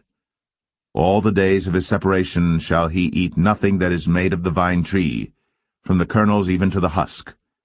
All the days of the vow of his separation there shall no razor come upon his head, until the days be fulfilled, in the which he separateth himself unto the Lord. He shall be holy, that he separateth himself unto the Lord, he shall come at no dead body. He shall not make himself unclean for his father, or for his mother, for his brother, or for his sister when they die, because the consecration of his God is upon his head. All the days of his separation he is holy unto the Lord. And if any man die very suddenly by him, and he hath defiled the head of his consecration, then he shall shave his head in the day of his cleansing, on the 7th day shall he shave it. And on the 8th day he shall bring 2 turtles, or 2 young pigeons, to the priest, to the door of the tabernacle of the congregation, and the priest shall offer the one for a sin offering, and the other for and make an atonement for him, for that he sinned, and shall hallow his head that same day. And he shall consecrate unto the Lord the days of his separation, and shall bring a lamb of the first year for a trespass offering, but the days that were before shall be lost, because his separation was defiled. And this is the law of the Nazarite. When the days of his separation are fulfilled, he shall be brought unto the door of the tabernacle of the congregation, and he shall offer his offering unto the Lord, 1 he-lamb of the first year without blemish for a burnt offering, and 1 ewe-lamb of the first year without blemish for a sin offering, and 1 ram without blemish for peace offerings, and a basket of unleavened bread, cakes of fine flour mingled with oil, and wafers of unleavened bread anointed with oil, and their meat offering, and their drink offerings. And the priest shall bring them before the Lord, and shall offer his sin offering and his burnt offering. And he shall offer the ram for a sacrifice of peace offerings unto the Lord, with the basket of unleavened bread. The priest shall offer also his meat offering and his drink offering. And the Nazarite shall shave the head of his separation at the door of the tabernacle of the congregation, and shall take the hair of the head of his separation, and put it in the fire which is under the sacrifice of the peace offerings. And the priest shall take the sodden shoulder of the ram, and 1 unleavened cake out of the basket, and 1 unleavened wafer, and shall put them upon the hands of the Nazarite, after the hair of his separation is shaven. And the priest shall wave them for a wave offering before the Lord. This is holy for the priest, with the wave breast and heave shoulder. And after that the Nazarite may drink wine. This is the law of the Nazarite who hath vowed, and of his offering unto the Lord for his separation, beside that his hand shall get, according to the vow which he vowed, so he must do after the law of his separation. And the Lord spake unto Moses, saying, Speak unto Aaron and unto his sons, saying, On this wise ye shall bless the children of Israel, saying unto them, The Lord bless thee, and keep thee. The Lord make his face shine upon thee, and be gracious unto thee. The Lord lift up his countenance upon thee, and give thee peace. And they shall put my name upon the children of Israel, and I will bless them.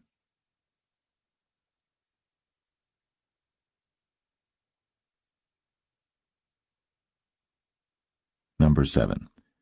And it came to pass on the day that Moses had fully set up the tabernacle, and had anointed it, and sanctified it, and all the instruments thereof, both the altar and all the vessels thereof, and had anointed them and sanctified them, that the princes of Israel, heads of the house of their fathers, who were the princes of the tribes, and were over them that were numbered, offered.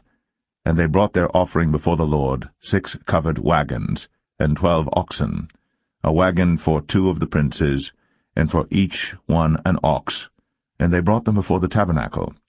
And the Lord spake unto Moses, saying, Take it of them, that they may be to do the service of the tabernacle of the congregation, and thou shalt give them unto the Levites, to every man according to his service. And Moses took the wagons and the oxen, and gave them unto the Levites.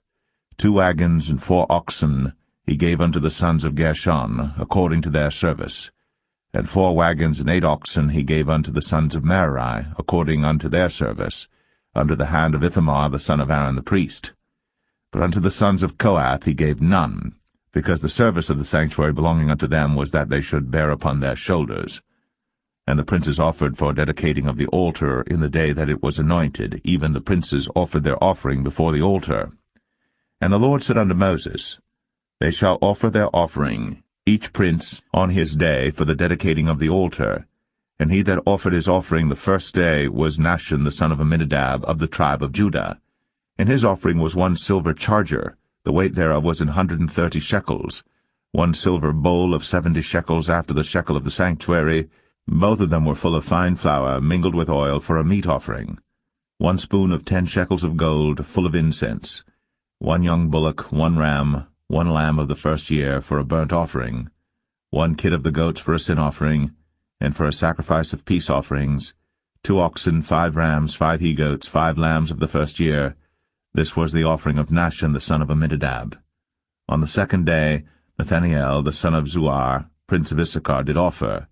He offered for his offering 1 silver charger, the weight whereof was 130 shekels, 1 silver bowl of 70 shekels after the shekel of the sanctuary, both of them full of fine flour mingled with oil for a meat offering, 1 spoon of gold of 10 shekels full of incense, 1 young bullock, 1 ram, 1 lamb of the first year for a burnt offering, 1 kid of the goats for a sin offering, and for a sacrifice of peace offerings 2 oxen, 5 rams, 5 he-goats, 5 lambs of the first year. This was the offering of Nathaniel the son of Zuar. On the third day Eliab the son of Helon, prince of the children of Zebulun, did offer. His offering was 1 silver charger, the weight whereof was 130 shekels, 1 silver bowl of 70 shekels after the shekel of the sanctuary, both of them full of fine flour mingled with oil for a meat offering, 1 golden spoon of 10 shekels full of incense, 1 young bullock, 1 ram, 1 lamb of the first year for a burnt offering, 1 kid of the goats for a sin offering, and for a sacrifice of peace offerings 2 oxen, 5 rams, 5 he-goats, 5 lambs of the first year.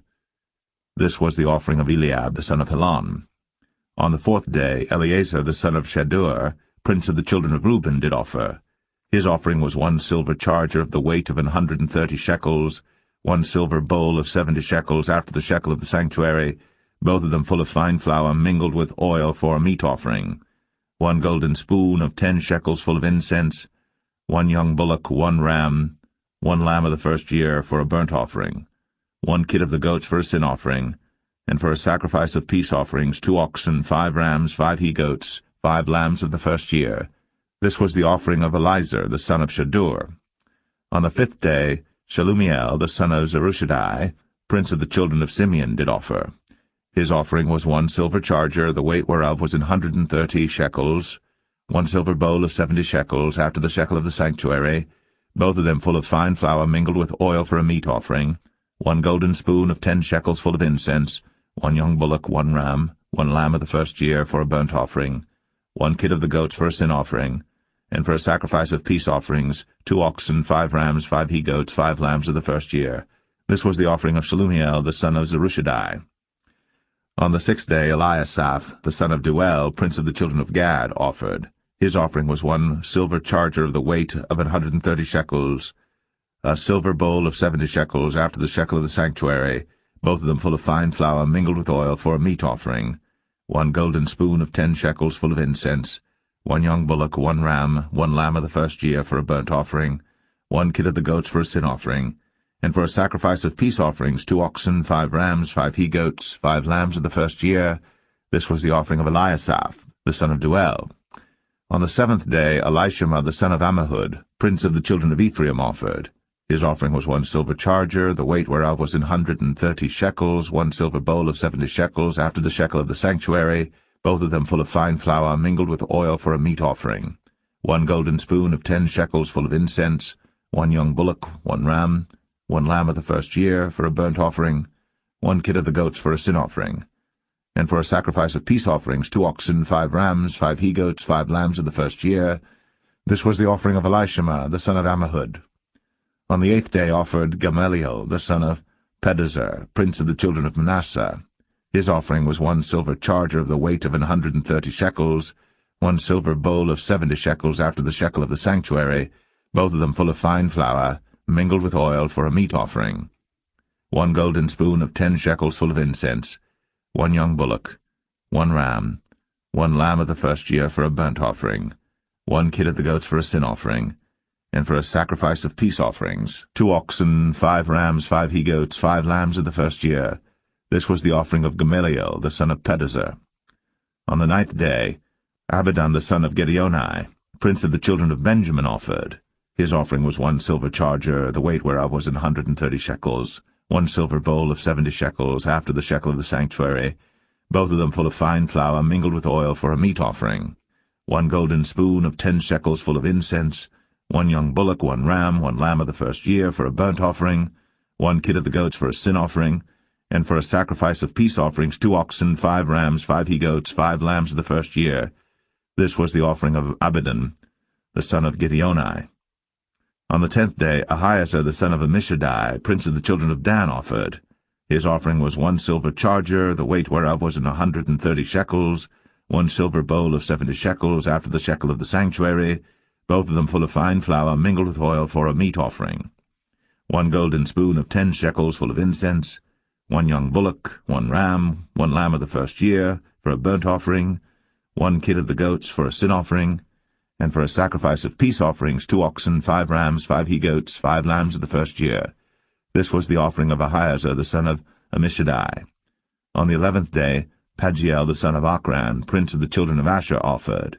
His offering was 1 silver charger, the weight whereof was 130 shekels, 1 silver bowl of 70 shekels, after the shekel of the sanctuary, both of them full of fine flour mingled with oil for a meat offering, 1 golden spoon of 10 shekels full of incense, 1 young bullock, 1 ram, 1 lamb of the first year for a burnt offering, 1 kid of the goats for a sin offering, and for a sacrifice of peace offerings 2 oxen, 5 rams, 5 he-goats, 5 lambs of the first year. This was the offering of Pagiel the son of Ochran. On the 12th day Ahira the son of Anan, prince of the children of Naphtali, offered.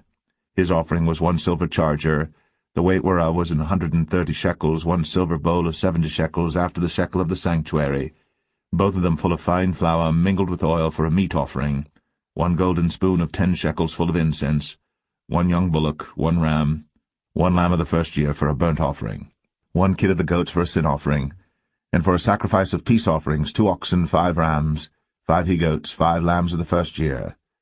This was the offering of Ahira the son of Anan. This was the dedication of the altar in the day when it was anointed by the princes of Israel, 12 chargers of silver, 12 silver bowls, 12 spoons of gold, each charger of silver weighing 130 shekels, each bowl 70, all the silver vessels weighed 2,400 shekels, after the shekel of the sanctuary. The golden spoons were 12, full of incense, weighing 10 shekels apiece, after the shekel of the sanctuary. All the gold of the spoons was 120 shekels. All the oxen for the burnt offering were 12 bullocks, the rams 12, the lambs of the first year 12, with their meat offering, and the kids of the goats for sin offering 12. And all the oxen for the sacrifice of the peace offerings were 24 bullocks, the rams 60, the he-goats 60, the lambs of the first year 60. This was the dedication of the altar. After that it was anointed. And when Moses was gone into the tabernacle of the congregation to speak with him, then he heard the voice of one speaking unto him from off the mercy seat, that was upon the ark of testimony, from between the 2 cherubims, and he spake unto him.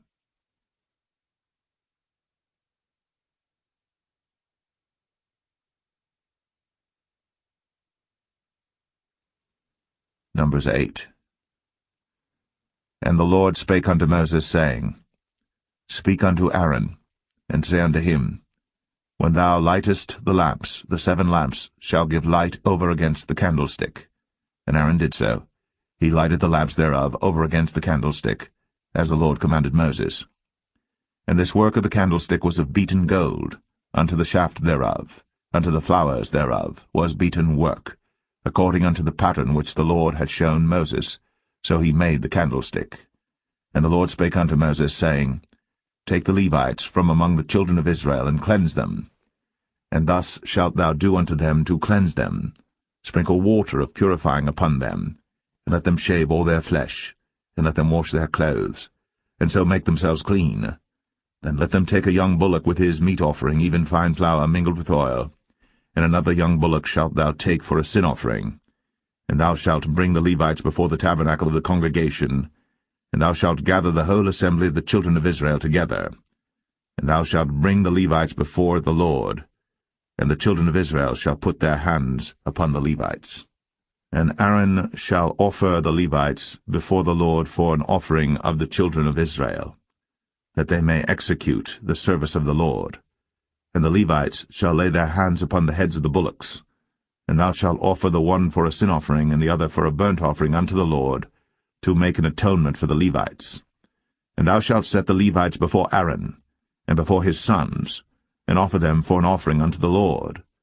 Thus shalt thou separate the Levites from among the children of Israel, and the Levites shall be mine. And after that shall the Levites go in to do the service of the tabernacle of the congregation, and thou shalt cleanse them and offer them for an offering. For they are wholly given unto me from among the children of Israel, instead of such as open every womb, even instead of the firstborn of all the children of Israel, have I taken them unto me. For all the firstborn of the children of Israel are mine, both man and beast. On the day that I smote every firstborn in the land of Egypt, I sanctified them for myself. And I have taken the Levites for all the firstborn of the children of Israel. And I have given the Levites as a gift to Aaron and to his sons from among the children of Israel, to do the service of the children of Israel in the tabernacle of the congregation, and to make an atonement for the children of Israel, that there be no plague among the children of Israel, when the children of Israel come nigh unto the sanctuary. And Moses and Aaron and all the congregation of the children of Israel did to the Levites according unto all that the Lord commanded Moses concerning the Levites. So did the children of Israel unto them. And the Levites were purified, and they washed their clothes, and Aaron offered them as an offering before the Lord. And Aaron made an atonement for them to cleanse them. And after that went the Levites in to do their service in the tabernacle of the congregation before Aaron, and before his sons, as the Lord had commanded Moses concerning the Levites, so did they unto them. And the Lord spake unto Moses, saying, This is it that belongeth unto the Levites. From 25 years old and upward they shall go in to wait upon the service of the tabernacle of the congregation. And from the age of 50 years they shall cease waiting upon the service thereof, and shall serve no more, but shall minister with their brethren in the tabernacle of the congregation, to keep the charge, and shall do no service. Thus shalt thou do unto the Levites touching their charge.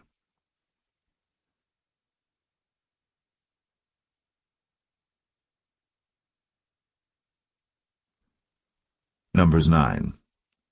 And the Lord spake unto Moses in the wilderness of Sinai, in the first month of the 2nd year, after they were come out of the land of Egypt, saying, Let the children of Israel also keep the Passover at his appointed season. In the 14th day of this month, at even, ye shall keep it in his appointed season, according to all the rites of it, and according to all the ceremonies thereof, shall ye keep it. And Moses spake unto the children of Israel, that they should keep the Passover. And they kept the Passover on the 14th day of the first month, at even, in the wilderness of Sinai, according to all that the Lord commanded Moses, so did the children of Israel. And there were certain men, who were defiled by the dead body of a man, that they could not keep the Passover on that day. And they came before Moses and before Aaron on that day. And those men said unto him, We are defiled by the dead body of a man. Wherefore are we kept back, that we may not offer an offering of the Lord in his appointed season among the children of Israel? And Moses said unto them, Stand still, and I will hear what the Lord will command concerning you. And the Lord spake unto Moses, saying, Speak unto the children of Israel, saying, If any man of you or of your posterity shall be unclean by reason of a dead body, or be in a journey afar off, yet he shall keep the Passover unto the Lord. The 14th day of the 2nd month at even they shall keep it, and eat it with unleavened bread and bitter herbs. They shall leave none of it unto the morning, nor break any bone of it. According to all the ordinances of the Passover they shall keep it. But the man that is clean, and is not in a journey, and forbeareth to keep the Passover, even the same soul shall be cut off from among his people, because he brought not the offering of the Lord in his appointed season. That man shall bear his sin. And if a stranger shall sojourn among you, and will keep the Passover unto the Lord, according to the ordinance of the Passover, and according to the manner thereof, so shall he do. Ye shall have one ordinance, both for the stranger and for him that was born in the land. And on the day that the tabernacle was reared up, the cloud covered the tabernacle, namely, the tent of the testimony. And at even there was upon the tabernacle as it were the appearance of fire until the morning. So it was always. The cloud covered it by day, and the appearance of fire by night. And when the cloud was taken up from the tabernacle, then after that the children of Israel journeyed. In the place where the cloud abode, there the children of Israel pitched their tents. At the commandment of the Lord the children of Israel journeyed, and at the commandment of the Lord they pitched. As long as the cloud abode upon the tabernacle, they rested in their tents. And when the cloud tarried long upon the tabernacle many days, then the children of Israel kept the charge of the Lord, and journeyed not. And so it was, when the cloud was a few days upon the tabernacle, according to the commandment of the Lord, they abode in their tents, and according to the commandment of the Lord they journeyed.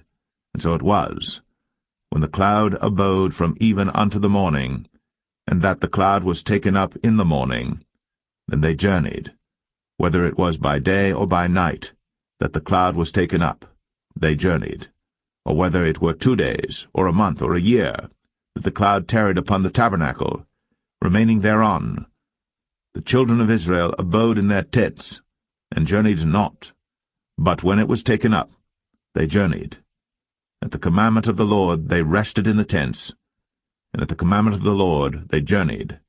They kept the charge of the Lord, at the commandment of the Lord, by the hand of Moses.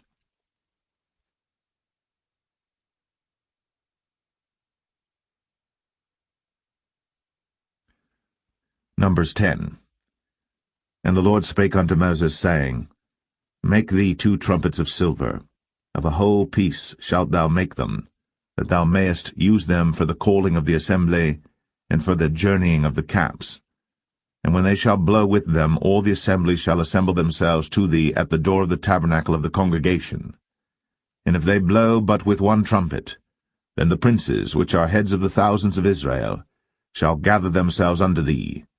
When ye blow an alarm, then the camps that lie on the east parts shall go forward. When ye blow an alarm the 2nd time, then the camps that lie on the south side shall take their journey. They shall blow an alarm for their journeys. But when the congregation is to be gathered together, ye shall blow, but ye shall not sound an alarm. And the sons of Aaron the priests shall blow with the trumpets, and they shall be to you for an ordinance forever throughout your generations. And if ye go to war in your land against the enemy that oppresseth you, then ye shall blow an alarm with the trumpets, and ye shall be remembered before the Lord your God, and ye shall be saved from your enemies.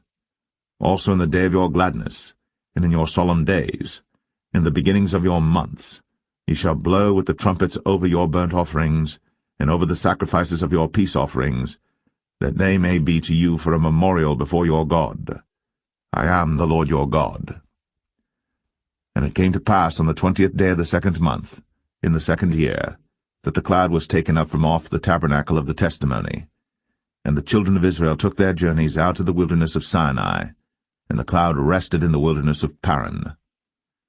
And they first took their journey according to the commandment of the Lord by the hand of Moses. In the first place went the standard of the camp of the children of Judah according to their armies, and over his host was Nahshon the son of Amminadab. And over the host of the tribe of the children of Issachar was Nethaniel the son of Zuar. And over the host of the tribe of the children of Zebulun was Eliab the son of Helon. And the tabernacle was taken down, and the sons of Gershon and the sons of Merari set forward, bearing the tabernacle. And the standard of the camp of Reuben set forward according to their armies. And over his host was Elizur the son of Shadur. And over the host of the tribe of the children of Simeon was Shelumiel the son of Zerushadai. And over the host of the tribe of the children of Gad was Eliasaph the son of Duel. And the Kohathites set forward, bearing the sanctuary, and the other did set up the tabernacle against they came. And the standard of the camp of the children of Ephraim set forward according to their armies, and over his host was Elishama the son of Ammihud. And over the host of the tribe of the children of Manasseh was Gamaliel the son of Pedazur. And over the host of the tribe of the children of Benjamin was Abidan the son of Gideoni. And the standard of the camp of the children of Dan set forward, which was the rearward of all the camps throughout their hosts. And over his host was Ahiezer the son of Ammishaddai. And over the host of the tribe of the children of Asher was Pagiel the son of Ochran. And over the host of the tribe of the children of Naphtali was Ahira, the son of Enan. Thus were the journeyings of the children of Israel according to their armies, when they set forward. And Moses said unto Hobab, the son of Raguel the Midianite, Moses' father-in-law, We are journeying unto the place of which the Lord said, I will give it you. Come thou with us, and we will do thee good. For the Lord hath spoken good concerning Israel. And he said unto him, I will not go, but I will depart to mine own land, and to my kindred. And he said, Leave us not, I pray thee, for as much as thou knowest how we are to encamp in the wilderness, and thou mayest be to us instead of eyes. And it shall be, if thou go with us, yea, it shall be that what goodness the Lord shall do unto us, the same will we do unto thee. And they departed from the mount of the Lord 3 days' journey. And the ark of the covenant of the Lord went before them in the 3 days' journey, to search out a resting place for them. And the cloud of the Lord was upon them by day, when they went out of the camp. And it came to pass, when the ark set forward, that Moses said, Rise up, Lord, and let thine enemies be scattered, and let them that hate thee flee before thee. And when it rested, he said, Return, O Lord, unto the many thousands of Israel.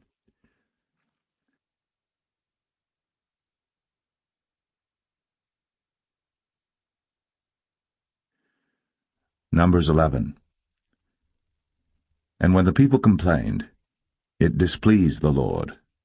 And the Lord heard it, and his anger was kindled, and the fire of the Lord burnt among them, and consumed them that were in the uttermost parts of the camp. And the people cried unto Moses. And when Moses prayed unto the Lord, the fire was quenched. And he called the name of the place Taberah, because the fire of the Lord burnt among them. And the mixed multitude that was among them fell a-lusting. And the children of Israel also wept again, and said, Who shall give us flesh to eat? We remember the fish which we did eat in Egypt freely, the cucumbers, and the melons, and the leeks, and the onions, and the garlic. But now our soul is dried away. There is nothing at all beside this manna before our eyes. And the manna was as coriander seed, and the color thereof as the color of bdellium. And the people went about, and gathered it, and ground it in mills, or beat it in a mortar, and baked it in pans, and made cakes of it. And the taste of it was as the taste of fresh oil. And when the dew fell upon the camp in the night, the manna fell upon it. Then Moses heard the people weep throughout their families, every man in the door of his tent. And the anger of the Lord was kindled greatly. Moses also was displeased. And Moses said unto the Lord, Wherefore hast thou afflicted thy servant? And wherefore have I not found favor in thy sight, that thou layest the burden of all this people upon me? Have I conceived all this people? Have I begotten them, that thou shouldst say unto me, Carry them in thy bosom, as a nursing father beareth the sucking child, unto the land which thou swarest unto their fathers? Whence should I have flesh to give unto all this people? For they weep unto me, saying, Give us flesh, that we may eat. I am not able to bear all this people alone, because it is too heavy for me. And if thou deal thus with me, kill me, I pray thee, out of hand, if I have found favor in thy sight, and let me not see my wretchedness. And the Lord said unto Moses, Gather unto me 70 men of the elders of Israel, whom thou knowest to be the elders of the people, and officers over them, and bring them unto the tabernacle of the congregation, that they may stand there with thee. And I will come down and talk with thee there. And I will take of the Spirit which is upon thee, and will put it upon them, and they shall bear the burden of the people with thee, that thou bear it not thyself alone. And say thou unto the people, Sanctify yourselves against tomorrow, and ye shall eat flesh. For ye have wept in the ears of the Lord, saying, Who shall give us flesh to eat? For it was well with us in Egypt. Therefore the Lord will give you flesh, and ye shall eat. Ye shall not eat 1 day, nor 2 days, nor 5 days, neither 10 days, nor 20 days, but even a whole month, until it come out at your nostrils, and it be loathsome unto you, because that ye have despised the Lord which is among you, and have wept before him, saying, Why came we forth out of Egypt? And Moses said, The people among whom I am are 600,000 footmen, and thou hast said, I will give them flesh, that they may eat a whole month. Shall the flocks and the herds be slain for them to suffice them? Or shall all the fish of the sea be gathered together for them to suffice them? And the Lord said unto Moses, Is the Lord's hand waxed short? Thou shalt see now whether my word shall come to pass unto thee or not. And Moses went out, and told the people the words of the Lord, and gathered the 70 men of the elders of the people, and set them round about the tabernacle. And the Lord came down in a cloud, and spake unto him, and took of the Spirit that was upon him, and gave it unto the 70 elders. And it came to pass that, when the Spirit rested upon them, they prophesied, and did not cease. But there remained 2 of the men in the camp. The name of the one was Eldad, and the name of the other Medad. And the Spirit rested upon them, and they were of them that were written, but went not out unto the tabernacle, and they prophesied in the camp. And there ran a young man, and told Moses, and said, Eldad and Medad do prophesy in the camp. And Joshua the son of Nun, the servant of Moses, one of his young men, answered and said, My lord Moses, forbid them. And Moses said unto him, Enviest thou for my sake? Would God that all the Lord's people were prophets, and that the Lord would put his Spirit upon them. And Moses gat him into the camp, he and the elders of Israel. And there went forth a wind from the Lord, and brought quails from the sea, and let them fall by the camp, as it were a day's journey on this side, and as it were a day's journey on the other side, round about the camp, and as it were 2 cubits high upon the face of the earth. And the people stood up all that day, and all that night, and all the next day. And they gathered the quails, he that gathered least gathered 10 homers, and they spread them all abroad for themselves round about the camp. And while the flesh was yet between their teeth, ere it was chewed, the wrath of the Lord was kindled against the people, and the Lord smote the people with a very great plague. And he called the name of that place Kibroth Hattaavah, because there they buried the people that lusted. And the people journeyed from Kibroth Hattaavah unto Hazeroth, and abode at Hazeroth.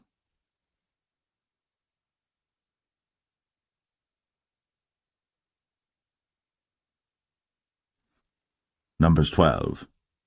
And Miriam and Aaron spake against Moses because of the Ethiopian woman whom he had married, for he had married an Ethiopian woman. And they said, Hath the Lord indeed spoken only by Moses? Hath he not spoken also by us? And the Lord heard it. Now the man Moses was very meek, above all the men which were upon the face of the earth. And the Lord spake suddenly unto Moses, and unto Aaron, and unto Miriam, Come out ye 3 unto the tabernacle of the congregation. And they 3 came out. And the Lord came down in the pillar of the cloud, and stood in the door of the tabernacle, and called Aaron and Miriam, and they both came forth. And he said, Hear now my words.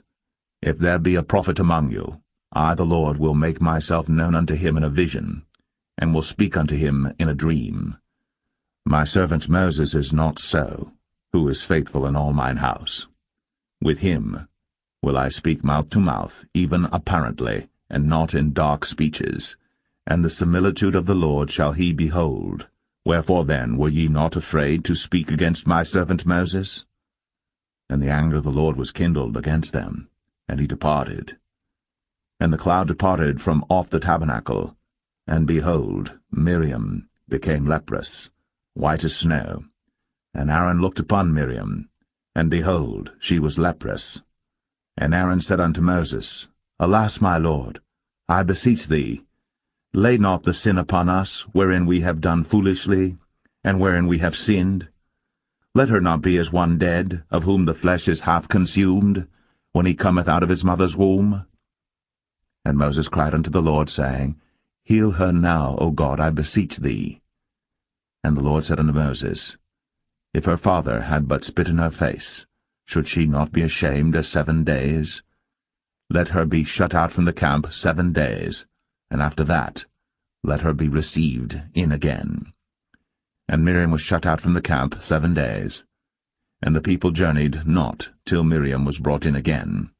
And afterward the people removed from Hazeroth, and pitched in the wilderness of Paran.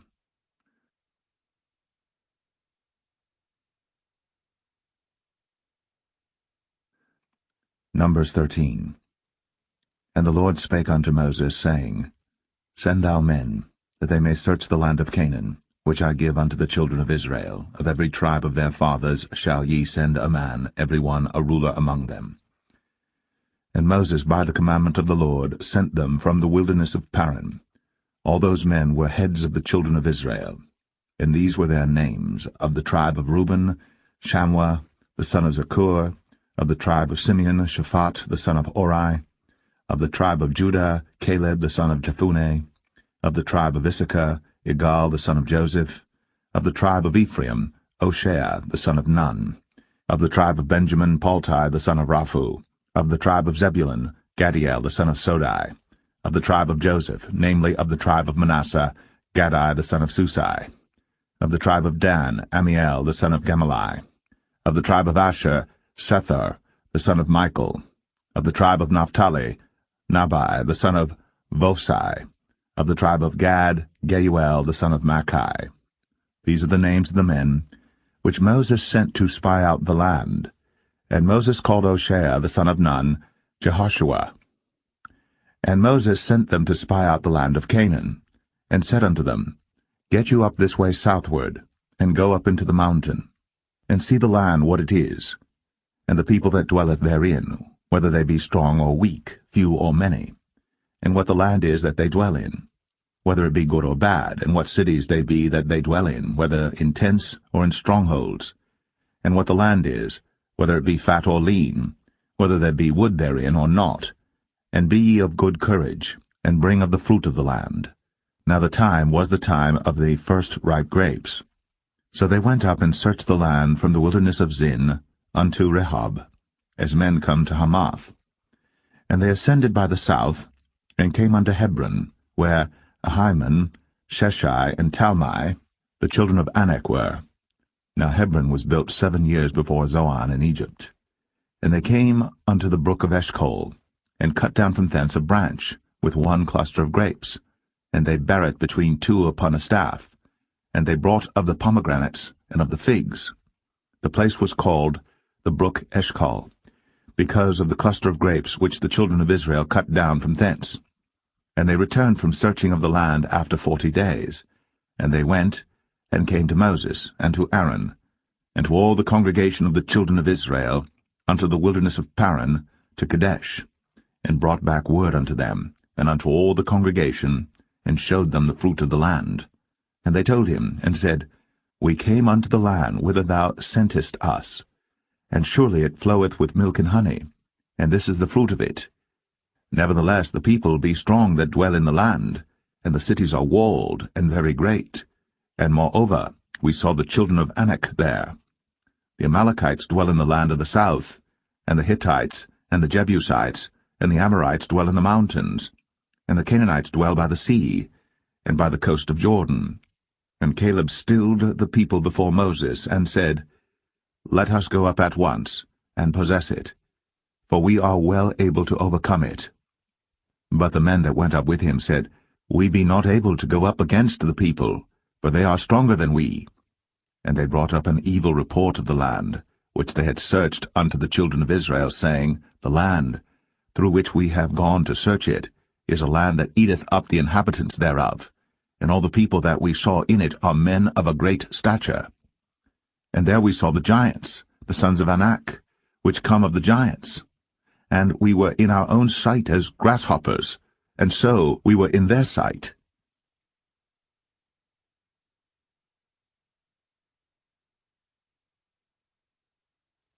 Numbers 14. And all the congregation lifted up their voice, and cried, and the people wept that night.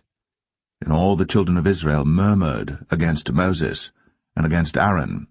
And the whole congregation said unto them, Would God that we had died in the land of Egypt, or would God we had died in this wilderness? And wherefore hath the Lord brought us unto this land, to fall by the sword, that our wives and our children should be a prey? Were it not better for us to return into Egypt? And they said one to another, Let us make a captain, and let us return into Egypt. Then Moses and Aaron fell on their faces before all the assembly of the congregation of the children of Israel. And Joshua, the son of Nun, and Caleb the son of Jephunneh, which were of them that searched the land, rent their clothes. And they spake unto all the company of the children of Israel, saying, The land, which we passed through to search it, is an exceeding good land. If the Lord delight in us, then he will bring us into this land, and give it us, a land which floweth with milk and honey. Only rebel not ye against the Lord, neither fear ye the people of the land, for they are bread for us, their defense is departed from them, and the Lord is with us, fear them not. But all the congregation bade stone them with stones. And the glory of the Lord appeared in the tabernacle of the congregation before all the children of Israel. And the Lord said unto Moses, How long will this people provoke me? And how long will it be ere they believe me, for all the signs which I have shown among them? I will smite them with the pestilence, and disinherit them, and will make of thee a greater nation, and mightier than they.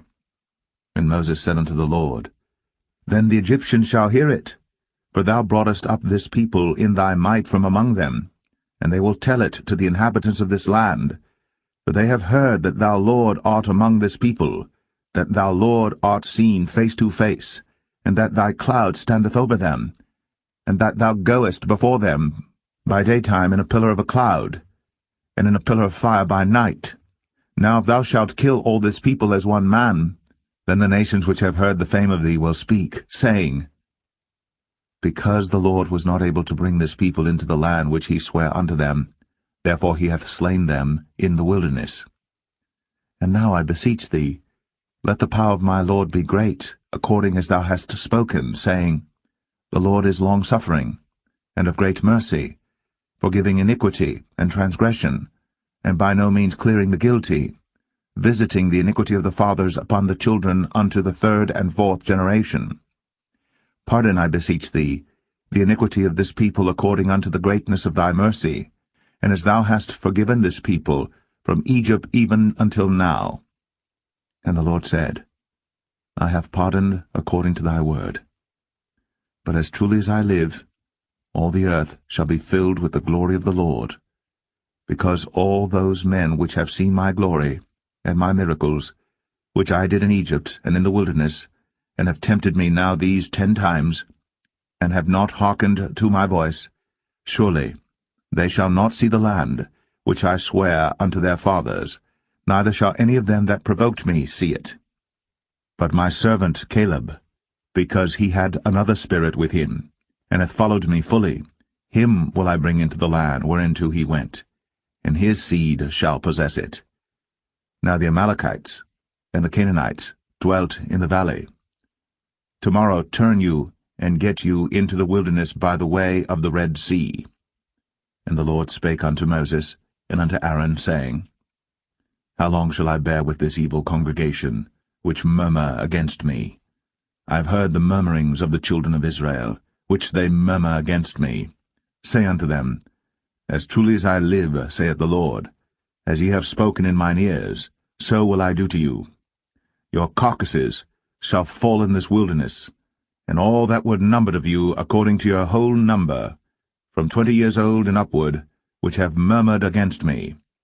Doubtless ye shall not come into the land, concerning which I swear to make you dwell therein, save Caleb the son of Jephunneh, and Joshua the son of Nun.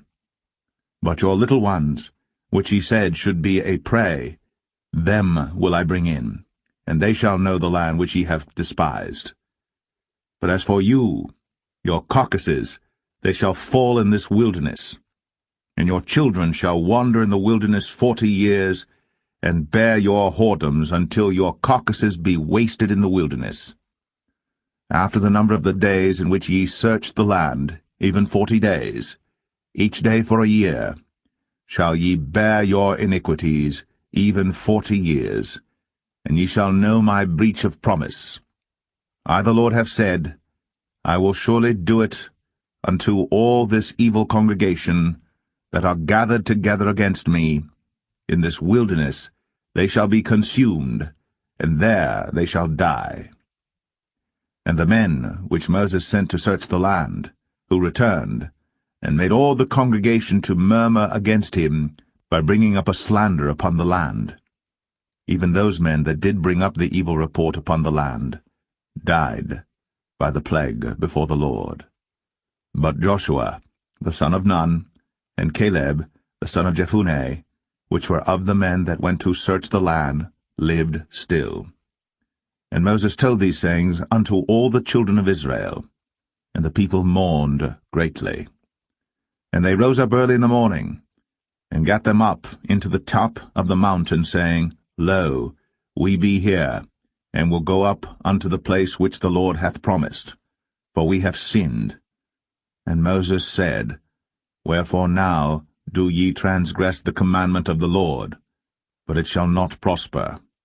Go not up, for the Lord is not among you, that ye be not smitten before your enemies. For the Amalekites and the Canaanites are there before you, and ye shall fall by the sword, because ye are turned away from the Lord.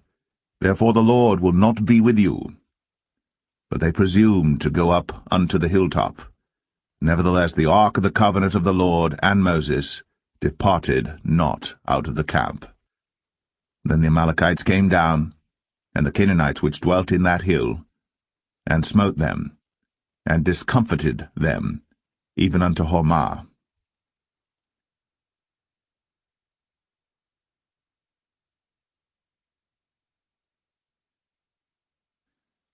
Numbers 15.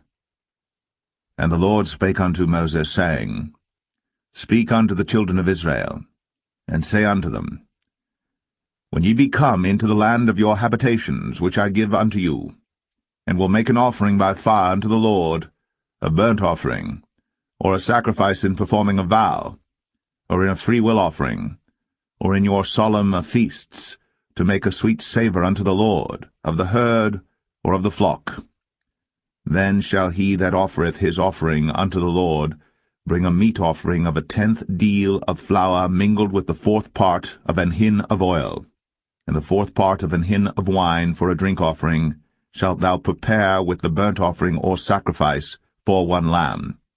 Or for a ram thou shalt prepare for a meat offering 2/10 deals of flour mingled with the 3rd part of an hin of oil. And for a drink offering thou shalt offer the 3rd part of an hin of wine for a sweet savour unto the Lord. And when thou preparest a bullock for a burnt offering, or for a sacrifice in performing a vow, or peace offerings unto the Lord, then shall he bring with a bullock a meat offering of 3/10 deals of flour mingled with half an hin of oil. And thou shalt bring for a drink offering half an hin of wine, for an offering made by fire, of a sweet savour unto the Lord. Thus shall it be done for 1 bullock, or for 1 ram, or for a lamb, or a kid, according to the number that ye shall prepare. So shall ye do to every one according to their number. All that are born of the country shall do these things after this manner, in offering an offering made by fire, of a sweet savour unto the Lord. And if a stranger sojourn with you, or whosoever be among you in your generations, and will offer an offering made by fire, of a sweet savour unto the Lord, as ye do, so he shall do. 1 ordinance shall be both for you of the congregation, and also for the stranger that sojourneth with you, an ordinance for ever in your generations, as ye are, so shall the stranger be before the Lord. 1 law and 1 manner shall be for you, and for the stranger that sojourneth with you. And the Lord spake unto Moses, saying, Speak unto the children of Israel, and say unto them, When ye come into the land whither I bring you, then it shall be that when ye eat of the bread of the land, ye shall offer up an heave offering unto the Lord. Ye shall offer up a cake of the first of your dough for an heave offering. As ye do the heave offering of the threshing floor, so shall ye heave it. Of the first of your dough ye shall give unto the Lord an heave offering in your generations. And if ye have erred, and not observed all these commandments which the Lord hath spoken unto Moses, even all that the Lord hath commanded you by the hand of Moses, from the day that the Lord commanded Moses, and henceforward among your generations, then it shall be, if aught be committed by ignorance without the knowledge of the congregation, that all the congregation shall offer one young bullock for a burnt offering, for a sweet savour unto the Lord, with his meat offering and his drink offering, according to the manner, and one kid of the goats for a sin offering. And the priest shall make an atonement for all the congregation of the children of Israel, and shall be forgiven them, for it is ignorance. And they shall bring their offering, a sacrifice made by fire unto the Lord, and their sin offering before the Lord, for their ignorance. And it shall be forgiven all the congregation of the children of Israel, and the stranger that sojourneth among them, seeing all the people were in ignorance. And if any soul sin through ignorance, then he shall bring a she-goat of the first year for sin offering, and the priest shall make an atonement for the soul that sinneth ignorantly. When he sinneth by ignorance before the Lord, to make an atonement for him, and it shall be forgiven him.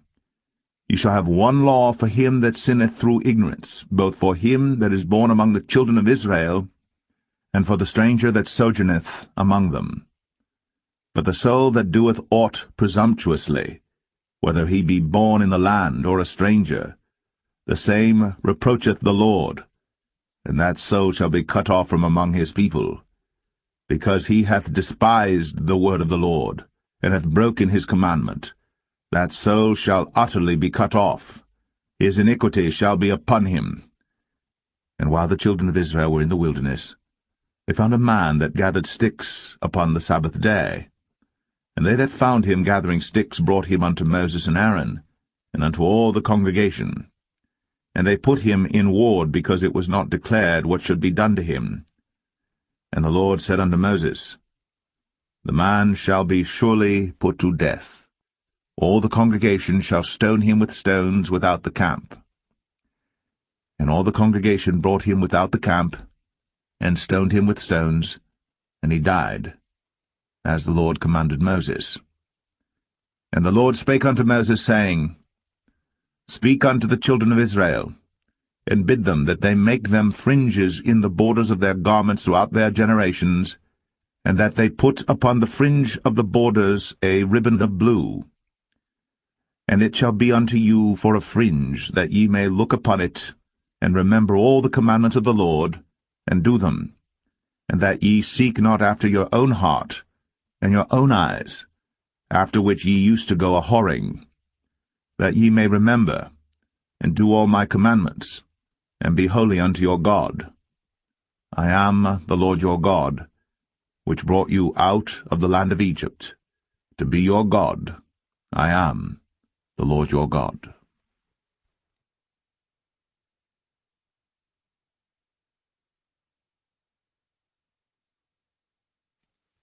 Numbers 16. Now Korah the son of Izhar, the son of Kohath, the son of Levi, and Dathan and Abiram, the sons of Eliab, and On, the son of Paulett, sons of Reuben, took men. And they rose up before Moses with certain of the children of Israel, 250 princes of the assembly, famous in the congregation, men of renown. And they gathered themselves together against Moses and against Aaron, and said unto them, Ye take too much upon you, seeing all the congregation are holy, every one of them, and the Lord is among them. Wherefore then lift ye up yourselves above the congregation of the Lord. And when Moses heard it, he fell upon his face. And he spake unto Korah and unto all his company, saying, Even tomorrow the Lord will show who are his, and who is holy, and will cause him to come near unto him. Even him whom he hath chosen will he cause to come near unto him. This do, take your censers, Korah, and all his company, and put fire therein, and put incense in them before the Lord tomorrow. And it shall be, that the man whom the Lord doth choose, he shall be holy. Ye take too much upon you, ye sons of Levi. And Moses said unto Korah, Hear, I pray you, ye sons of Levi. Seemeth it but a small thing unto you, that the God of Israel hath separated you from the congregation of Israel, to bring you near to himself, to do the service of the tabernacle of the Lord, and to stand before the congregation to minister unto them? And he hath brought thee near to him, and all thy brethren, the sons of Levi, with thee. And seek ye the priesthood also? For which cause both thou and all thy company are gathered together against the Lord? And what is Aaron, that ye murmur against him? And Moses sent to call Dathan and Abiram, the sons of Eliab, which said, We will not come up. Is it a small thing that thou hast brought us up out of the land that floweth with milk and honey, to kill us in the wilderness, except thou make thyself altogether a prince over us? Moreover, thou hast not brought us into a land that floweth with milk and honey, or given us inheritance of fields and vineyards. Wilt thou put out the eyes of these men? We will not come up. And Moses was very wroth, and said unto the Lord, Respect not thou their offering. I have not taken one ass from them, neither have I hurt one of them. And Moses said unto Korah, Be thou and all thy company before the Lord, thou and they, and Aaron, tomorrow. And take every man his censer, and put incense in them, and bring ye before the Lord every man his censer, 250 censers, thou also, and Aaron, each of you, his censer. And they took every man his censer, and put fire in them, and laid incense thereon, and stood in the door of the tabernacle of the congregation with Moses and Aaron. And Korah gathered all the congregation against them unto the door of the tabernacle of the congregation. And the glory of the Lord appeared unto all the congregation. And the Lord spake unto Moses and unto Aaron, saying, Separate yourselves from among this congregation, that I may consume them in a moment. And they fell upon their faces and said, O God, the God of the spirits of all flesh, shall one man sin, and wilt thou be wroth with all the congregation? And the Lord spake unto Moses, saying, Speak unto the congregation, saying, Get you up from about the tabernacle of Korah, Dathan, and Abiram. And Moses rose up, and went unto Dathan and Abiram, and the elders of Israel followed him. And he spake unto the congregation, saying, Depart, I pray you, from the tents of these wicked men, and touch nothing of theirs, lest ye be consumed in all their sins. So they gat up from the tabernacle of Korah, Dathan and Abiram, on every side.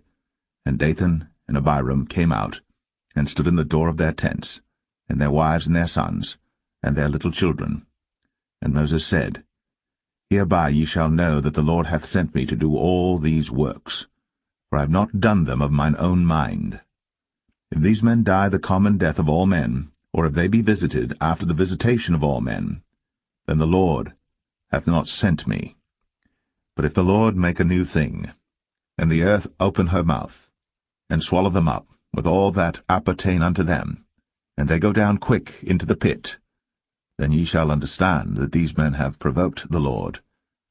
And it came to pass, as he had made an end of speaking all these words, that the ground clave asunder that was under them, and the earth opened her mouth, and swallowed them up, and their houses, and all the men that appertained unto Korah, and all their goods. They and all that appertained to them went down alive into the pit, and the earth closed upon them, and they perished from among the congregation. And all Israel that were round about them fled at the cry of them, for they said, Lest the earth swallow us up also. And there came out a fire from the Lord, and consumed the 250 men that offered incense. And the Lord spake unto Moses, saying, Speak unto Eleazar, the son of Aaron the priest, that he take up the censers out of the burning, and scatter thou the fire yonder, for they are hallowed. The censers of these sinners against their own souls, let them make them broad plates for a covering of the altar, for they offered them before the Lord. Therefore they are hallowed, and they shall be a sign unto the children of Israel. And Eleazar the priest took the brazen censers wherewith they that were burnt had offered, and they were made broad plates for a covering of the altar, to be a memorial unto the children of Israel, that no stranger which is not of the seed of Aaron come near to offer incense before the Lord, that he be not as Korah, and as his company, as the Lord said to him by the hand of Moses. But on the morrow all the congregation of the children of Israel murmured against Moses, and against Aaron, saying, Ye have killed the people of the Lord. And it came to pass, when the congregation was gathered against Moses and against Aaron, that they looked toward the tabernacle of the congregation, and behold, the cloud covered it, and the glory of the Lord appeared. And Moses and Aaron came before the tabernacle of the congregation. And the Lord spake unto Moses, saying, Get you up from among this congregation, that I may consume them as in a moment. And they fell upon their faces. And Moses said unto Aaron, Take a censer, and put fire therein from off the altar, and put on incense, and go quickly unto the congregation, and make an atonement for them. For there is wrath gone out from the Lord, the plague is begun. And Aaron took as Moses commanded, and ran into the midst of the congregation, and behold, the plague was begun among the people. And he put on incense, and made an atonement for the people. And he stood between the dead and the living, and the plague was stayed. Now they that died in the plague were 14,700, beside them that died about the matter of Korah. And Aaron returned unto Moses, unto the door of the tabernacle of the congregation, and the plague was stayed.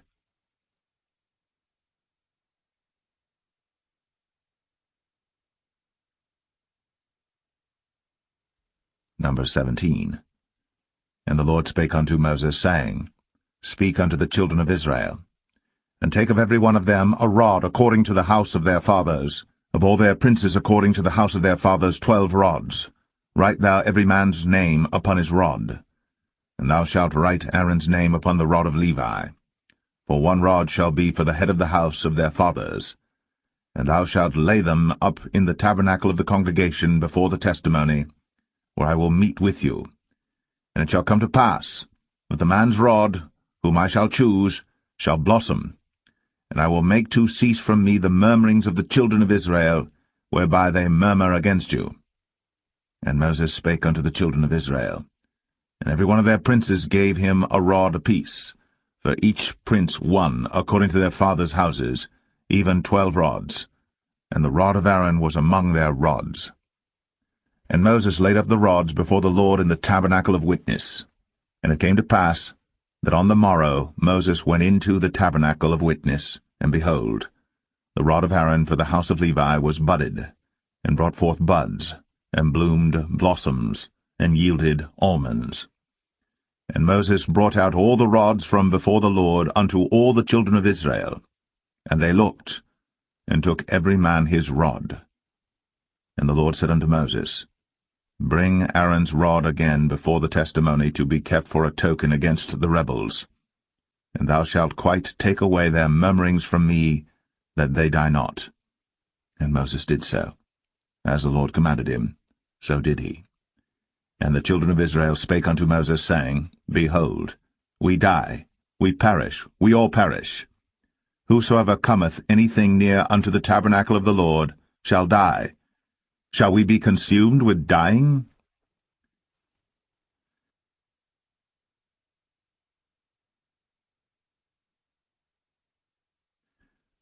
Numbers 18. And the Lord said unto Aaron, Thou and thy sons, and thy father's house with thee shall bear the iniquity of the sanctuary, and thou and thy sons with thee shall bear the iniquity of your priesthood. And thy brethren also of the tribe of Levi, the tribe of thy father, bring thou with thee, that they may be joined unto thee, and minister unto thee. But thou and thy sons with thee shall minister before the tabernacle of witness. And they shall keep thy charge, and the charge of all the tabernacle. Only they shall not come nigh the vessels of the sanctuary and the altar, that neither they nor ye also die. And they shall be joined unto thee, and keep the charge of the tabernacle of the congregation, for all the service of the tabernacle. And a stranger shall not come nigh unto you. And ye shall keep the charge of the sanctuary, and the charge of the altar, that there be no wrath any more upon the children of Israel. And I, behold, I have taken your brethren the Levites from among the children of Israel. To you they are given as a gift for the Lord, to do the service of the tabernacle of the congregation. Therefore thou, and thy sons with thee, shall keep your priest's office for everything of the altar, and within the veil, and ye shall serve. I have given your priest's office unto you as a service of gift, and the stranger that cometh nigh shall be put to death. And the Lord spake unto Aaron, Behold, I also have given thee the charge of mine heave offerings of all the hallowed things of the children of Israel. Unto thee have I given them by reason of the anointing, and to thy sons, by an ordinance for ever. This shall be thine of the most holy things, reserved from the fire, every oblation of theirs, every meat offering of theirs, and every sin offering of theirs, and every trespass offering of theirs, which they shall render unto me, shall be most holy for thee, and for thy sons. In the most holy place shalt thou eat it, every male shall eat it. It shall be holy unto thee. And this is thine, the heave offering of their gift, with all the wave offerings of the children of Israel. I have given them unto thee, and to thy sons and to thy daughters with thee, by a statute for ever. Every one that is clean in thy house shall eat of it. All the best of the oil, all the best of the wine, and of the wheat, the firstfruits of them which they shall offer unto the Lord, them have I given thee. And whatsoever is first ripe in the land, which they shall bring unto the Lord, shall be thine. Every one that is clean in thine house shall eat of it. Everything devoted in Israel shall be thine. Everything that openeth the matrix in all flesh, which they bring unto the Lord, whether it be of men or beasts, shall be thine. Nevertheless, the firstborn of man shalt thou surely redeem, and the firstling of unclean beasts shalt thou redeem. And those that are to be redeemed from a month old shalt thou redeem, according to thine estimation, for the money of 5 shekels, after the shekel of the sanctuary, which is 20 gerahs. But the firstling of a cow, or the firstling of a sheep, or the firstling of a goat, thou shalt not redeem. They are holy. Thou shalt sprinkle their blood upon the altar, and shalt burn their fat for an offering made by fire, for a sweet savour unto the Lord. And the flesh of them shall be thine, as the wave breast and as the right shoulder are thine. All the heave offerings of the holy things which the children of Israel offer unto the Lord have I given thee, and thy sons and thy daughters with thee, by a statute for ever. It is a covenant of salt for ever before the Lord unto thee, and to thy seed with thee.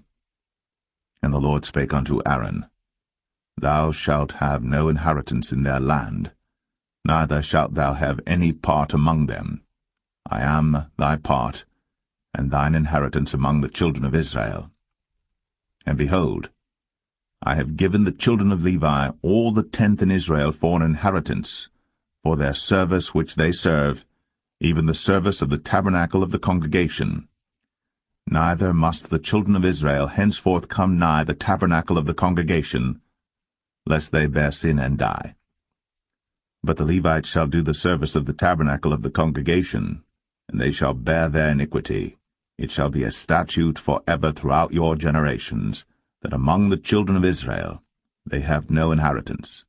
But the tithes of the children of Israel, which they offer as an heave offering unto the Lord, I have given to the Levites to inherit. Therefore I have said unto them, Among the children of Israel they shall have no inheritance. And the Lord spake unto Moses, saying, Thus speak unto the Levites, and say unto them, When ye take of the children of Israel the tithes which I have given you from them for your inheritance, then ye shall offer up an heave offering of it for the Lord, even a 10th part of the tithe. And this your heave offering shall be reckoned unto you, as though it were the corn of the threshing floor, and as the fullness of the winepress. Thus ye also shall offer an heave offering unto the Lord of all your tithes, which ye receive of the children of Israel, and ye shall give thereof of the Lord's heave offering to Aaron the priest. Out of all your gifts ye shall offer every heave offering of the Lord, of all the best thereof, even the hallowed part thereof out of it.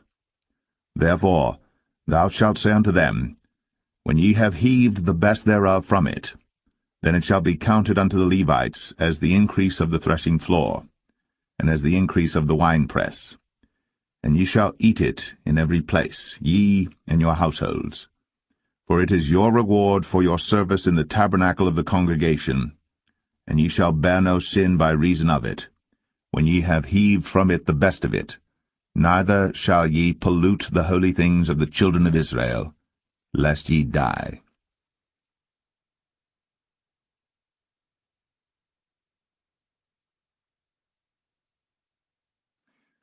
Numbers 19. And the Lord spake unto Moses and unto Aaron, saying, This is the ordinance of the law which the Lord hath commanded, saying, Speak unto the children of Israel, that they bring thee a red heifer without spot, wherein is no blemish, and upon which never came yoke. And ye shall give her unto Eleazar the priest, that he may bring her forth without the camp, and one shall slay her before his face. And Eleazar the priest shall take of her blood with his finger, and sprinkle of her blood directly before the tabernacle of the congregation 7 times. And one shall burn the heifer in his sight, her skin and her flesh, and her blood, with her dung shall he burn. And the priest shall take cedar wood and hyssop, and scarlet, and cast it into the midst of the burning of the heifer. Then the priest shall wash his clothes, and he shall bathe his flesh in water, and afterward he shall come into the camp, and the priest shall be unclean until the even. And he that burneth her shall wash his clothes in water, and bathe his flesh in water, and shall be unclean until the even. And the man that is clean shall gather up the ashes of the heifer, and lay them up without the camp in a clean place. And it shall be kept for the congregation of the children of Israel for a water of separation. It is a purification for sin. And he that gathereth the ashes of the heifer shall wash his clothes, and be unclean until the even. And it shall be unto the children of Israel, and unto the stranger that sojourneth among them, for a statute for ever. He that toucheth the dead body of any man shall be unclean 7 days.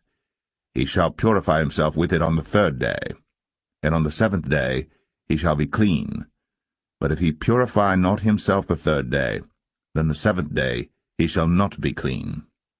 Whosoever toucheth the dead body of any man that is dead, and purifieth not himself, defileth the tabernacle of the Lord, and that soul shall be cut off from Israel, because the water of separation was not sprinkled upon him.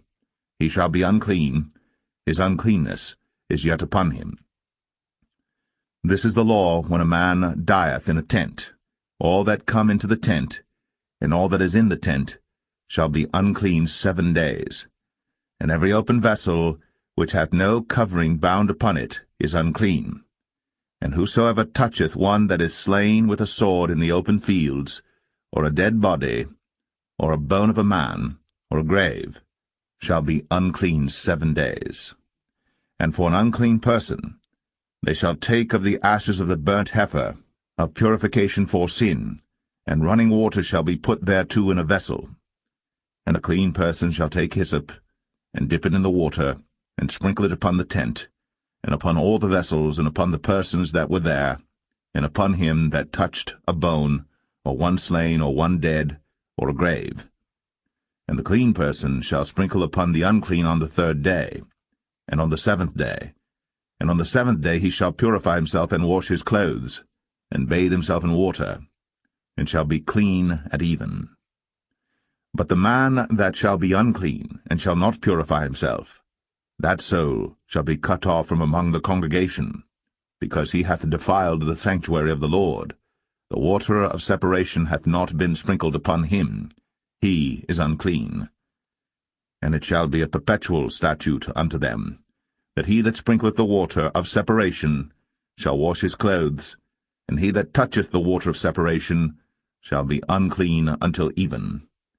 And whatsoever the unclean person toucheth shall be unclean, and the soul that toucheth it shall be unclean until even.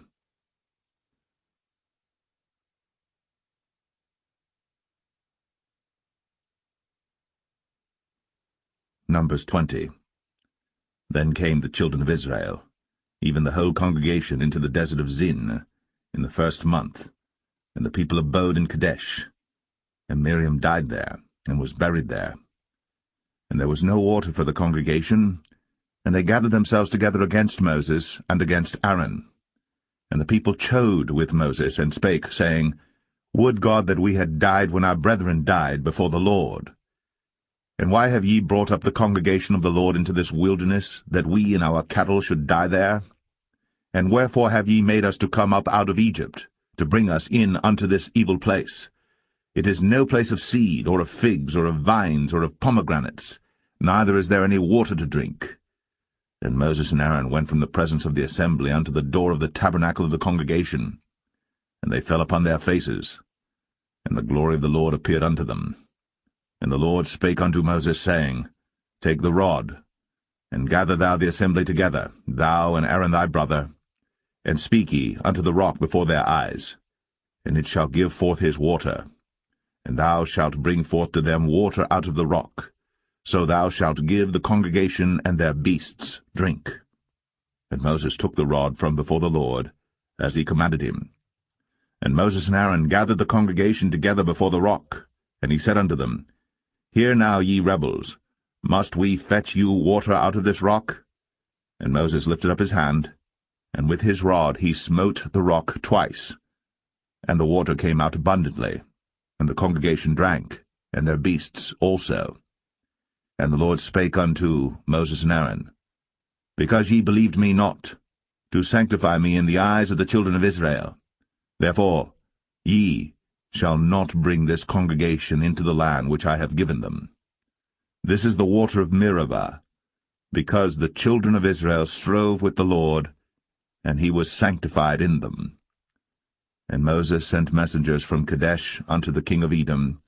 Thus saith thy brother Israel, Thou knowest all the travail that hath befallen us, how our fathers went down into Egypt, and we have dwelt in Egypt a long time, and the Egyptians vexed us and our fathers. And when we cried unto the Lord, he heard our voice, and sent an angel, and hath brought us forth out of Egypt. And behold, we are in Kadesh, a city in the uttermost of thy border. Let us pass, I pray thee, through thy country. We will not pass through the fields, or through the vineyards, neither will we drink of the water of the wells. We will go by the king's highway. We will not turn to the right hand, nor to the left, until we have passed thy borders. And Edom said unto him, Thou shalt not pass by me, lest I come out against thee with the sword. And the children of Israel said unto him, We will go by the highway, and if I and my cattle drink of thy water, then I will pay for it. I will only, without doing anything else, go through on my feet. And he said, Thou shalt not go through. And Edom came out against him with much people, and with a strong hand. Thus Edom refused to give Israel passage through his border, wherefore Israel turned away from him. And the children of Israel, even the whole congregation, journeyed from Kadesh, and came unto Mount Or. And the Lord spake unto Moses and Aaron in Mount Or, by the coast of the land of Edom, saying, Aaron shall be gathered unto his people, for he shall not enter into the land which I have given unto the children of Israel, because ye rebelled against my word at the water of Meribah. Take Aaron and Eleazar his son, and bring them up unto Mount Or, and strip Aaron of his garments, and put them upon Eleazar his son, and Aaron shall be gathered unto his people, and shall die there. And Moses did as the Lord commanded, and they went up into Mount Or, in the sight of all the congregation. And Moses stripped Aaron of his garments, and put them upon Eleazar his son. And Aaron died there, in the top of the mount. And Moses and Eleazar came down from the mount. And when all the congregation saw that Aaron was dead, they mourned for Aaron 30 days, even all the house of Israel.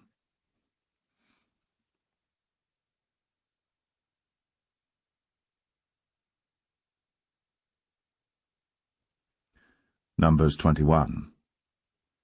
And when King Arad, the Canaanite, which dwelt in the south, heard tell that Israel came by the way of the spies, then he fought against Israel, and took some of them prisoners. And Israel vowed a vow unto the Lord, and said, If thou wilt indeed deliver this people into my hand, then I will utterly destroy their cities.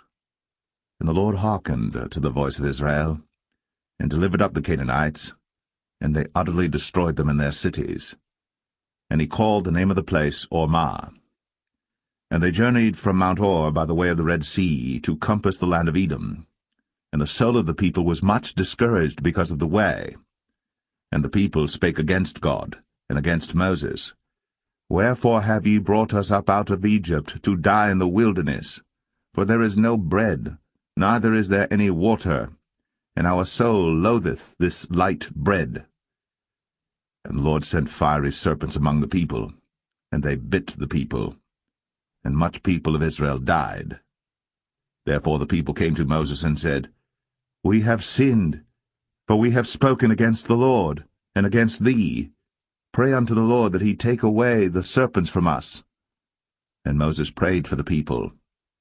And the Lord said unto Moses, Make thee a fiery serpent, and set it upon a pole. And it shall come to pass, that every one that is bitten, when he looketh upon it, shall live. And Moses made a serpent of brass, and put it upon a pole. And it came to pass, that if a serpent had bitten any man, when he beheld the serpent of brass, he lived. And the children of Israel set forward, and pitched in Oboth. And they journeyed from Oboth, and pitched at Abarim, in the wilderness which is before Moab, toward the sunrising. From thence they removed, and pitched in the valley of Zered. From thence they removed, and pitched on the other side of Arnon, which is in the wilderness that cometh out of the coasts of the Amorites. For Arnon is the border of Moab, between Moab and the Amorites. Wherefore it is said in the book of the wars of the Lord, what he did in the Red Sea, and in the brooks of Arnon, and at the stream of the brooks that goeth down to the dwelling of Ar, and lieth upon the border of Moab.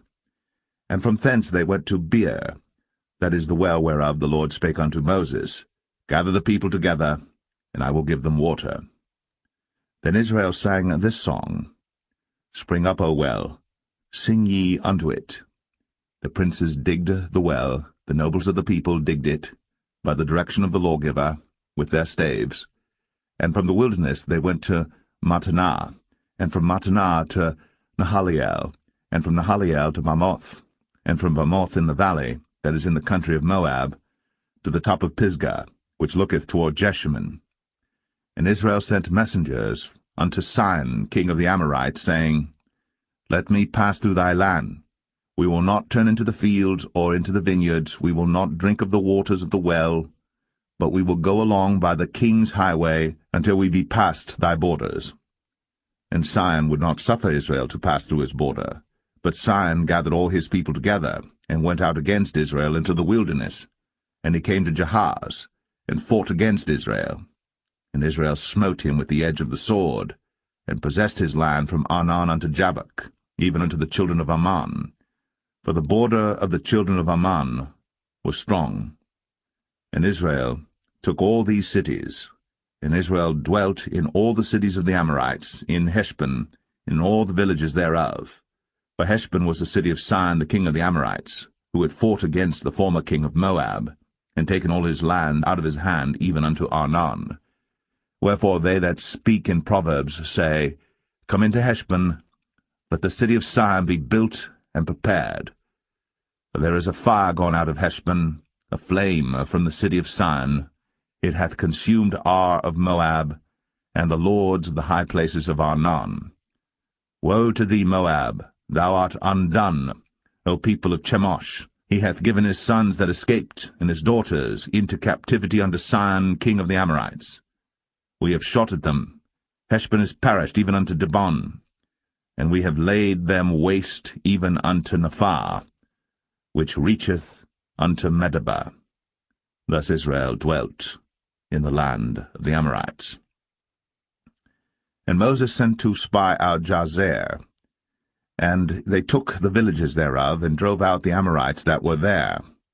And they turned, and went up by the way of Bashan, and Og the king of Bashan went out against them, he and all his people, to the battle at Edrei. And the Lord said unto Moses, Fear him not, for I have delivered him into thy hand, and all his people and his land. And thou shalt do to him as thou didst unto Sihon king of the Amorites, which dwelt at Heshbon. So they smote him, and his sons, and all his people, until there was none left him alive, and they possessed his land.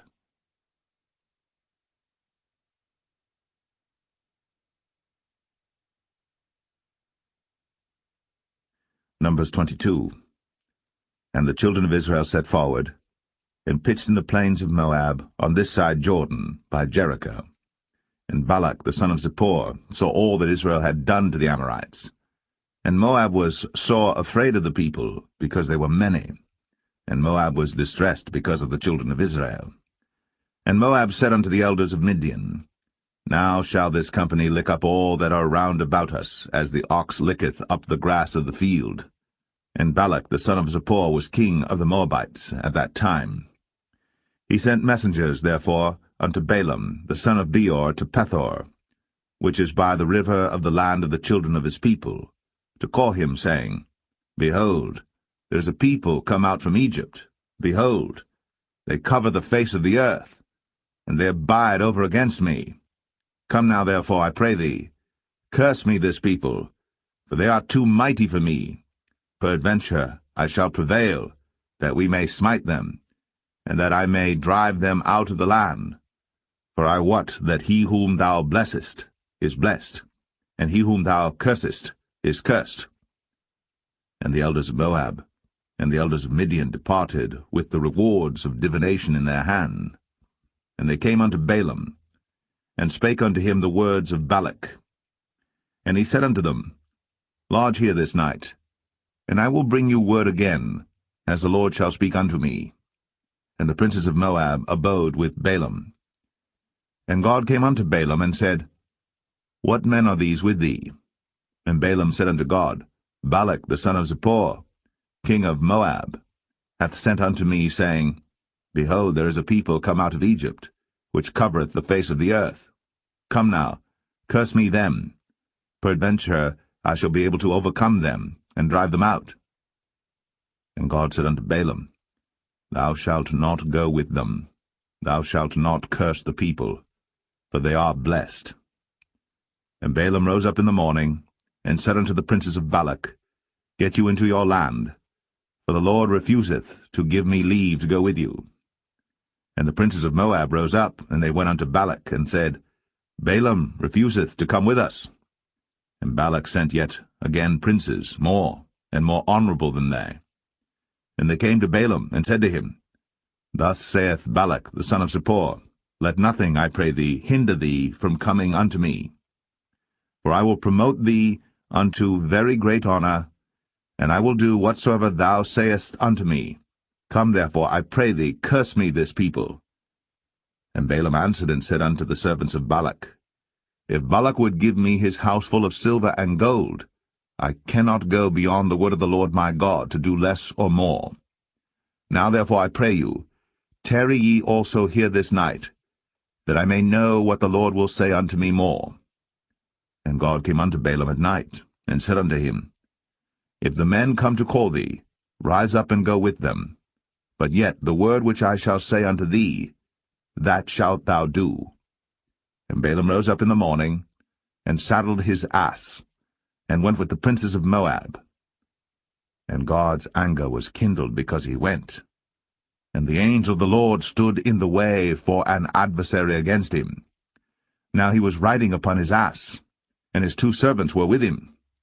And the ass saw the angel of the Lord standing in the way, and his sword drawn in his hand.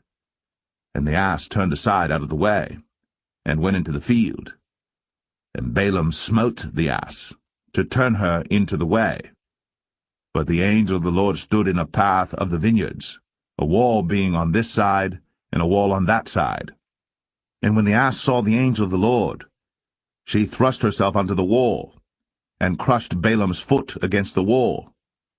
And he smote her again.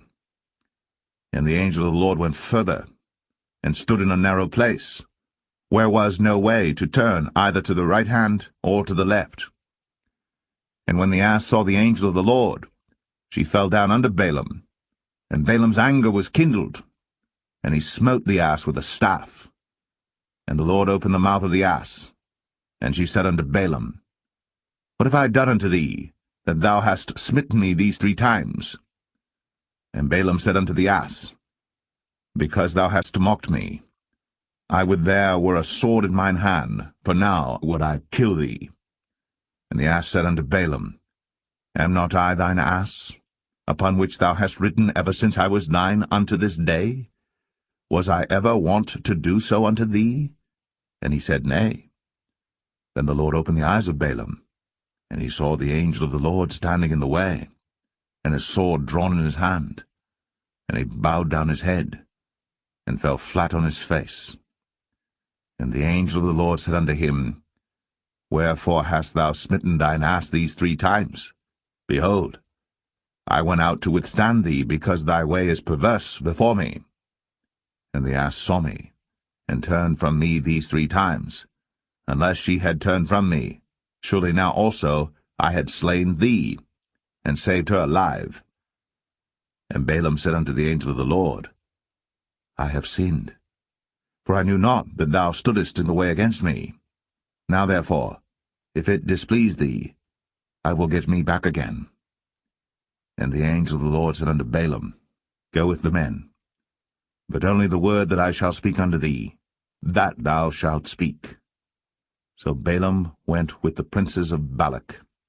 And when Balak heard that Balaam was come, he went out to meet him unto a city of Moab, which is in the border of Arnon, which is in the utmost coast.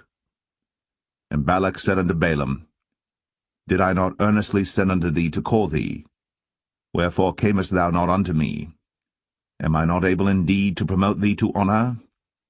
And Balaam said unto Balak, Lo, I am come unto thee. Have I now any power at all to say anything? The word that God putteth in my mouth, that shall I speak. And Balaam went with Balak, and they came unto Kirjath-Huzoth. And Balak offered oxen and sheep, and sent to Balaam, and to the princes that were with him. And it came to pass on the morrow that Balak took Balaam, and brought him up into the high places of Baal, that thence he might see the utmost part of the people.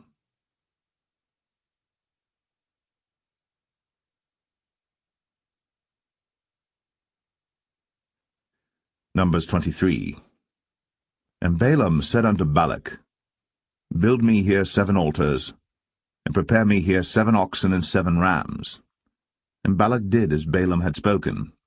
And Balak and Balaam offered on every altar a bullock and a ram.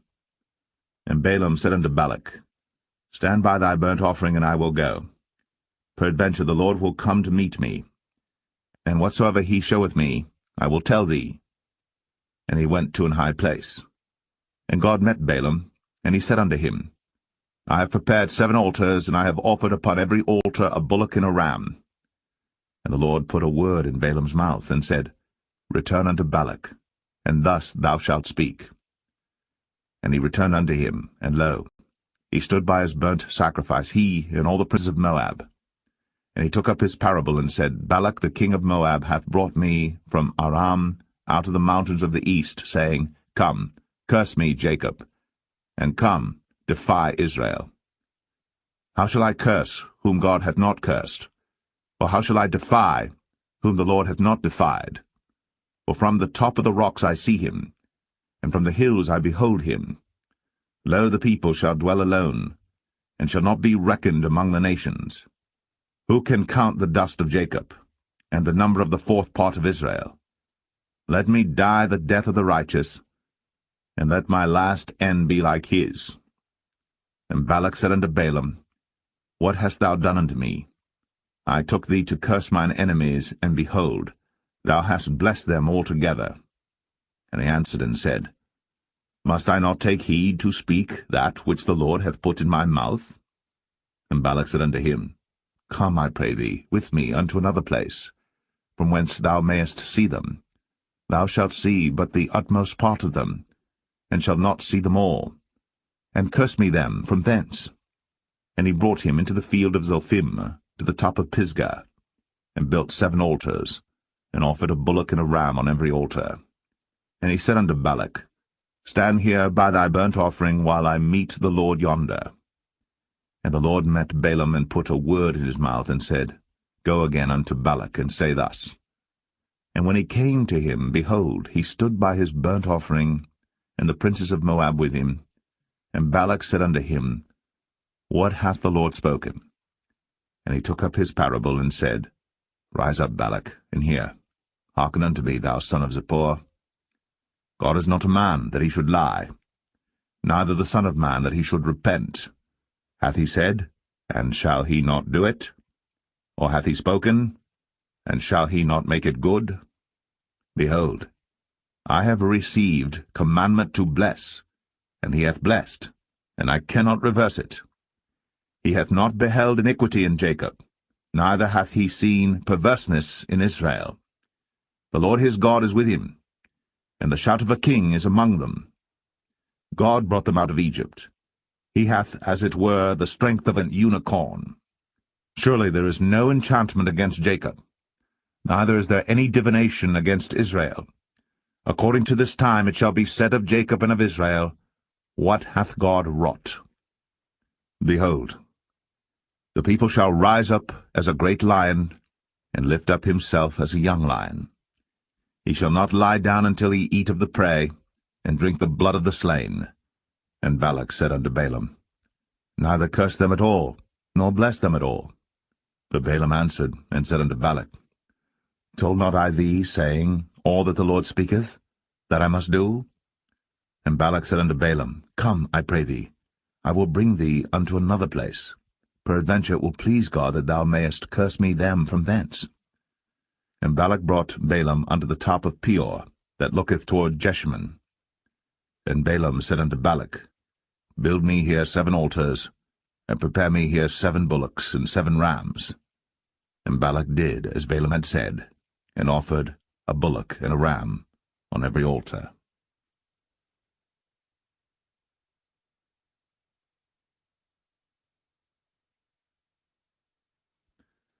Numbers 24. And when Balaam saw that it pleased the Lord to bless Israel, he went not, as at other times, to seek for enchantments, but he set his face toward the wilderness. And Balaam lifted up his eyes, and he saw Israel abiding in his tents according to their tribes. And the Spirit of God came upon him. And he took up his parable, and said, Balaam the son of Beor hath said, and the man whose eyes are open hath said. He hath said, which heard the words of God, which saw the vision of the Almighty, falling into a trance, but having his eyes open, How goodly are thy tents, O Jacob, and thy tabernacles, O Israel! As the valleys are they spread forth, as gardens by the river's side, as the trees of lign aloes which the Lord hath planted, and as cedar trees beside the waters. He shall pour the water out of his buckets, and his seed shall be in many waters, and his king shall be higher than Agag, and his kingdom shall be exalted. God brought him forth out of Egypt. He hath, as it were, the strength of an unicorn. He shall eat up the nations, his enemies, and shall break their bones and pierce them through with his arrows. He couched, he lay down as a lion, and as a great lion. Who shall stir him up? Blessed is he that blesseth thee, and cursed is he that curseth thee. And Balak's anger was kindled against Balaam. And he smote his hands together. And Balak said unto Balaam, I called thee to curse mine enemies, and behold, thou hast altogether blessed them these 3 times. Therefore now flee thou to thy place. I thought to promote thee unto great honour, but lo, the Lord hath kept thee back from honour. And Balaam said unto Balak, Spake I not also to thy messengers which thou sentest unto me, saying, If Balak would give me his house full of silver and gold, I cannot go beyond the commandment of the Lord, to do either good or bad of mine own mind. But what the Lord saith, that will I speak. And now behold, I go unto my people. Come therefore, and I will advertise thee what this people shall do to thy people in the latter days. And he took up his parable, and said, Balaam the son of Beor hath said, and the man whose eyes are open hath said. He hath said, which heard the words of God, and knew the knowledge of the Most High, which saw the vision of the Almighty, falling into a trance, but having his eyes open. I shall see him, but not now. I shall behold him, but not nigh. There shall come a star out of Jacob, and a scepter shall rise out of Israel, and shall smite the corners of Moab, and destroy all the children of Sheth. And Edom shall be a possession, Sire also shall be a possession for his enemies. And Israel shall do valiantly. Out of Jacob shall come he that shall have dominion, and shall destroy him that remaineth of the city. And when he looked on Amalek, he took up his parable, and said, Amalek was the first of the nations, but his latter end shall be that he perish for ever. And he looked on the Kenites, and took up his parable, and said, Strong is thy dwelling place, and thou puttest thy nest in a rock. Nevertheless, the Kenites shall be wasted, until Ashur shall carry thee away captive. And he took up his parable, and said, Alas, who shall live when God doeth this? And ships shall come from the coast of Chittim, and shall afflict Ashur, and shall afflict Eber, and he also shall perish for ever. And Balaam rose up, and went, and returned to his place. And Balak also went his way.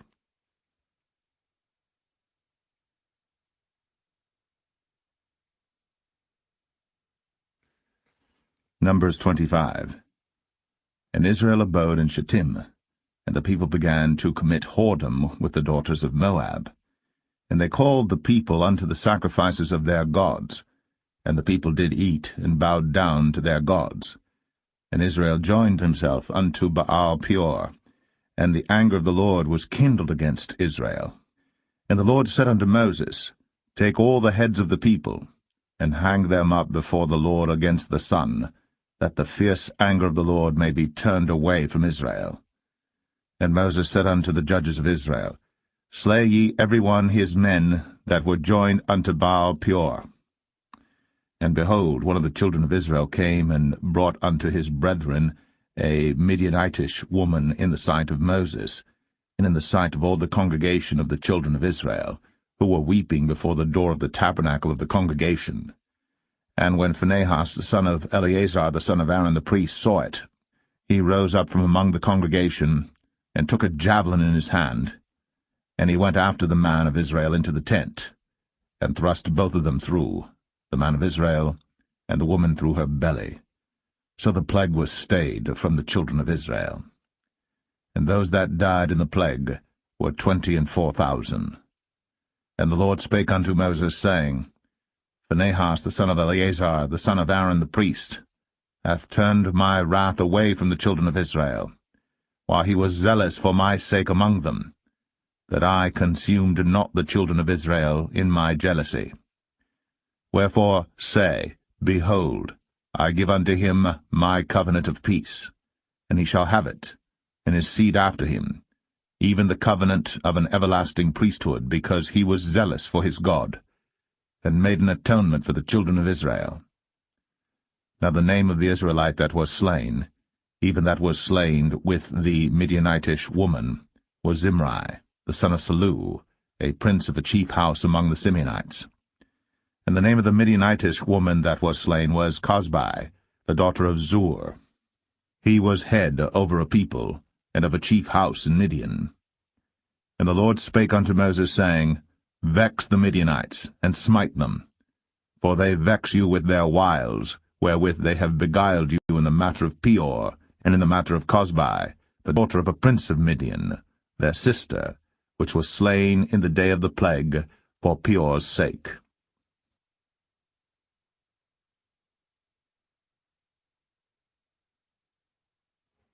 Numbers 26. And it came to pass after the plague, that the Lord spake unto Moses and unto Eleazar the son of Aaron the priest, saying, Take the sum of all the congregation of the children of Israel, from 20 years old and upward, throughout their father's house, all that are able to go to war in Israel. And Moses and Eleazar the priest spake with them in the plains of Moab by Jordan near Jericho, saying, Take the sum of the people from 20 years old and upward, as the Lord commanded Moses and the children of Israel, which went forth out of the land of Egypt. Reuben, the eldest son of Israel, the children of Reuben, Hanok, of whom cometh the family of the Hanokites, of Palu, the family of the Paluites, of Hezron, the family of the Hezronites, of Carmi, the family of the Carmites. These are the families of the Reubenites, and they that were numbered of them were 40,003,730. And the sons of Palu, Eliab, and the sons of Eliab, Nemuel, and Dathan, and Abiram. This is that Dathan and Abiram which were famous in the congregation, who strove against Moses and against Aaron in the company of Korah, when they strove against the Lord. And the earth opened her mouth, and swallowed them up together with Korah, when that company died, what time the fire devoured 250 men, and they became a sign. Notwithstanding, the children of Korah died not. The sons of Simeon after their families of Nemuel, the family of the Nemuelites, of Jamin, the family of the Jaminites, of Jachin, the family of the Jachinites, of Zerah, the family of the Zarhites, of Shaul, the family of the Shaulites. These are the families of the Simeonites, 22,200. The children of Gad after their families, of Zephon, the family of the Zephonites, of Haggai, the family of the Haggites, of Shuni, the family of the Shunites, of Ozni, the family of the Oznites, of Eri, the family of the Erites, of Arad, the family of the Aradites, of Arali, the family of the Aralites. These are the families of the children of Gad according to those that were numbered of them, 40,500. The sons of Judah were Er and Onan, and Er and Onan died in the land of Canaan.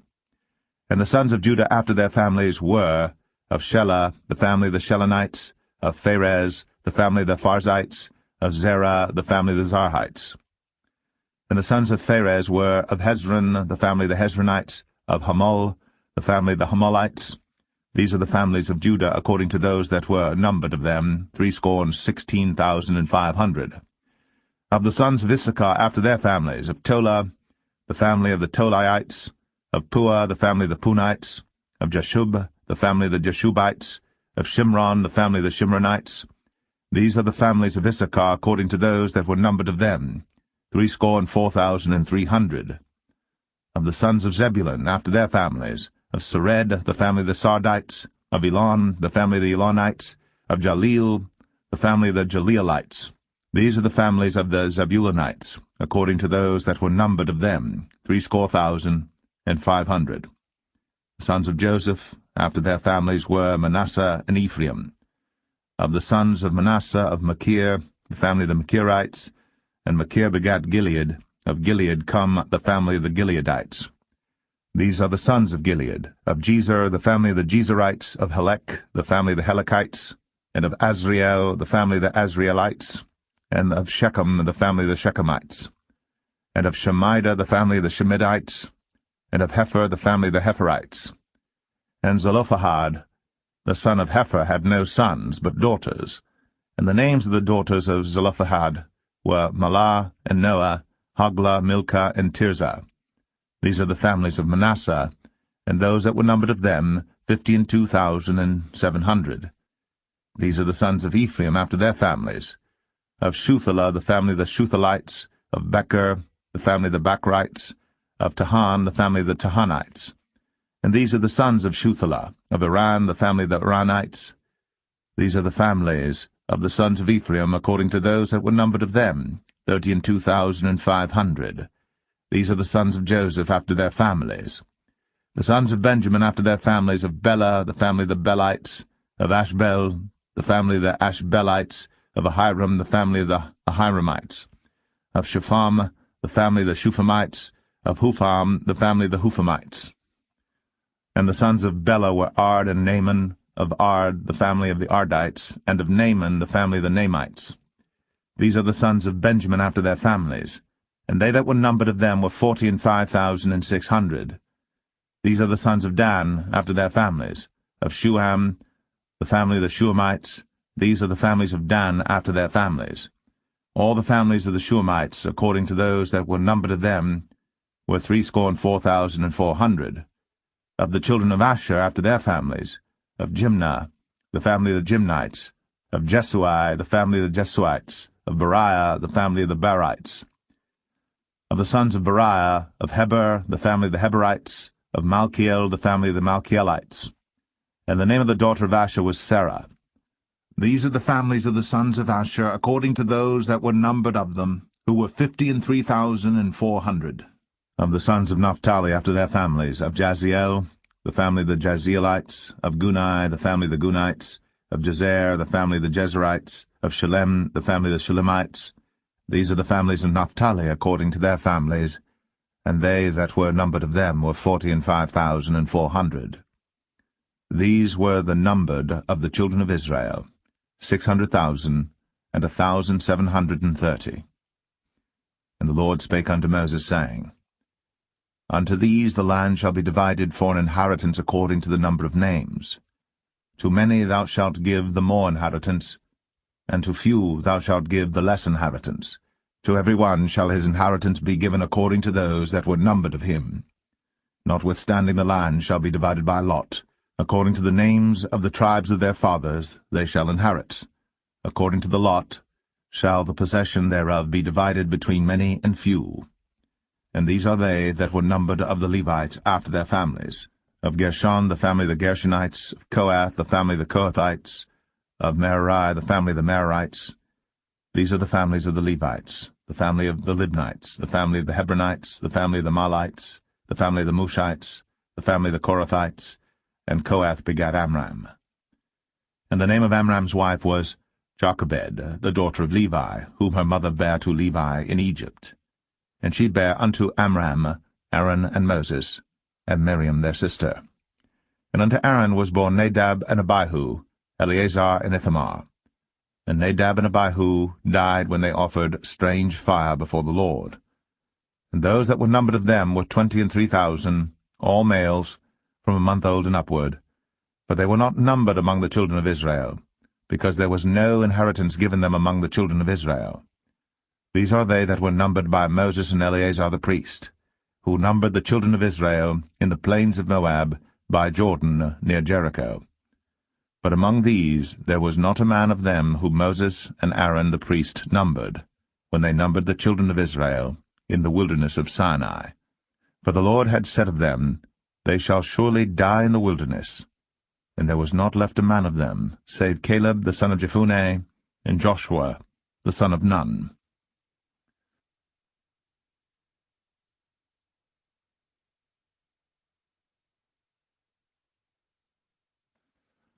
Numbers 27. Then came the daughters of Zelophehad, the son of Hepher, the son of Gilead, the son of Machir, the son of Manasseh, of the families of Manasseh, the son of Joseph. And these are the names of his daughters, Mahlah, Noah, and Hoglah, and Milcah, and Tirzah.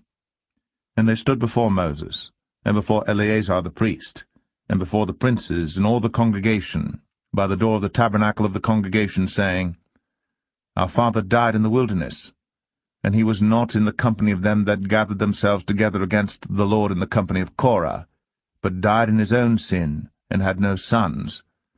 Why should the name of our father be done away from among his family, because he hath no son? Give unto us therefore possession among the brethren of our father. And Moses brought their cause before the Lord. And the Lord spake unto Moses, saying, The daughters of Zelophehad speak right. Thou shalt surely give them a possession of an inheritance among their father's brethren, and thou shalt cause the inheritance of their father to pass unto them.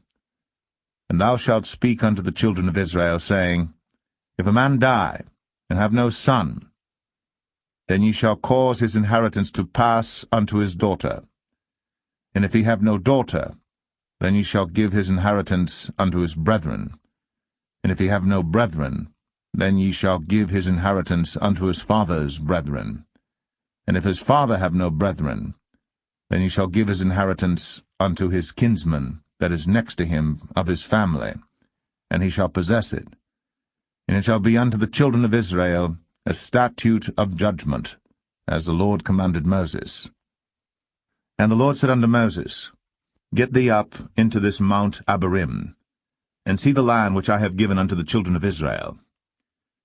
And when thou hast seen it, thou also shalt be gathered unto thy people, as Aaron thy brother was gathered. For ye rebelled against my commandment in the desert of Zin, in the strife of the congregation, to sanctify me at the water before their eyes, that is, the water of Meribah and Kadesh, in the wilderness of Zin. And Moses spake unto the Lord, saying, Let the Lord, the God of the spirits of all flesh, set a man over the congregation, which may go out before them, and which may go in before them, and which may lead them out, and which may bring them in, that the congregation of the Lord be not as sheep which have no shepherd. And the Lord said unto Moses, Take thee Joshua the son of Nun, a man in whom is the Spirit, and lay thine hand upon him, and set him before Eleazar the priest, and before all the congregation, and give him a charge in their sight. And thou shalt put some of thine honor upon him, that all the congregation of the children of Israel may be obedient. And he shall stand before Eleazar the priest, who shall ask counsel for him after the judgment of Urim before the Lord.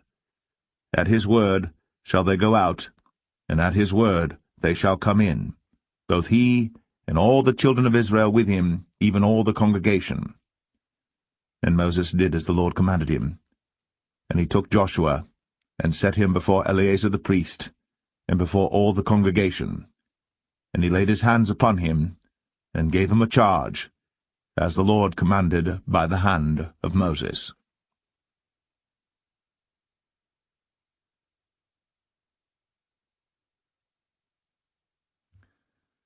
Numbers 28. And the Lord spake unto Moses, saying, Command the children of Israel, and say unto them, My offering, and my bread for my sacrifices made by fire for a sweet savour unto me, shall ye observe to offer unto me in their due season. And thou shalt say unto them, This is the offering made by fire, which ye shall offer unto the Lord, 2 lambs of the first year without spot day by day, for a continual burnt offering. The 1 lamb shalt thou offer in the morning, and the other lamb shalt thou offer at even, and 1/10 part of an ephah of flour for a meat offering mingled with the 4th part of an hin of beaten oil. It is a continual burnt offering which was ordained in Mount Sinai, for a sweet savour, a sacrifice made by fire unto the Lord. And the drink offering thereof shall be the 4th part of an hin for the 1 lamb. In the holy place shalt thou cause the strong wine to be poured unto the Lord for a drink offering. And the other lamb shalt thou offer at even, as the meat offering of the morning, and as the drink offering thereof. Thou shalt offer it, a sacrifice made by fire, of a sweet savour unto the Lord. And on the Sabbath day 2 lambs of the first year without spot, and 2/10 deals of flour for a meat offering mingled with oil, and the drink offering thereof. This is the burnt offering of every Sabbath, beside the continual burnt offering, and his drink offering. And in the beginnings of your months ye shall offer a burnt offering unto the Lord, 2 young bullocks and 1 ram, 7 lambs of the first year without spot, and 3/10 deals of flour for a meat offering mingled with oil for 1 bullock, and 2/10 deals of flour for a meat offering mingled with oil for 1 ram, and a several 10th deal of flour mingled with oil for a meat offering unto 1 lamb, for a burnt offering of a sweet savour, a sacrifice made by fire unto the Lord. And their drink offering shall be 1/2 an hin of wine unto a bullock, and the 1/3 part of an hin unto a ram, and a 4th part of an hin unto a lamb. This is the burnt offering of every month throughout the months of the year. And 1 kid of the goats for a sin offering unto the Lord shall be offered, beside the continual burnt offering and his drink offering. And the 14th day of the first month is the Passover of the Lord. And the 15th day of this month is the feast. 7 days shall unleavened bread be eaten. In the first day shall be an holy convocation.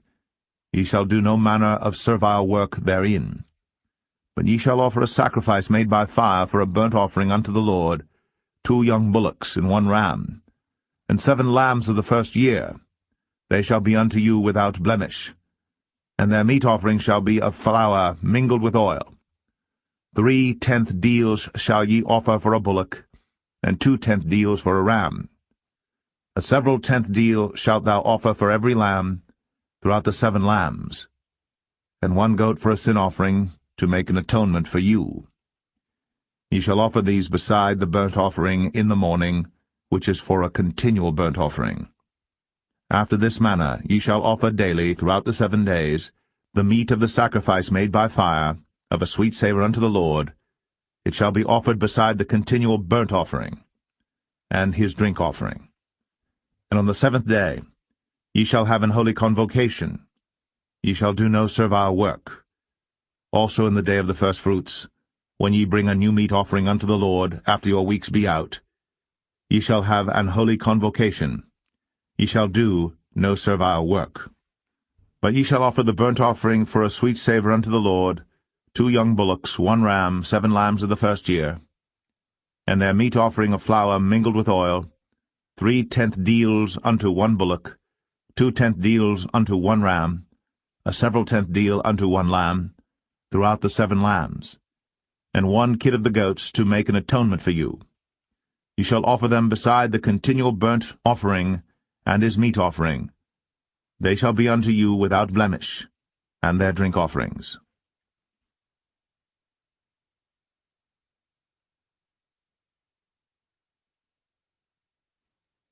Numbers 29. And in the 7th month, on the 1st day of the month, ye shall have an holy convocation. Ye shall do no servile work. It is a day of blowing the trumpets unto you. And ye shall offer a burnt offering for a sweet savour unto the Lord, 1 young bullock, 1 ram, and 7 lambs of the first year without blemish.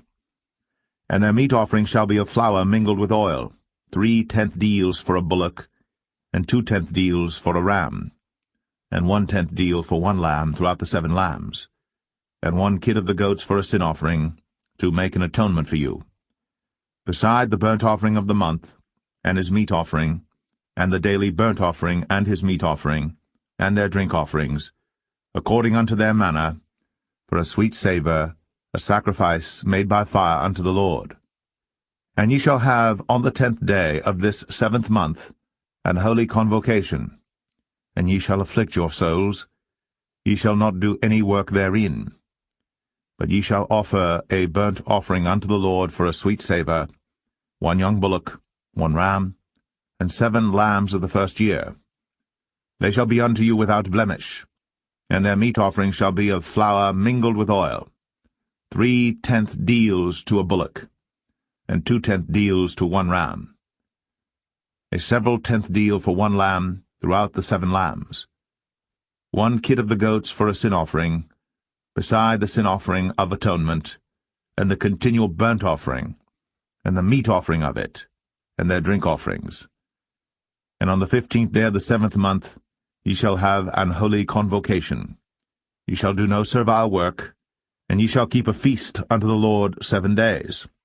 And ye shall offer a burnt offering, a sacrifice made by fire, of a sweet savour unto the Lord, 13 young bullocks, 2 rams, and 14 lambs of the first year. They shall be without blemish. And their meat offering shall be of flour mingled with oil, 3 tenth deals unto every bullock of the 13 bullocks, 2 tenth deals to each ram of the 2 rams, and a several tenth deal to each lamb of the 14 lambs, and 1 kid of the goats for a sin offering, beside the continual burnt offering, his meat offering, and his drink offering. And on the 2nd day ye shall offer 12 young bullocks, 2 rams, 14 lambs of the first year without spot, and their meat offering and their drink offerings for the bullocks, for the rams, and for the lambs, shall be according to their number, after the manner, and 1 kid of the goats for a sin offering, beside the continual burnt offering, and the meat offering thereof, and their drink offerings. And on the 3rd day 11 bullocks, 2 rams, 14 lambs of the first year without blemish, and their meat offering and their drink offerings for the bullocks, for the rams, and for the lambs shall be according to their number, after the manner, and 1 goat for a sin offering, beside the continual burnt offering, and his meat offering, and his drink offering. And on the 4th day 10 bullocks, 2 rams, and 14 lambs of the first year without blemish, their meat offering and their drink offerings for the bullocks, for the rams, and for the lambs shall be according to their number, after the manner, and 1 kid of the goats for a sin offering, beside the continual burnt offering, his meat offering, and his drink offering. And on the 5th day 9 bullocks, 2 rams, and 14 lambs of the first year without spot, and their meat offering and their drink offerings for the bullocks, for the rams, and for the lambs shall be according to their number, after the manner, and 1 goat for a sin offering, beside the continual burnt offering, and his meat offering, and his drink offering. And on the 6th day 8 bullocks, 2 rams, and 14 lambs of the first year without blemish, and their meat offering and their drink offerings for the bullocks, for the rams, and for the lambs shall be according to their number, after the manner, and 1 goat for a sin offering, beside the continual burnt offering, his meat offering and his drink offering. And on the 7th day 7 bullocks, 2 rams, and 14 lambs of the first year without blemish. And their meat offering and their drink offerings for the bullocks, for the rams, and for the lambs shall be according to their number, after the manner. And 1 goat for a sin offering, beside the continual burnt offering, his meat offering, and his drink offering. On the 8th day ye shall have a solemn assembly. Ye shall do no servile work therein. But ye shall offer a burnt offering, a sacrifice made by fire, of a sweet savour unto the Lord, 1 bullock, 1 ram, 7 lambs of the first year without blemish. Their meat offering and their drink offerings for the bullock, for the ram, and for the lambs shall be according to their number, after the manner. And 1 goat for a sin offering, beside the continual burnt offering, and his meat offering, and his drink offering. These things ye shall do unto the Lord in your set feasts, beside your vows, and your freewill offerings, for your burnt offerings, and for your meat offerings, and for your drink offerings, and for your peace offerings. And Moses told the children of Israel according to all that the Lord commanded Moses.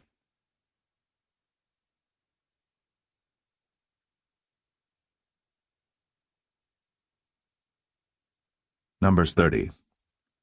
And Moses spake unto the heads of the tribes concerning the children of Israel, saying, This is the thing which the Lord hath commanded. If a man vow a vow unto the Lord, or swear an oath to bind his soul with a bond, he shall not break his word. He shall do according to all that proceedeth out of his mouth. If a woman also vow a vow unto the Lord, and bind herself by a bond, being in her father's house in her youth, and her father hear her vow, and her bond wherewith she hath bound her soul, and her father shall hold his peace at her, then all her vows shall stand, and every bond wherewith she hath bound her soul shall stand. But if her father disallow her in the day that he heareth, not any of her vows, or of her bonds wherewith she hath bound her soul, shall stand, and the Lord shall forgive her, because her father disallowed her. And if she had at all an husband, when she vowed or uttered aught out of her lips, wherewith she bound her soul, and her husband heard it, and held his peace at her in the day that he heard it, then her vows shall stand, and her bonds wherewith she bound her soul shall stand. But if her husband disallowed her on the day that he heard it, then he shall make her vow which she vowed, and that which she uttered with her lips, wherewith she bound her soul, of none effect, and the Lord shall forgive her. But every vow of a widow, and of her that is divorced, wherewith they have bound their souls, shall stand against her. And if she vowed in her husband's house, or bound her soul by a bond with an oath, and her husband heard it, and held his peace at her, and disallowed her not, then all her vows shall stand, and every bond wherewith she bound her soul shall stand. But if her husband hath utterly made them void on the day he heard them, then whatsoever proceeded out of her lips concerning her vows, or concerning the bond of her soul, shall not stand. Her husband hath made them void, and the Lord shall forgive her. Every vow, and every binding oath to afflict the soul, her husband may establish it, or her husband may make it void. But if her husband altogether hold his peace at her from day to day, then he establisheth all her vows, or all her bonds which are upon her. He confirmeth them, because he held his peace at her in the day that he heard them. But if he shall any ways make them void after that he hath heard them, then he shall bear her iniquity. These are the statutes which the Lord commanded Moses, between a man and his wife, between the father and his daughter, being yet in her youth, in her father's house.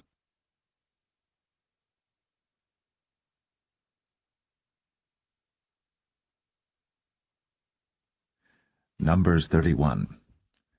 And the Lord spake unto Moses, saying, Avenge the children of Israel of the Midianites. Afterward shalt thou be gathered unto thy people. And Moses spake unto the people, saying, Arm some of yourselves unto the war, and let them go against the Midianites, and avenge the Lord of Midian. Of every tribe 1,000 throughout all the tribes of Israel shall ye send to the war. So there were delivered out of the thousands of Israel 1,000 of every tribe, 12,000 armed for war. And Moses sent them to the war, 1,000 of every tribe, them and Phinehas the son of Eleazar the priest, to the war, with the holy instruments, and the trumpets to blow in his hand. And they warred against the Midianites, as the Lord commanded Moses.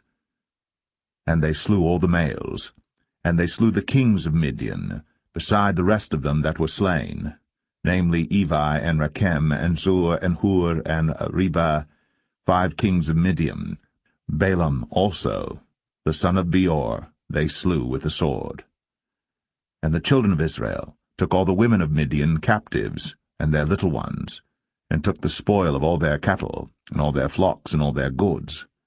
And they burnt all their cities wherein they dwelt, and all their goodly castles with fire.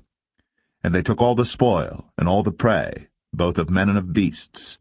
And they brought the captives, and the prey, and the spoil unto Moses, and Eleazar the priest, and unto the congregation of the children of Israel, unto the camp, at the plains of Moab, which are by Jordan near Jericho.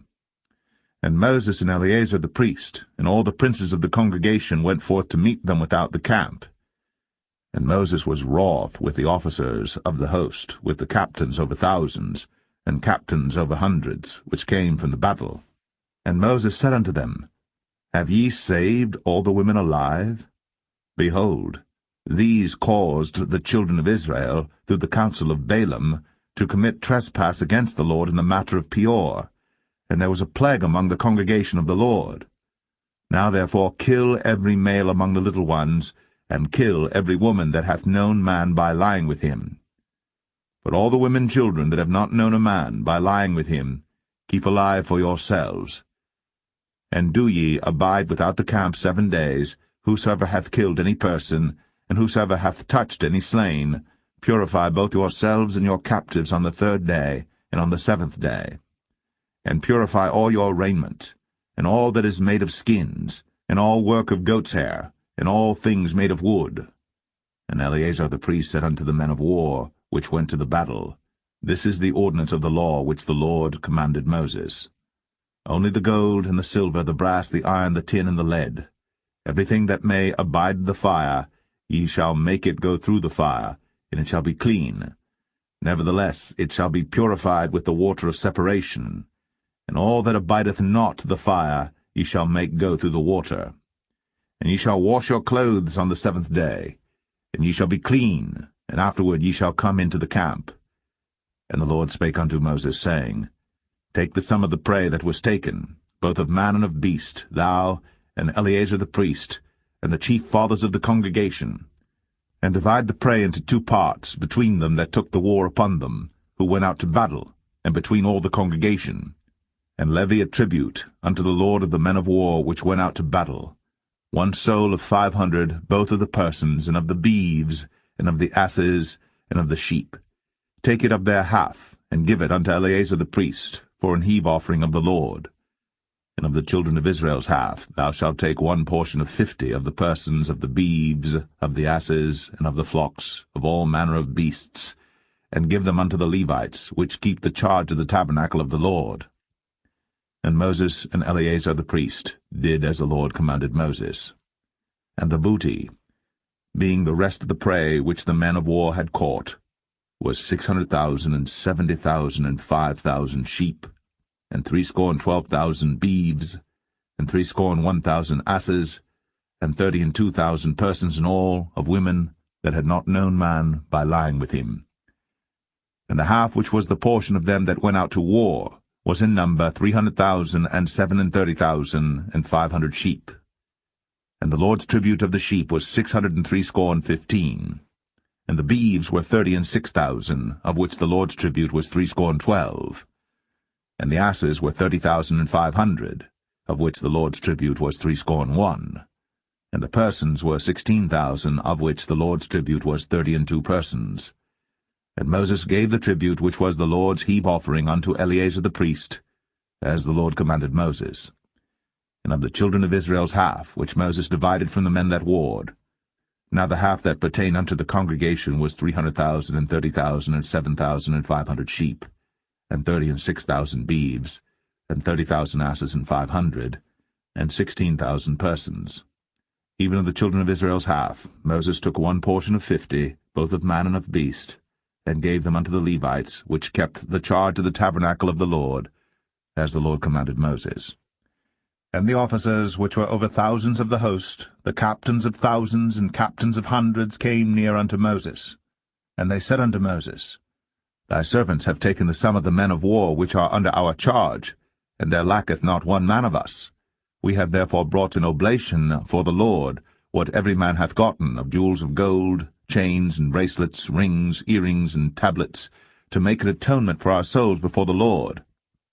And Moses and Eleazar the priest took the gold of them, even all wrought jewels, and all the gold of the offering that they offered up to the Lord, of the captains of thousands, and of the captains of hundreds, was 16,750 shekels.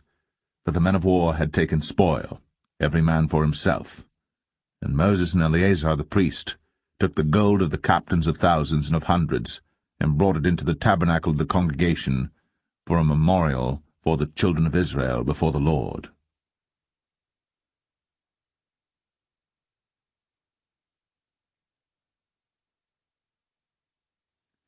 Numbers 32.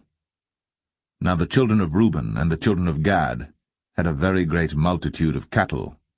And when they saw the land of Jazer, and the land of Gilead, that, behold, the place was a place for cattle, the children of Gad and the children of Reuben came and spake unto Moses, and to Eleazar the priest, and unto the princes of the congregation, saying, Adareth, and Dibon, and Jazer, and Imrah, and Heshbon, and Elealeh, and Shebam, and Nebo, and Beon, even the country which the Lord smote before the congregation of Israel, is a land for cattle, and thy servants have cattle.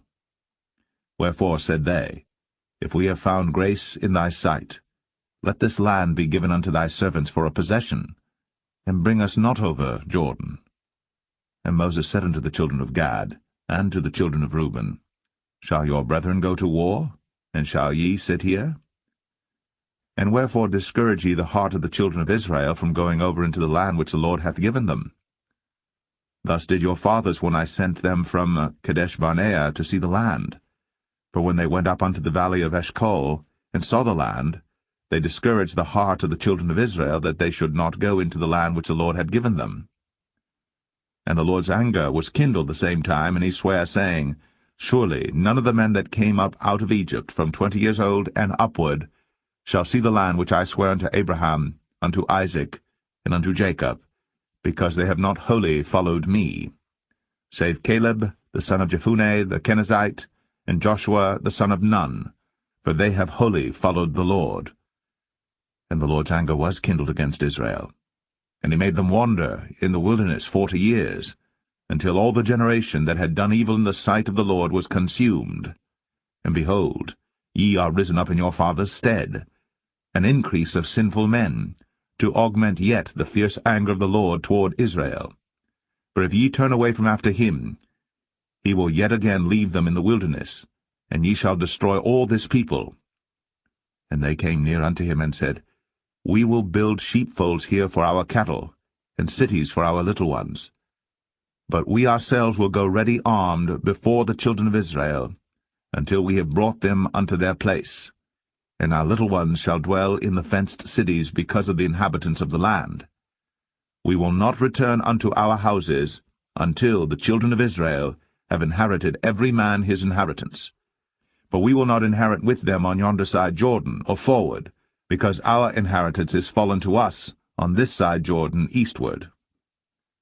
And Moses said unto them, If ye will do this thing, if ye will go armed before the Lord to war, and will go all of you armed over Jordan before the Lord, until he hath driven out his enemies from before him, and the land be subdued before the Lord, then afterward ye shall return, and be guiltless before the Lord, and before Israel.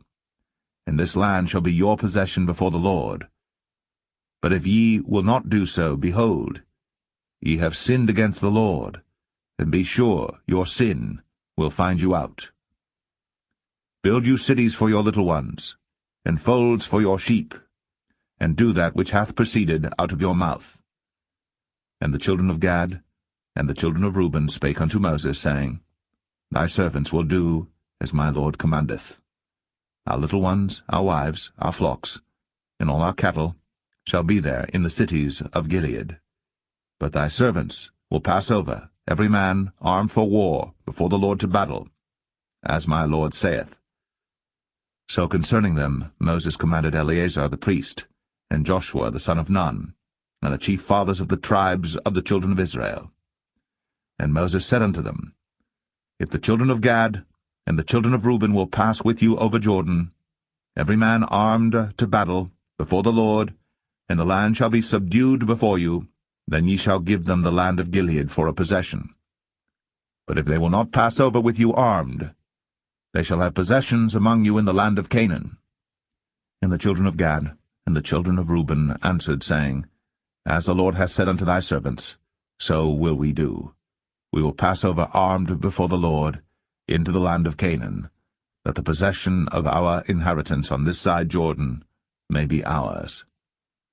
And Moses gave unto them, even to the children of Gad, and to the children of Reuben, and unto half the tribe of Manasseh the son of Joseph, the kingdom of Sihon, king of the Amorites, and the kingdom of Og, king of Bashan, the land with the cities thereof in the coasts, even the cities of the country round about.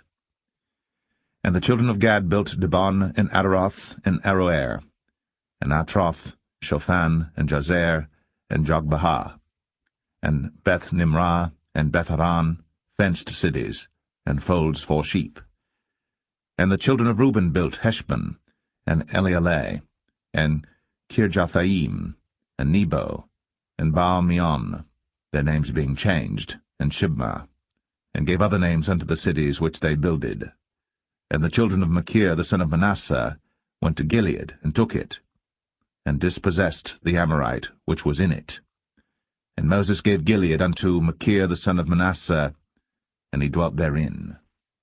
And Jair the son of Manasseh went and took the small towns thereof, and called them Havoth-Jair. And Nobah went and took Kenath, and the villages thereof, and called it Nobah, after his own name.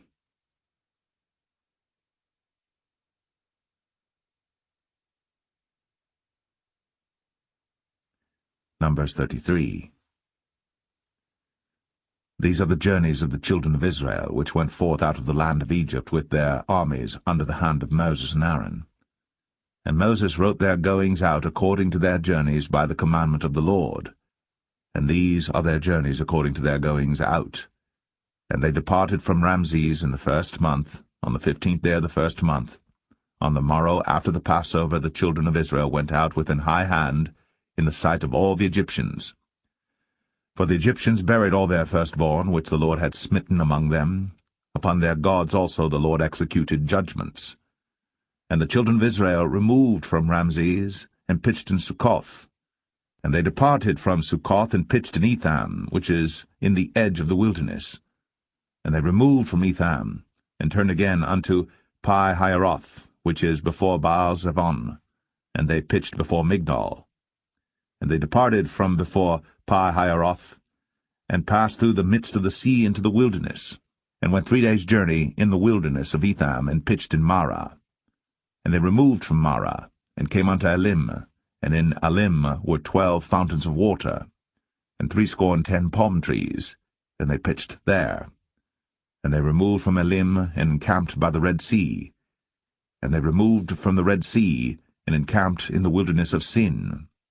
And they took their journey out of the wilderness of Sin, and encamped in Dophkah. And they departed from Dophkah, and encamped in Alush. And they removed from Alush, and encamped at Rephidim, where was no water for the people to drink. And they departed from Rephidim, and pitched in the wilderness of Sinai. And they removed from the desert of Sinai, and pitched at Kibroth-Hattaavah. And they departed from Kibroth-Hattaavah, and encamped at Hazeroth. And they departed from Hazeroth, and pitched in Rithmah. And they departed from Rithmah, and pitched at Rimmon-Perez. And they departed from Rimmon-Perez, and pitched in Libnah. And they removed from Libnah, and pitched at Rissah. And they journeyed from Rissah, and pitched in Kehelatha. And they went from Kehelatha, and pitched in Mount Shepher. And they removed from Mount Shepher, and encamped in Hadadah. And they removed from Hadadah, and pitched in Makheloth. And they removed from Makheloth, and encamped at Tahath. And they departed from Tahath, and pitched at Tara. And they removed from Tara, and pitched in Mithkah. And they went from Mithkah, and pitched in Hashmonah. And they departed from Hashmonah, and encamped at Moseroth. And they departed from Moseroth, and pitched in Bene Jaakan. And they removed from Bene Jaakan, and encamped at Hor-Haggidgad. And they went from Hor-Haggidgad, and pitched in Jotbathah. And they removed from Jotbathah, and encamped at Ebronah. And they departed from Ebronah, and encamped at Ezion-Geber. And they removed from Ezion-Geber, and pitched in the wilderness of Zin, which is Kadesh. And they removed from Kadesh, and pitched in Mount Or, in the edge of the land of Edom. And Aaron the priest went up into Mount Or at the commandment of the Lord, and died there, in the 40th year after the children of Israel were come out of the land of Egypt, in the 1st day of the 5th month. And Aaron was 123 years old when he died in Mount Or. And King Arad, the Canaanite, which dwelt in the south in the land of Canaan, heard of the coming of the children of Israel. And they departed from Mount Or, and pitched in Zalmonah. And they departed from Zalmonah, and pitched in Punon. And they departed from Punon, and pitched in Oboth. And they departed from Oboth, and pitched in Ije-Abarim in the border of Moab. And they departed from Aim, and pitched in Dibon-Gad. And they removed from Dibon-Gad, and encamped in Almon-Diblathaim. And they removed from Almon-Diblathaim, and pitched in the mountains of Abarim before Nebo. And they departed from the mountains of Abarim, and pitched in the plains of Moab by Jordan near Jericho.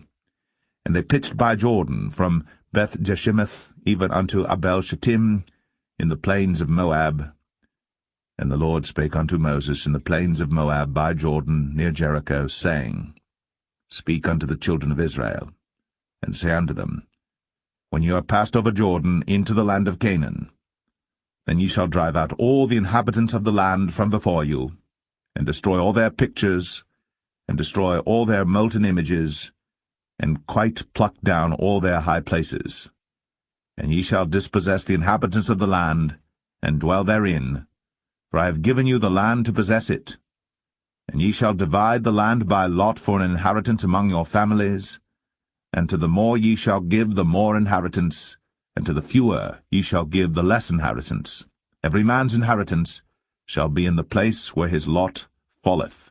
According to the tribes of your fathers ye shall inherit. But if ye will not drive out the inhabitants of the land from before you, then it shall come to pass that those which ye let remain of them shall be pricks in your eyes, and thorns in your sides, and shall vex you in the land wherein ye dwell. Moreover, it shall come to pass that I shall do unto you as I thought to do unto them.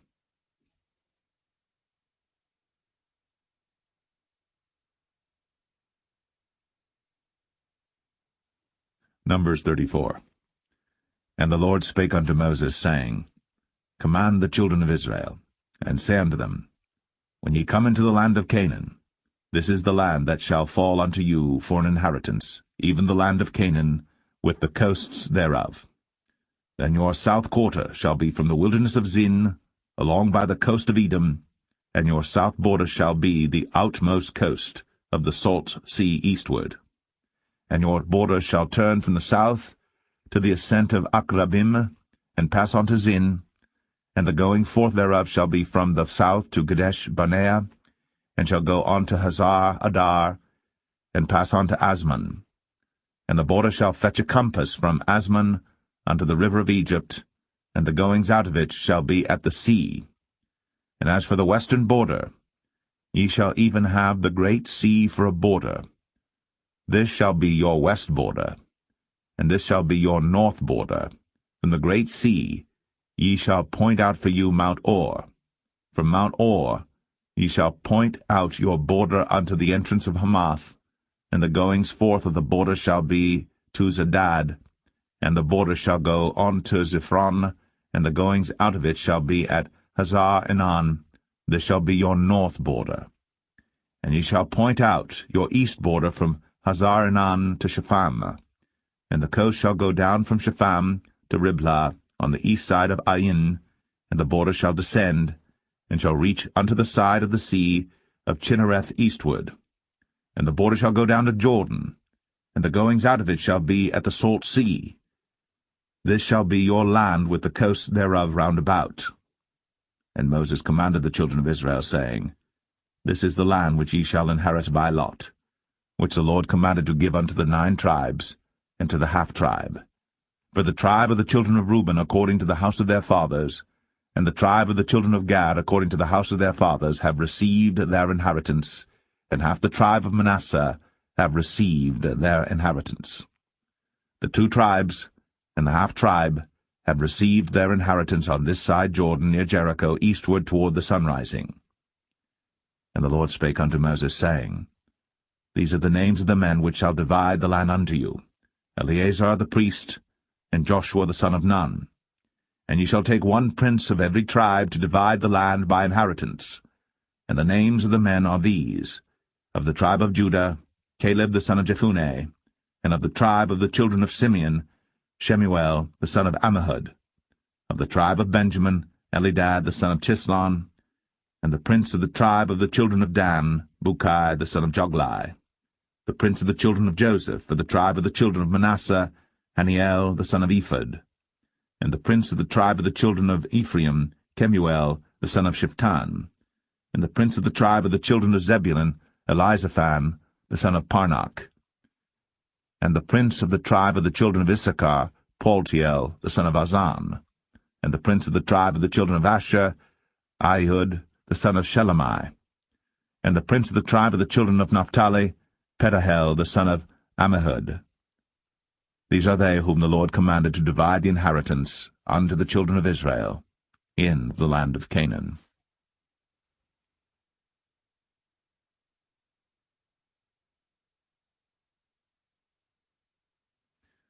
Numbers 35.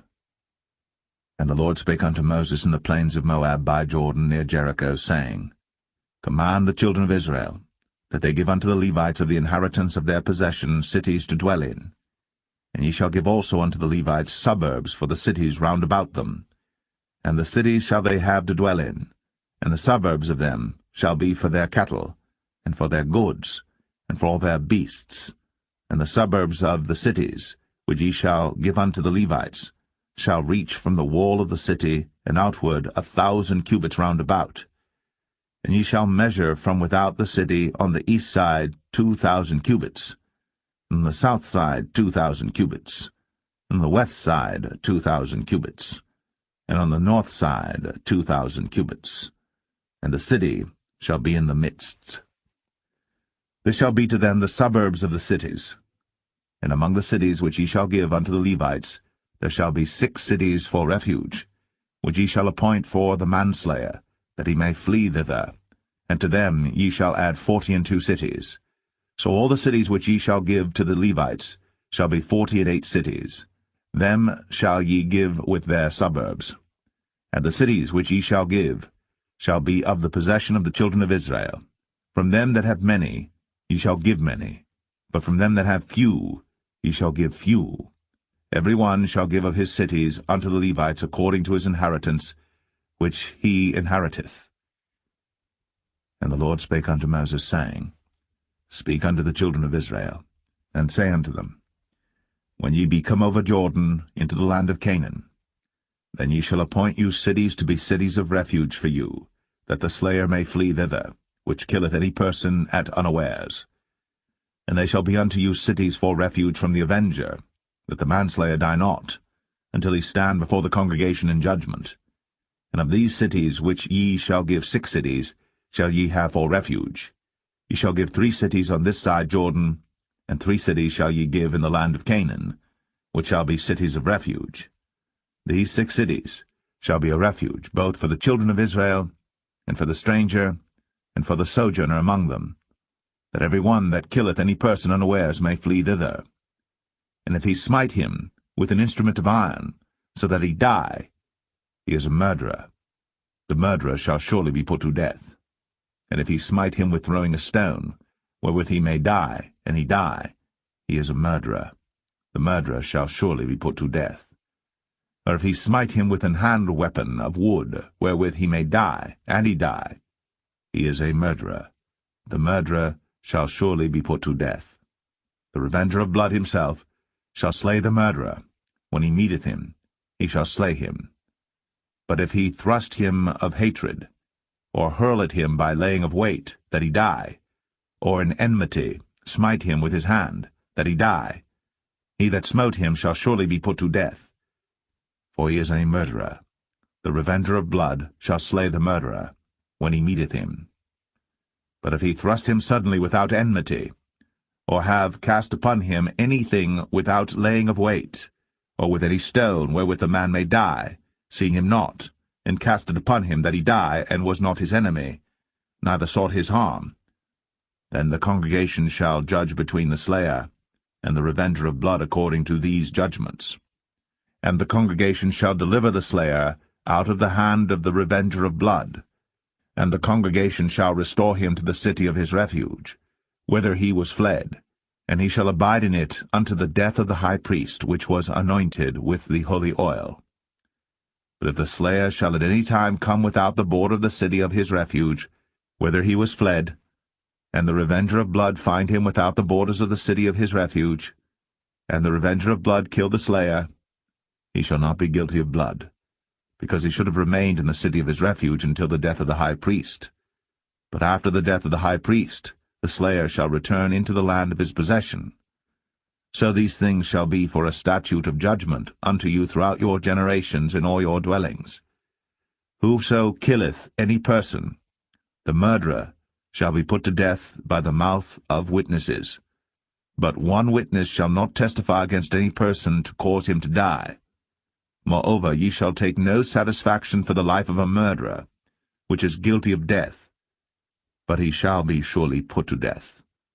And ye shall take no satisfaction for him that is fled to the city of his refuge, that he should come again to dwell in the land, until the death of the priest. So ye shall not pollute the land wherein ye are, for blood it defileth the land, and the land cannot be cleansed of the blood that is shed therein, but by the blood of him that shed it. Defile not therefore the land which ye shall inhabit, wherein I dwell.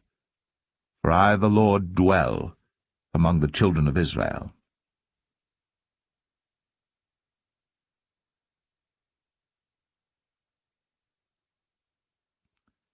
Numbers 36. And the chief fathers of the families of the children of Gilead, the son of Machir, the son of Manasseh, of the families of the sons of Joseph, came near, and spake before Moses, and before the princes, the chief fathers of the children of Israel. And they said, The Lord commanded my Lord to give the land for an inheritance by lot to the children of Israel. And my Lord was commanded by the Lord to give the inheritance of Zelophehad, our brother, unto his daughters. And if they be married to any of the sons of the other tribes of the children of Israel, then shall their inheritance be taken from the inheritance of our fathers, and shall be put to the inheritance of the tribe whereunto they are received. So shall it be taken from the lot of our inheritance. And when the jubilee of the children of Israel shall be, then shall their inheritance be put unto the inheritance of the tribe whereunto they are received. So shall their inheritance be taken away from the inheritance of the tribe of our fathers. And Moses commanded the children of Israel according to the word of the Lord, saying, The tribe of the sons of Joseph hath said well. This is the thing which the Lord doth command concerning the daughters of Zelophehad, saying, Let them marry to whom they think best, only to the family of the tribe of their father shall they marry. So shall not the inheritance of the children of Israel remove from tribe to tribe, for every one of the children of Israel shall keep himself to the inheritance of the tribe of his fathers. And every daughter that possesseth an inheritance in any tribe of the children of Israel shall be wife unto one of the family of the tribe of her father, that the children of Israel may enjoy every man the inheritance of his fathers. Neither shall the inheritance remove from one tribe to another tribe, but every one of the tribes of the children of Israel shall keep himself to his own inheritance, Even as the Lord commanded Moses, so did the daughters of Zelophehad. For Mahlah, Tirzah, and Hoglah, and Milcah, and Noah, the daughters of Zelophehad, were married unto their father's brothers' sons. And they were married into the families of the sons of Manasseh, the son of Joseph, and their inheritance remained in the tribe of the family of their father. These are the commandments and the judgments which the Lord commanded by the hand of Moses unto the children of Israel in the plains of Moab by Jordan, near Jericho.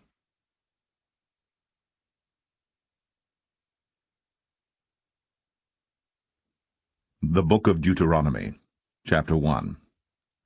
These be the words which Moses spake unto all Israel on this side Jordan in the wilderness, in the plain over against the Red Sea, between Paran and Tephel, and Laban and Hazroth, and Dizahab. There are 11 days' journey from Oreb by the way of Mount Seir unto Kadesh-barnea. And it came to pass in the 40th year, in the 11th month, on the first day of the month, that Moses spake unto the children of Israel according unto all that the Lord had given him in commandment unto them. After he had slain Sihon the king of the Amorites, which dwelt in Heshbon, and Og the king of Bashan, which dwelt at Ashtoreth in Edrei, on this side Jordan, in the land of Moab, began Moses to declare this law, saying, The Lord our God spake unto us in Oreb, saying, Ye have dwelt long enough in this mount. Turn you, and take your journey, and go to the mount of the Amorites, and unto all the places nigh thereunto, in the plain, in the hills, and in the vale, and in the south, and by the seaside to the land of the Canaanites, and unto Lebanon, unto the great river, the river Euphrates. Behold, I have set the land before you. Go in and possess the land which the Lord sware unto your fathers, Abraham, Isaac, and Jacob, to give unto them, and to their seed after them. And I spake unto you at that time, saying, I am not able to bear you myself alone. The Lord your God hath multiplied you, and behold, ye are this day as the stars of heaven for multitude. The Lord God of your fathers make you 1,000 times so many more as ye are, and bless you, as he hath promised you. How can I myself alone bear your cumbrance, and your burden, and your strife? Take you wise men and understanding, and known among your tribes, and I will make them rulers over you. And ye answered me and said, The thing which thou hast spoken is good for us to do. So I took the chief of your tribes, wise men and known, and made them heads over you, captains over thousands, and captains over hundreds, and captains over 50s, and captains over 10s, and officers among your tribes. And I charged your judges at that time, saying, Hear the causes between your brethren, and judge righteously between every man and his brother, and the stranger that is with him. Ye shall not respect persons in judgment, but ye shall hear the small as well as the great. Ye shall not be afraid of the face of man, for the judgment is God's. And the cause that is too hard for you, bring it unto me, and I will hear it. And I commanded you at that time all the things which ye should do. And when we departed from Oreb, we went through all that great and terrible wilderness, which ye saw by the way of the mountain of the Amorites, as the Lord our God commanded us. And we came to Kadesh-barnea. And I said unto you, Ye are come unto the mountain of the Amorites, which the Lord our God doth give unto us. Behold, the Lord thy God hath set the land before thee. Go up and possess it, as the Lord God of thy fathers hath said unto thee. Fear not, neither be discouraged. And ye came near unto me, every one of you, and said, We will send men before us, and they shall search us out the land, and bring us word again by what way we must go up, and into what cities we shall come. And the saying pleased me well. And I took 12 men of you, one of a tribe. And they turned and went up into the mountain, and came unto the valley of Eshcol, and searched it out. And they took of the fruit of the land in their hands, and brought it down unto us, and brought us word again, and said, It is a good land which the Lord our God doth give us. Notwithstanding ye would not go up, but rebelled against the commandment of the Lord your God. And ye murmured in your tents, and said, Because the Lord hated us, he hath brought us forth out of the land of Egypt, to deliver us into the hand of the Amorites to destroy us. Whither shall we go up? Our brethren have discouraged our heart, saying, The people is greater and taller than we. The cities are great and walled up to heaven. And moreover, we have seen the sons of the Anakims there. Then I said unto you, Dread not, neither be afraid of them. The Lord your God, which goeth before you, he shall fight for you, according to all that he did for you in Egypt before your eyes. And in the wilderness, where thou hast seen how that the Lord thy God bare thee, as a man doth bear his son, in all the way that ye went, until ye came into this place. Yet in this thing ye did not believe the Lord your God, who went in the way before you, to search you out a place to pitch your tents in fire by night, to show you by what way ye should go, and in a cloud by day. And the Lord heard the voice of your words, and was wroth, and sware, saying, Surely there shall not one of these men of this evil generation see that good land, which I swear to give unto your fathers. Save Caleb the son of Jephunneh, he shall see it. And to him will I give the land that he hath trodden upon, and to his children, because he hath wholly followed the Lord. Also the Lord was angry with me for your sakes, saying, Thou also shalt not go in thither. But Joshua the son of Nun, which standeth before thee, he shall go in thither. Encourage him, for he shall cause Israel to inherit it. Moreover, your little ones, which he said should be a prey, and your children, which in that day had no knowledge between good and evil, they shall go in thither, and unto them will I give it, and they shall possess it. But as for you, turn you, and take your journey into the wilderness by the way of the Red Sea. Then ye answered and said unto me, We have sinned against the Lord. We will go up and fight, according to all that the Lord our God commanded us. And when ye had girded on every man his weapons of war, ye were ready to go up into the hill. And the Lord said unto me, Say unto them, Go not up, neither fight, for I am not among you, lest ye be smitten before your enemies. So I spake unto you, and ye would not hear, but rebelled against the commandment of the Lord, and went presumptuously up into the hill. And the Amorites which dwelt in that mountain came out against you, and chased you as bees do, and destroyed you in Seir, even unto Hormah. And ye returned and wept before the Lord. But the Lord would not hearken to your voice, nor give ear unto you. So ye abode in Kadesh many days, according unto the days that ye abode there.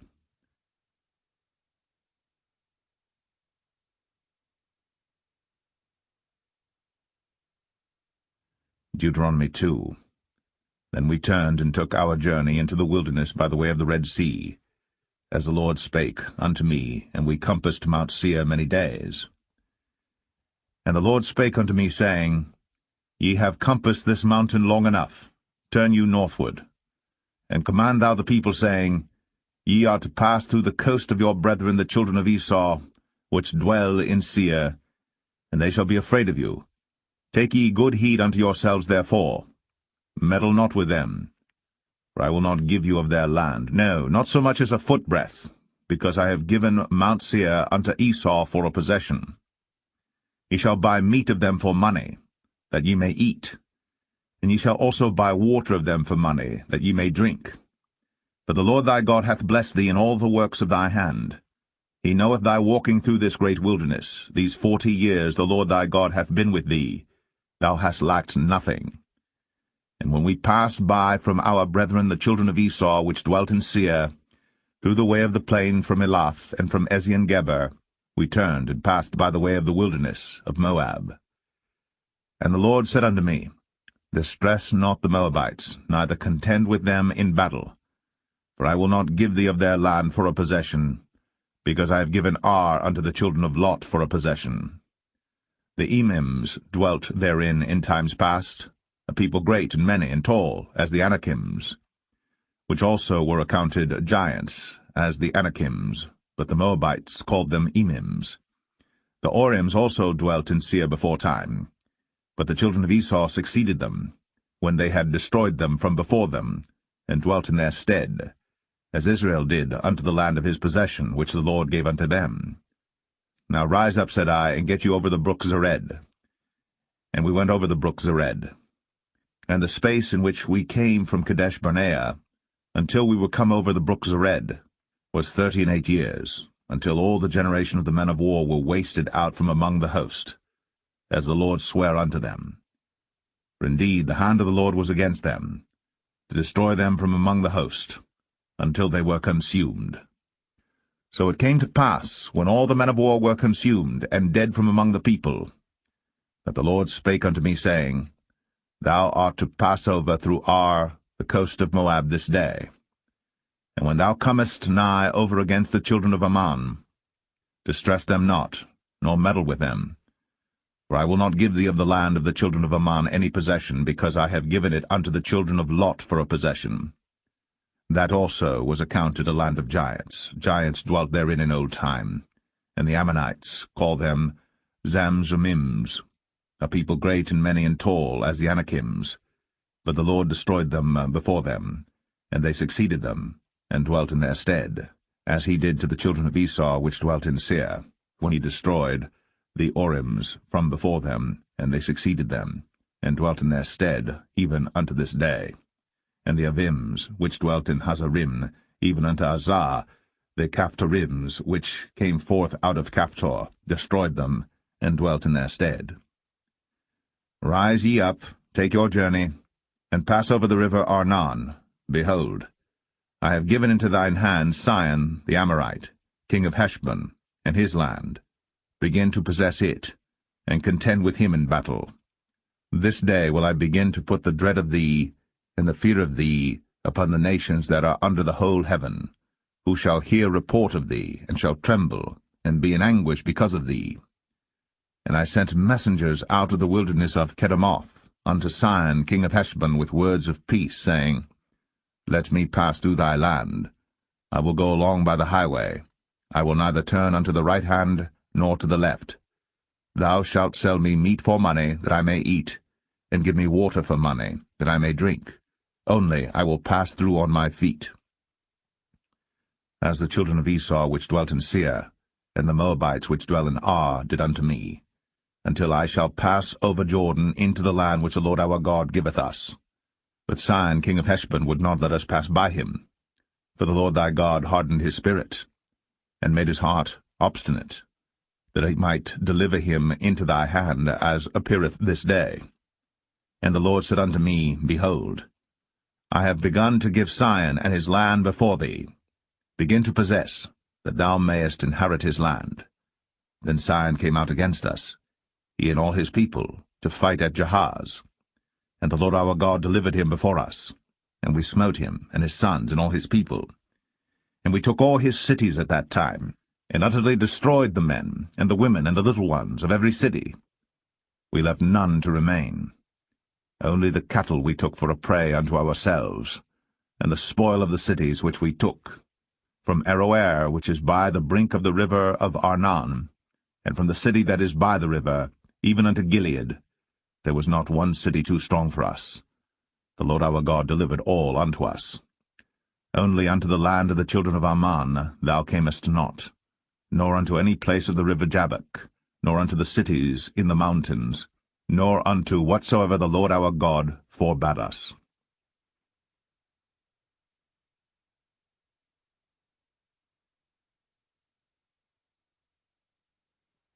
Deuteronomy 3. Then we turned, and went up the way to Bashan, and Og the king of Bashan came out against us, he and all his people, to battle at Edrei. And the Lord said unto me, Fear him not, for I will deliver him, and all his people, and his land, into thy hand. And thou shalt do unto him as thou didst unto Sihon king of the Amorites, which dwelt at Heshbon. So the Lord our God delivered into our hands Og also, the king of Bashan, and all his people, and we smote him, until none was left to him remaining. And we took all his cities at that time. There was not a city which we took not from them, 80 cities, all the region of Argob, the kingdom of Og and Bashan. All these cities were fenced with high walls, gates, and bars, beside unwalled towns a great many. And we utterly destroyed them, as we did unto Sihon king of Heshbon, utterly destroying the men, women, and children of every city. But all the cattle and the spoil of the cities we took for a prey to ourselves. And we took at that time out of the hand of the 2 kings of the Amorites the land that was on this side Jordan, from the river of Arnon unto Mount Hermon, which Hermon the Sidonians call Sirion, and the Amorites call it Shenir. All the cities of the plain, and all Gilead, and all Bashan, unto Salcha and Edrei, cities of the kingdom of Og and Bashan. For only Og king of Bashan remained of the remnant of giants. Behold, his bedstead was a bedstead of iron. Is it not in Rabbath of the children of Ammon? 9 cubits was the length thereof, and 4 cubits the breadth of it, after the cubit of a man. And this land which we possessed at that time, from Aroer, which is by the river Arnon, and half Mount Gilead, and the cities thereof, gave I unto the Reubenites and to the Gadites. And the rest of Gilead and all Bashan, being the kingdom of Og, gave I unto the half-tribe of Manasseh, all the region of Argob, with all Bashan, which was called the land of giants. Jair the son of Manasseh took all the country of Argob, unto the coasts of Geshurai and Maacathai, and called them after his own name, Bashan Avoth Jair, unto this day. And I gave Gilead unto Machir, and unto the Reubenites and unto the Gadites I gave from Gilead even unto the river Arnon half the valley, and the border even unto the river Jabbok, which is the border of the children of Ammon. The plain also, and Jordan, and the coast thereof, from Chinnereth even unto the sea of the plain, even the salt sea, under Ashdoth-Pisgah eastward. And I commanded you at that time, saying, The Lord your God hath given you this land to possess it. Ye shall pass over armed before your brethren the children of Israel, all that are meet for the war. But your wives, and your little ones, and your cattle, for I know that ye have much cattle, shall abide in your cities which I have given you, until the Lord hath given rest unto your brethren, as well as unto you, and until they also possess the land which the Lord your God hath given them beyond Jordan. And then shall ye return every man unto his possession, which I have given you. And I commanded Joshua at that time, saying, Thine eyes have seen all that the Lord your God hath done unto these 2 kings. So shall the Lord do unto all the kingdoms whither thou passest. Ye shall not fear them, for the Lord your God, he shall fight for you. And I besought the Lord at that time, saying, O Lord God, thou hast begun to show thy servant thy greatness, and thy mighty hand. For what God is there in heaven or in earth that can do according to thy works, and according to thy might? I pray thee, let me go over and see the good land that is beyond Jordan, that goodly mountain, and Lebanon. But the Lord was wroth with me for your sakes, and would not hear me. And the Lord said unto me, Let it suffice thee, speak no more unto me of this matter. Get thee up into the top of Pisgah, and lift up thine eyes westward, and northward, and southward, and eastward, and behold it with thine eyes. For thou shalt not go over this Jordan, but charge Joshua, and encourage him, and strengthen him, for he shall go over before this people, and he shall cause them to inherit the land, which thou shalt see. So we abode in the valley over against Beth-peor.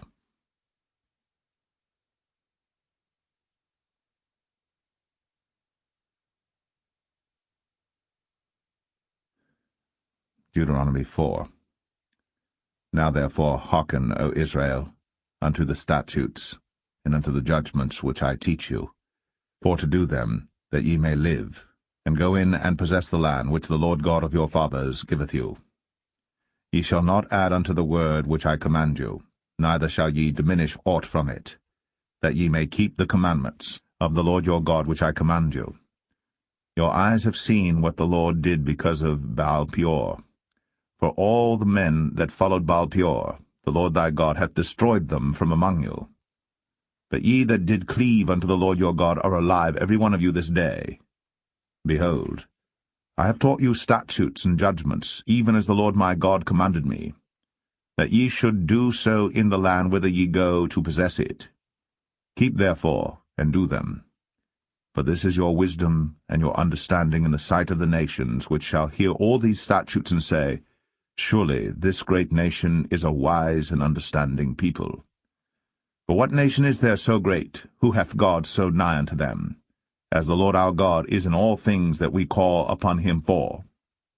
And what nation is there so great, that hath statutes and judgments so righteous as all this law, which I set before you this day?